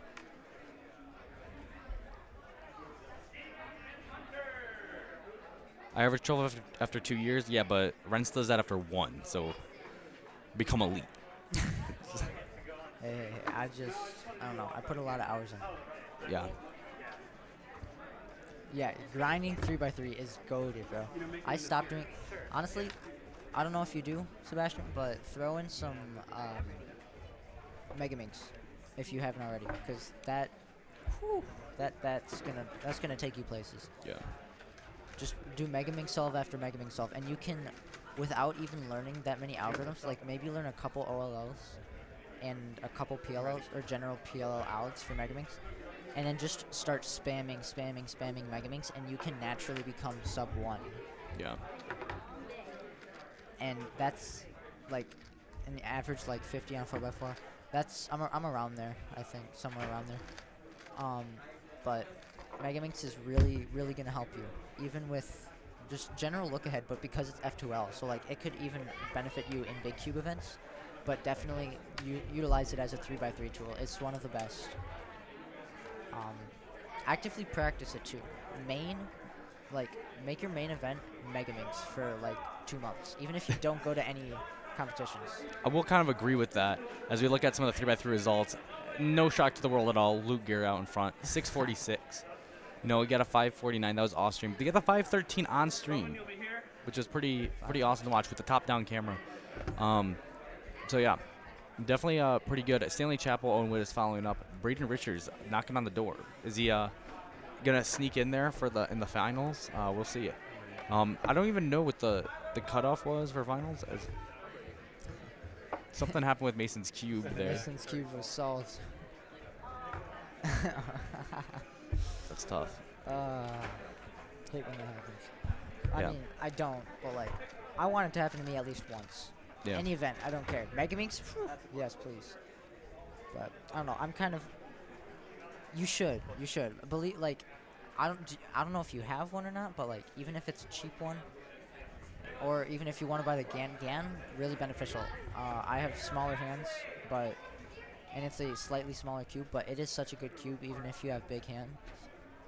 Yeah. One of the things, what you're talking about, the Mega Minx, using it as a main event, like, I absolutely love warming up with Mega Minx when it came to 3x3, back when I, like, really took my time seriously in competitions. But, yeah, it's like, yeah, I definitely really, like, that was such a good way to do it, because, like, you go from, like, such a bigger cube down to a smaller one, and you're, like, I don't know, it's kind of like a weight on a bat. That's how I always say, like, you go from like having to think about so many pieces to just like all you gotta do is focus on 4 F12 pairs, and like your path is just like so much clearer. Right. And yeah, it really like when I was doing what was it? I did 4 and 5 blind, right? And then I went and practiced 3 blind, and it was so easy. I was getting solve after solve after solve, and they were really fast. I was getting like 110, 115, 127 was my slowest. And that's really good for me. Like, I maybe average 143 when I get an ML3.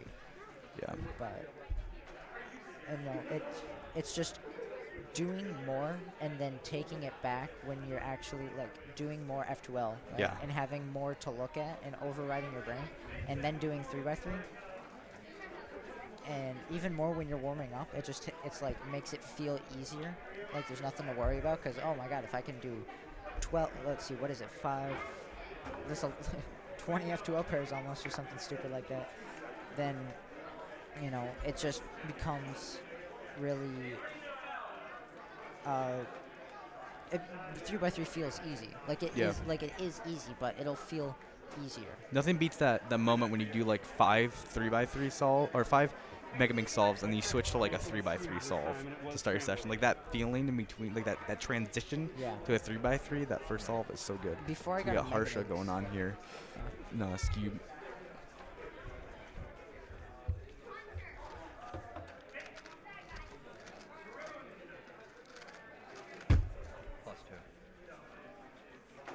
Calls a +2 when he sees it. It's going to be a 732 solve because of that penalty. All right. Yeah. Before I had a Mega Mix, I would warm up with my Rubik's brand, like the original Rubik's brand thing, and then I would switch to what was it? It was a stickered cube. I don't remember what it was.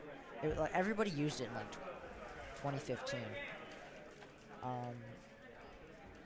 And then yeah, I felt so much better. But now that cube sat in my shower for like a year. Wait, what? I used to cube in the shower. Wait. And then I it didn't got even think about rusted. that as a strat. Bro, it is, bro. The strat Mega Minx on the toilet, 3x3 in the bathroom or in the shower for real. That's gotta be scuffed. That's how you drop your times. Every moment counts. That is actually like some like actual addiction level stuff. See, it's yeah, it kind of is. Right. It's an issue. So isn't like Timon Koloshinsky's always like, you know, I eat sleep cube for like a whole like 2 years before Worlds 2019, and then like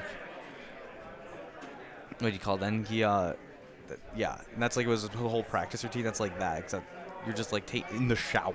It's just absurd. Well, I had nothing. Like I had so much time to kill. The water felt so nice. I was chilling. Yeah. There's nothing else to do. Right. I will actually say I remember 7th grade accelerated science. I had Woodward or whatever, Wood something. Really? I had Mrs. VGA. She's not there. She's not there anymore? Yeah. I went to the same high school that he's attending now. But yeah, so that's kind of... But during that class, we watched a video about monsoons in Indonesia. And they were saying that, like, the thoughts of, like, your body and your brain is, like, better when it's moisturized and your body's getting moisturized. So it's, like, that's why shower thoughts are, like, actually a thing. I don't know how true that is. Shower thoughts go crazy. Yeah, I have to say. Shower thoughts when it's the when you're cubing though, it's like your solves are just probably like next level. Except I'm not bringing my timer in there. That's true. But yeah. Ooh. I'm from Uzbekistan. That's kind of crazy. Uzbekistan. Actually, what was it? I have Wait, is Uzbekistan in Russia? No. Am I lost? You're lost. I'm thinking of like Risk. Like the game, like, you know, where you got like the different things. My grandma comes over every Christmas. We spend 4 days playing Risk. Really? Oh yeah, with 5 people. It's so long. It's so much fun. Yeah. She drinks like 6 margaritas. She's going. Yeah, as we're entering in, like, so right now we're waiting for the final rounds of Skewb to get through here. I actually just put down a 3.8. Yeah. Over here. That's kind of absurd. Seen a lot of 6s. A lot of 6s and 5s. But a 3, it's a high 3, but it's a 3, and it's a 3. 3 and anything is like at least relatively good, even 2x2. Yeah.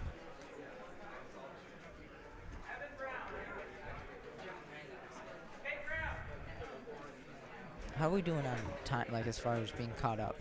Oh, like the schedule? Schedule, yeah. It's probably not going to be the greatest, but we'll see. So, Pyramix is supposed to end at 5:45. And it is 5. Oh, wait. No. Skewb was supposed to end at 4:45. So that's where we're at right now. 25 minutes. Well, we're not ended yet. So it's going to be like 35. 35 minutes. Yeah. They just started too, huh?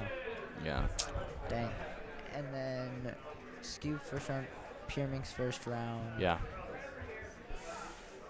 I don't know if I'm gonna make Pura finals. I'm gonna be honest. So many people are doing it. There was a person who got a 10-minute 3x3 solve and got NR because they're the only person beating the country. We Here we go. Matapon. Let's go. The boy. Back in my days, known as Mac the Cuber. Oh yeah, You do not remember that. That was before your time. No, yes, but I know. But I watched his videos. I found him. Dude. I found him. All right. It reminds me of Jack Kai. Like, you just... Dude, someone was saying that in the chat. They were flaming him. There's Look at your Jack Kai looking out. Ooh. What? He's mad. I think he had something, like, kind of nice. It was a lockup. And look at this guy. He's not trusting the stream. He doesn't trust us to film his solves, so he has to bring his own camera. Look at that.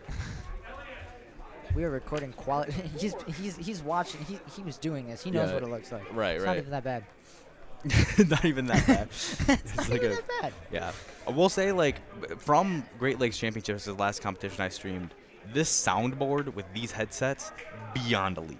Because we only had the lapel mics last time. Being able to hear each other, be able to hear the solvers with the ambient mics that we have on the solve stations and, like, hear what they're saying.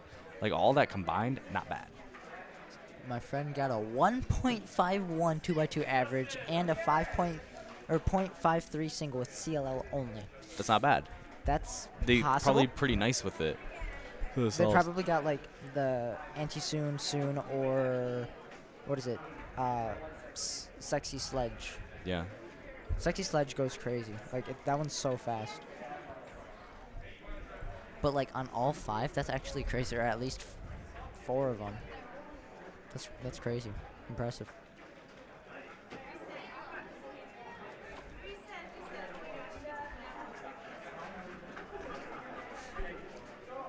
Nobody up on the stream.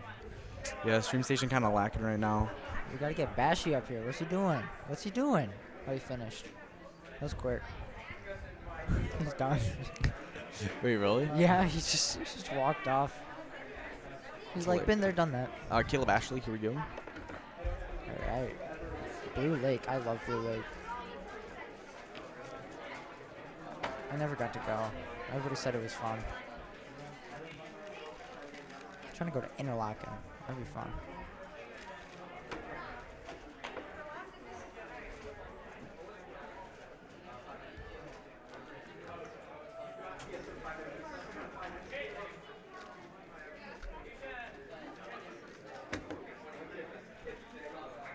Disappointed with a 579.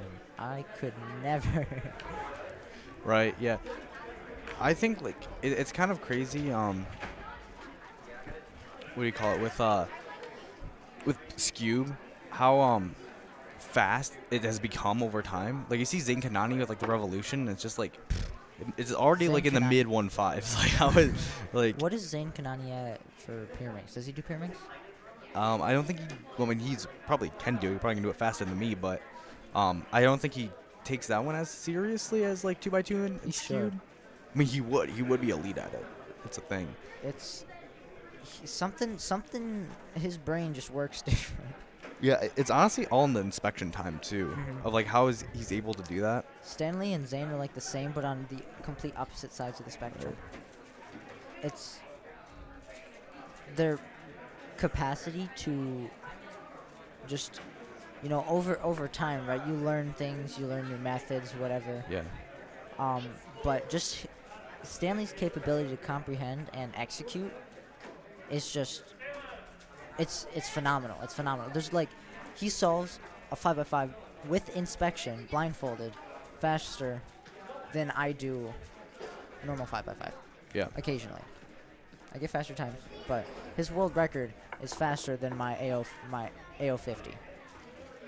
That's by wild. like 10 seconds. And we obviously his 4-blind that just came in 9 days ago, something like that. 51 seconds. 51 seconds. It took him 20 seconds to memorize an entire 4x4 cube. 10 seconds is in? Around 20. 20. Okay, yeah. I was about to say, I'm like, wait, what? No, but yeah, that's definitely wild. I don't understand how you can can do that fast. And also, I don't understand how you can execute that fast. Like, what? You're 30 seconds for 4x4 as like just like a solve. Right. Sight solve.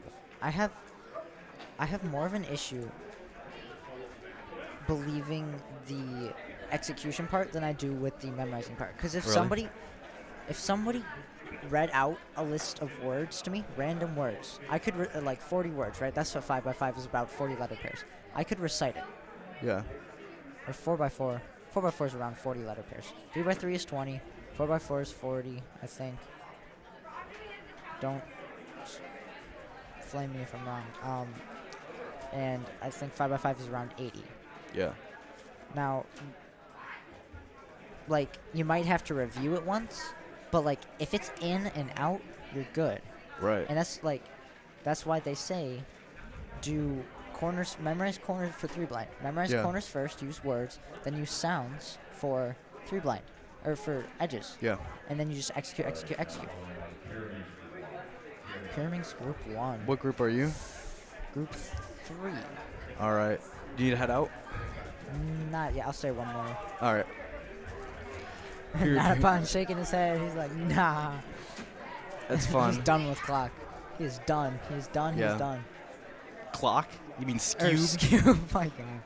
Bro. Don't talk about the forbidden event. It's 5:17. I'm dying. Ugh. Yeah. We'll get ready for 3x3 finals at like. I'm not late doing tonight. 3x3. I'm not. Actually, I didn't make it, bro. I was in 16th place before Heat 5. Yeah. I got screwed. But again, happy with that single. I love how we just treated Scube like a giant podcast. Bro. Bro, it's. This is. Doing this makes things interesting. You know, even if, like,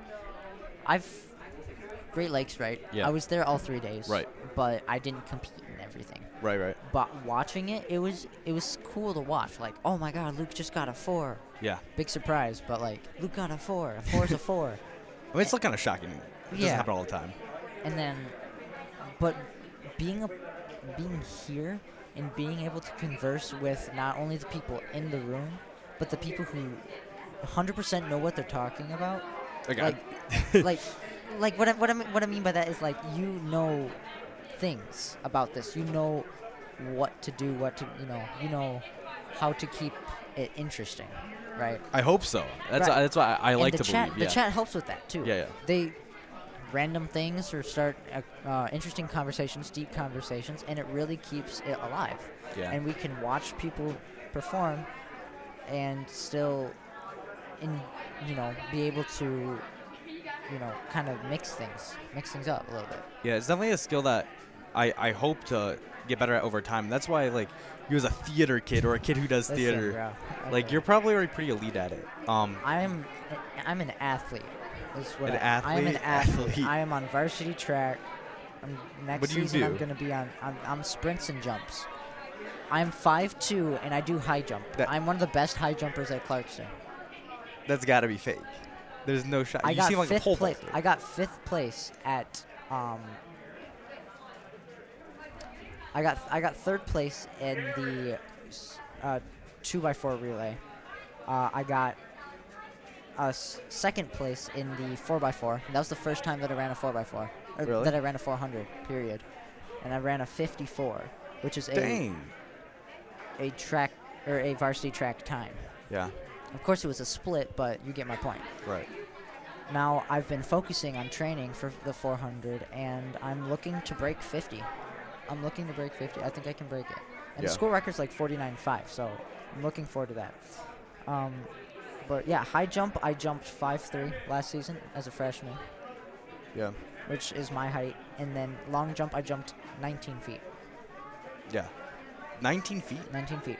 Wait, you jump distance. Run up and jump. 19 feet. 19 feet. Look it up. World record is 29, something like that.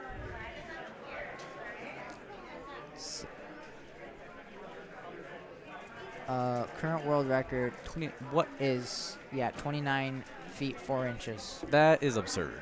Yep. Yeah. High school, it's actually not that uncommon. Like the varsity mark is like 18.5 feet. Yeah. And to go to high school or to go to states, in high school you have to jump like 21 feet. It's really stupid, but I don't know. I'm springy. I don't have a lot of muscle, but I move quick. So call me a theater kid? Mm-mm. Yeah, but actually that's what I was about to say, because in what is it? I have a class that I'm taking right now that I have to for the core requirements to graduate, and it's called theater, introduction to theater. Yeah. And I have to do a monologue that I have to memorize. Oh, monologues they're not that bad. No, they are. I can't memorize stuff. Memorizing them is the issue. Yeah. But like, monologue, like being able when you have it in your head, right? Yeah. Performing it, you can have fun with it.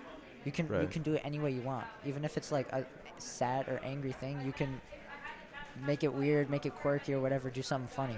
Yeah. So the one I'm thinking about doing is I don't know if you know 12th Night. No. Like Shakespeare. Yeah, you're probably one of those like new guys. But new guys, I told you. No. As I'm the one that's I'm taking there the intro for the class. credit. Yeah. I'm there to sing, and I'm there. But to you get eat credit? Food. It gets like put on your transcript. Same Oh, like really? sports and and extracurriculars and everything. That's fair. But yeah, I was thinking about doing Festy's "Hey Ho" with the Wind and the Rain. Yeah. Yeah. Really? Which is the final. It's the final like poem that he reads. Yeah. In that whole play. I've heard of that. It's just because it repeats a lot, and it's like so you repeat like a bunch of lines like a ton of times, and then it's like, all right. So it's like you get that parallelism in the structure. And like now I've got half of it memorized already, because half of it is "Hey ho, the wind and the rain," and then the other half, or like that's a quarter of it, and then the other quarter is "And the rain it raineth every day." It's like two. Okay, now you have to be expressive with it, and you have to slightly. Hey ho, the wind and the rain. No. In the rain. Do that. It raineth You every are day. flunking that class. You're retaking that No, class. he says as long as you try, you get an A. Hey, the wind and the rain. Right. Yeah. But keep the same tone. You know, Right, yeah. But just do slight, because if it's the exact same thing, he'll get bored with it, even if you're trying. Do something slightly different each time, and you can go back. You can cycle through like 3 or 4, but keep it not every single thing the same. We're still waiting for Pyraminx to start up here. This is You're joking, right? Like this is kind of wild. Like we have someone on stream. Well, nobody's been streaming, but Pyraminx has started. Yeah. A little bit. Yeah, I really love that you guys are doing this as entertaining. I hope you're able to do this in the future. I mean, I hope we're able to do it in the future too. I'll say I hope that have a little more structure. Like I hope to make streaming like a bigger role. I hope the cameras work. Yeah, the camera.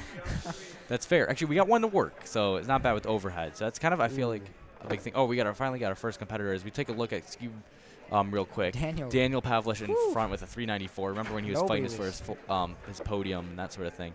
But here we go. No fight there. It was all him. The overhead camera look again. See, that looks cool. That doesn't look too bad.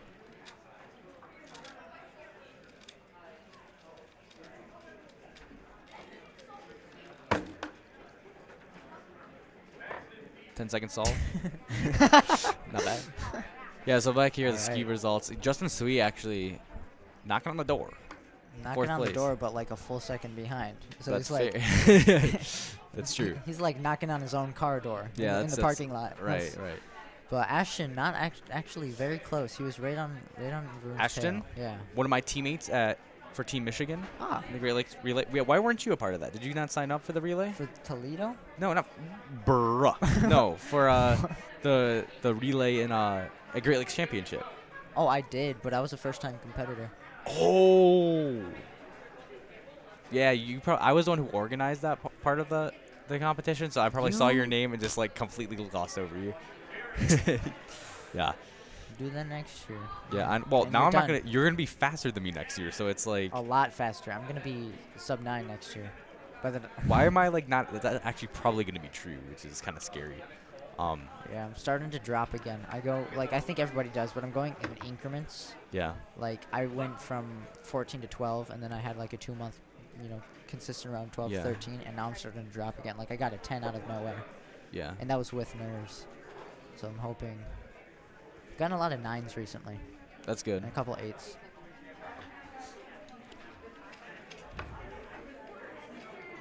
Something that I've noticed with the younger competitors in Pyraminx especially is the lockups in the first couple moves. Yeah. And I do that too because I don't really practice. But I average like 7 seconds, I think, on Pyraminx, and I still, like, it's just, for whatever reason, picking up the cube is so awkward that your turns just, you end up trying to push out and down at the same time. Right. And it just locks up really bad. You're doing Pyraminx, right? Yeah. All right. That's actually technically the event I'm the best at. Really? And like, as far as world ranking? Yeah, world ranking, I'm like 11th in the state or something stupid with it. Oh. Yeah, no, world ranking, my best is 4 blind. And then 3 blind. Okay. Yeah, because like 5 people compete in that. No, and you're like world 4th. ranking. World ranking. World ranking? Oh. World ranking, I'm going to be ranked... Actually, no. National ranking, I'm going to be ranked 81st. Bruh, as the lights go out. Everybody's been standing still or something. Oh, no way. That's my dad. I don't... That's and here comes the resolves. And here comes the resolves. Oh there you my go. gosh. Why am I not surprised that happened? I can't even be surprised. I can't be mad and I can't be surprised. So did you this morning with the one lady making the announcement I during was like here. 4 blind? I was here. Yeah. Oh, it's It a was +2. Oh. So. It was Yeah. the very first guy. He sat down to do his first blind solve, and he was 10 seconds in, and then she just, oh my god. Run 800 in track. Do I run 800 in track? No. Would I? Maybe. No, there's no chance. Like, you're a sprinter. You have no stamina. No. I have I play soccer. I'm going on varsity soccer this Oh, season. that's right. I forgot about that. Actually, I'm well-rounded one in second. everything. I'm Let's- well-rounded in sports. Let's send a picture of us to Madame Moore, actually. This goofball. The French teacher at the high school, her son, Etienne, played on my soccer team last year. I should have been on JVA. But because I'm a year younger, because I skipped a grade, so I was supposed to be in 8th grade. Right. No, well, because I didn't do freshman year. But I was supposed to be in 8th grade for track. Right. And then I went to freshman counties and still dominated. And so now coming into this season, I can compare myself to the freshmen. And there's like one freshman, the Bowman twins. One of them runs an 11.9. Yeah. I run an 11.7, like for the 100. But his brother ran a 10.8, which is like almost beats the high school record, and he was in 8th grade. That's wait 10.8 for the For the 2 100. mile? For the 100. Oh, No, 10.8. Oh, okay. I was thinking. 10.8 seconds. I always think in 10. I always think of like 10 minutes and 8 seconds of like. Well, that's because I was a that's not bad distance time. runner That's back not a in bad middle time. school. No. Yeah, I used to run 800. Yeah, I might run the 800. I used to run 800, 3200. I did 400 a little bit in middle school. That's so real, though. You want to have a 7x7 or something? Yeah, that's true. Pyraminx, you can kind of get away with like people. You know, With the lights out. Honestly, like if it, yeah.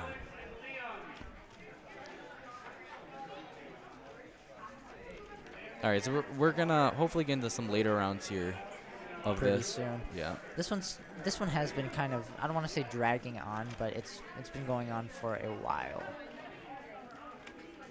Or maybe it's just me. Which it's okay, but I'm glad it speeds up later. Yeah.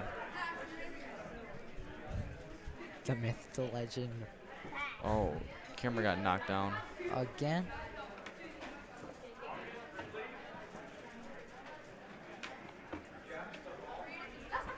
It's chill.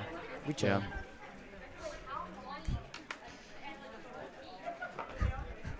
Certified bro moment. Certified bro moment. Yeah. I will say, I'm like. Bro, he's a giant. He's a giant. Look Yeah, at this I know. kid. He's huge. Right.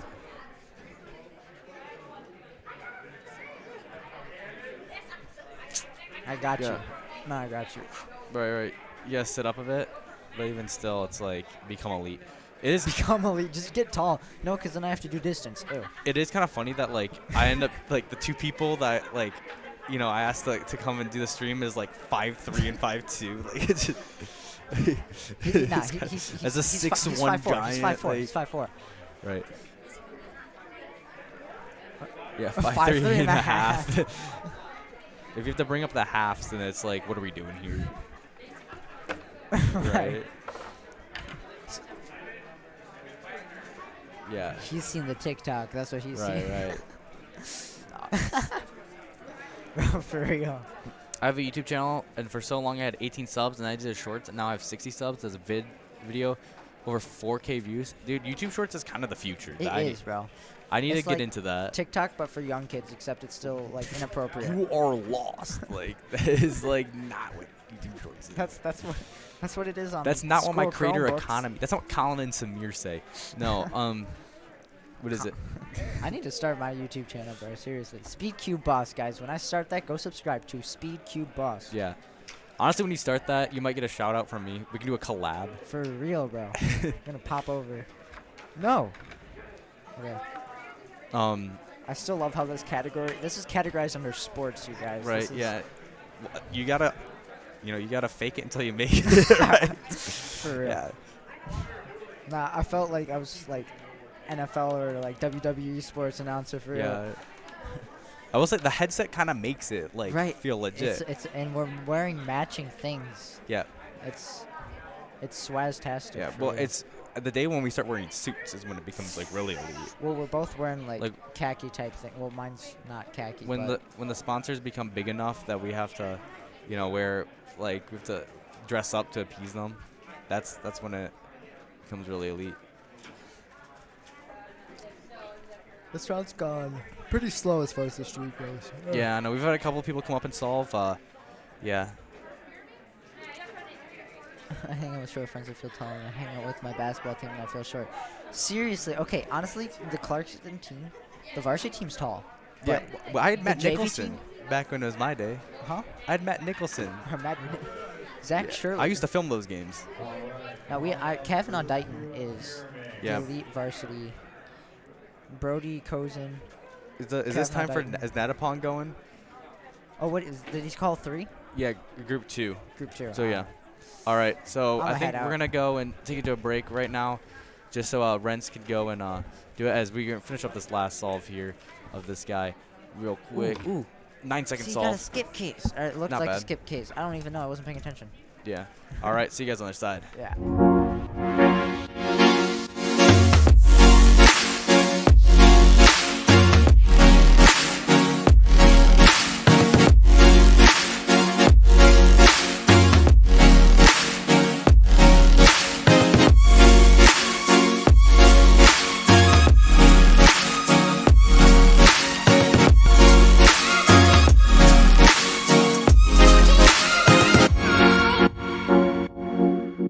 Rubik's Cube. Over 3 billion combinations, but just one solution from Ideal. Mintai, 6 of age, living in Los Angeles, California. He came to the United States 3 years ago. Sorry about that, Felix. Felix is, well, he had the best time. I think we all saw it, 10.05 seconds. Phil did it. Phil did it. Phil. Yo. Phil's the new world champion.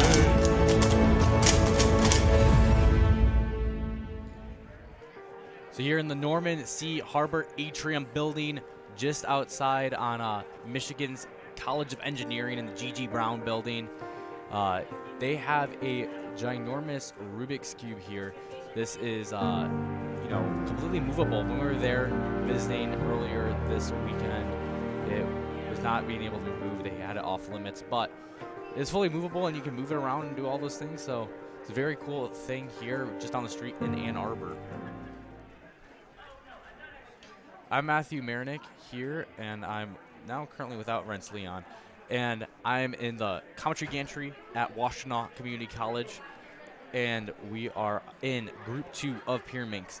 So, the final first round of the evening, we're going to have all the finals after this, and basically, that's how the day is going to go. I think towards the end of the day, it could get pretty interesting. We got 3x3 finals. Obviously, 3 blind finals is going to be fun, but kind of wild. They're in for quite the whole competition back down again in the middle of all of it.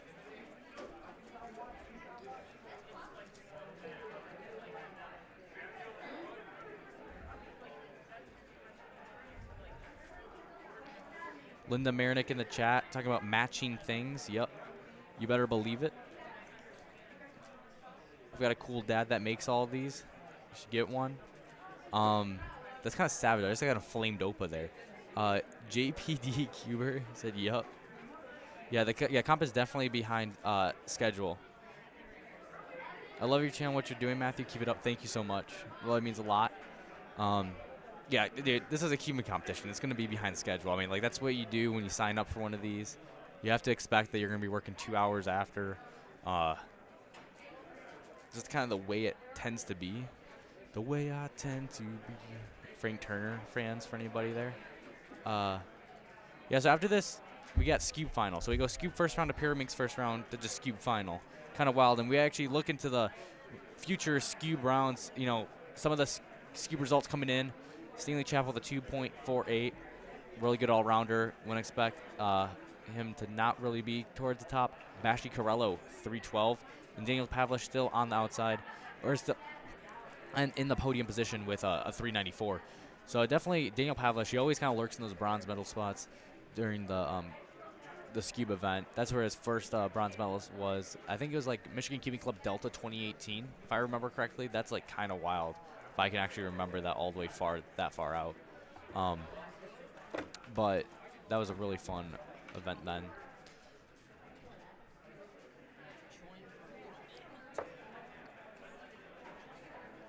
All right, so Natapon Kanema is joined back in the commentary gantry here at Washtenaw Community College. Did you compete in Pyraminx yet? No, I am in Heat 3 along with literally everybody else. Well, I'm in Heat 4 because I'm elite.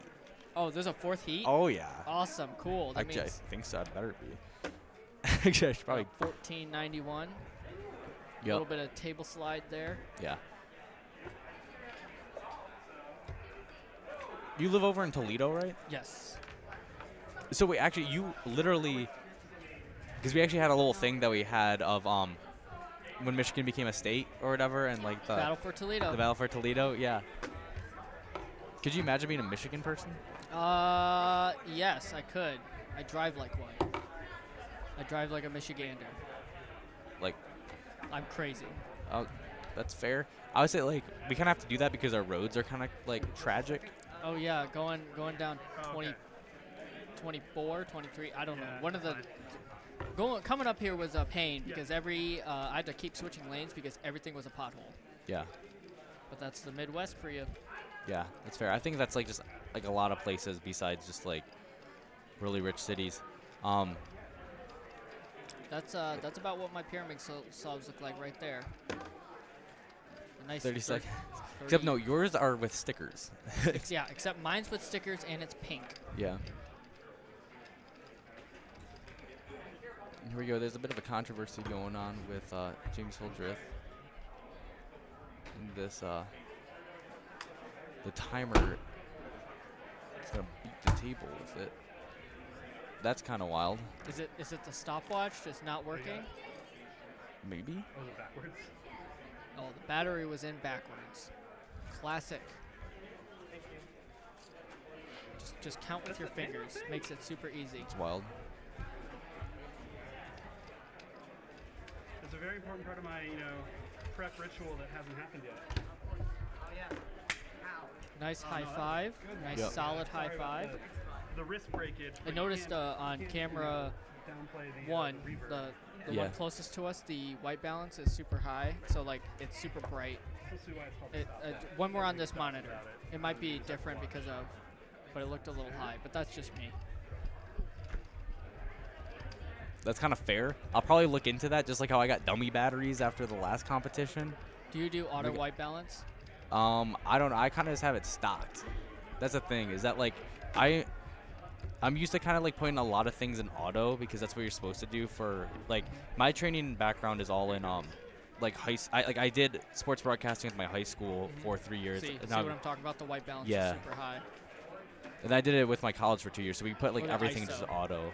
ISO is really high. Especially like kind of a controlled light environment like this, I would definitely set your ISO and forget about it, hopefully. Yeah. But I'm a very amateur photographer / videographer. Well, don't you like? What do you do with that actually? Do you tend to like? Do you do like weddings and that sort of thing, or? I do real estate photography. Oh, okay. I do real estate and for product photography. That's pretty cool. But you're an IT guy by trade, Yes, right? by trade. Unfortunately, by trade. Would you rather be a photographer? No, I'd rather be literally anything else. You don't. It's kind of tough. Rubik's Cube commentator? No, cosmetologist actually. I did a semester of cosmetology in high school, and it piqued my interest. Yeah, as it fell. What is cosmetology? Is that's like hair, nails, yeah, the whole 9. Yep.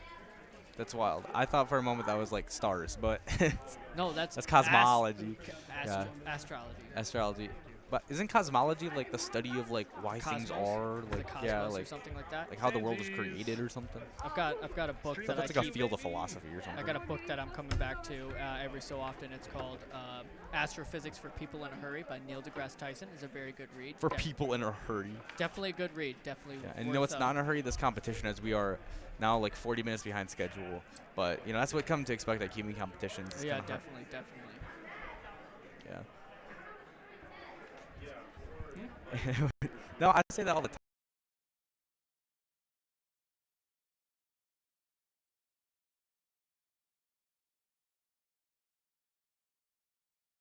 Don't really necessarily know what's going on, but that's kind of fair. It's kind of just happens. I don't know what's going on with this camera right now. Okay, did we get a good freeze? I think we got a good freeze here. We'll swap to another camera here. Just turn it off and on again. Right. To be pairing this event that is the easiest in the world record average to be broken, I disagree. Don't know about that. I still think some. Yeah, disagree. To be honest, Elijah Brown, that is hilarious. Yeah, I would say that's not necessarily like easy to do. I'm trying to think of what would be the easiest. They're all hard. Yeah, like, what do you mean? Like, if they were easy, everyone would do it. That's the thing. But I think the easiest out of all of them, like to me, I always think that like 5 blind or something like that still has so much room to improve.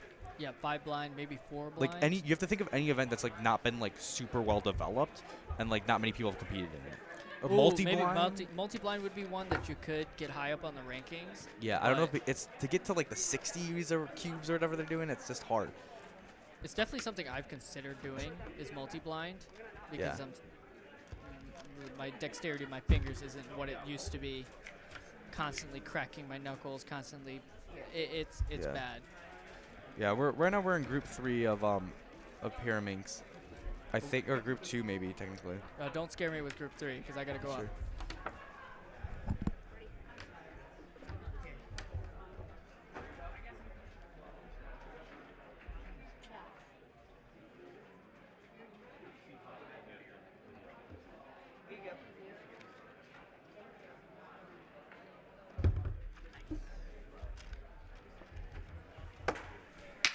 Whoa, 746 on stream 2. TR. Thank you. I think our top-down camera. Top camera kind of got lost in the sauce. It had a good run while we were at it. Yeah. When you go on the stream and you don't go through.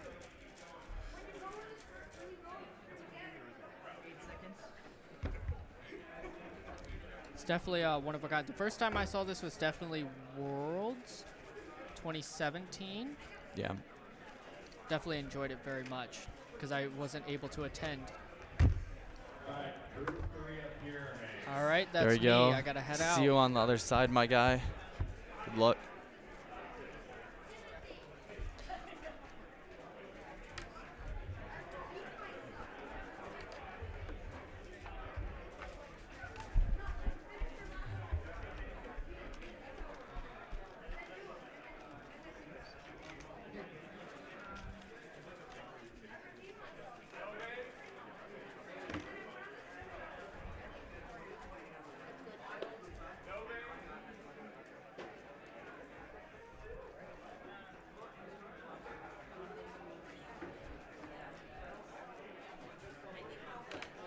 All right, looks like we got the top-down camera kind of back to working-ish.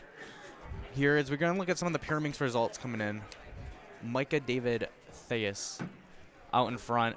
These results are going to change pretty quick. By the way, we're here at Washtenaw Community College in Washtenaw County, Michigan, which is Ann Arbor. A lot of world records have broken probably about 10 minutes down the street. Some of those at Palmer Commons, Michigan League, those places where old Ann Arbor competitions were held. So definitely a lot of history here in terms of cubing. Big cubing community around the Ann Arbor area. Stream is so cool. Thank you so much. Hope to make it cool. Hope to make it better in the future too. Definitely some things I think I learned. Try to definitely make different things. We got one of the top-down cameras working. Not bad. Other one, kind of sus. But you know, when your computer is running at like 5 pixels per second, it's like not bad with what we're doing right now.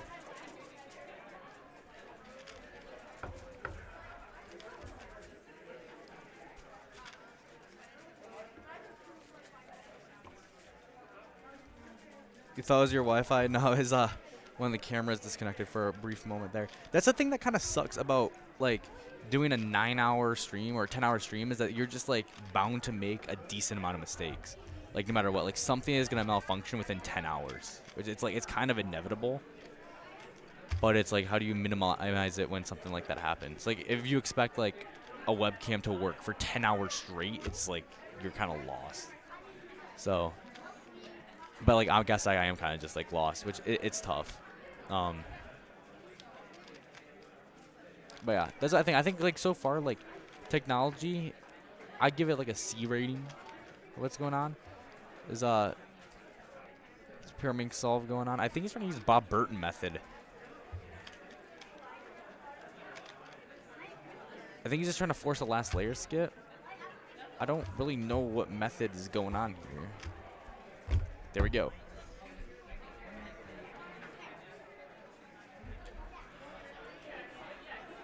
The timer is out completely on the station, which is kind of tough. Has Harsha competed in Pura? No, not yet. He's probably going to be competing in Group 4, which is when I'm competing too. So hopefully get like Natapong and Rents to come up and do some commentary for that when that's possible. It should be fun.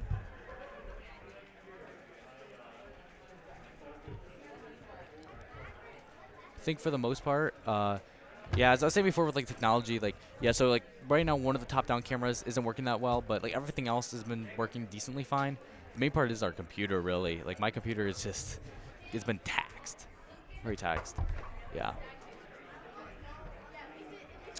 Yeah, I'm excited to see Harsha what he can do.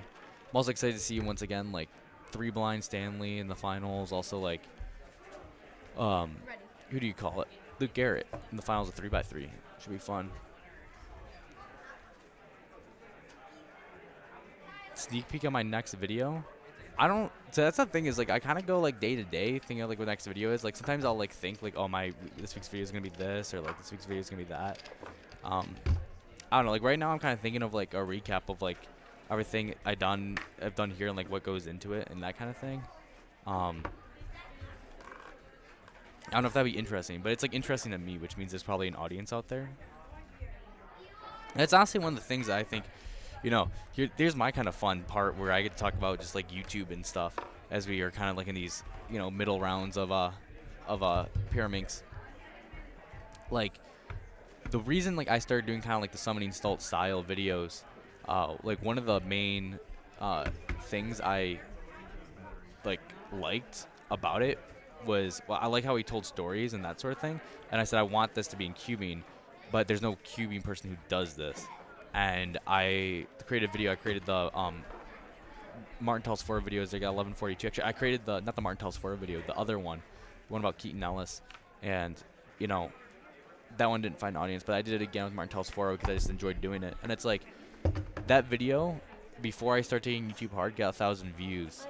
And it just goes to show, like, if you have an audience, even if you didn't make it, like, I still don't think my videos are that, like, high quality, in my opinion. Like, I think I can always improve and get better. But, you know, as you continue to improve and learn how to you know, make videos. And if you doing it because you want to watch the video, like if you know that's a video that you would watch and click on, then there's probably an audience out there that would click on it too.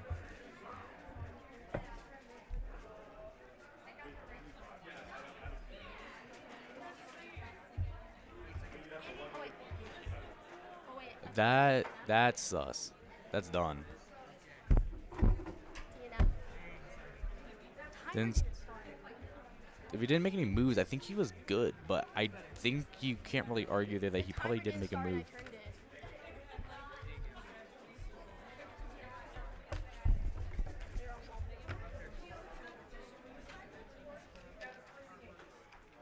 Yeah, that's a tough reality there.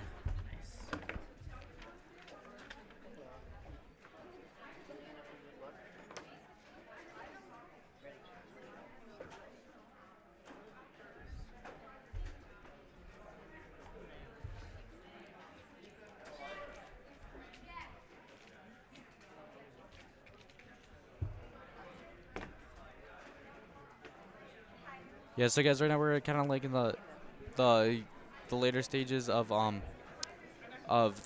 Pyraminx event, and we're gonna be entering into Scube finals after this.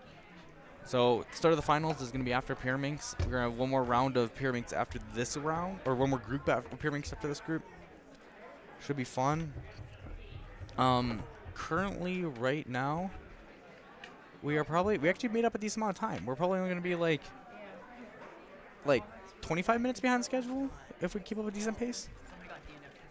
So I think we might be able to get, you know, 3x3 finals probably close to that 6:40 time.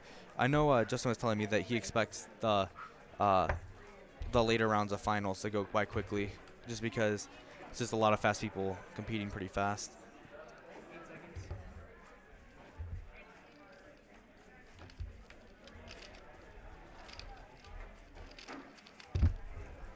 That happened to me where you started the timer but it didn't start. Yeah. 6.42. So I'm assuming what you mean. How many stations are there? There are 14 solving stations, and 2 of them are on stream.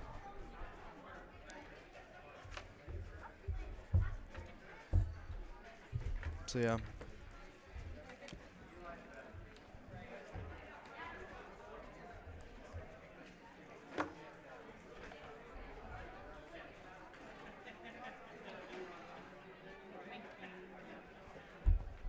All right, here we go. That looks like a pretty tough Pyraminx scramble, to be honest. I mean, you have a blue-green block there, but other than that, you're not really working with too much.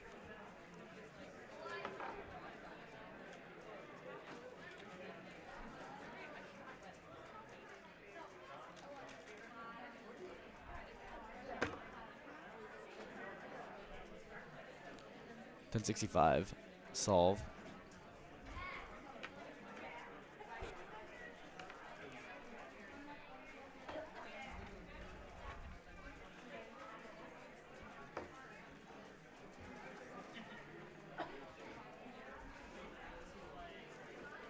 So once again, yeah, we're here at Washtenaw Community College in the Morris Lawrence building in near Ann Arbor, just down the street from University of Michigan, where a lot of world records were broken over in the Michigan League and Palmer Commons.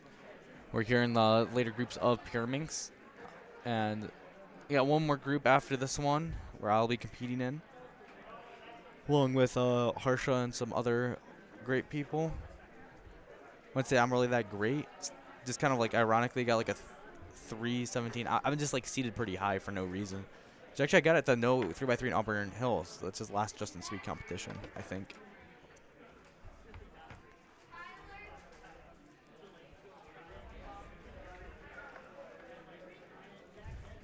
All right, here we go.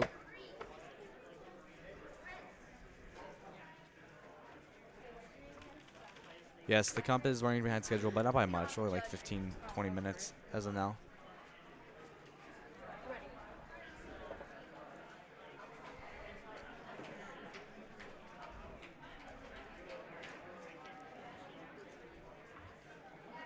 Is there a square one in this comp? No, there's no square one in this comp, and I cannot solve a square one.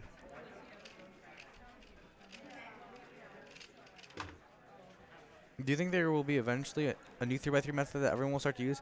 I think, like, yeah, potentially. I do think that there's a lot of room for that, and I think that's actually a very interesting concept. I mean, when you see, like, move counts, it's like 40 moves, and, like, optimal's like 20, it's like, get real. Like, you don't think someone can get it down to, like, 30? Like, that's kind of, like, and that's, like, 40 moves is a good solve. For, like, top solvers, if they get that move count. So I think definitely something where you could have it where you could have flex methods, where you can do both Rue and do both CFOP, so you can like always hit 40 moves no matter what. That's something that's huge. So we're gonna take a look here at the Pyraminx results. Once again, nothing's really come in yet. A lot of early rounds, so you know, not much. You know, Micah is still on top with an 8:53, beating the competition by a minute and a half, but that's surely gonna change as we see Natapong setting up his camera here for the next this is solve here in Pyraminx round 1.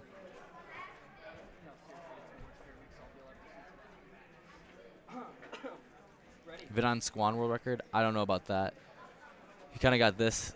This takes a lot of time to produce and do all that. Dude. This Pyraminx color scheme is kind of wild.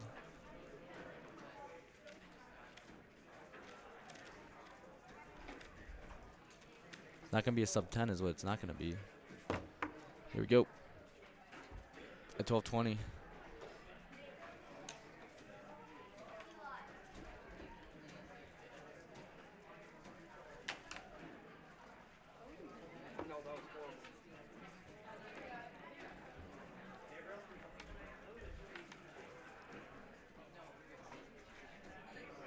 So yeah, once again, we're kind of entering these last couple of rounds here, or groups of Pyraminx before we enter in the finals. We have one more group of Pyraminx after this one.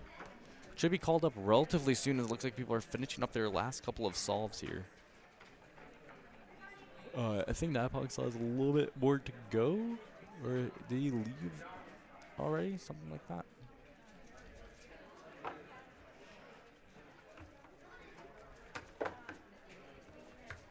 Yeah, so, you know, basically, definitely chilling right now. Comes up for another Pyraminx solve. Who do you think is the most underrated cuber right now? For me, it's Joe Brewster or Riley Dexter. I think Brian Johnson has the argument, too. Brian Johnson's, like, pretty underrated. But I'm going to be biased because he's from my area.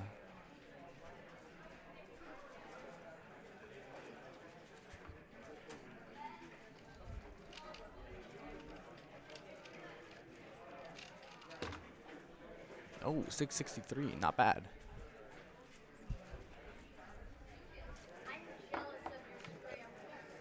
Have you ever gone to scramble with so many free pairs that you get overwhelmed trying to preserve all of them that you just get a terrible solve?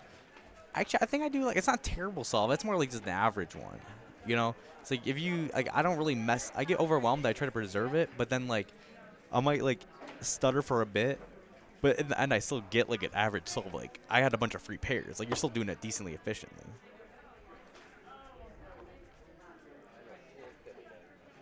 So I wouldn't say it's, like, bad. It's more like I'll just get a 12, and I'll be like, man, I could have really made that, like, a sub 10. Jode's PR was a fluke. Dude, that's what they said about Yu Sheng Du.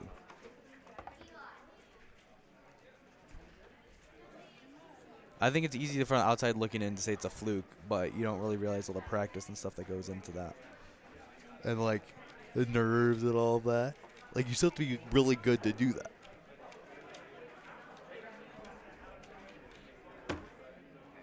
$8.52.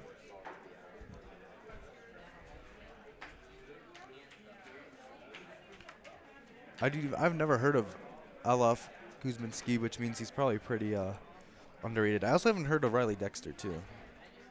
Or Dexter Riley, or what was it? His name? Dexter. No, wait. Dylan Miller. Am I lost right now? Where did I? Dexter. Oh, Riley Dexter. That's what he said. Yeah. Dylan Miller. Yeah. And as one of the cameras dies again on us, he got plugged back in this time around. So here we go. Yeah, but like one of the issues here is we don't really have that much of a concrete setup for these cameras out in front. So people are kind of like walking over the cords and stuff, so they kind of get disconnected every once in a while.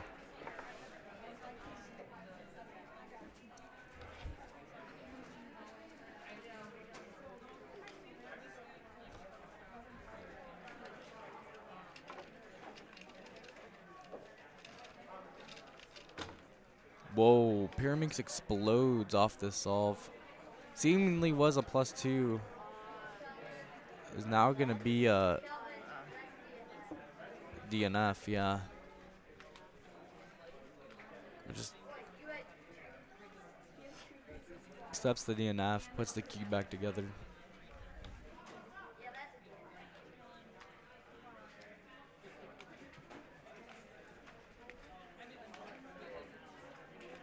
Jerry Yao, yep. There's some names I have definitely like heard in the back of my head that are like, I know they're pretty fast, so it's like, yeah, they're probably underrated. I wonder if it's just like skill, is like a lot of people have like kind of picked up on the way to get to around the 6-second range, and even like sub-6. That a lot of people are just getting good, and there's a lot of pressure now on the top dogs, or like the margin of like difference between the best solvers and like the like upper to best solvers are like now just the same, or it's getting smaller and smaller. Patrick Pond's kind of as well. I mean, he was 2019 U.S. national champion, so it's like I don't think he ever really went away as not being underrated, but I think in many people's eyes he could be considered as underrated. As we finally get an update on some of these times, Ashton Froud and Yuxin Chen taking the top 2 spots here. Ashton Froud was a teammate of mine on Team Michigan roster.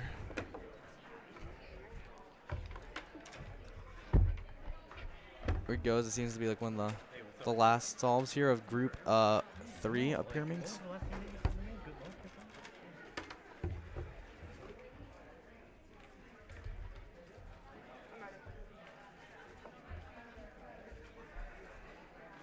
Alright, wish me luck. Ready.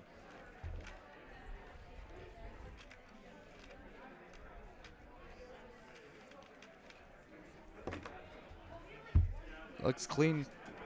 10-14 here. I know he's gonna look at Tyler Rose.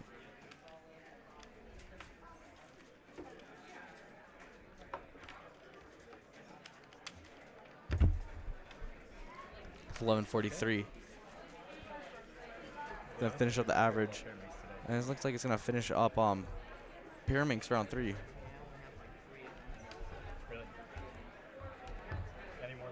So I think here Pyraminx round 3 is going to be finishing up, and we're going to end up moving to a Pyraminx round 4, which I'll be competing in.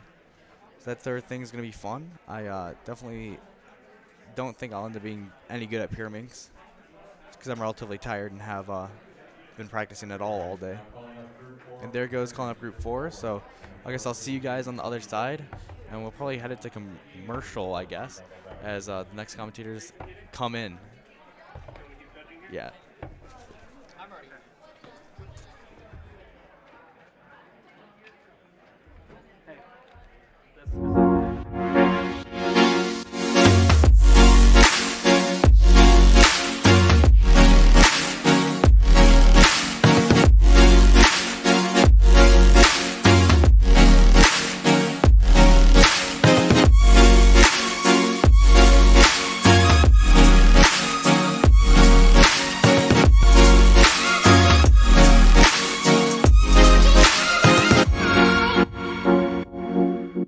Rubik's Cube. Over 3 billion combinations, but just one solution from Ideal. Mintai, 6 of age, living in Los Angeles, California.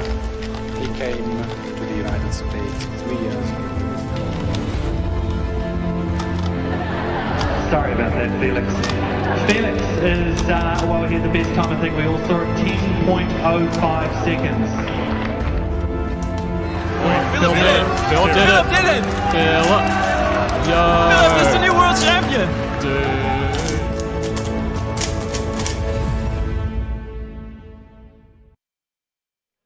Good? Awesome. We're in frame finally. So how did you do in Pyraminx? Not as bad as you. I don't even want to. I don't. It was rough. Today was rough. My sister still ranks higher than me. She got In Pyraminx? Yeah, she's got a 497. My best is like a 560. I have the average, but she has the single. I don't even know what my Pyraminx single is. Her world ranking is more than 3,000 above me. It's really bothering me. Oh boy. I have a we got 650. Ezra. Ezra's in the chat. Oh. I love Ezra. Ezra doesn't know me, but Ezra, you're a G. But no, I got my last 3 salts were all 12s. So.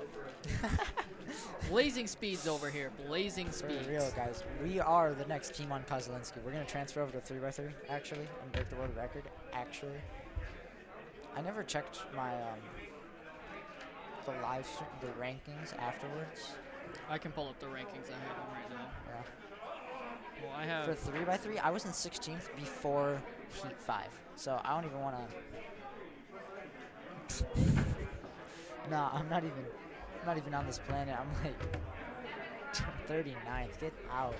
Oh, okay. Pyraminx first round. Ashton with a 7 average. Okay. Oh no. Oh, there we go. There. I was like, all right. Ashton got bumped down to 5th, way out of podium. We have Thomas, Zach, Justin, and James. Justin and James really close in average, and best actually, but Justin was able to pull ahead. We got a 1440 average. Oh, Luke Garrett. You got a 1440? Mm-hmm. Luke Garrett up Sounds for like, Pyraminx. Sounds like some 3x3. He is all right. He is pretty speedy. Speedy. What are we looking for? Sub 2.5. He's definitely got some speed on him.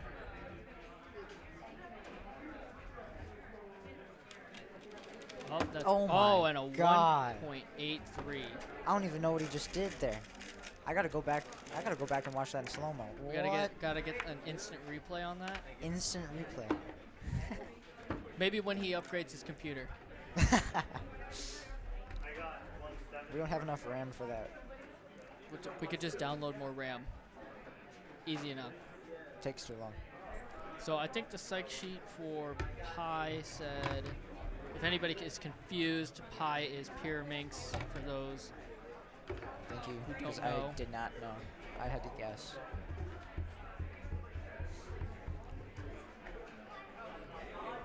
See, now you're making me feel short because I scooted back. Oh, I'm on my leg. That's probably why. Get off your leg. No, it's cool. Harsha is in first, favored for first with a 182 average, WR8. Coming in close second is a Steven with a 224, WR49. And then we have Mr. Scalpel himself, 256 average, WR125. Luke isn't even podium on the psych sheet, but he pulls out a 1.8 right away. He's got them fast fingers, Sean Cutshaw here. 3.18, still pretty fast. Still, wow. I don't even want to talk about. I +2 to 6. All right, I'm not happy. I got an 11, 20, and +2 to 6. This is not my day. Stanley, Garrett, Richards, Bashi, Matthew. This field is stacked. Quinn up there too. Owen. Got a lot of real good contenders. Even Mason up there. Mason is focused right now, waiting for his next solve. Laser eye. I'm trying to podium in 3 blind. You can do it. I believe in you. Just got to make sure everybody else DNFs. On God, I'm just gonna yell. Just gonna scream. Wouldn't that DNS you as well? Okay, what if my dad does it? Because if he can turn off the lights, then he can. Hey, Imagination Station B during right after one of my 3x3 solves, fire alarm went off. Really? Well, it was wanted to go the to that. emergency door. Because somebody opened up the emergency door. Matt was going to have me. He streamed there, right? I'm pretty sure he streamed there. No, he did not. He didn't? Well, he asked if I was going. I thought he was going. It was to an stream, that's insert why. cancel into a 2-flip alg with another insert. Is Harsha up? Harsha is up, but I don't think he's coming on stream just yet. Not yet. Stanley is, though. Quinn Lawson up here on the top-down camera. He sees something. He sees something. Lightning speed here. He guesses wrong. Ready. Crisscross. Applesauce. Hands on the bowl. Scalpel here. Current world record holder for 5 blind and 4 blind. I'm coming after him. He's going down. He's going down. He will not last. Nice. 287. 7. Okay, cubers nowadays don't know about Martin. I don't know who that is. Yeah, I don't know who that is either. And he's like old. Not even SR. Who's SR? State record. Oh, who's I'm pretty SR? sure. I'm pretty because if you go onto the Cubing USA website, you can see your ranking in the state. I'm yeah. I'm still pretty high for single. Yeah. Fortunately. For 3x3. Well, Still. now I'm gonna be bumped up to like what, 20th?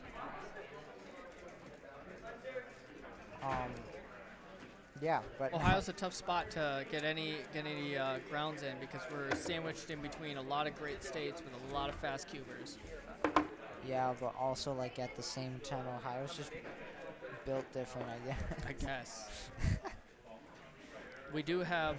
What's going on in Ohio? Got what? Sorry. We got Braden Richards. We got. No, I don't know. I don't even know who lives in this state anymore. Everybody's off to college now. Gotta double check. Gotta check my MySpace. Stanley. Oh. We got Harsha up here. Coming up on the cam here. Oh. Ezra's like Stanley's Puro wasn't even state record. Of course it wasn't state record. Okay, we got Harsha up. He's got his tripod in the way, but you know he's got to have it for them top-down good solves. That is on the mat. That is interesting. 258. He's not too 258. happy about it. Really? No. He's got a 180, 82.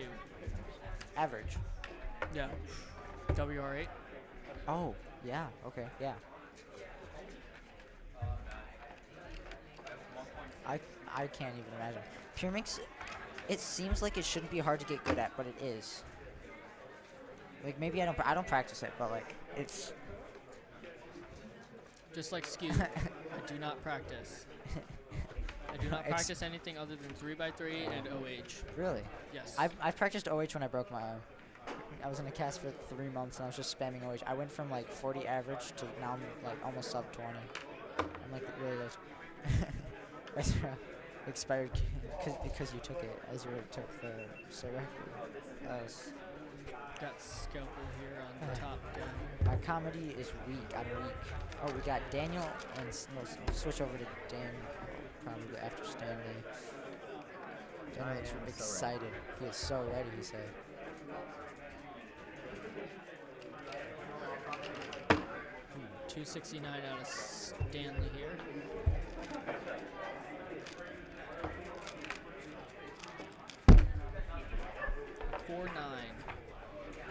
I solved it.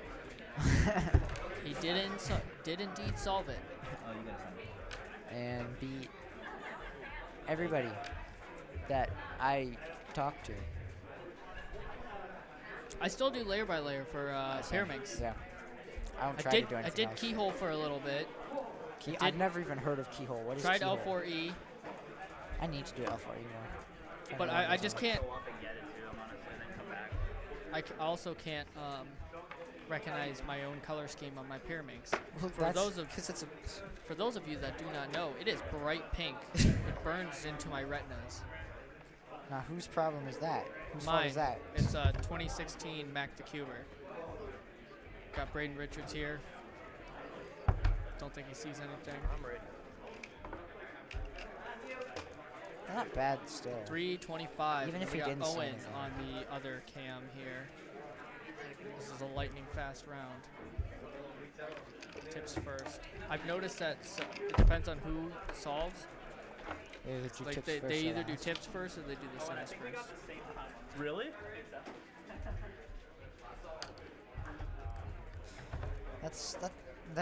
That's interesting to me. Like, usually with stuff like that, there's like on other cubes, there's like one that's preferable or more accurate, or it's a better decision.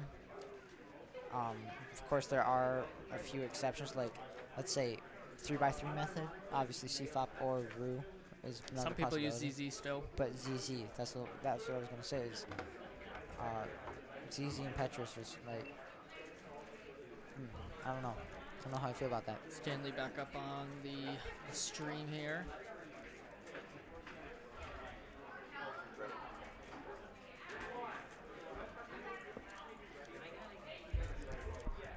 I think he sees something. You know what I see? Colors. Dead people. Nice 265 out of him. I think that's a Gan Maglev. Too bad it's not state record.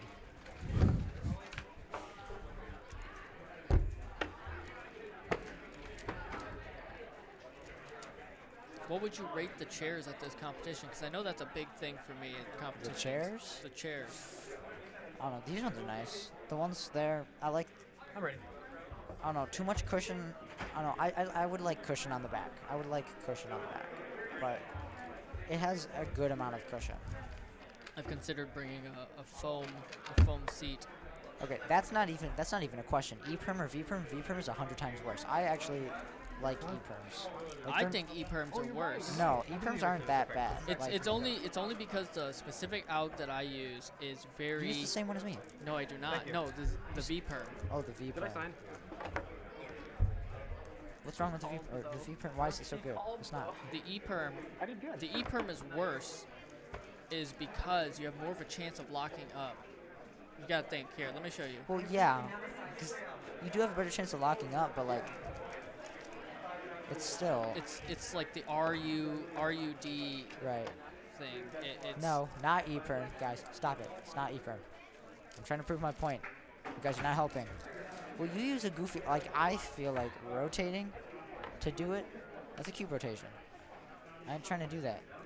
No. It's super. Like I started off. Well, then it's a with, regrip. It is a regrip.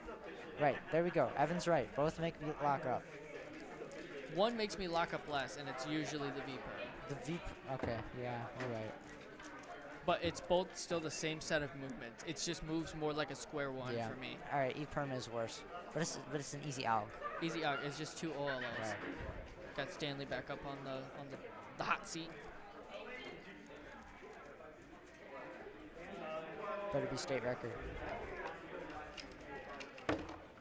272. It's a solid mid-2 average though.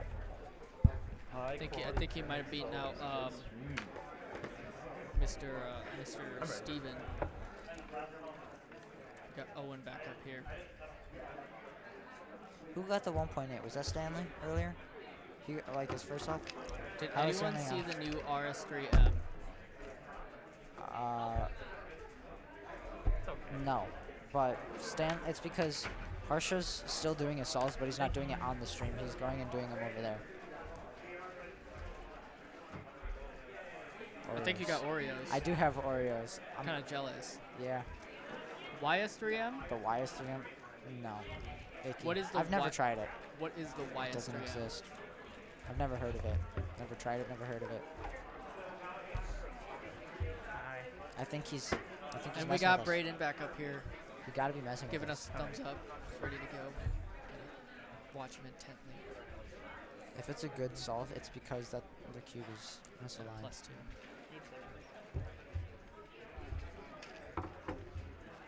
What an interesting start to the solve. Whatever. That's okay. It is a 4-4-6. It was a bad solve because it was misaligned. Correct. I think it's good. So apparently the YS3M is a thing. I've never heard of it. The YS3M. Right. I'm looking it up now. New flagship from MoU. They released a vid today. Flagship cubes? Ooh, okay. Pyraminx first round. Still, Thomas looks like he's up top, unless they're about to update it. Is there an update? No.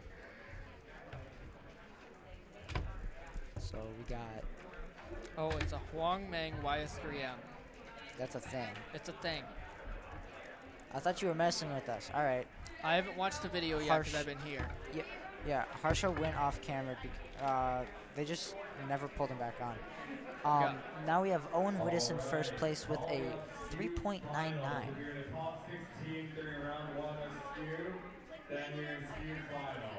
Scoop finals about to start. 3.99 from Owen Wittes, with Thomas got pushed into second, almost by a full second. Owen beat him, and then we have Zachary Pollock about 0.3 second average behind him, and that pushes Justin out of the leaderboard. I was hoping I would beat Justin today in pyramids, but I guess that did not happen. I think that you are goofy. I think I'm just overcompensating. Overconfident. That's all right. Oh, we have an update. We have Stanley Chappell in first with a 248 average. It did look pretty. Skewed. Oh. That's why. Yeah. Okay. So. And Bashi.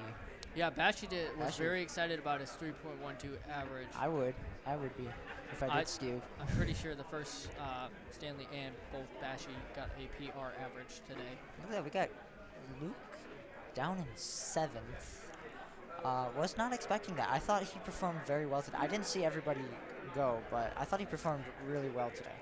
But yes, Stanley followed by Bashi and Daniel Pavlich and Kate. Kate in Stephen PR.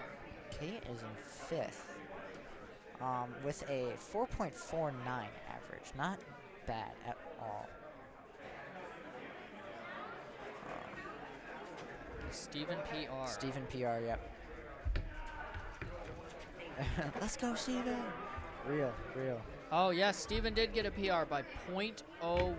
You're joking. That's fun. Cube is sitting right at these two. Stanley's just reviewing it out. We got Bashi up. Looks like he's waiting for...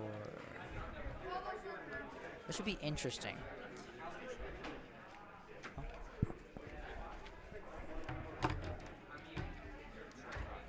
Alright. Thank you.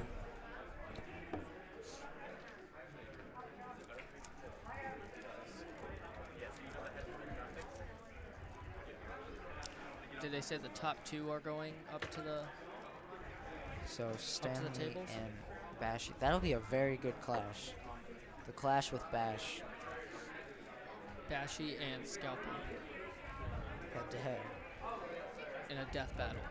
See, the funny thing is that we're using his actual name, and it still sounds like a really cool nickname.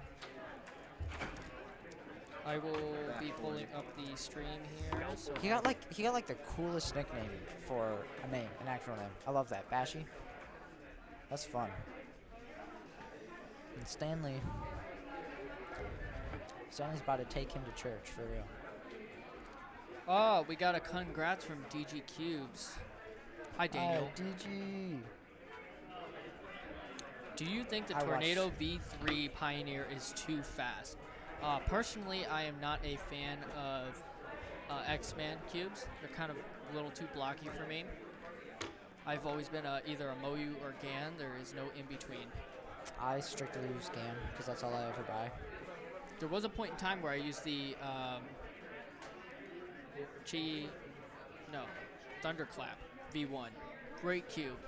Miss it a lot. Had pink stickers. If anybody goes far enough back in my YouTube channel, you will see cubes with pink stickers and a gray bottom. Really? Yes. Wow. Waiting for these cubes to get scrambled up here. Bashi, hi bro. Bashi, what are you doing? He's just here for chat. I should actually probably switch to my other YouTube channel.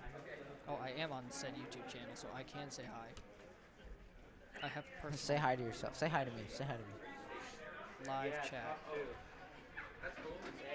Top 2. My foot is asleep.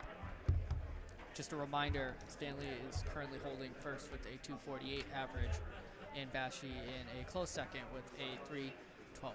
I think.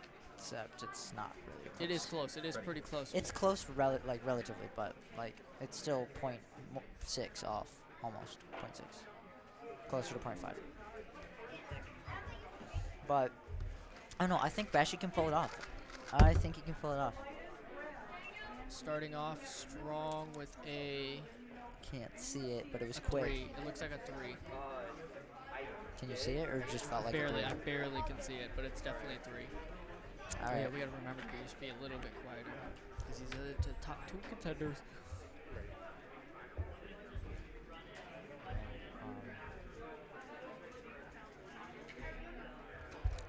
It looked like a 3-9.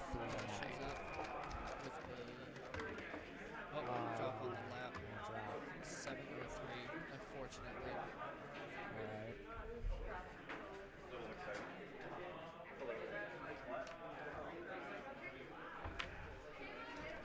I know that, I did an all-in. It's just me, or is it getting colder? It's just me. Should have Here? changed his password since that It was is just also getting on the later. live stream. It is. But I'm like noticeably like colder. You can see his password on there. Noticeably, huh? yeah, it is a little. They're right. It's a little chillier in here, honestly. Colder than it was 3 hours ago. Okay, because that there's makes sense. significantly That does less add up. people. In It's here. noticeable. Like, it's not too bad, but it's I'm like, Over there, there's like it's because I think that's vents. event. I think that's event. Yeah, these are Maybe there's it's a a few vents in projector. here. It might be just a projector, but that it felt really cold over there when I was warming up. Well, does this mean we get Mr. Steven on the top downs?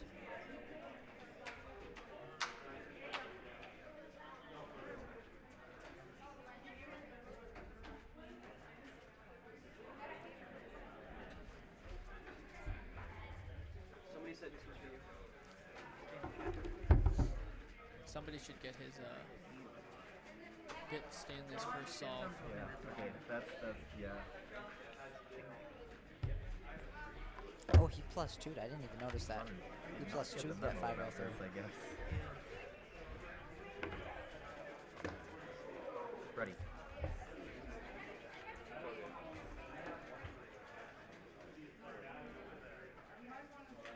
Hold on. I just want to make sure it's like halfway. Mason? Mason. This cube came, like, turned halfway. Can I just... 2. Can you get braided? Oh, he's thinking it's already half done. Oh yeah, I'm looking at it right now. It's not a full scramble. It's definitely Braided not a full Richard. Hi. It came half turned. I just want to... I didn't know, like, it was... I just want to give, like... I already saw it. So he gets an E1 now. Oh, Stanley had a 364 on his first solve.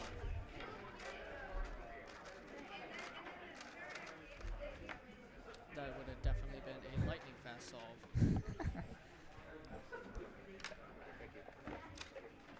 Yeah, but you can never be too sure which way it is. If it'll be counted as a middle scramble, you don't want that solve DNF for messing with the cube. He better be careful about which Discord channel it goes into. Our finals stationary. They are not only for the top 2 for the streaming stations. They are stationary. Everybody else is. Everybody else is solving at the other stations. Yeah. Just for time. And we have had a Paramax return to us. I don't know. Yeah. You want to be my How do you open this? I can't open this. I can never open it. Can you take the cap off? I have no idea how. Okay, I'll try that. Here. I got it. There's a little indent thumb dent here that you can pull off. I don't know. Whatever. Bashi up for his solve here.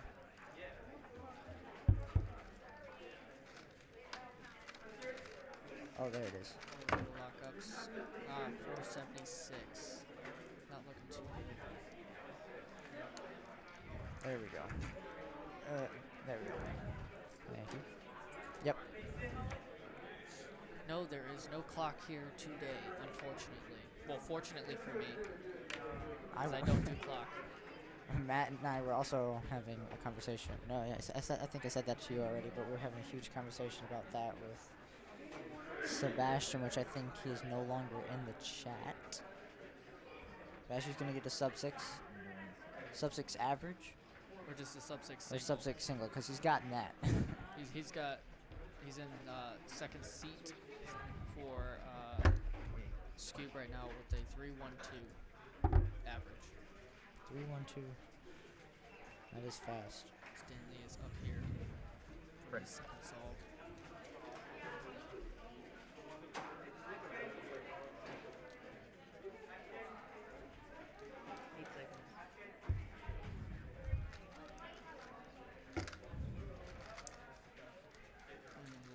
Slip on this cube. That was a 531. I just realized something really stupid. I beat Harsha and Kira round 1. What did you get? 281. What did you get? 269. Nice.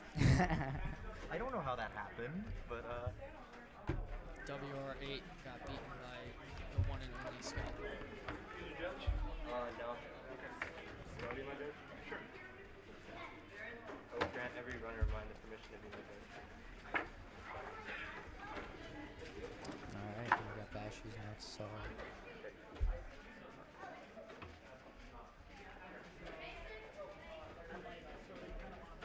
Third solve.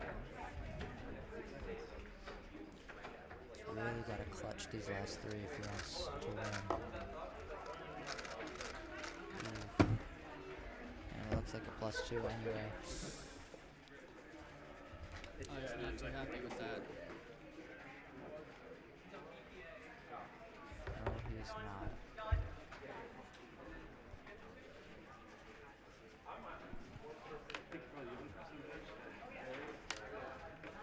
Traditional high five? Once I get a good time. Alright. Was that +2? It was, yeah. Unfortunate. I don't even know. Podium's probably out of the question now. Still has a good chance. Nah, even he's not sure he's gonna make podium now. Oh yeah, he's got a counting 6 now. Well, somebody could come out from the woodworks at the other tables. I don't want to win that. Who was in 3rd place? I think it was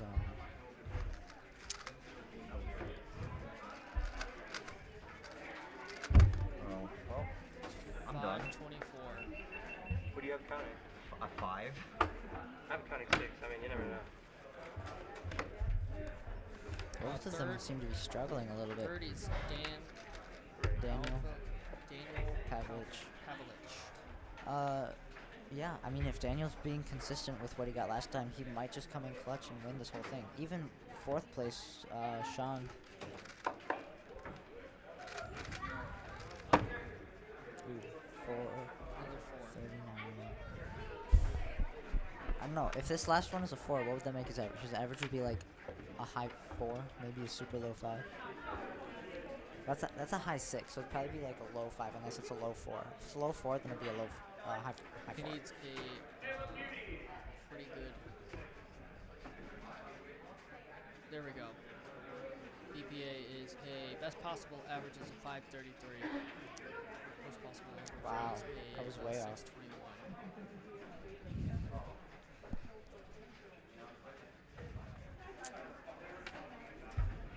Stanley's coming up here with another salt. Here I thought I was being smart. I got shown. Ready. Stanley's inspecting now. Called it technically right now.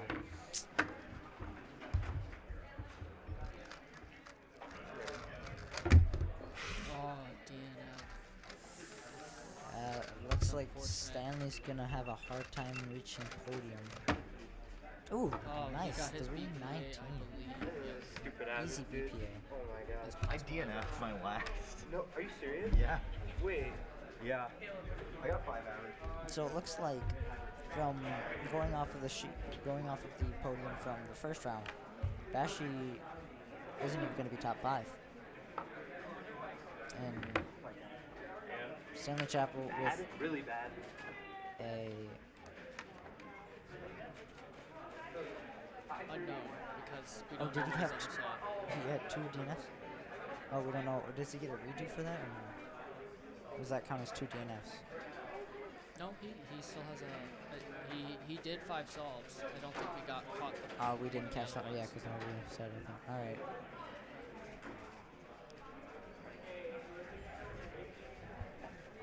Next, what is next up? Did you finish your average? Yeah. We didn't get your. We didn't. We missed one of yours. His first one. I had a 2, 3, 5, 5, and then the DNF. Oh, it was the 2. We missed the 2. Oh, we missed the 2. What was your score? I think it was 2.6 something. I don't we have Beer Minx Finals is up. That means Mr. Ghost Cuber, Stephen Witchingham, is up for coming off. What's next? Beer Minx Finals. Beer Minx Finals. Want to check if we made Beer Minx Finals? Yes, 100%. I'm surprised I got a sub 15, honestly. Really? Oh yeah. I'm surprised I got an 11. That made me mad. Like, I'm surprised in a bad way. 3 blind. I gotta get. I don't know when is 3 blind finals. Right after this. Right after this. I believe right after this. Ooh, I'm not even.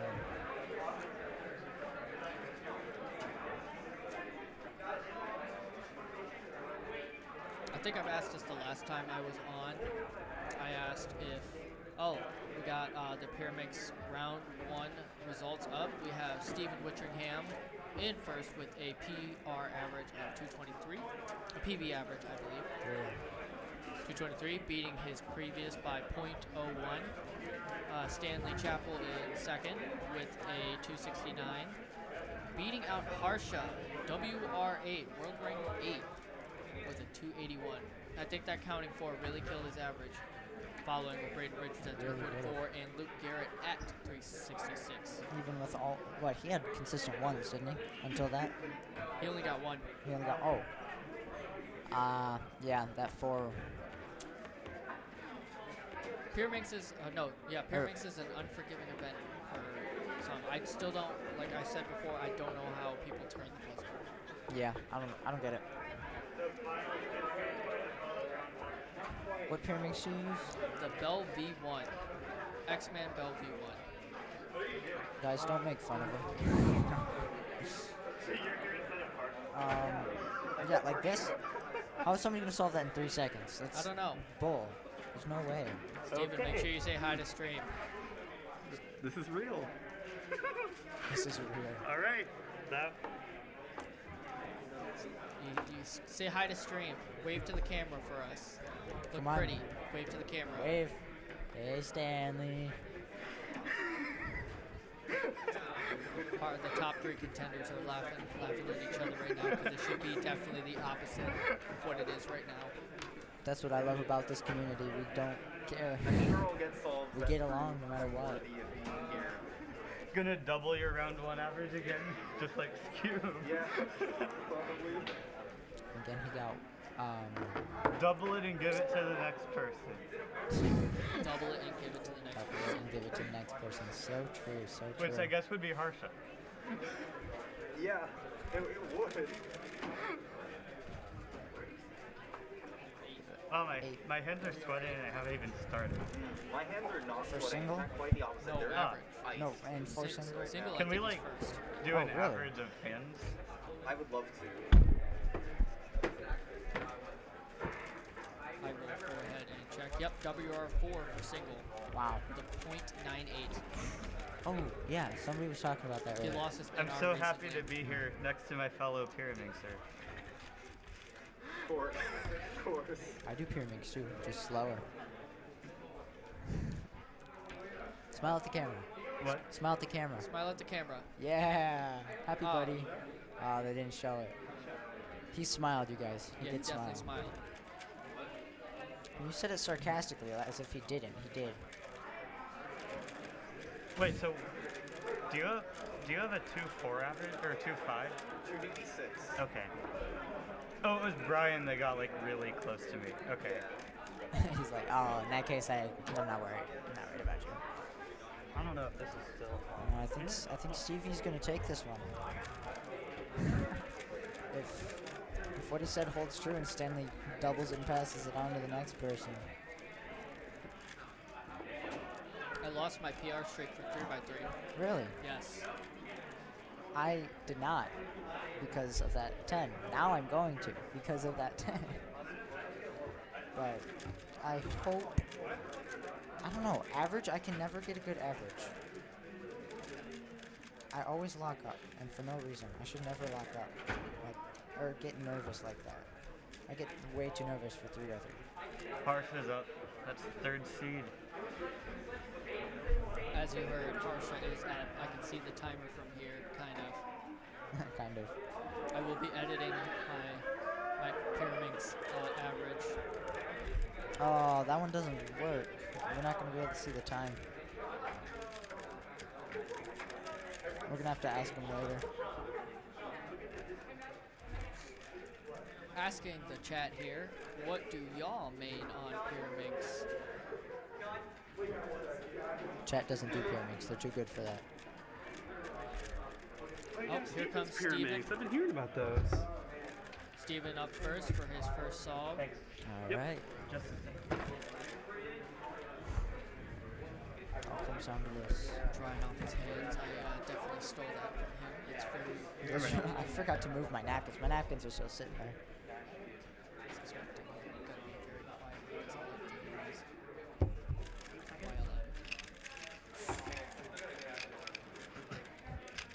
First solve is very nice.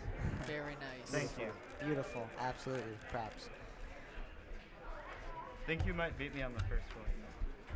I think it was still faster than Oh, my sorry. PB. I forgot. While I'm on top. Yushin Little Magic. I mean the one with incredibly bad. I thought he said while I'm on top. I might get canceled for that one. But no, yeah, the Wylam is definitely a good Pyraminx once it's been set up properly by our truly Steven, which is in here, which is now currently discontinued, unfortunately. I think he is working on another Pyraminx. I can't endorse that information. Bell V2. Oh, am I still recording? V2. RS3M 2021. I think the Colts finally getting to Stanley from the vent. Really good start.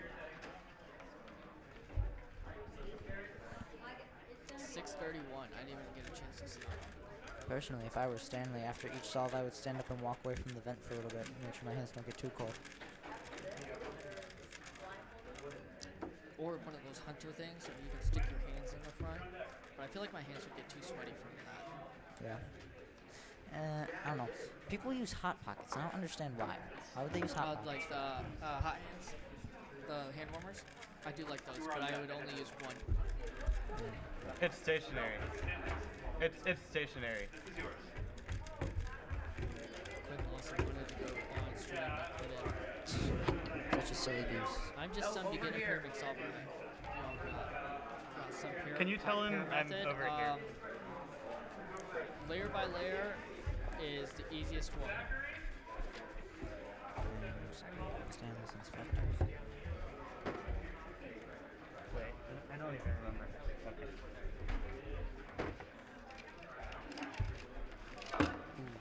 Not bad. 281. 281. You beat me. Nice. I'm ready. It's ready to go.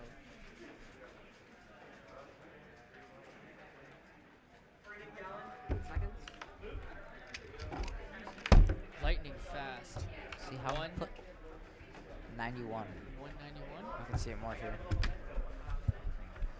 The way that his fingers move, it doesn't even look like he's moving that much. It's just he's there when he needs to be. He knows what he needs to move. That was a very bad fault. If he keeps this up, What was your average? 223. That's PR by .01. For your average? Yeah.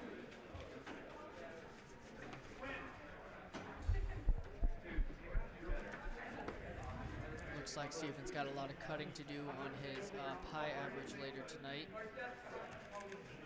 Yes, very nice, very nice.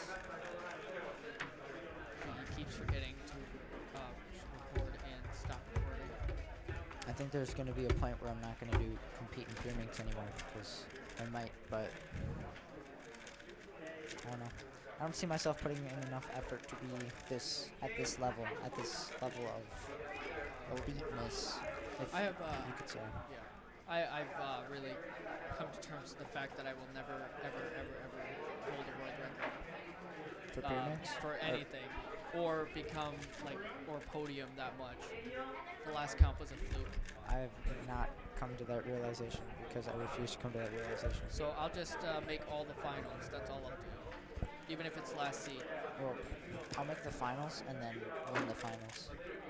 I believe in you. Real? Yes. You can see Brain Richards from here. He's got a 243.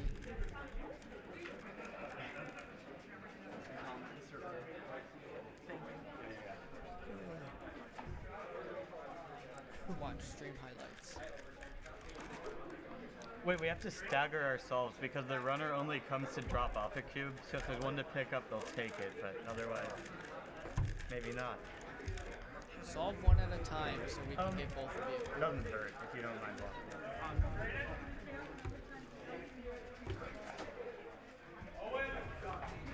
Nice and loud. What?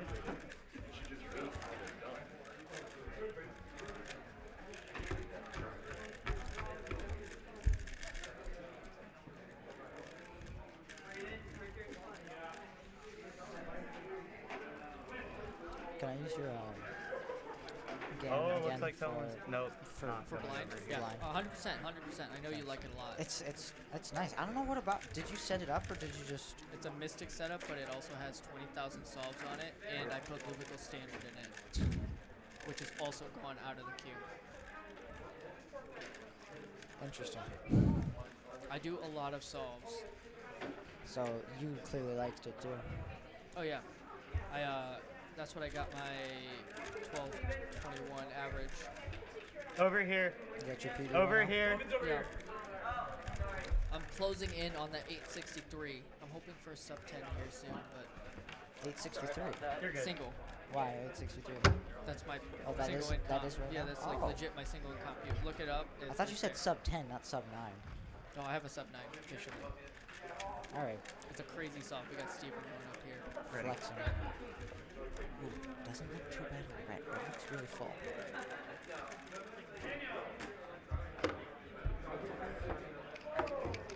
Thank you. We do look Solves amazing. blue. It's not too happy with that. The solves on blue. Interesting. 342. 342. 342. Bringing his mean to 388. Yeah, Stanley Counting- inspecting. Not counting 6-3 out. Solves on red. Not bad, not bad. All the cross pieces were, I think just the yellow needed to be oriented. Was that 2 or 3? 2. Oh wow. Harsha might come back from the 3rd seed to reclaim first, unfortunately. How is he doing?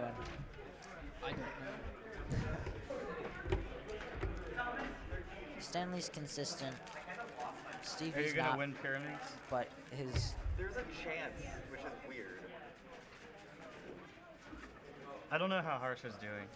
there's a chance. There's a chance indeed. Where's Harsha? Harsha is sitting down. 279. He just got 279. Don't know what's up, but he just got 279.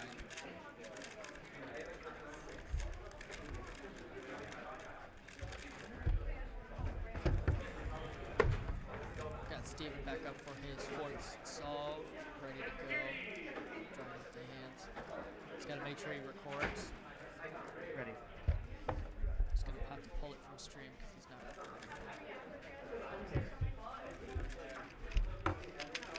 Ooh, nice. No, don't shake your head like that. 216. 216. See, don't shake your head like that. That's a How did you do? 216.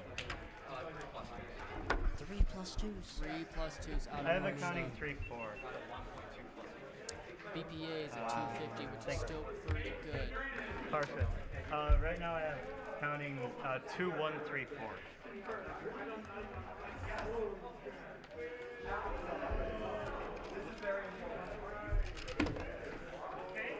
Nice. 281 out of Mr. Scalpel here. Do you want to know your best possible, worst possible? Sure. Your best possible is a 285. Worst is a 3.5. Yeah, I'm gonna try not to count to 6, but anything could happen. Goal is to start the timer. The goal is to stop the timer. Was I not recording? Oh, okay, that's fine. This timer's so small. Is the display back? Yeah, display doesn't have It is on this side. We just need to move the entire setup down so we can see it. It's an LTCT in that 3 blind. What's that? It's last target plus corner twist. So let me. That sounds fancy. It Sounds is. very fancy. Anybody So in you chat know, can you get would do blind. like this target and then you have this corner twist. We just do all of this in one out. Oh, okay. That's a lot So it's of like effort. one look glass layer, but for blind. Kind of. There's surprisingly few cases. It's only like 250. Only 250, he says. And he's now recording this time that I know T perm, J perm, and Y perm for blind. Oh, and R perm for parity. Food, bro. For his 5th and final solve here. Ready. Doesn't Oh, really quick. He knew what he was doing.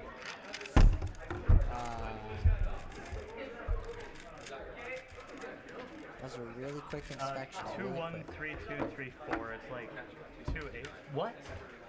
Did Kedge win? Wait, guaranteed 260? What? I need to sign. Guaranteed a 260. 338.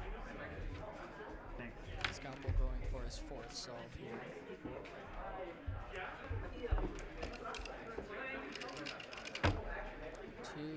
I think you got second. Really? His BPA is a 260 his worst that possible would- average is 287, which is still sub 3.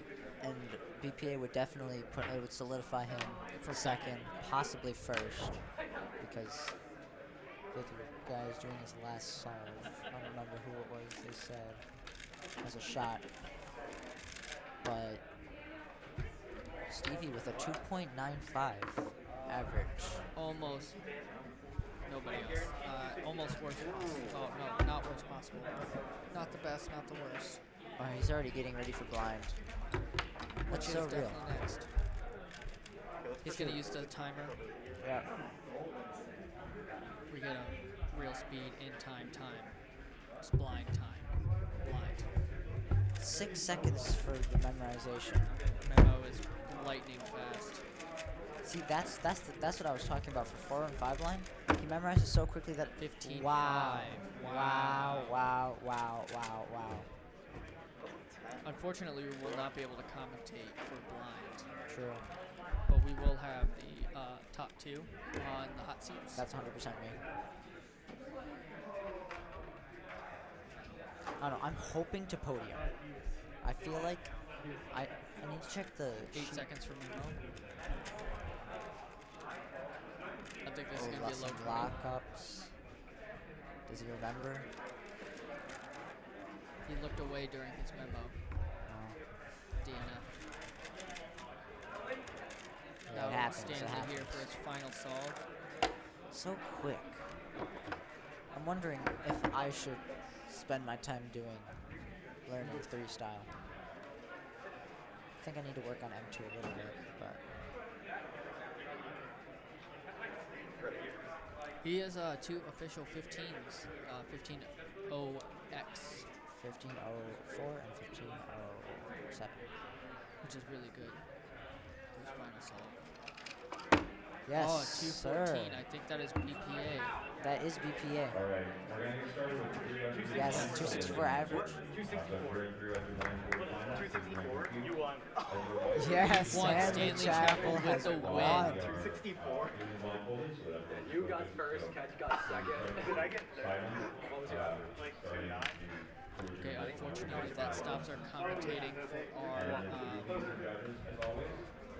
our blind here. Stay up for. Good luck. I will click you. I myself have to compete soon. So.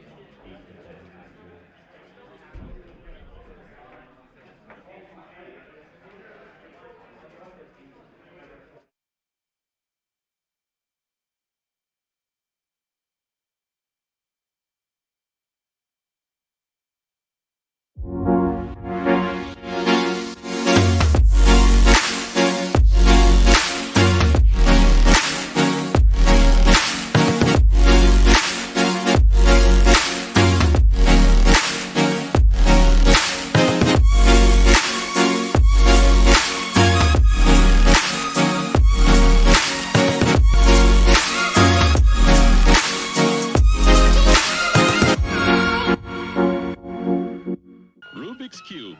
Over 3 billion combinations, but just one solution from Ideal.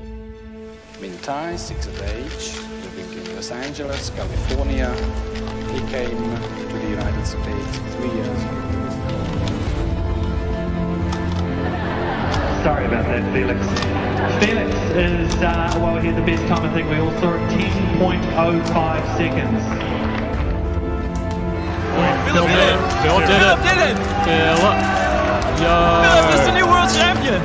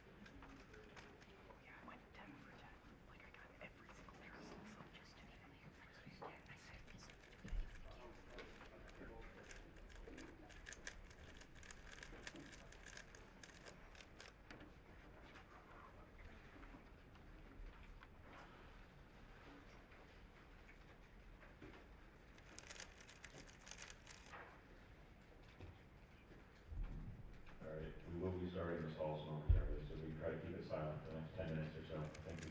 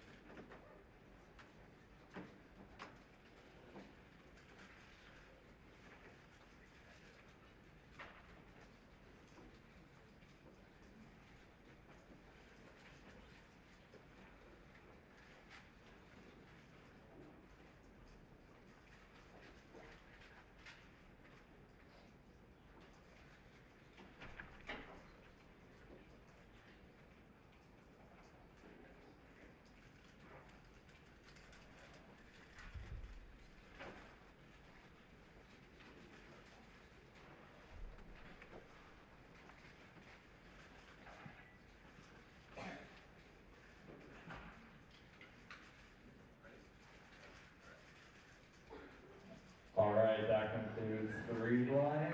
We'll continue to 3x3 finals. Top 20 in the first round make it to the finals.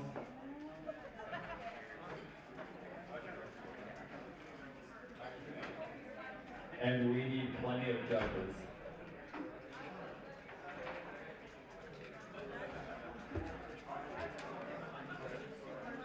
Yeah, no problem. Thank you so much.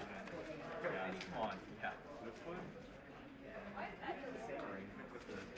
Are you top 2? I am top 2. Cool.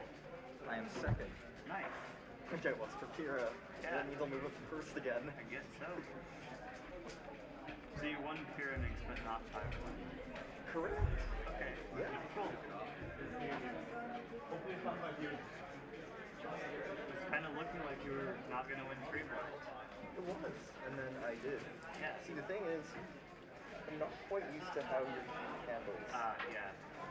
So what happened is, on one of the solves, I did a wide turn when I meant to do a single turn. Because it, you know, was like it required more actuation. Oh, okay. So I need to get used to that. Yeah. I also have a bone dry DTS 3M at home, which I'm planning to set up with Blue Best. Okay. Because I found the way I do Blue Best setups anyway, it mimics the performance qualities of an Angstrom. It has a different feel, of course. Okay. It mimics like the performance qualities while being like more weather resistant. How do you do? You should make a video on that. Yeah, I want to do more experimentation because I've only done it on like a select few puzzles. Okay. But yeah, That's cool. Yeah. Is that what you did on your Pyra? No, Pure was just pure Traxxas. When Mega was pure Traxxas. All right, welcome back to the Cometry Gantry here in Washtenaw Winter 2023 here in Washtenaw Community College. We are here for 3x3 finals. Here are the results from the first round. Luke Garrett not shockingly winning it all, and Stanley Chapel came in second place, a second and a half after him. So yeah, we're gonna have Luke Garrett leading the pack as we begin 3x3 finals. And as long as he's staying confident and consistent, he will walk away with this relatively easily. Yeah, and I definitely think that Luke Garrett has it pretty locked up, but you know, you never know in cubing. All these couple bad solves for mischief to happen. Yep. And are we thinking potential podium for you for 3x3 blindfolded? 3 blind. I didn't see anybody else's solves. I don't think so. I got 6th first round. Oh, okay. So, but I got an average, and I got a PB. Right. So I could rank higher, could rank lower, but I don't think podium. Yeah. I mean, it'd be amazing. Right. But I'd say at best 4th place. I have to check. Yeah. Yeah, I definitely think that like anytime you get like the mean or whatever, like that's pretty impressive, because like going into like a 3rd solve, I feel like that's got to be pretty challenging. It's just the only challenging part that differs from the first 2 solves is just the pressure that. Yeah. Well, not even the pressure. It's just like the ooh, I might get a mean. It's just the excitement. Yeah. The adrenaline of it. And that can potentially mess you up. Or if you're new to blindfold, you can get really tired because your solves are already taking 6+ minutes anyway. Right. But like Stanley Chapel, first round, he got a mean, nothing like that. Took him 3 minutes to do his 3 solves, and that's including the scrambling and everything. So. Right, which is kind of like absurd because like you have to do it like blindfolded to memorize the whole cube during that time. See, that's what I've wondered. Why don't they? And during their inspection, these elite blindfolders, why don't they during their inspection inspect like 3 blind, and then solve? Because they're already solving it. Like Jack Kai. Yeah, right. Jack Kai averages what we average. He's like 11 or 12, maybe 13 seconds. But he's so good, right? Yeah. He gets like 13, 15 second Right. solves in 3 blind. So theoretically, if he inspects for a blind solve and then solves a blind, like at the cube as a blind solve, he's gonna get a 6 or a 7. Right, but like in theory, like people are getting like 4s and 5s, so you should be practicing with that method to get that down. But I guess it is like double practice in a way. Where. But in his case, he's gonna half his times just because he's utilizing another thing. Stanley he got an 8.01, I believe. Something like that. And I think, well... 8.04, it was something like that. Oh, when it comes to... The average. Average, right. Yeah, and then he got a 17 Off of a, but that was a 6-second, or like a 7-second. So it was a 10-second actually execution. Right. But one of his earlier, his 15, right? Right. His 15 was, I believe, if I recall, was a 7-second or 7-second memo. Yeah. Which leaves an 8-second solve. So he's around. Well, like in Stanley's case, he doesn't really need it because he's still fast in his own way. But someone like Jack Kai, who spent his life or his cubing career in his life doing nothing but blind, and 3 blind specifically, not even big blind, he is a prime example of where that could be beneficial. Right. So as you can see, this is Stanley Chapel, who just won blindfolded, what we were talking about just a moment ago. He's going to go into 3x3 and listen on their conversation. I see, the thing is, it's hard to plan because you can't really predict how you're going to, like, respond to being awake for far too long. I think they're talking about waking hours at a competition, about being, you know, it's hard to stay awake. Honestly, like right now, I've been up since 5:30 a.m. It's now 7:23. I'm gonna have to drive an hour and 15 minutes back to Hillsdale College from Washtenaw. I don't know. So Everybody's saying I look tired, but I feel fine. you're just dialed. Look at the 3x3 blindfold results once again. We were talking about before. Stanley Chapel just got the confirmed win there. Rentz Leon in 7th, but he did only win with a mean. I'm just saying. Conspiracies, a force to be reckoned with here. Yeah. All right. I'll take that. I'll take that. Yep. Alrighty, folks. Hopefully we will start getting some cubes soon. Scramblers are busy at work as both Stanley Chapel and Luke Garrett wait for their first solve.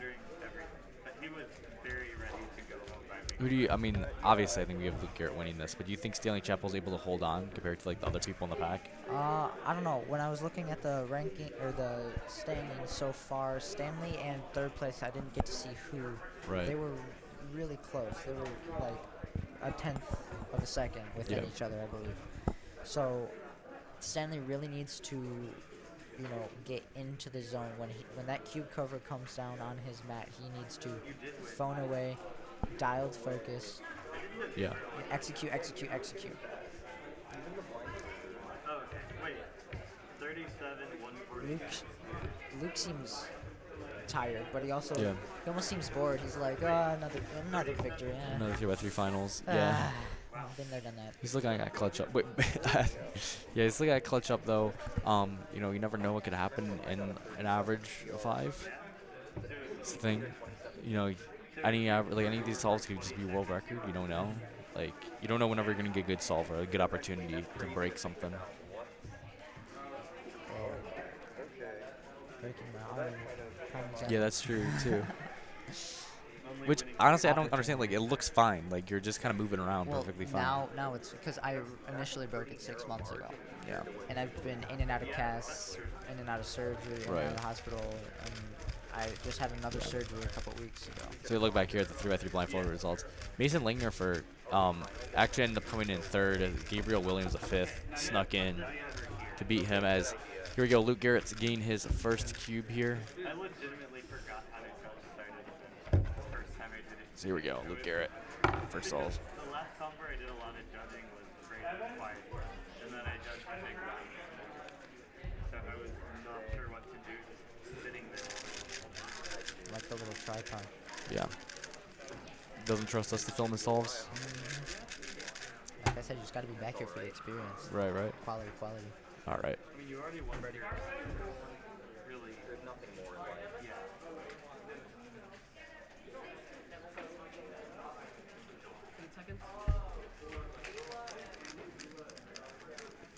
This is pretty fast through F2L, but it's locking up. That was a potential mid-5. Yeah, initially it looked pretty good, but then all of a sudden you see on like the last pair or something, he had a pretty bad lockup, which ended up costing him. So 693, I love how I'm saying like costed him, even though like 693 is such a good time, even for like a couple years ago. Especially from a couple years ago. Yeah. I mean, it was a 681 average that won the last like world championship, or like, or no, sorry, it was like 670 something. It was last world champion. Yeah. Whatever, yeah. I'm pretty sure it's a 670 or 680 or something like that. If he wants to. If he wants to, but they'll come if you. Yeah, and so you gotta think like how much cubing has improved in this time being. Like, I mean, like you're thinking a full second and a half, where like already like really fast time that people thought couldn't be beat is now considered just like, you know, like, oh, that's a bad solve, and that's probably gonna, like the one that is thrown out or second to last solve. But you don't expect that 693 to stand. You even expect Luke to get probably a 5 in this too, which is I'd beyond expect it. yeah. It's kind of, you know, it's late, but Right. it's Luke Garrett. Right, and that's the thing is that I feel like we come expect too much of some of these competitors, like, cause like fast is like already fast.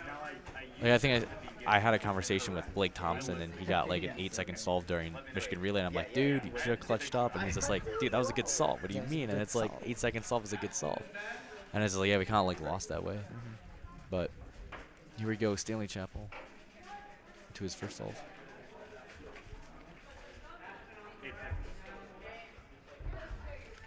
Stanley also going for a yellow cross. It's a for rough. 737. So yeah, far rough I think into a U-perm is what I got out of the top down cam there. From what I saw, yellow looked like a 4-move cross. I think it was it was an R2 green insert, and the orange and blue were already relative to each other, and then it was a D and R. And then it was aligned. There was no. You didn't have to realign. Yeah. So again, like when you think about the rules of cubing here, so you get 5 solves. Worst and best are removed, and the middle 3 are going to be mean. So you add up the middle 3 times and divide by 3, and that's going to be your score and how you're placed. Unless it's blind. How unfortunate.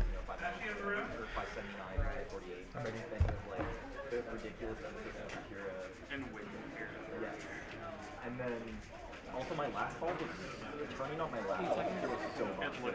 It was so busted. Especially considering before today, last time I picked up with Hero was on. Yeah. Ooh, and See? a beautiful execution. Beautiful execution with a nice U-perm at the end again. Yeah. 588.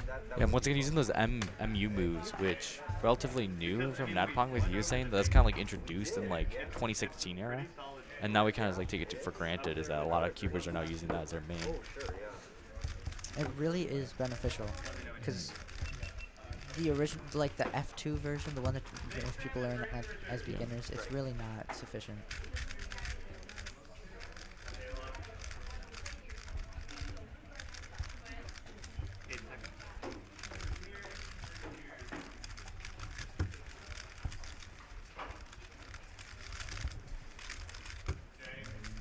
The lockups.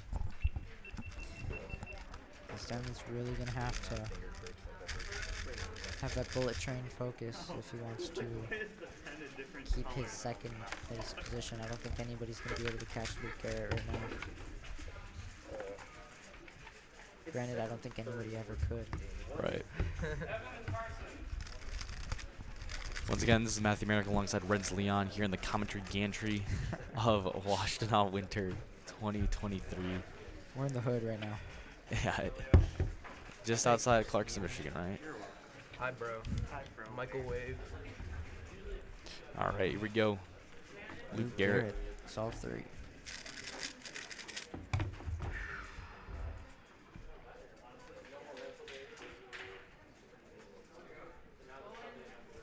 I'm ready. I need to stand. What? I need to stand. Yeah, I'll put it down. I've been trying to get it. 8 seconds. Whoa. Oh,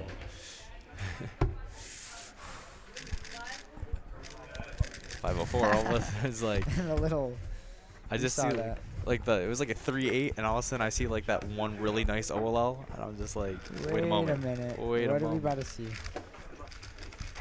And Luke Garrett with the rock, the Dwayne Johnson moment right there at the end. All right.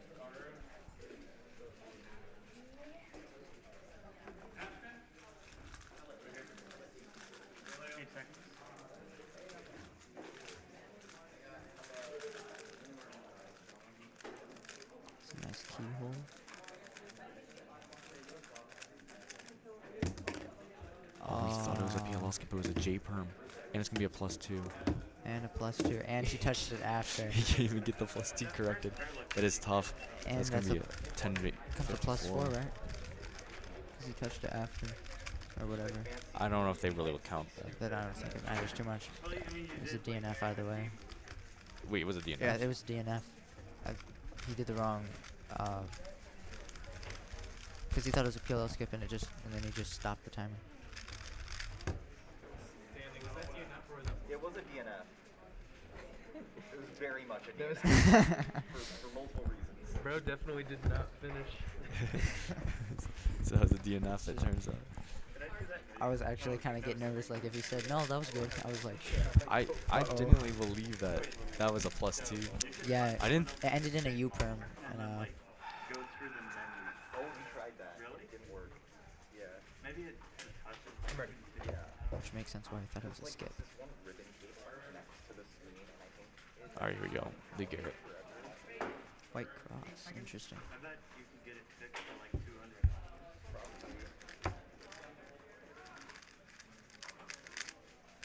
Rated. Okay, 602. See, okay, all of a sudden here. Look at this. Look at this best possible average. Like this best possible average is looking clean as all get out. So it's like 5.65. Yeah. I mean, come on. A 5.65. I mean, 6.28 worst possible average. I mean, that's like, not even. That's like still. If he was not already ranked number 3 in the world, that's top 100 in the world. Yeah. Okay. Here we go, Stanley though.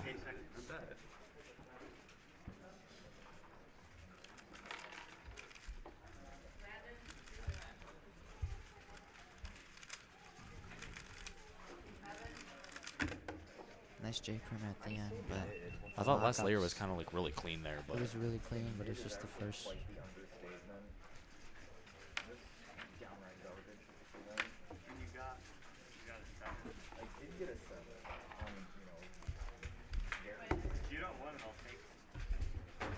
If you don't want it, I'll take it. So true. Right.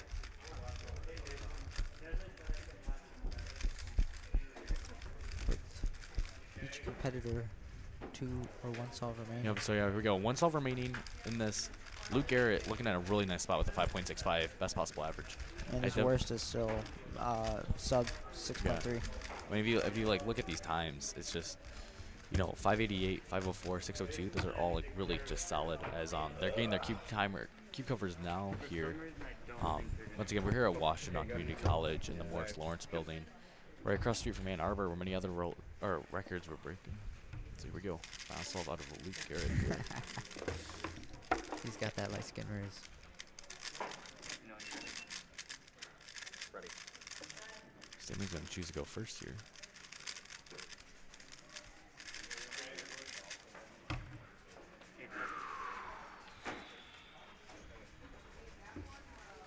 I'm ready. Stanley going as Luke Garrett says I'm ready. So Stanley's gonna get a 738, which almost gives him a BPA. Yeah. His best was a 737. Here comes Luke Garrett. Oh, it's fast. Lightning speed. Ooh, beautiful. Ooh. 41. 481. And all of a sudden, that's the BPA. And he finna there you pants. go. There's He's the gonna BPA. Hit that gritty. Oh, I messed this up. Ha. Look at that. I gotta switch those 2 around. But That's pretty good. that makes the BPA really impressive there. Do you remember that time? 7.78. 7.7. Yeah. 3.8.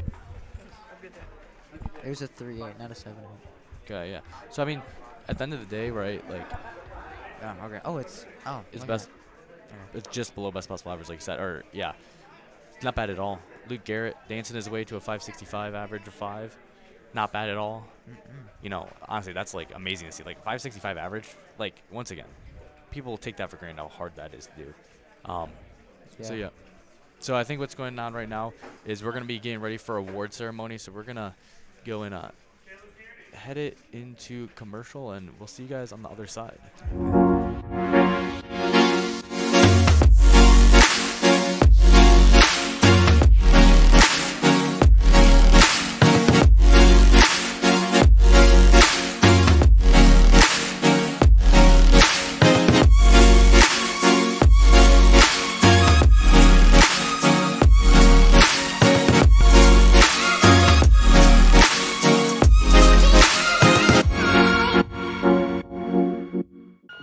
Cube. Over 3 billion combinations, but just one solution from ideal. Mintai, 6 of age, living in Los Angeles, California. He came to the United States 3 years ago. Sorry about that, Felix. Felix is, well, he had the best time I think we all saw at 10.05 seconds. Philip did it! Philip did it! Philip! Philip is the new world champion!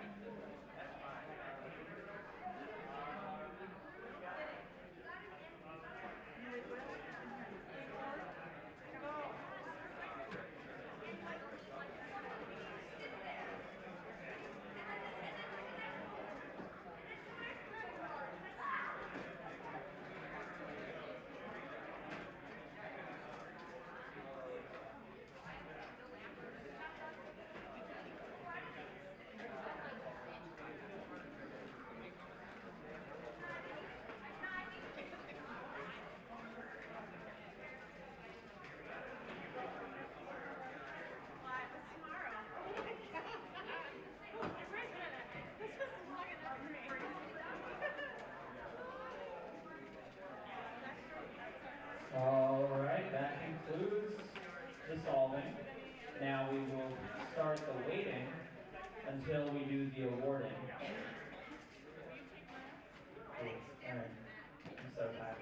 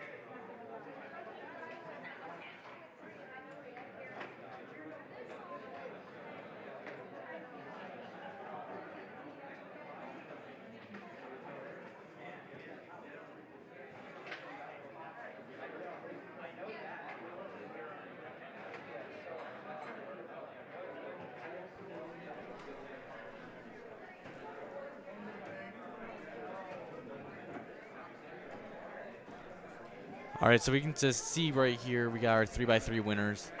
We got Luke Garrett, Owen Wittes, Stanley Chapel. Owen Wittes kind of slid in there, took it from Stanley Chapel. He was in the number 2 spot. Now he's in the number 3. So yeah, 565 average from Luke Garrett. The 481 at the end, very, very awesome to watch. You know, he had that 504 midway through, which definitely gave him like a big boost going into the final, making his best possible a 565 and all that jazz. So we're going into awards right now.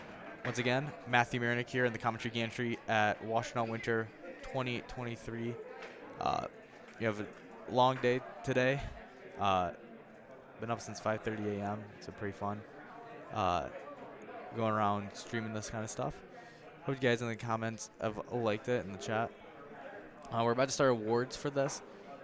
A lot of different events. We started the day off with 4 blind and 5 blind. Then we went into Megaminx, I'm pretty sure. Or no, 6x6, 7x7, 6x6, then Megaminx. Then we had lunch. And then we went to 3x3, Cube, Pyraminx, and then we went through all the finals. And we cycled through all that. We had 3 blind mixed in there at some point. So it should be a lot of fun. You know, seeing all these people, looking at all of our victors here today. Certified local comp moment. Yeah, so once again, right here we're in Washtenaw County, Michigan, which is basically it's like we're 10 minutes right down the road from U of M, where a lot of other records were broken at points, you know, earlier in history, that sort of thing. People seem to be cleaning up a decent amount here, as awards are probably going to happen soon, I'd assume. Yeah, a lot of people are cleaning up timers, that sort of thing, that sort of deal. Do we have to be... A lot of questions left to be answered here. They're doing awards at all.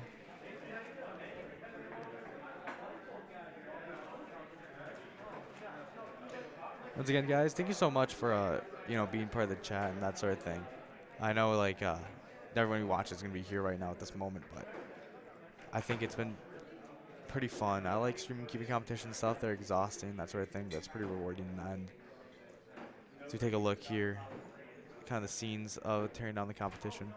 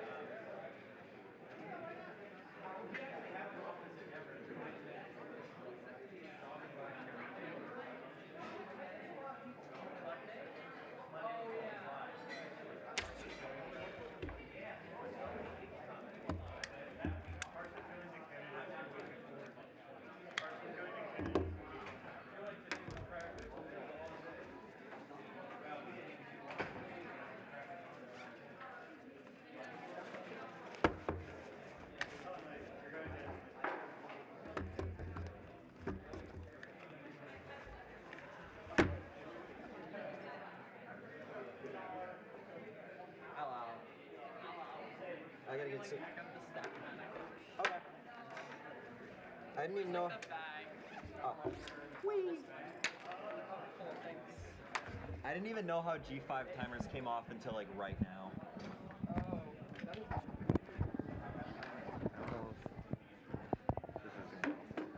It's nicer than the G4s at least underneath. I think it was that way.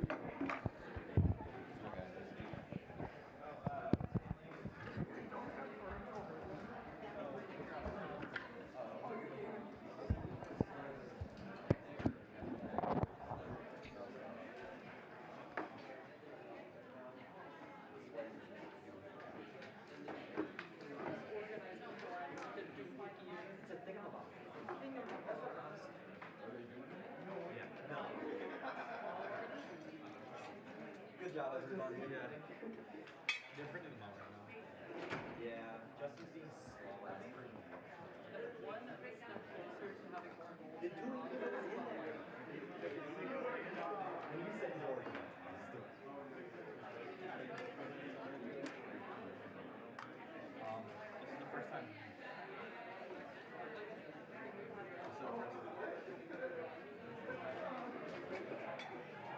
At least you didn't get a bronze in it. At least you didn't get a bronze in it. Grandpa and I don't want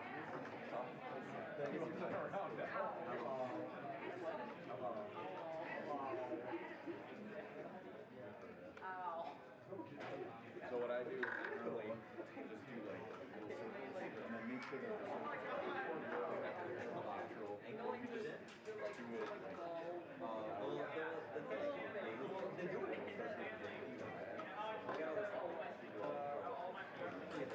We did it. We are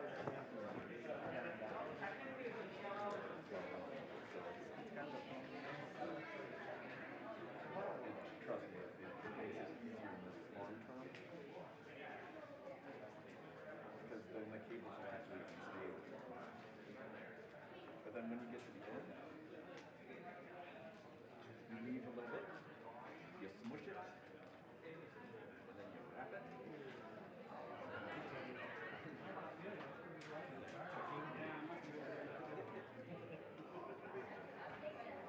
You're going to end up losing your cords.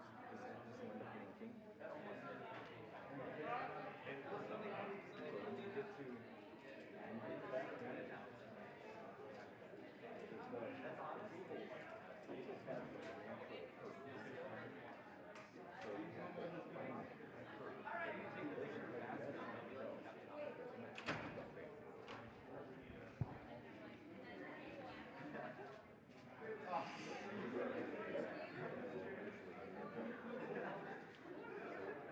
All right, we'll begin doing awards right now.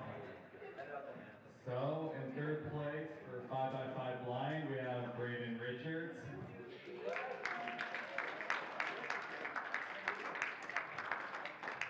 In second place for 5x5 blind is me, cool. And in first place for 5x5 we have Mason Langenderberg.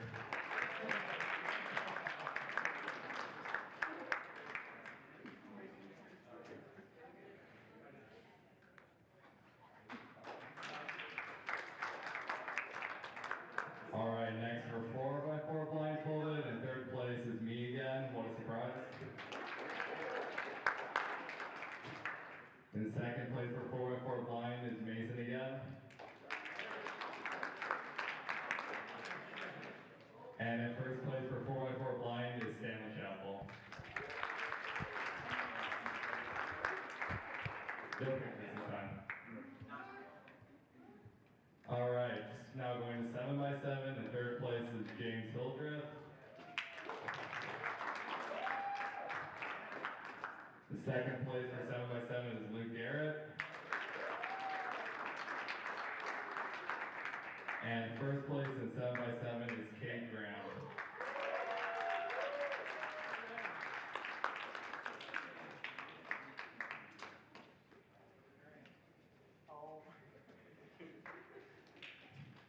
All right, moving on to 6x6. In third place, we got Luke Garrett. In second place for 6x6, we have Stanley Chapel. And in first place for 6x6, we have Kate Graham.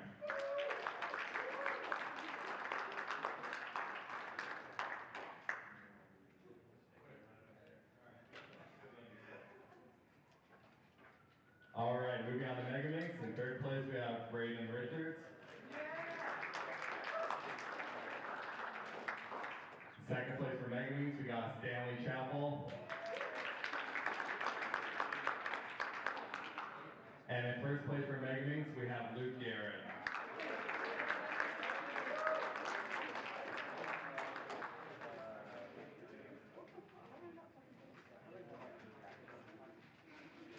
All right, next is Cube. In third place, we have Mason. In second place, we have Luke Garrett. And in first place, we have Sean Cushaw.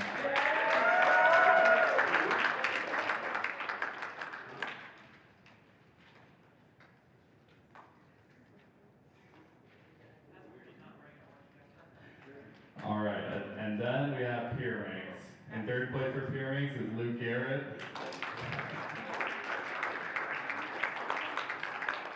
In second place for Pyramids, we have Quinn Lawson.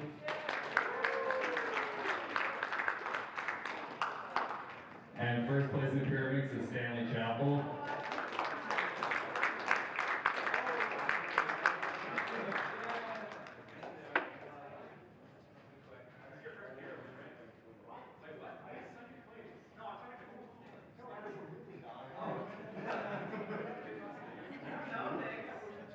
All right, moving on. We have 3x3 blindfolded. Third place in 3x3 blindfolded is Mason. Second place in 3x3.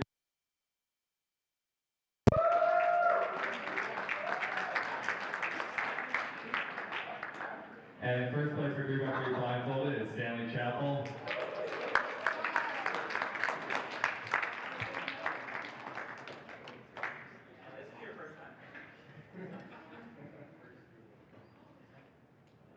All right, lastly, our main event, 3x3.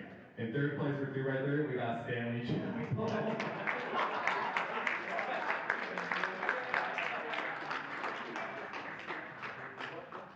And in second place for 3x3, we have Owen, Witness, there you go.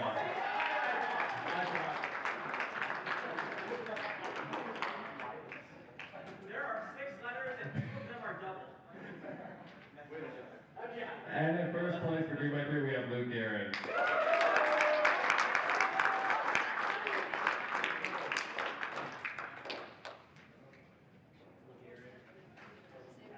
All right, that concludes Washtenaw Winter 2023. Thank you everyone for coming, and see you next time.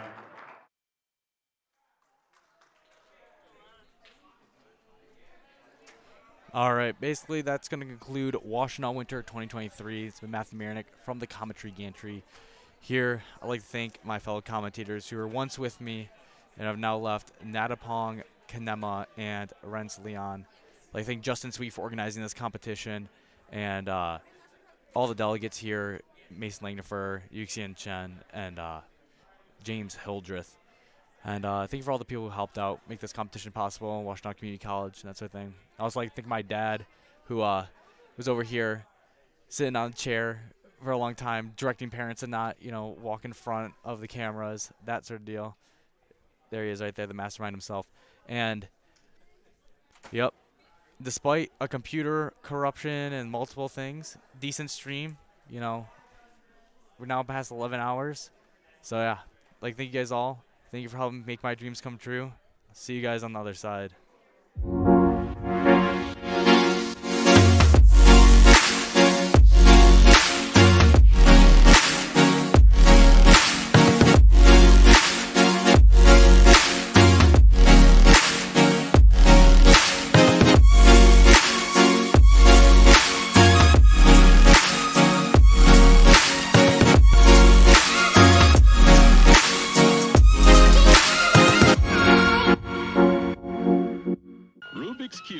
Over 3 billion combinations, but just one solution from Ideal.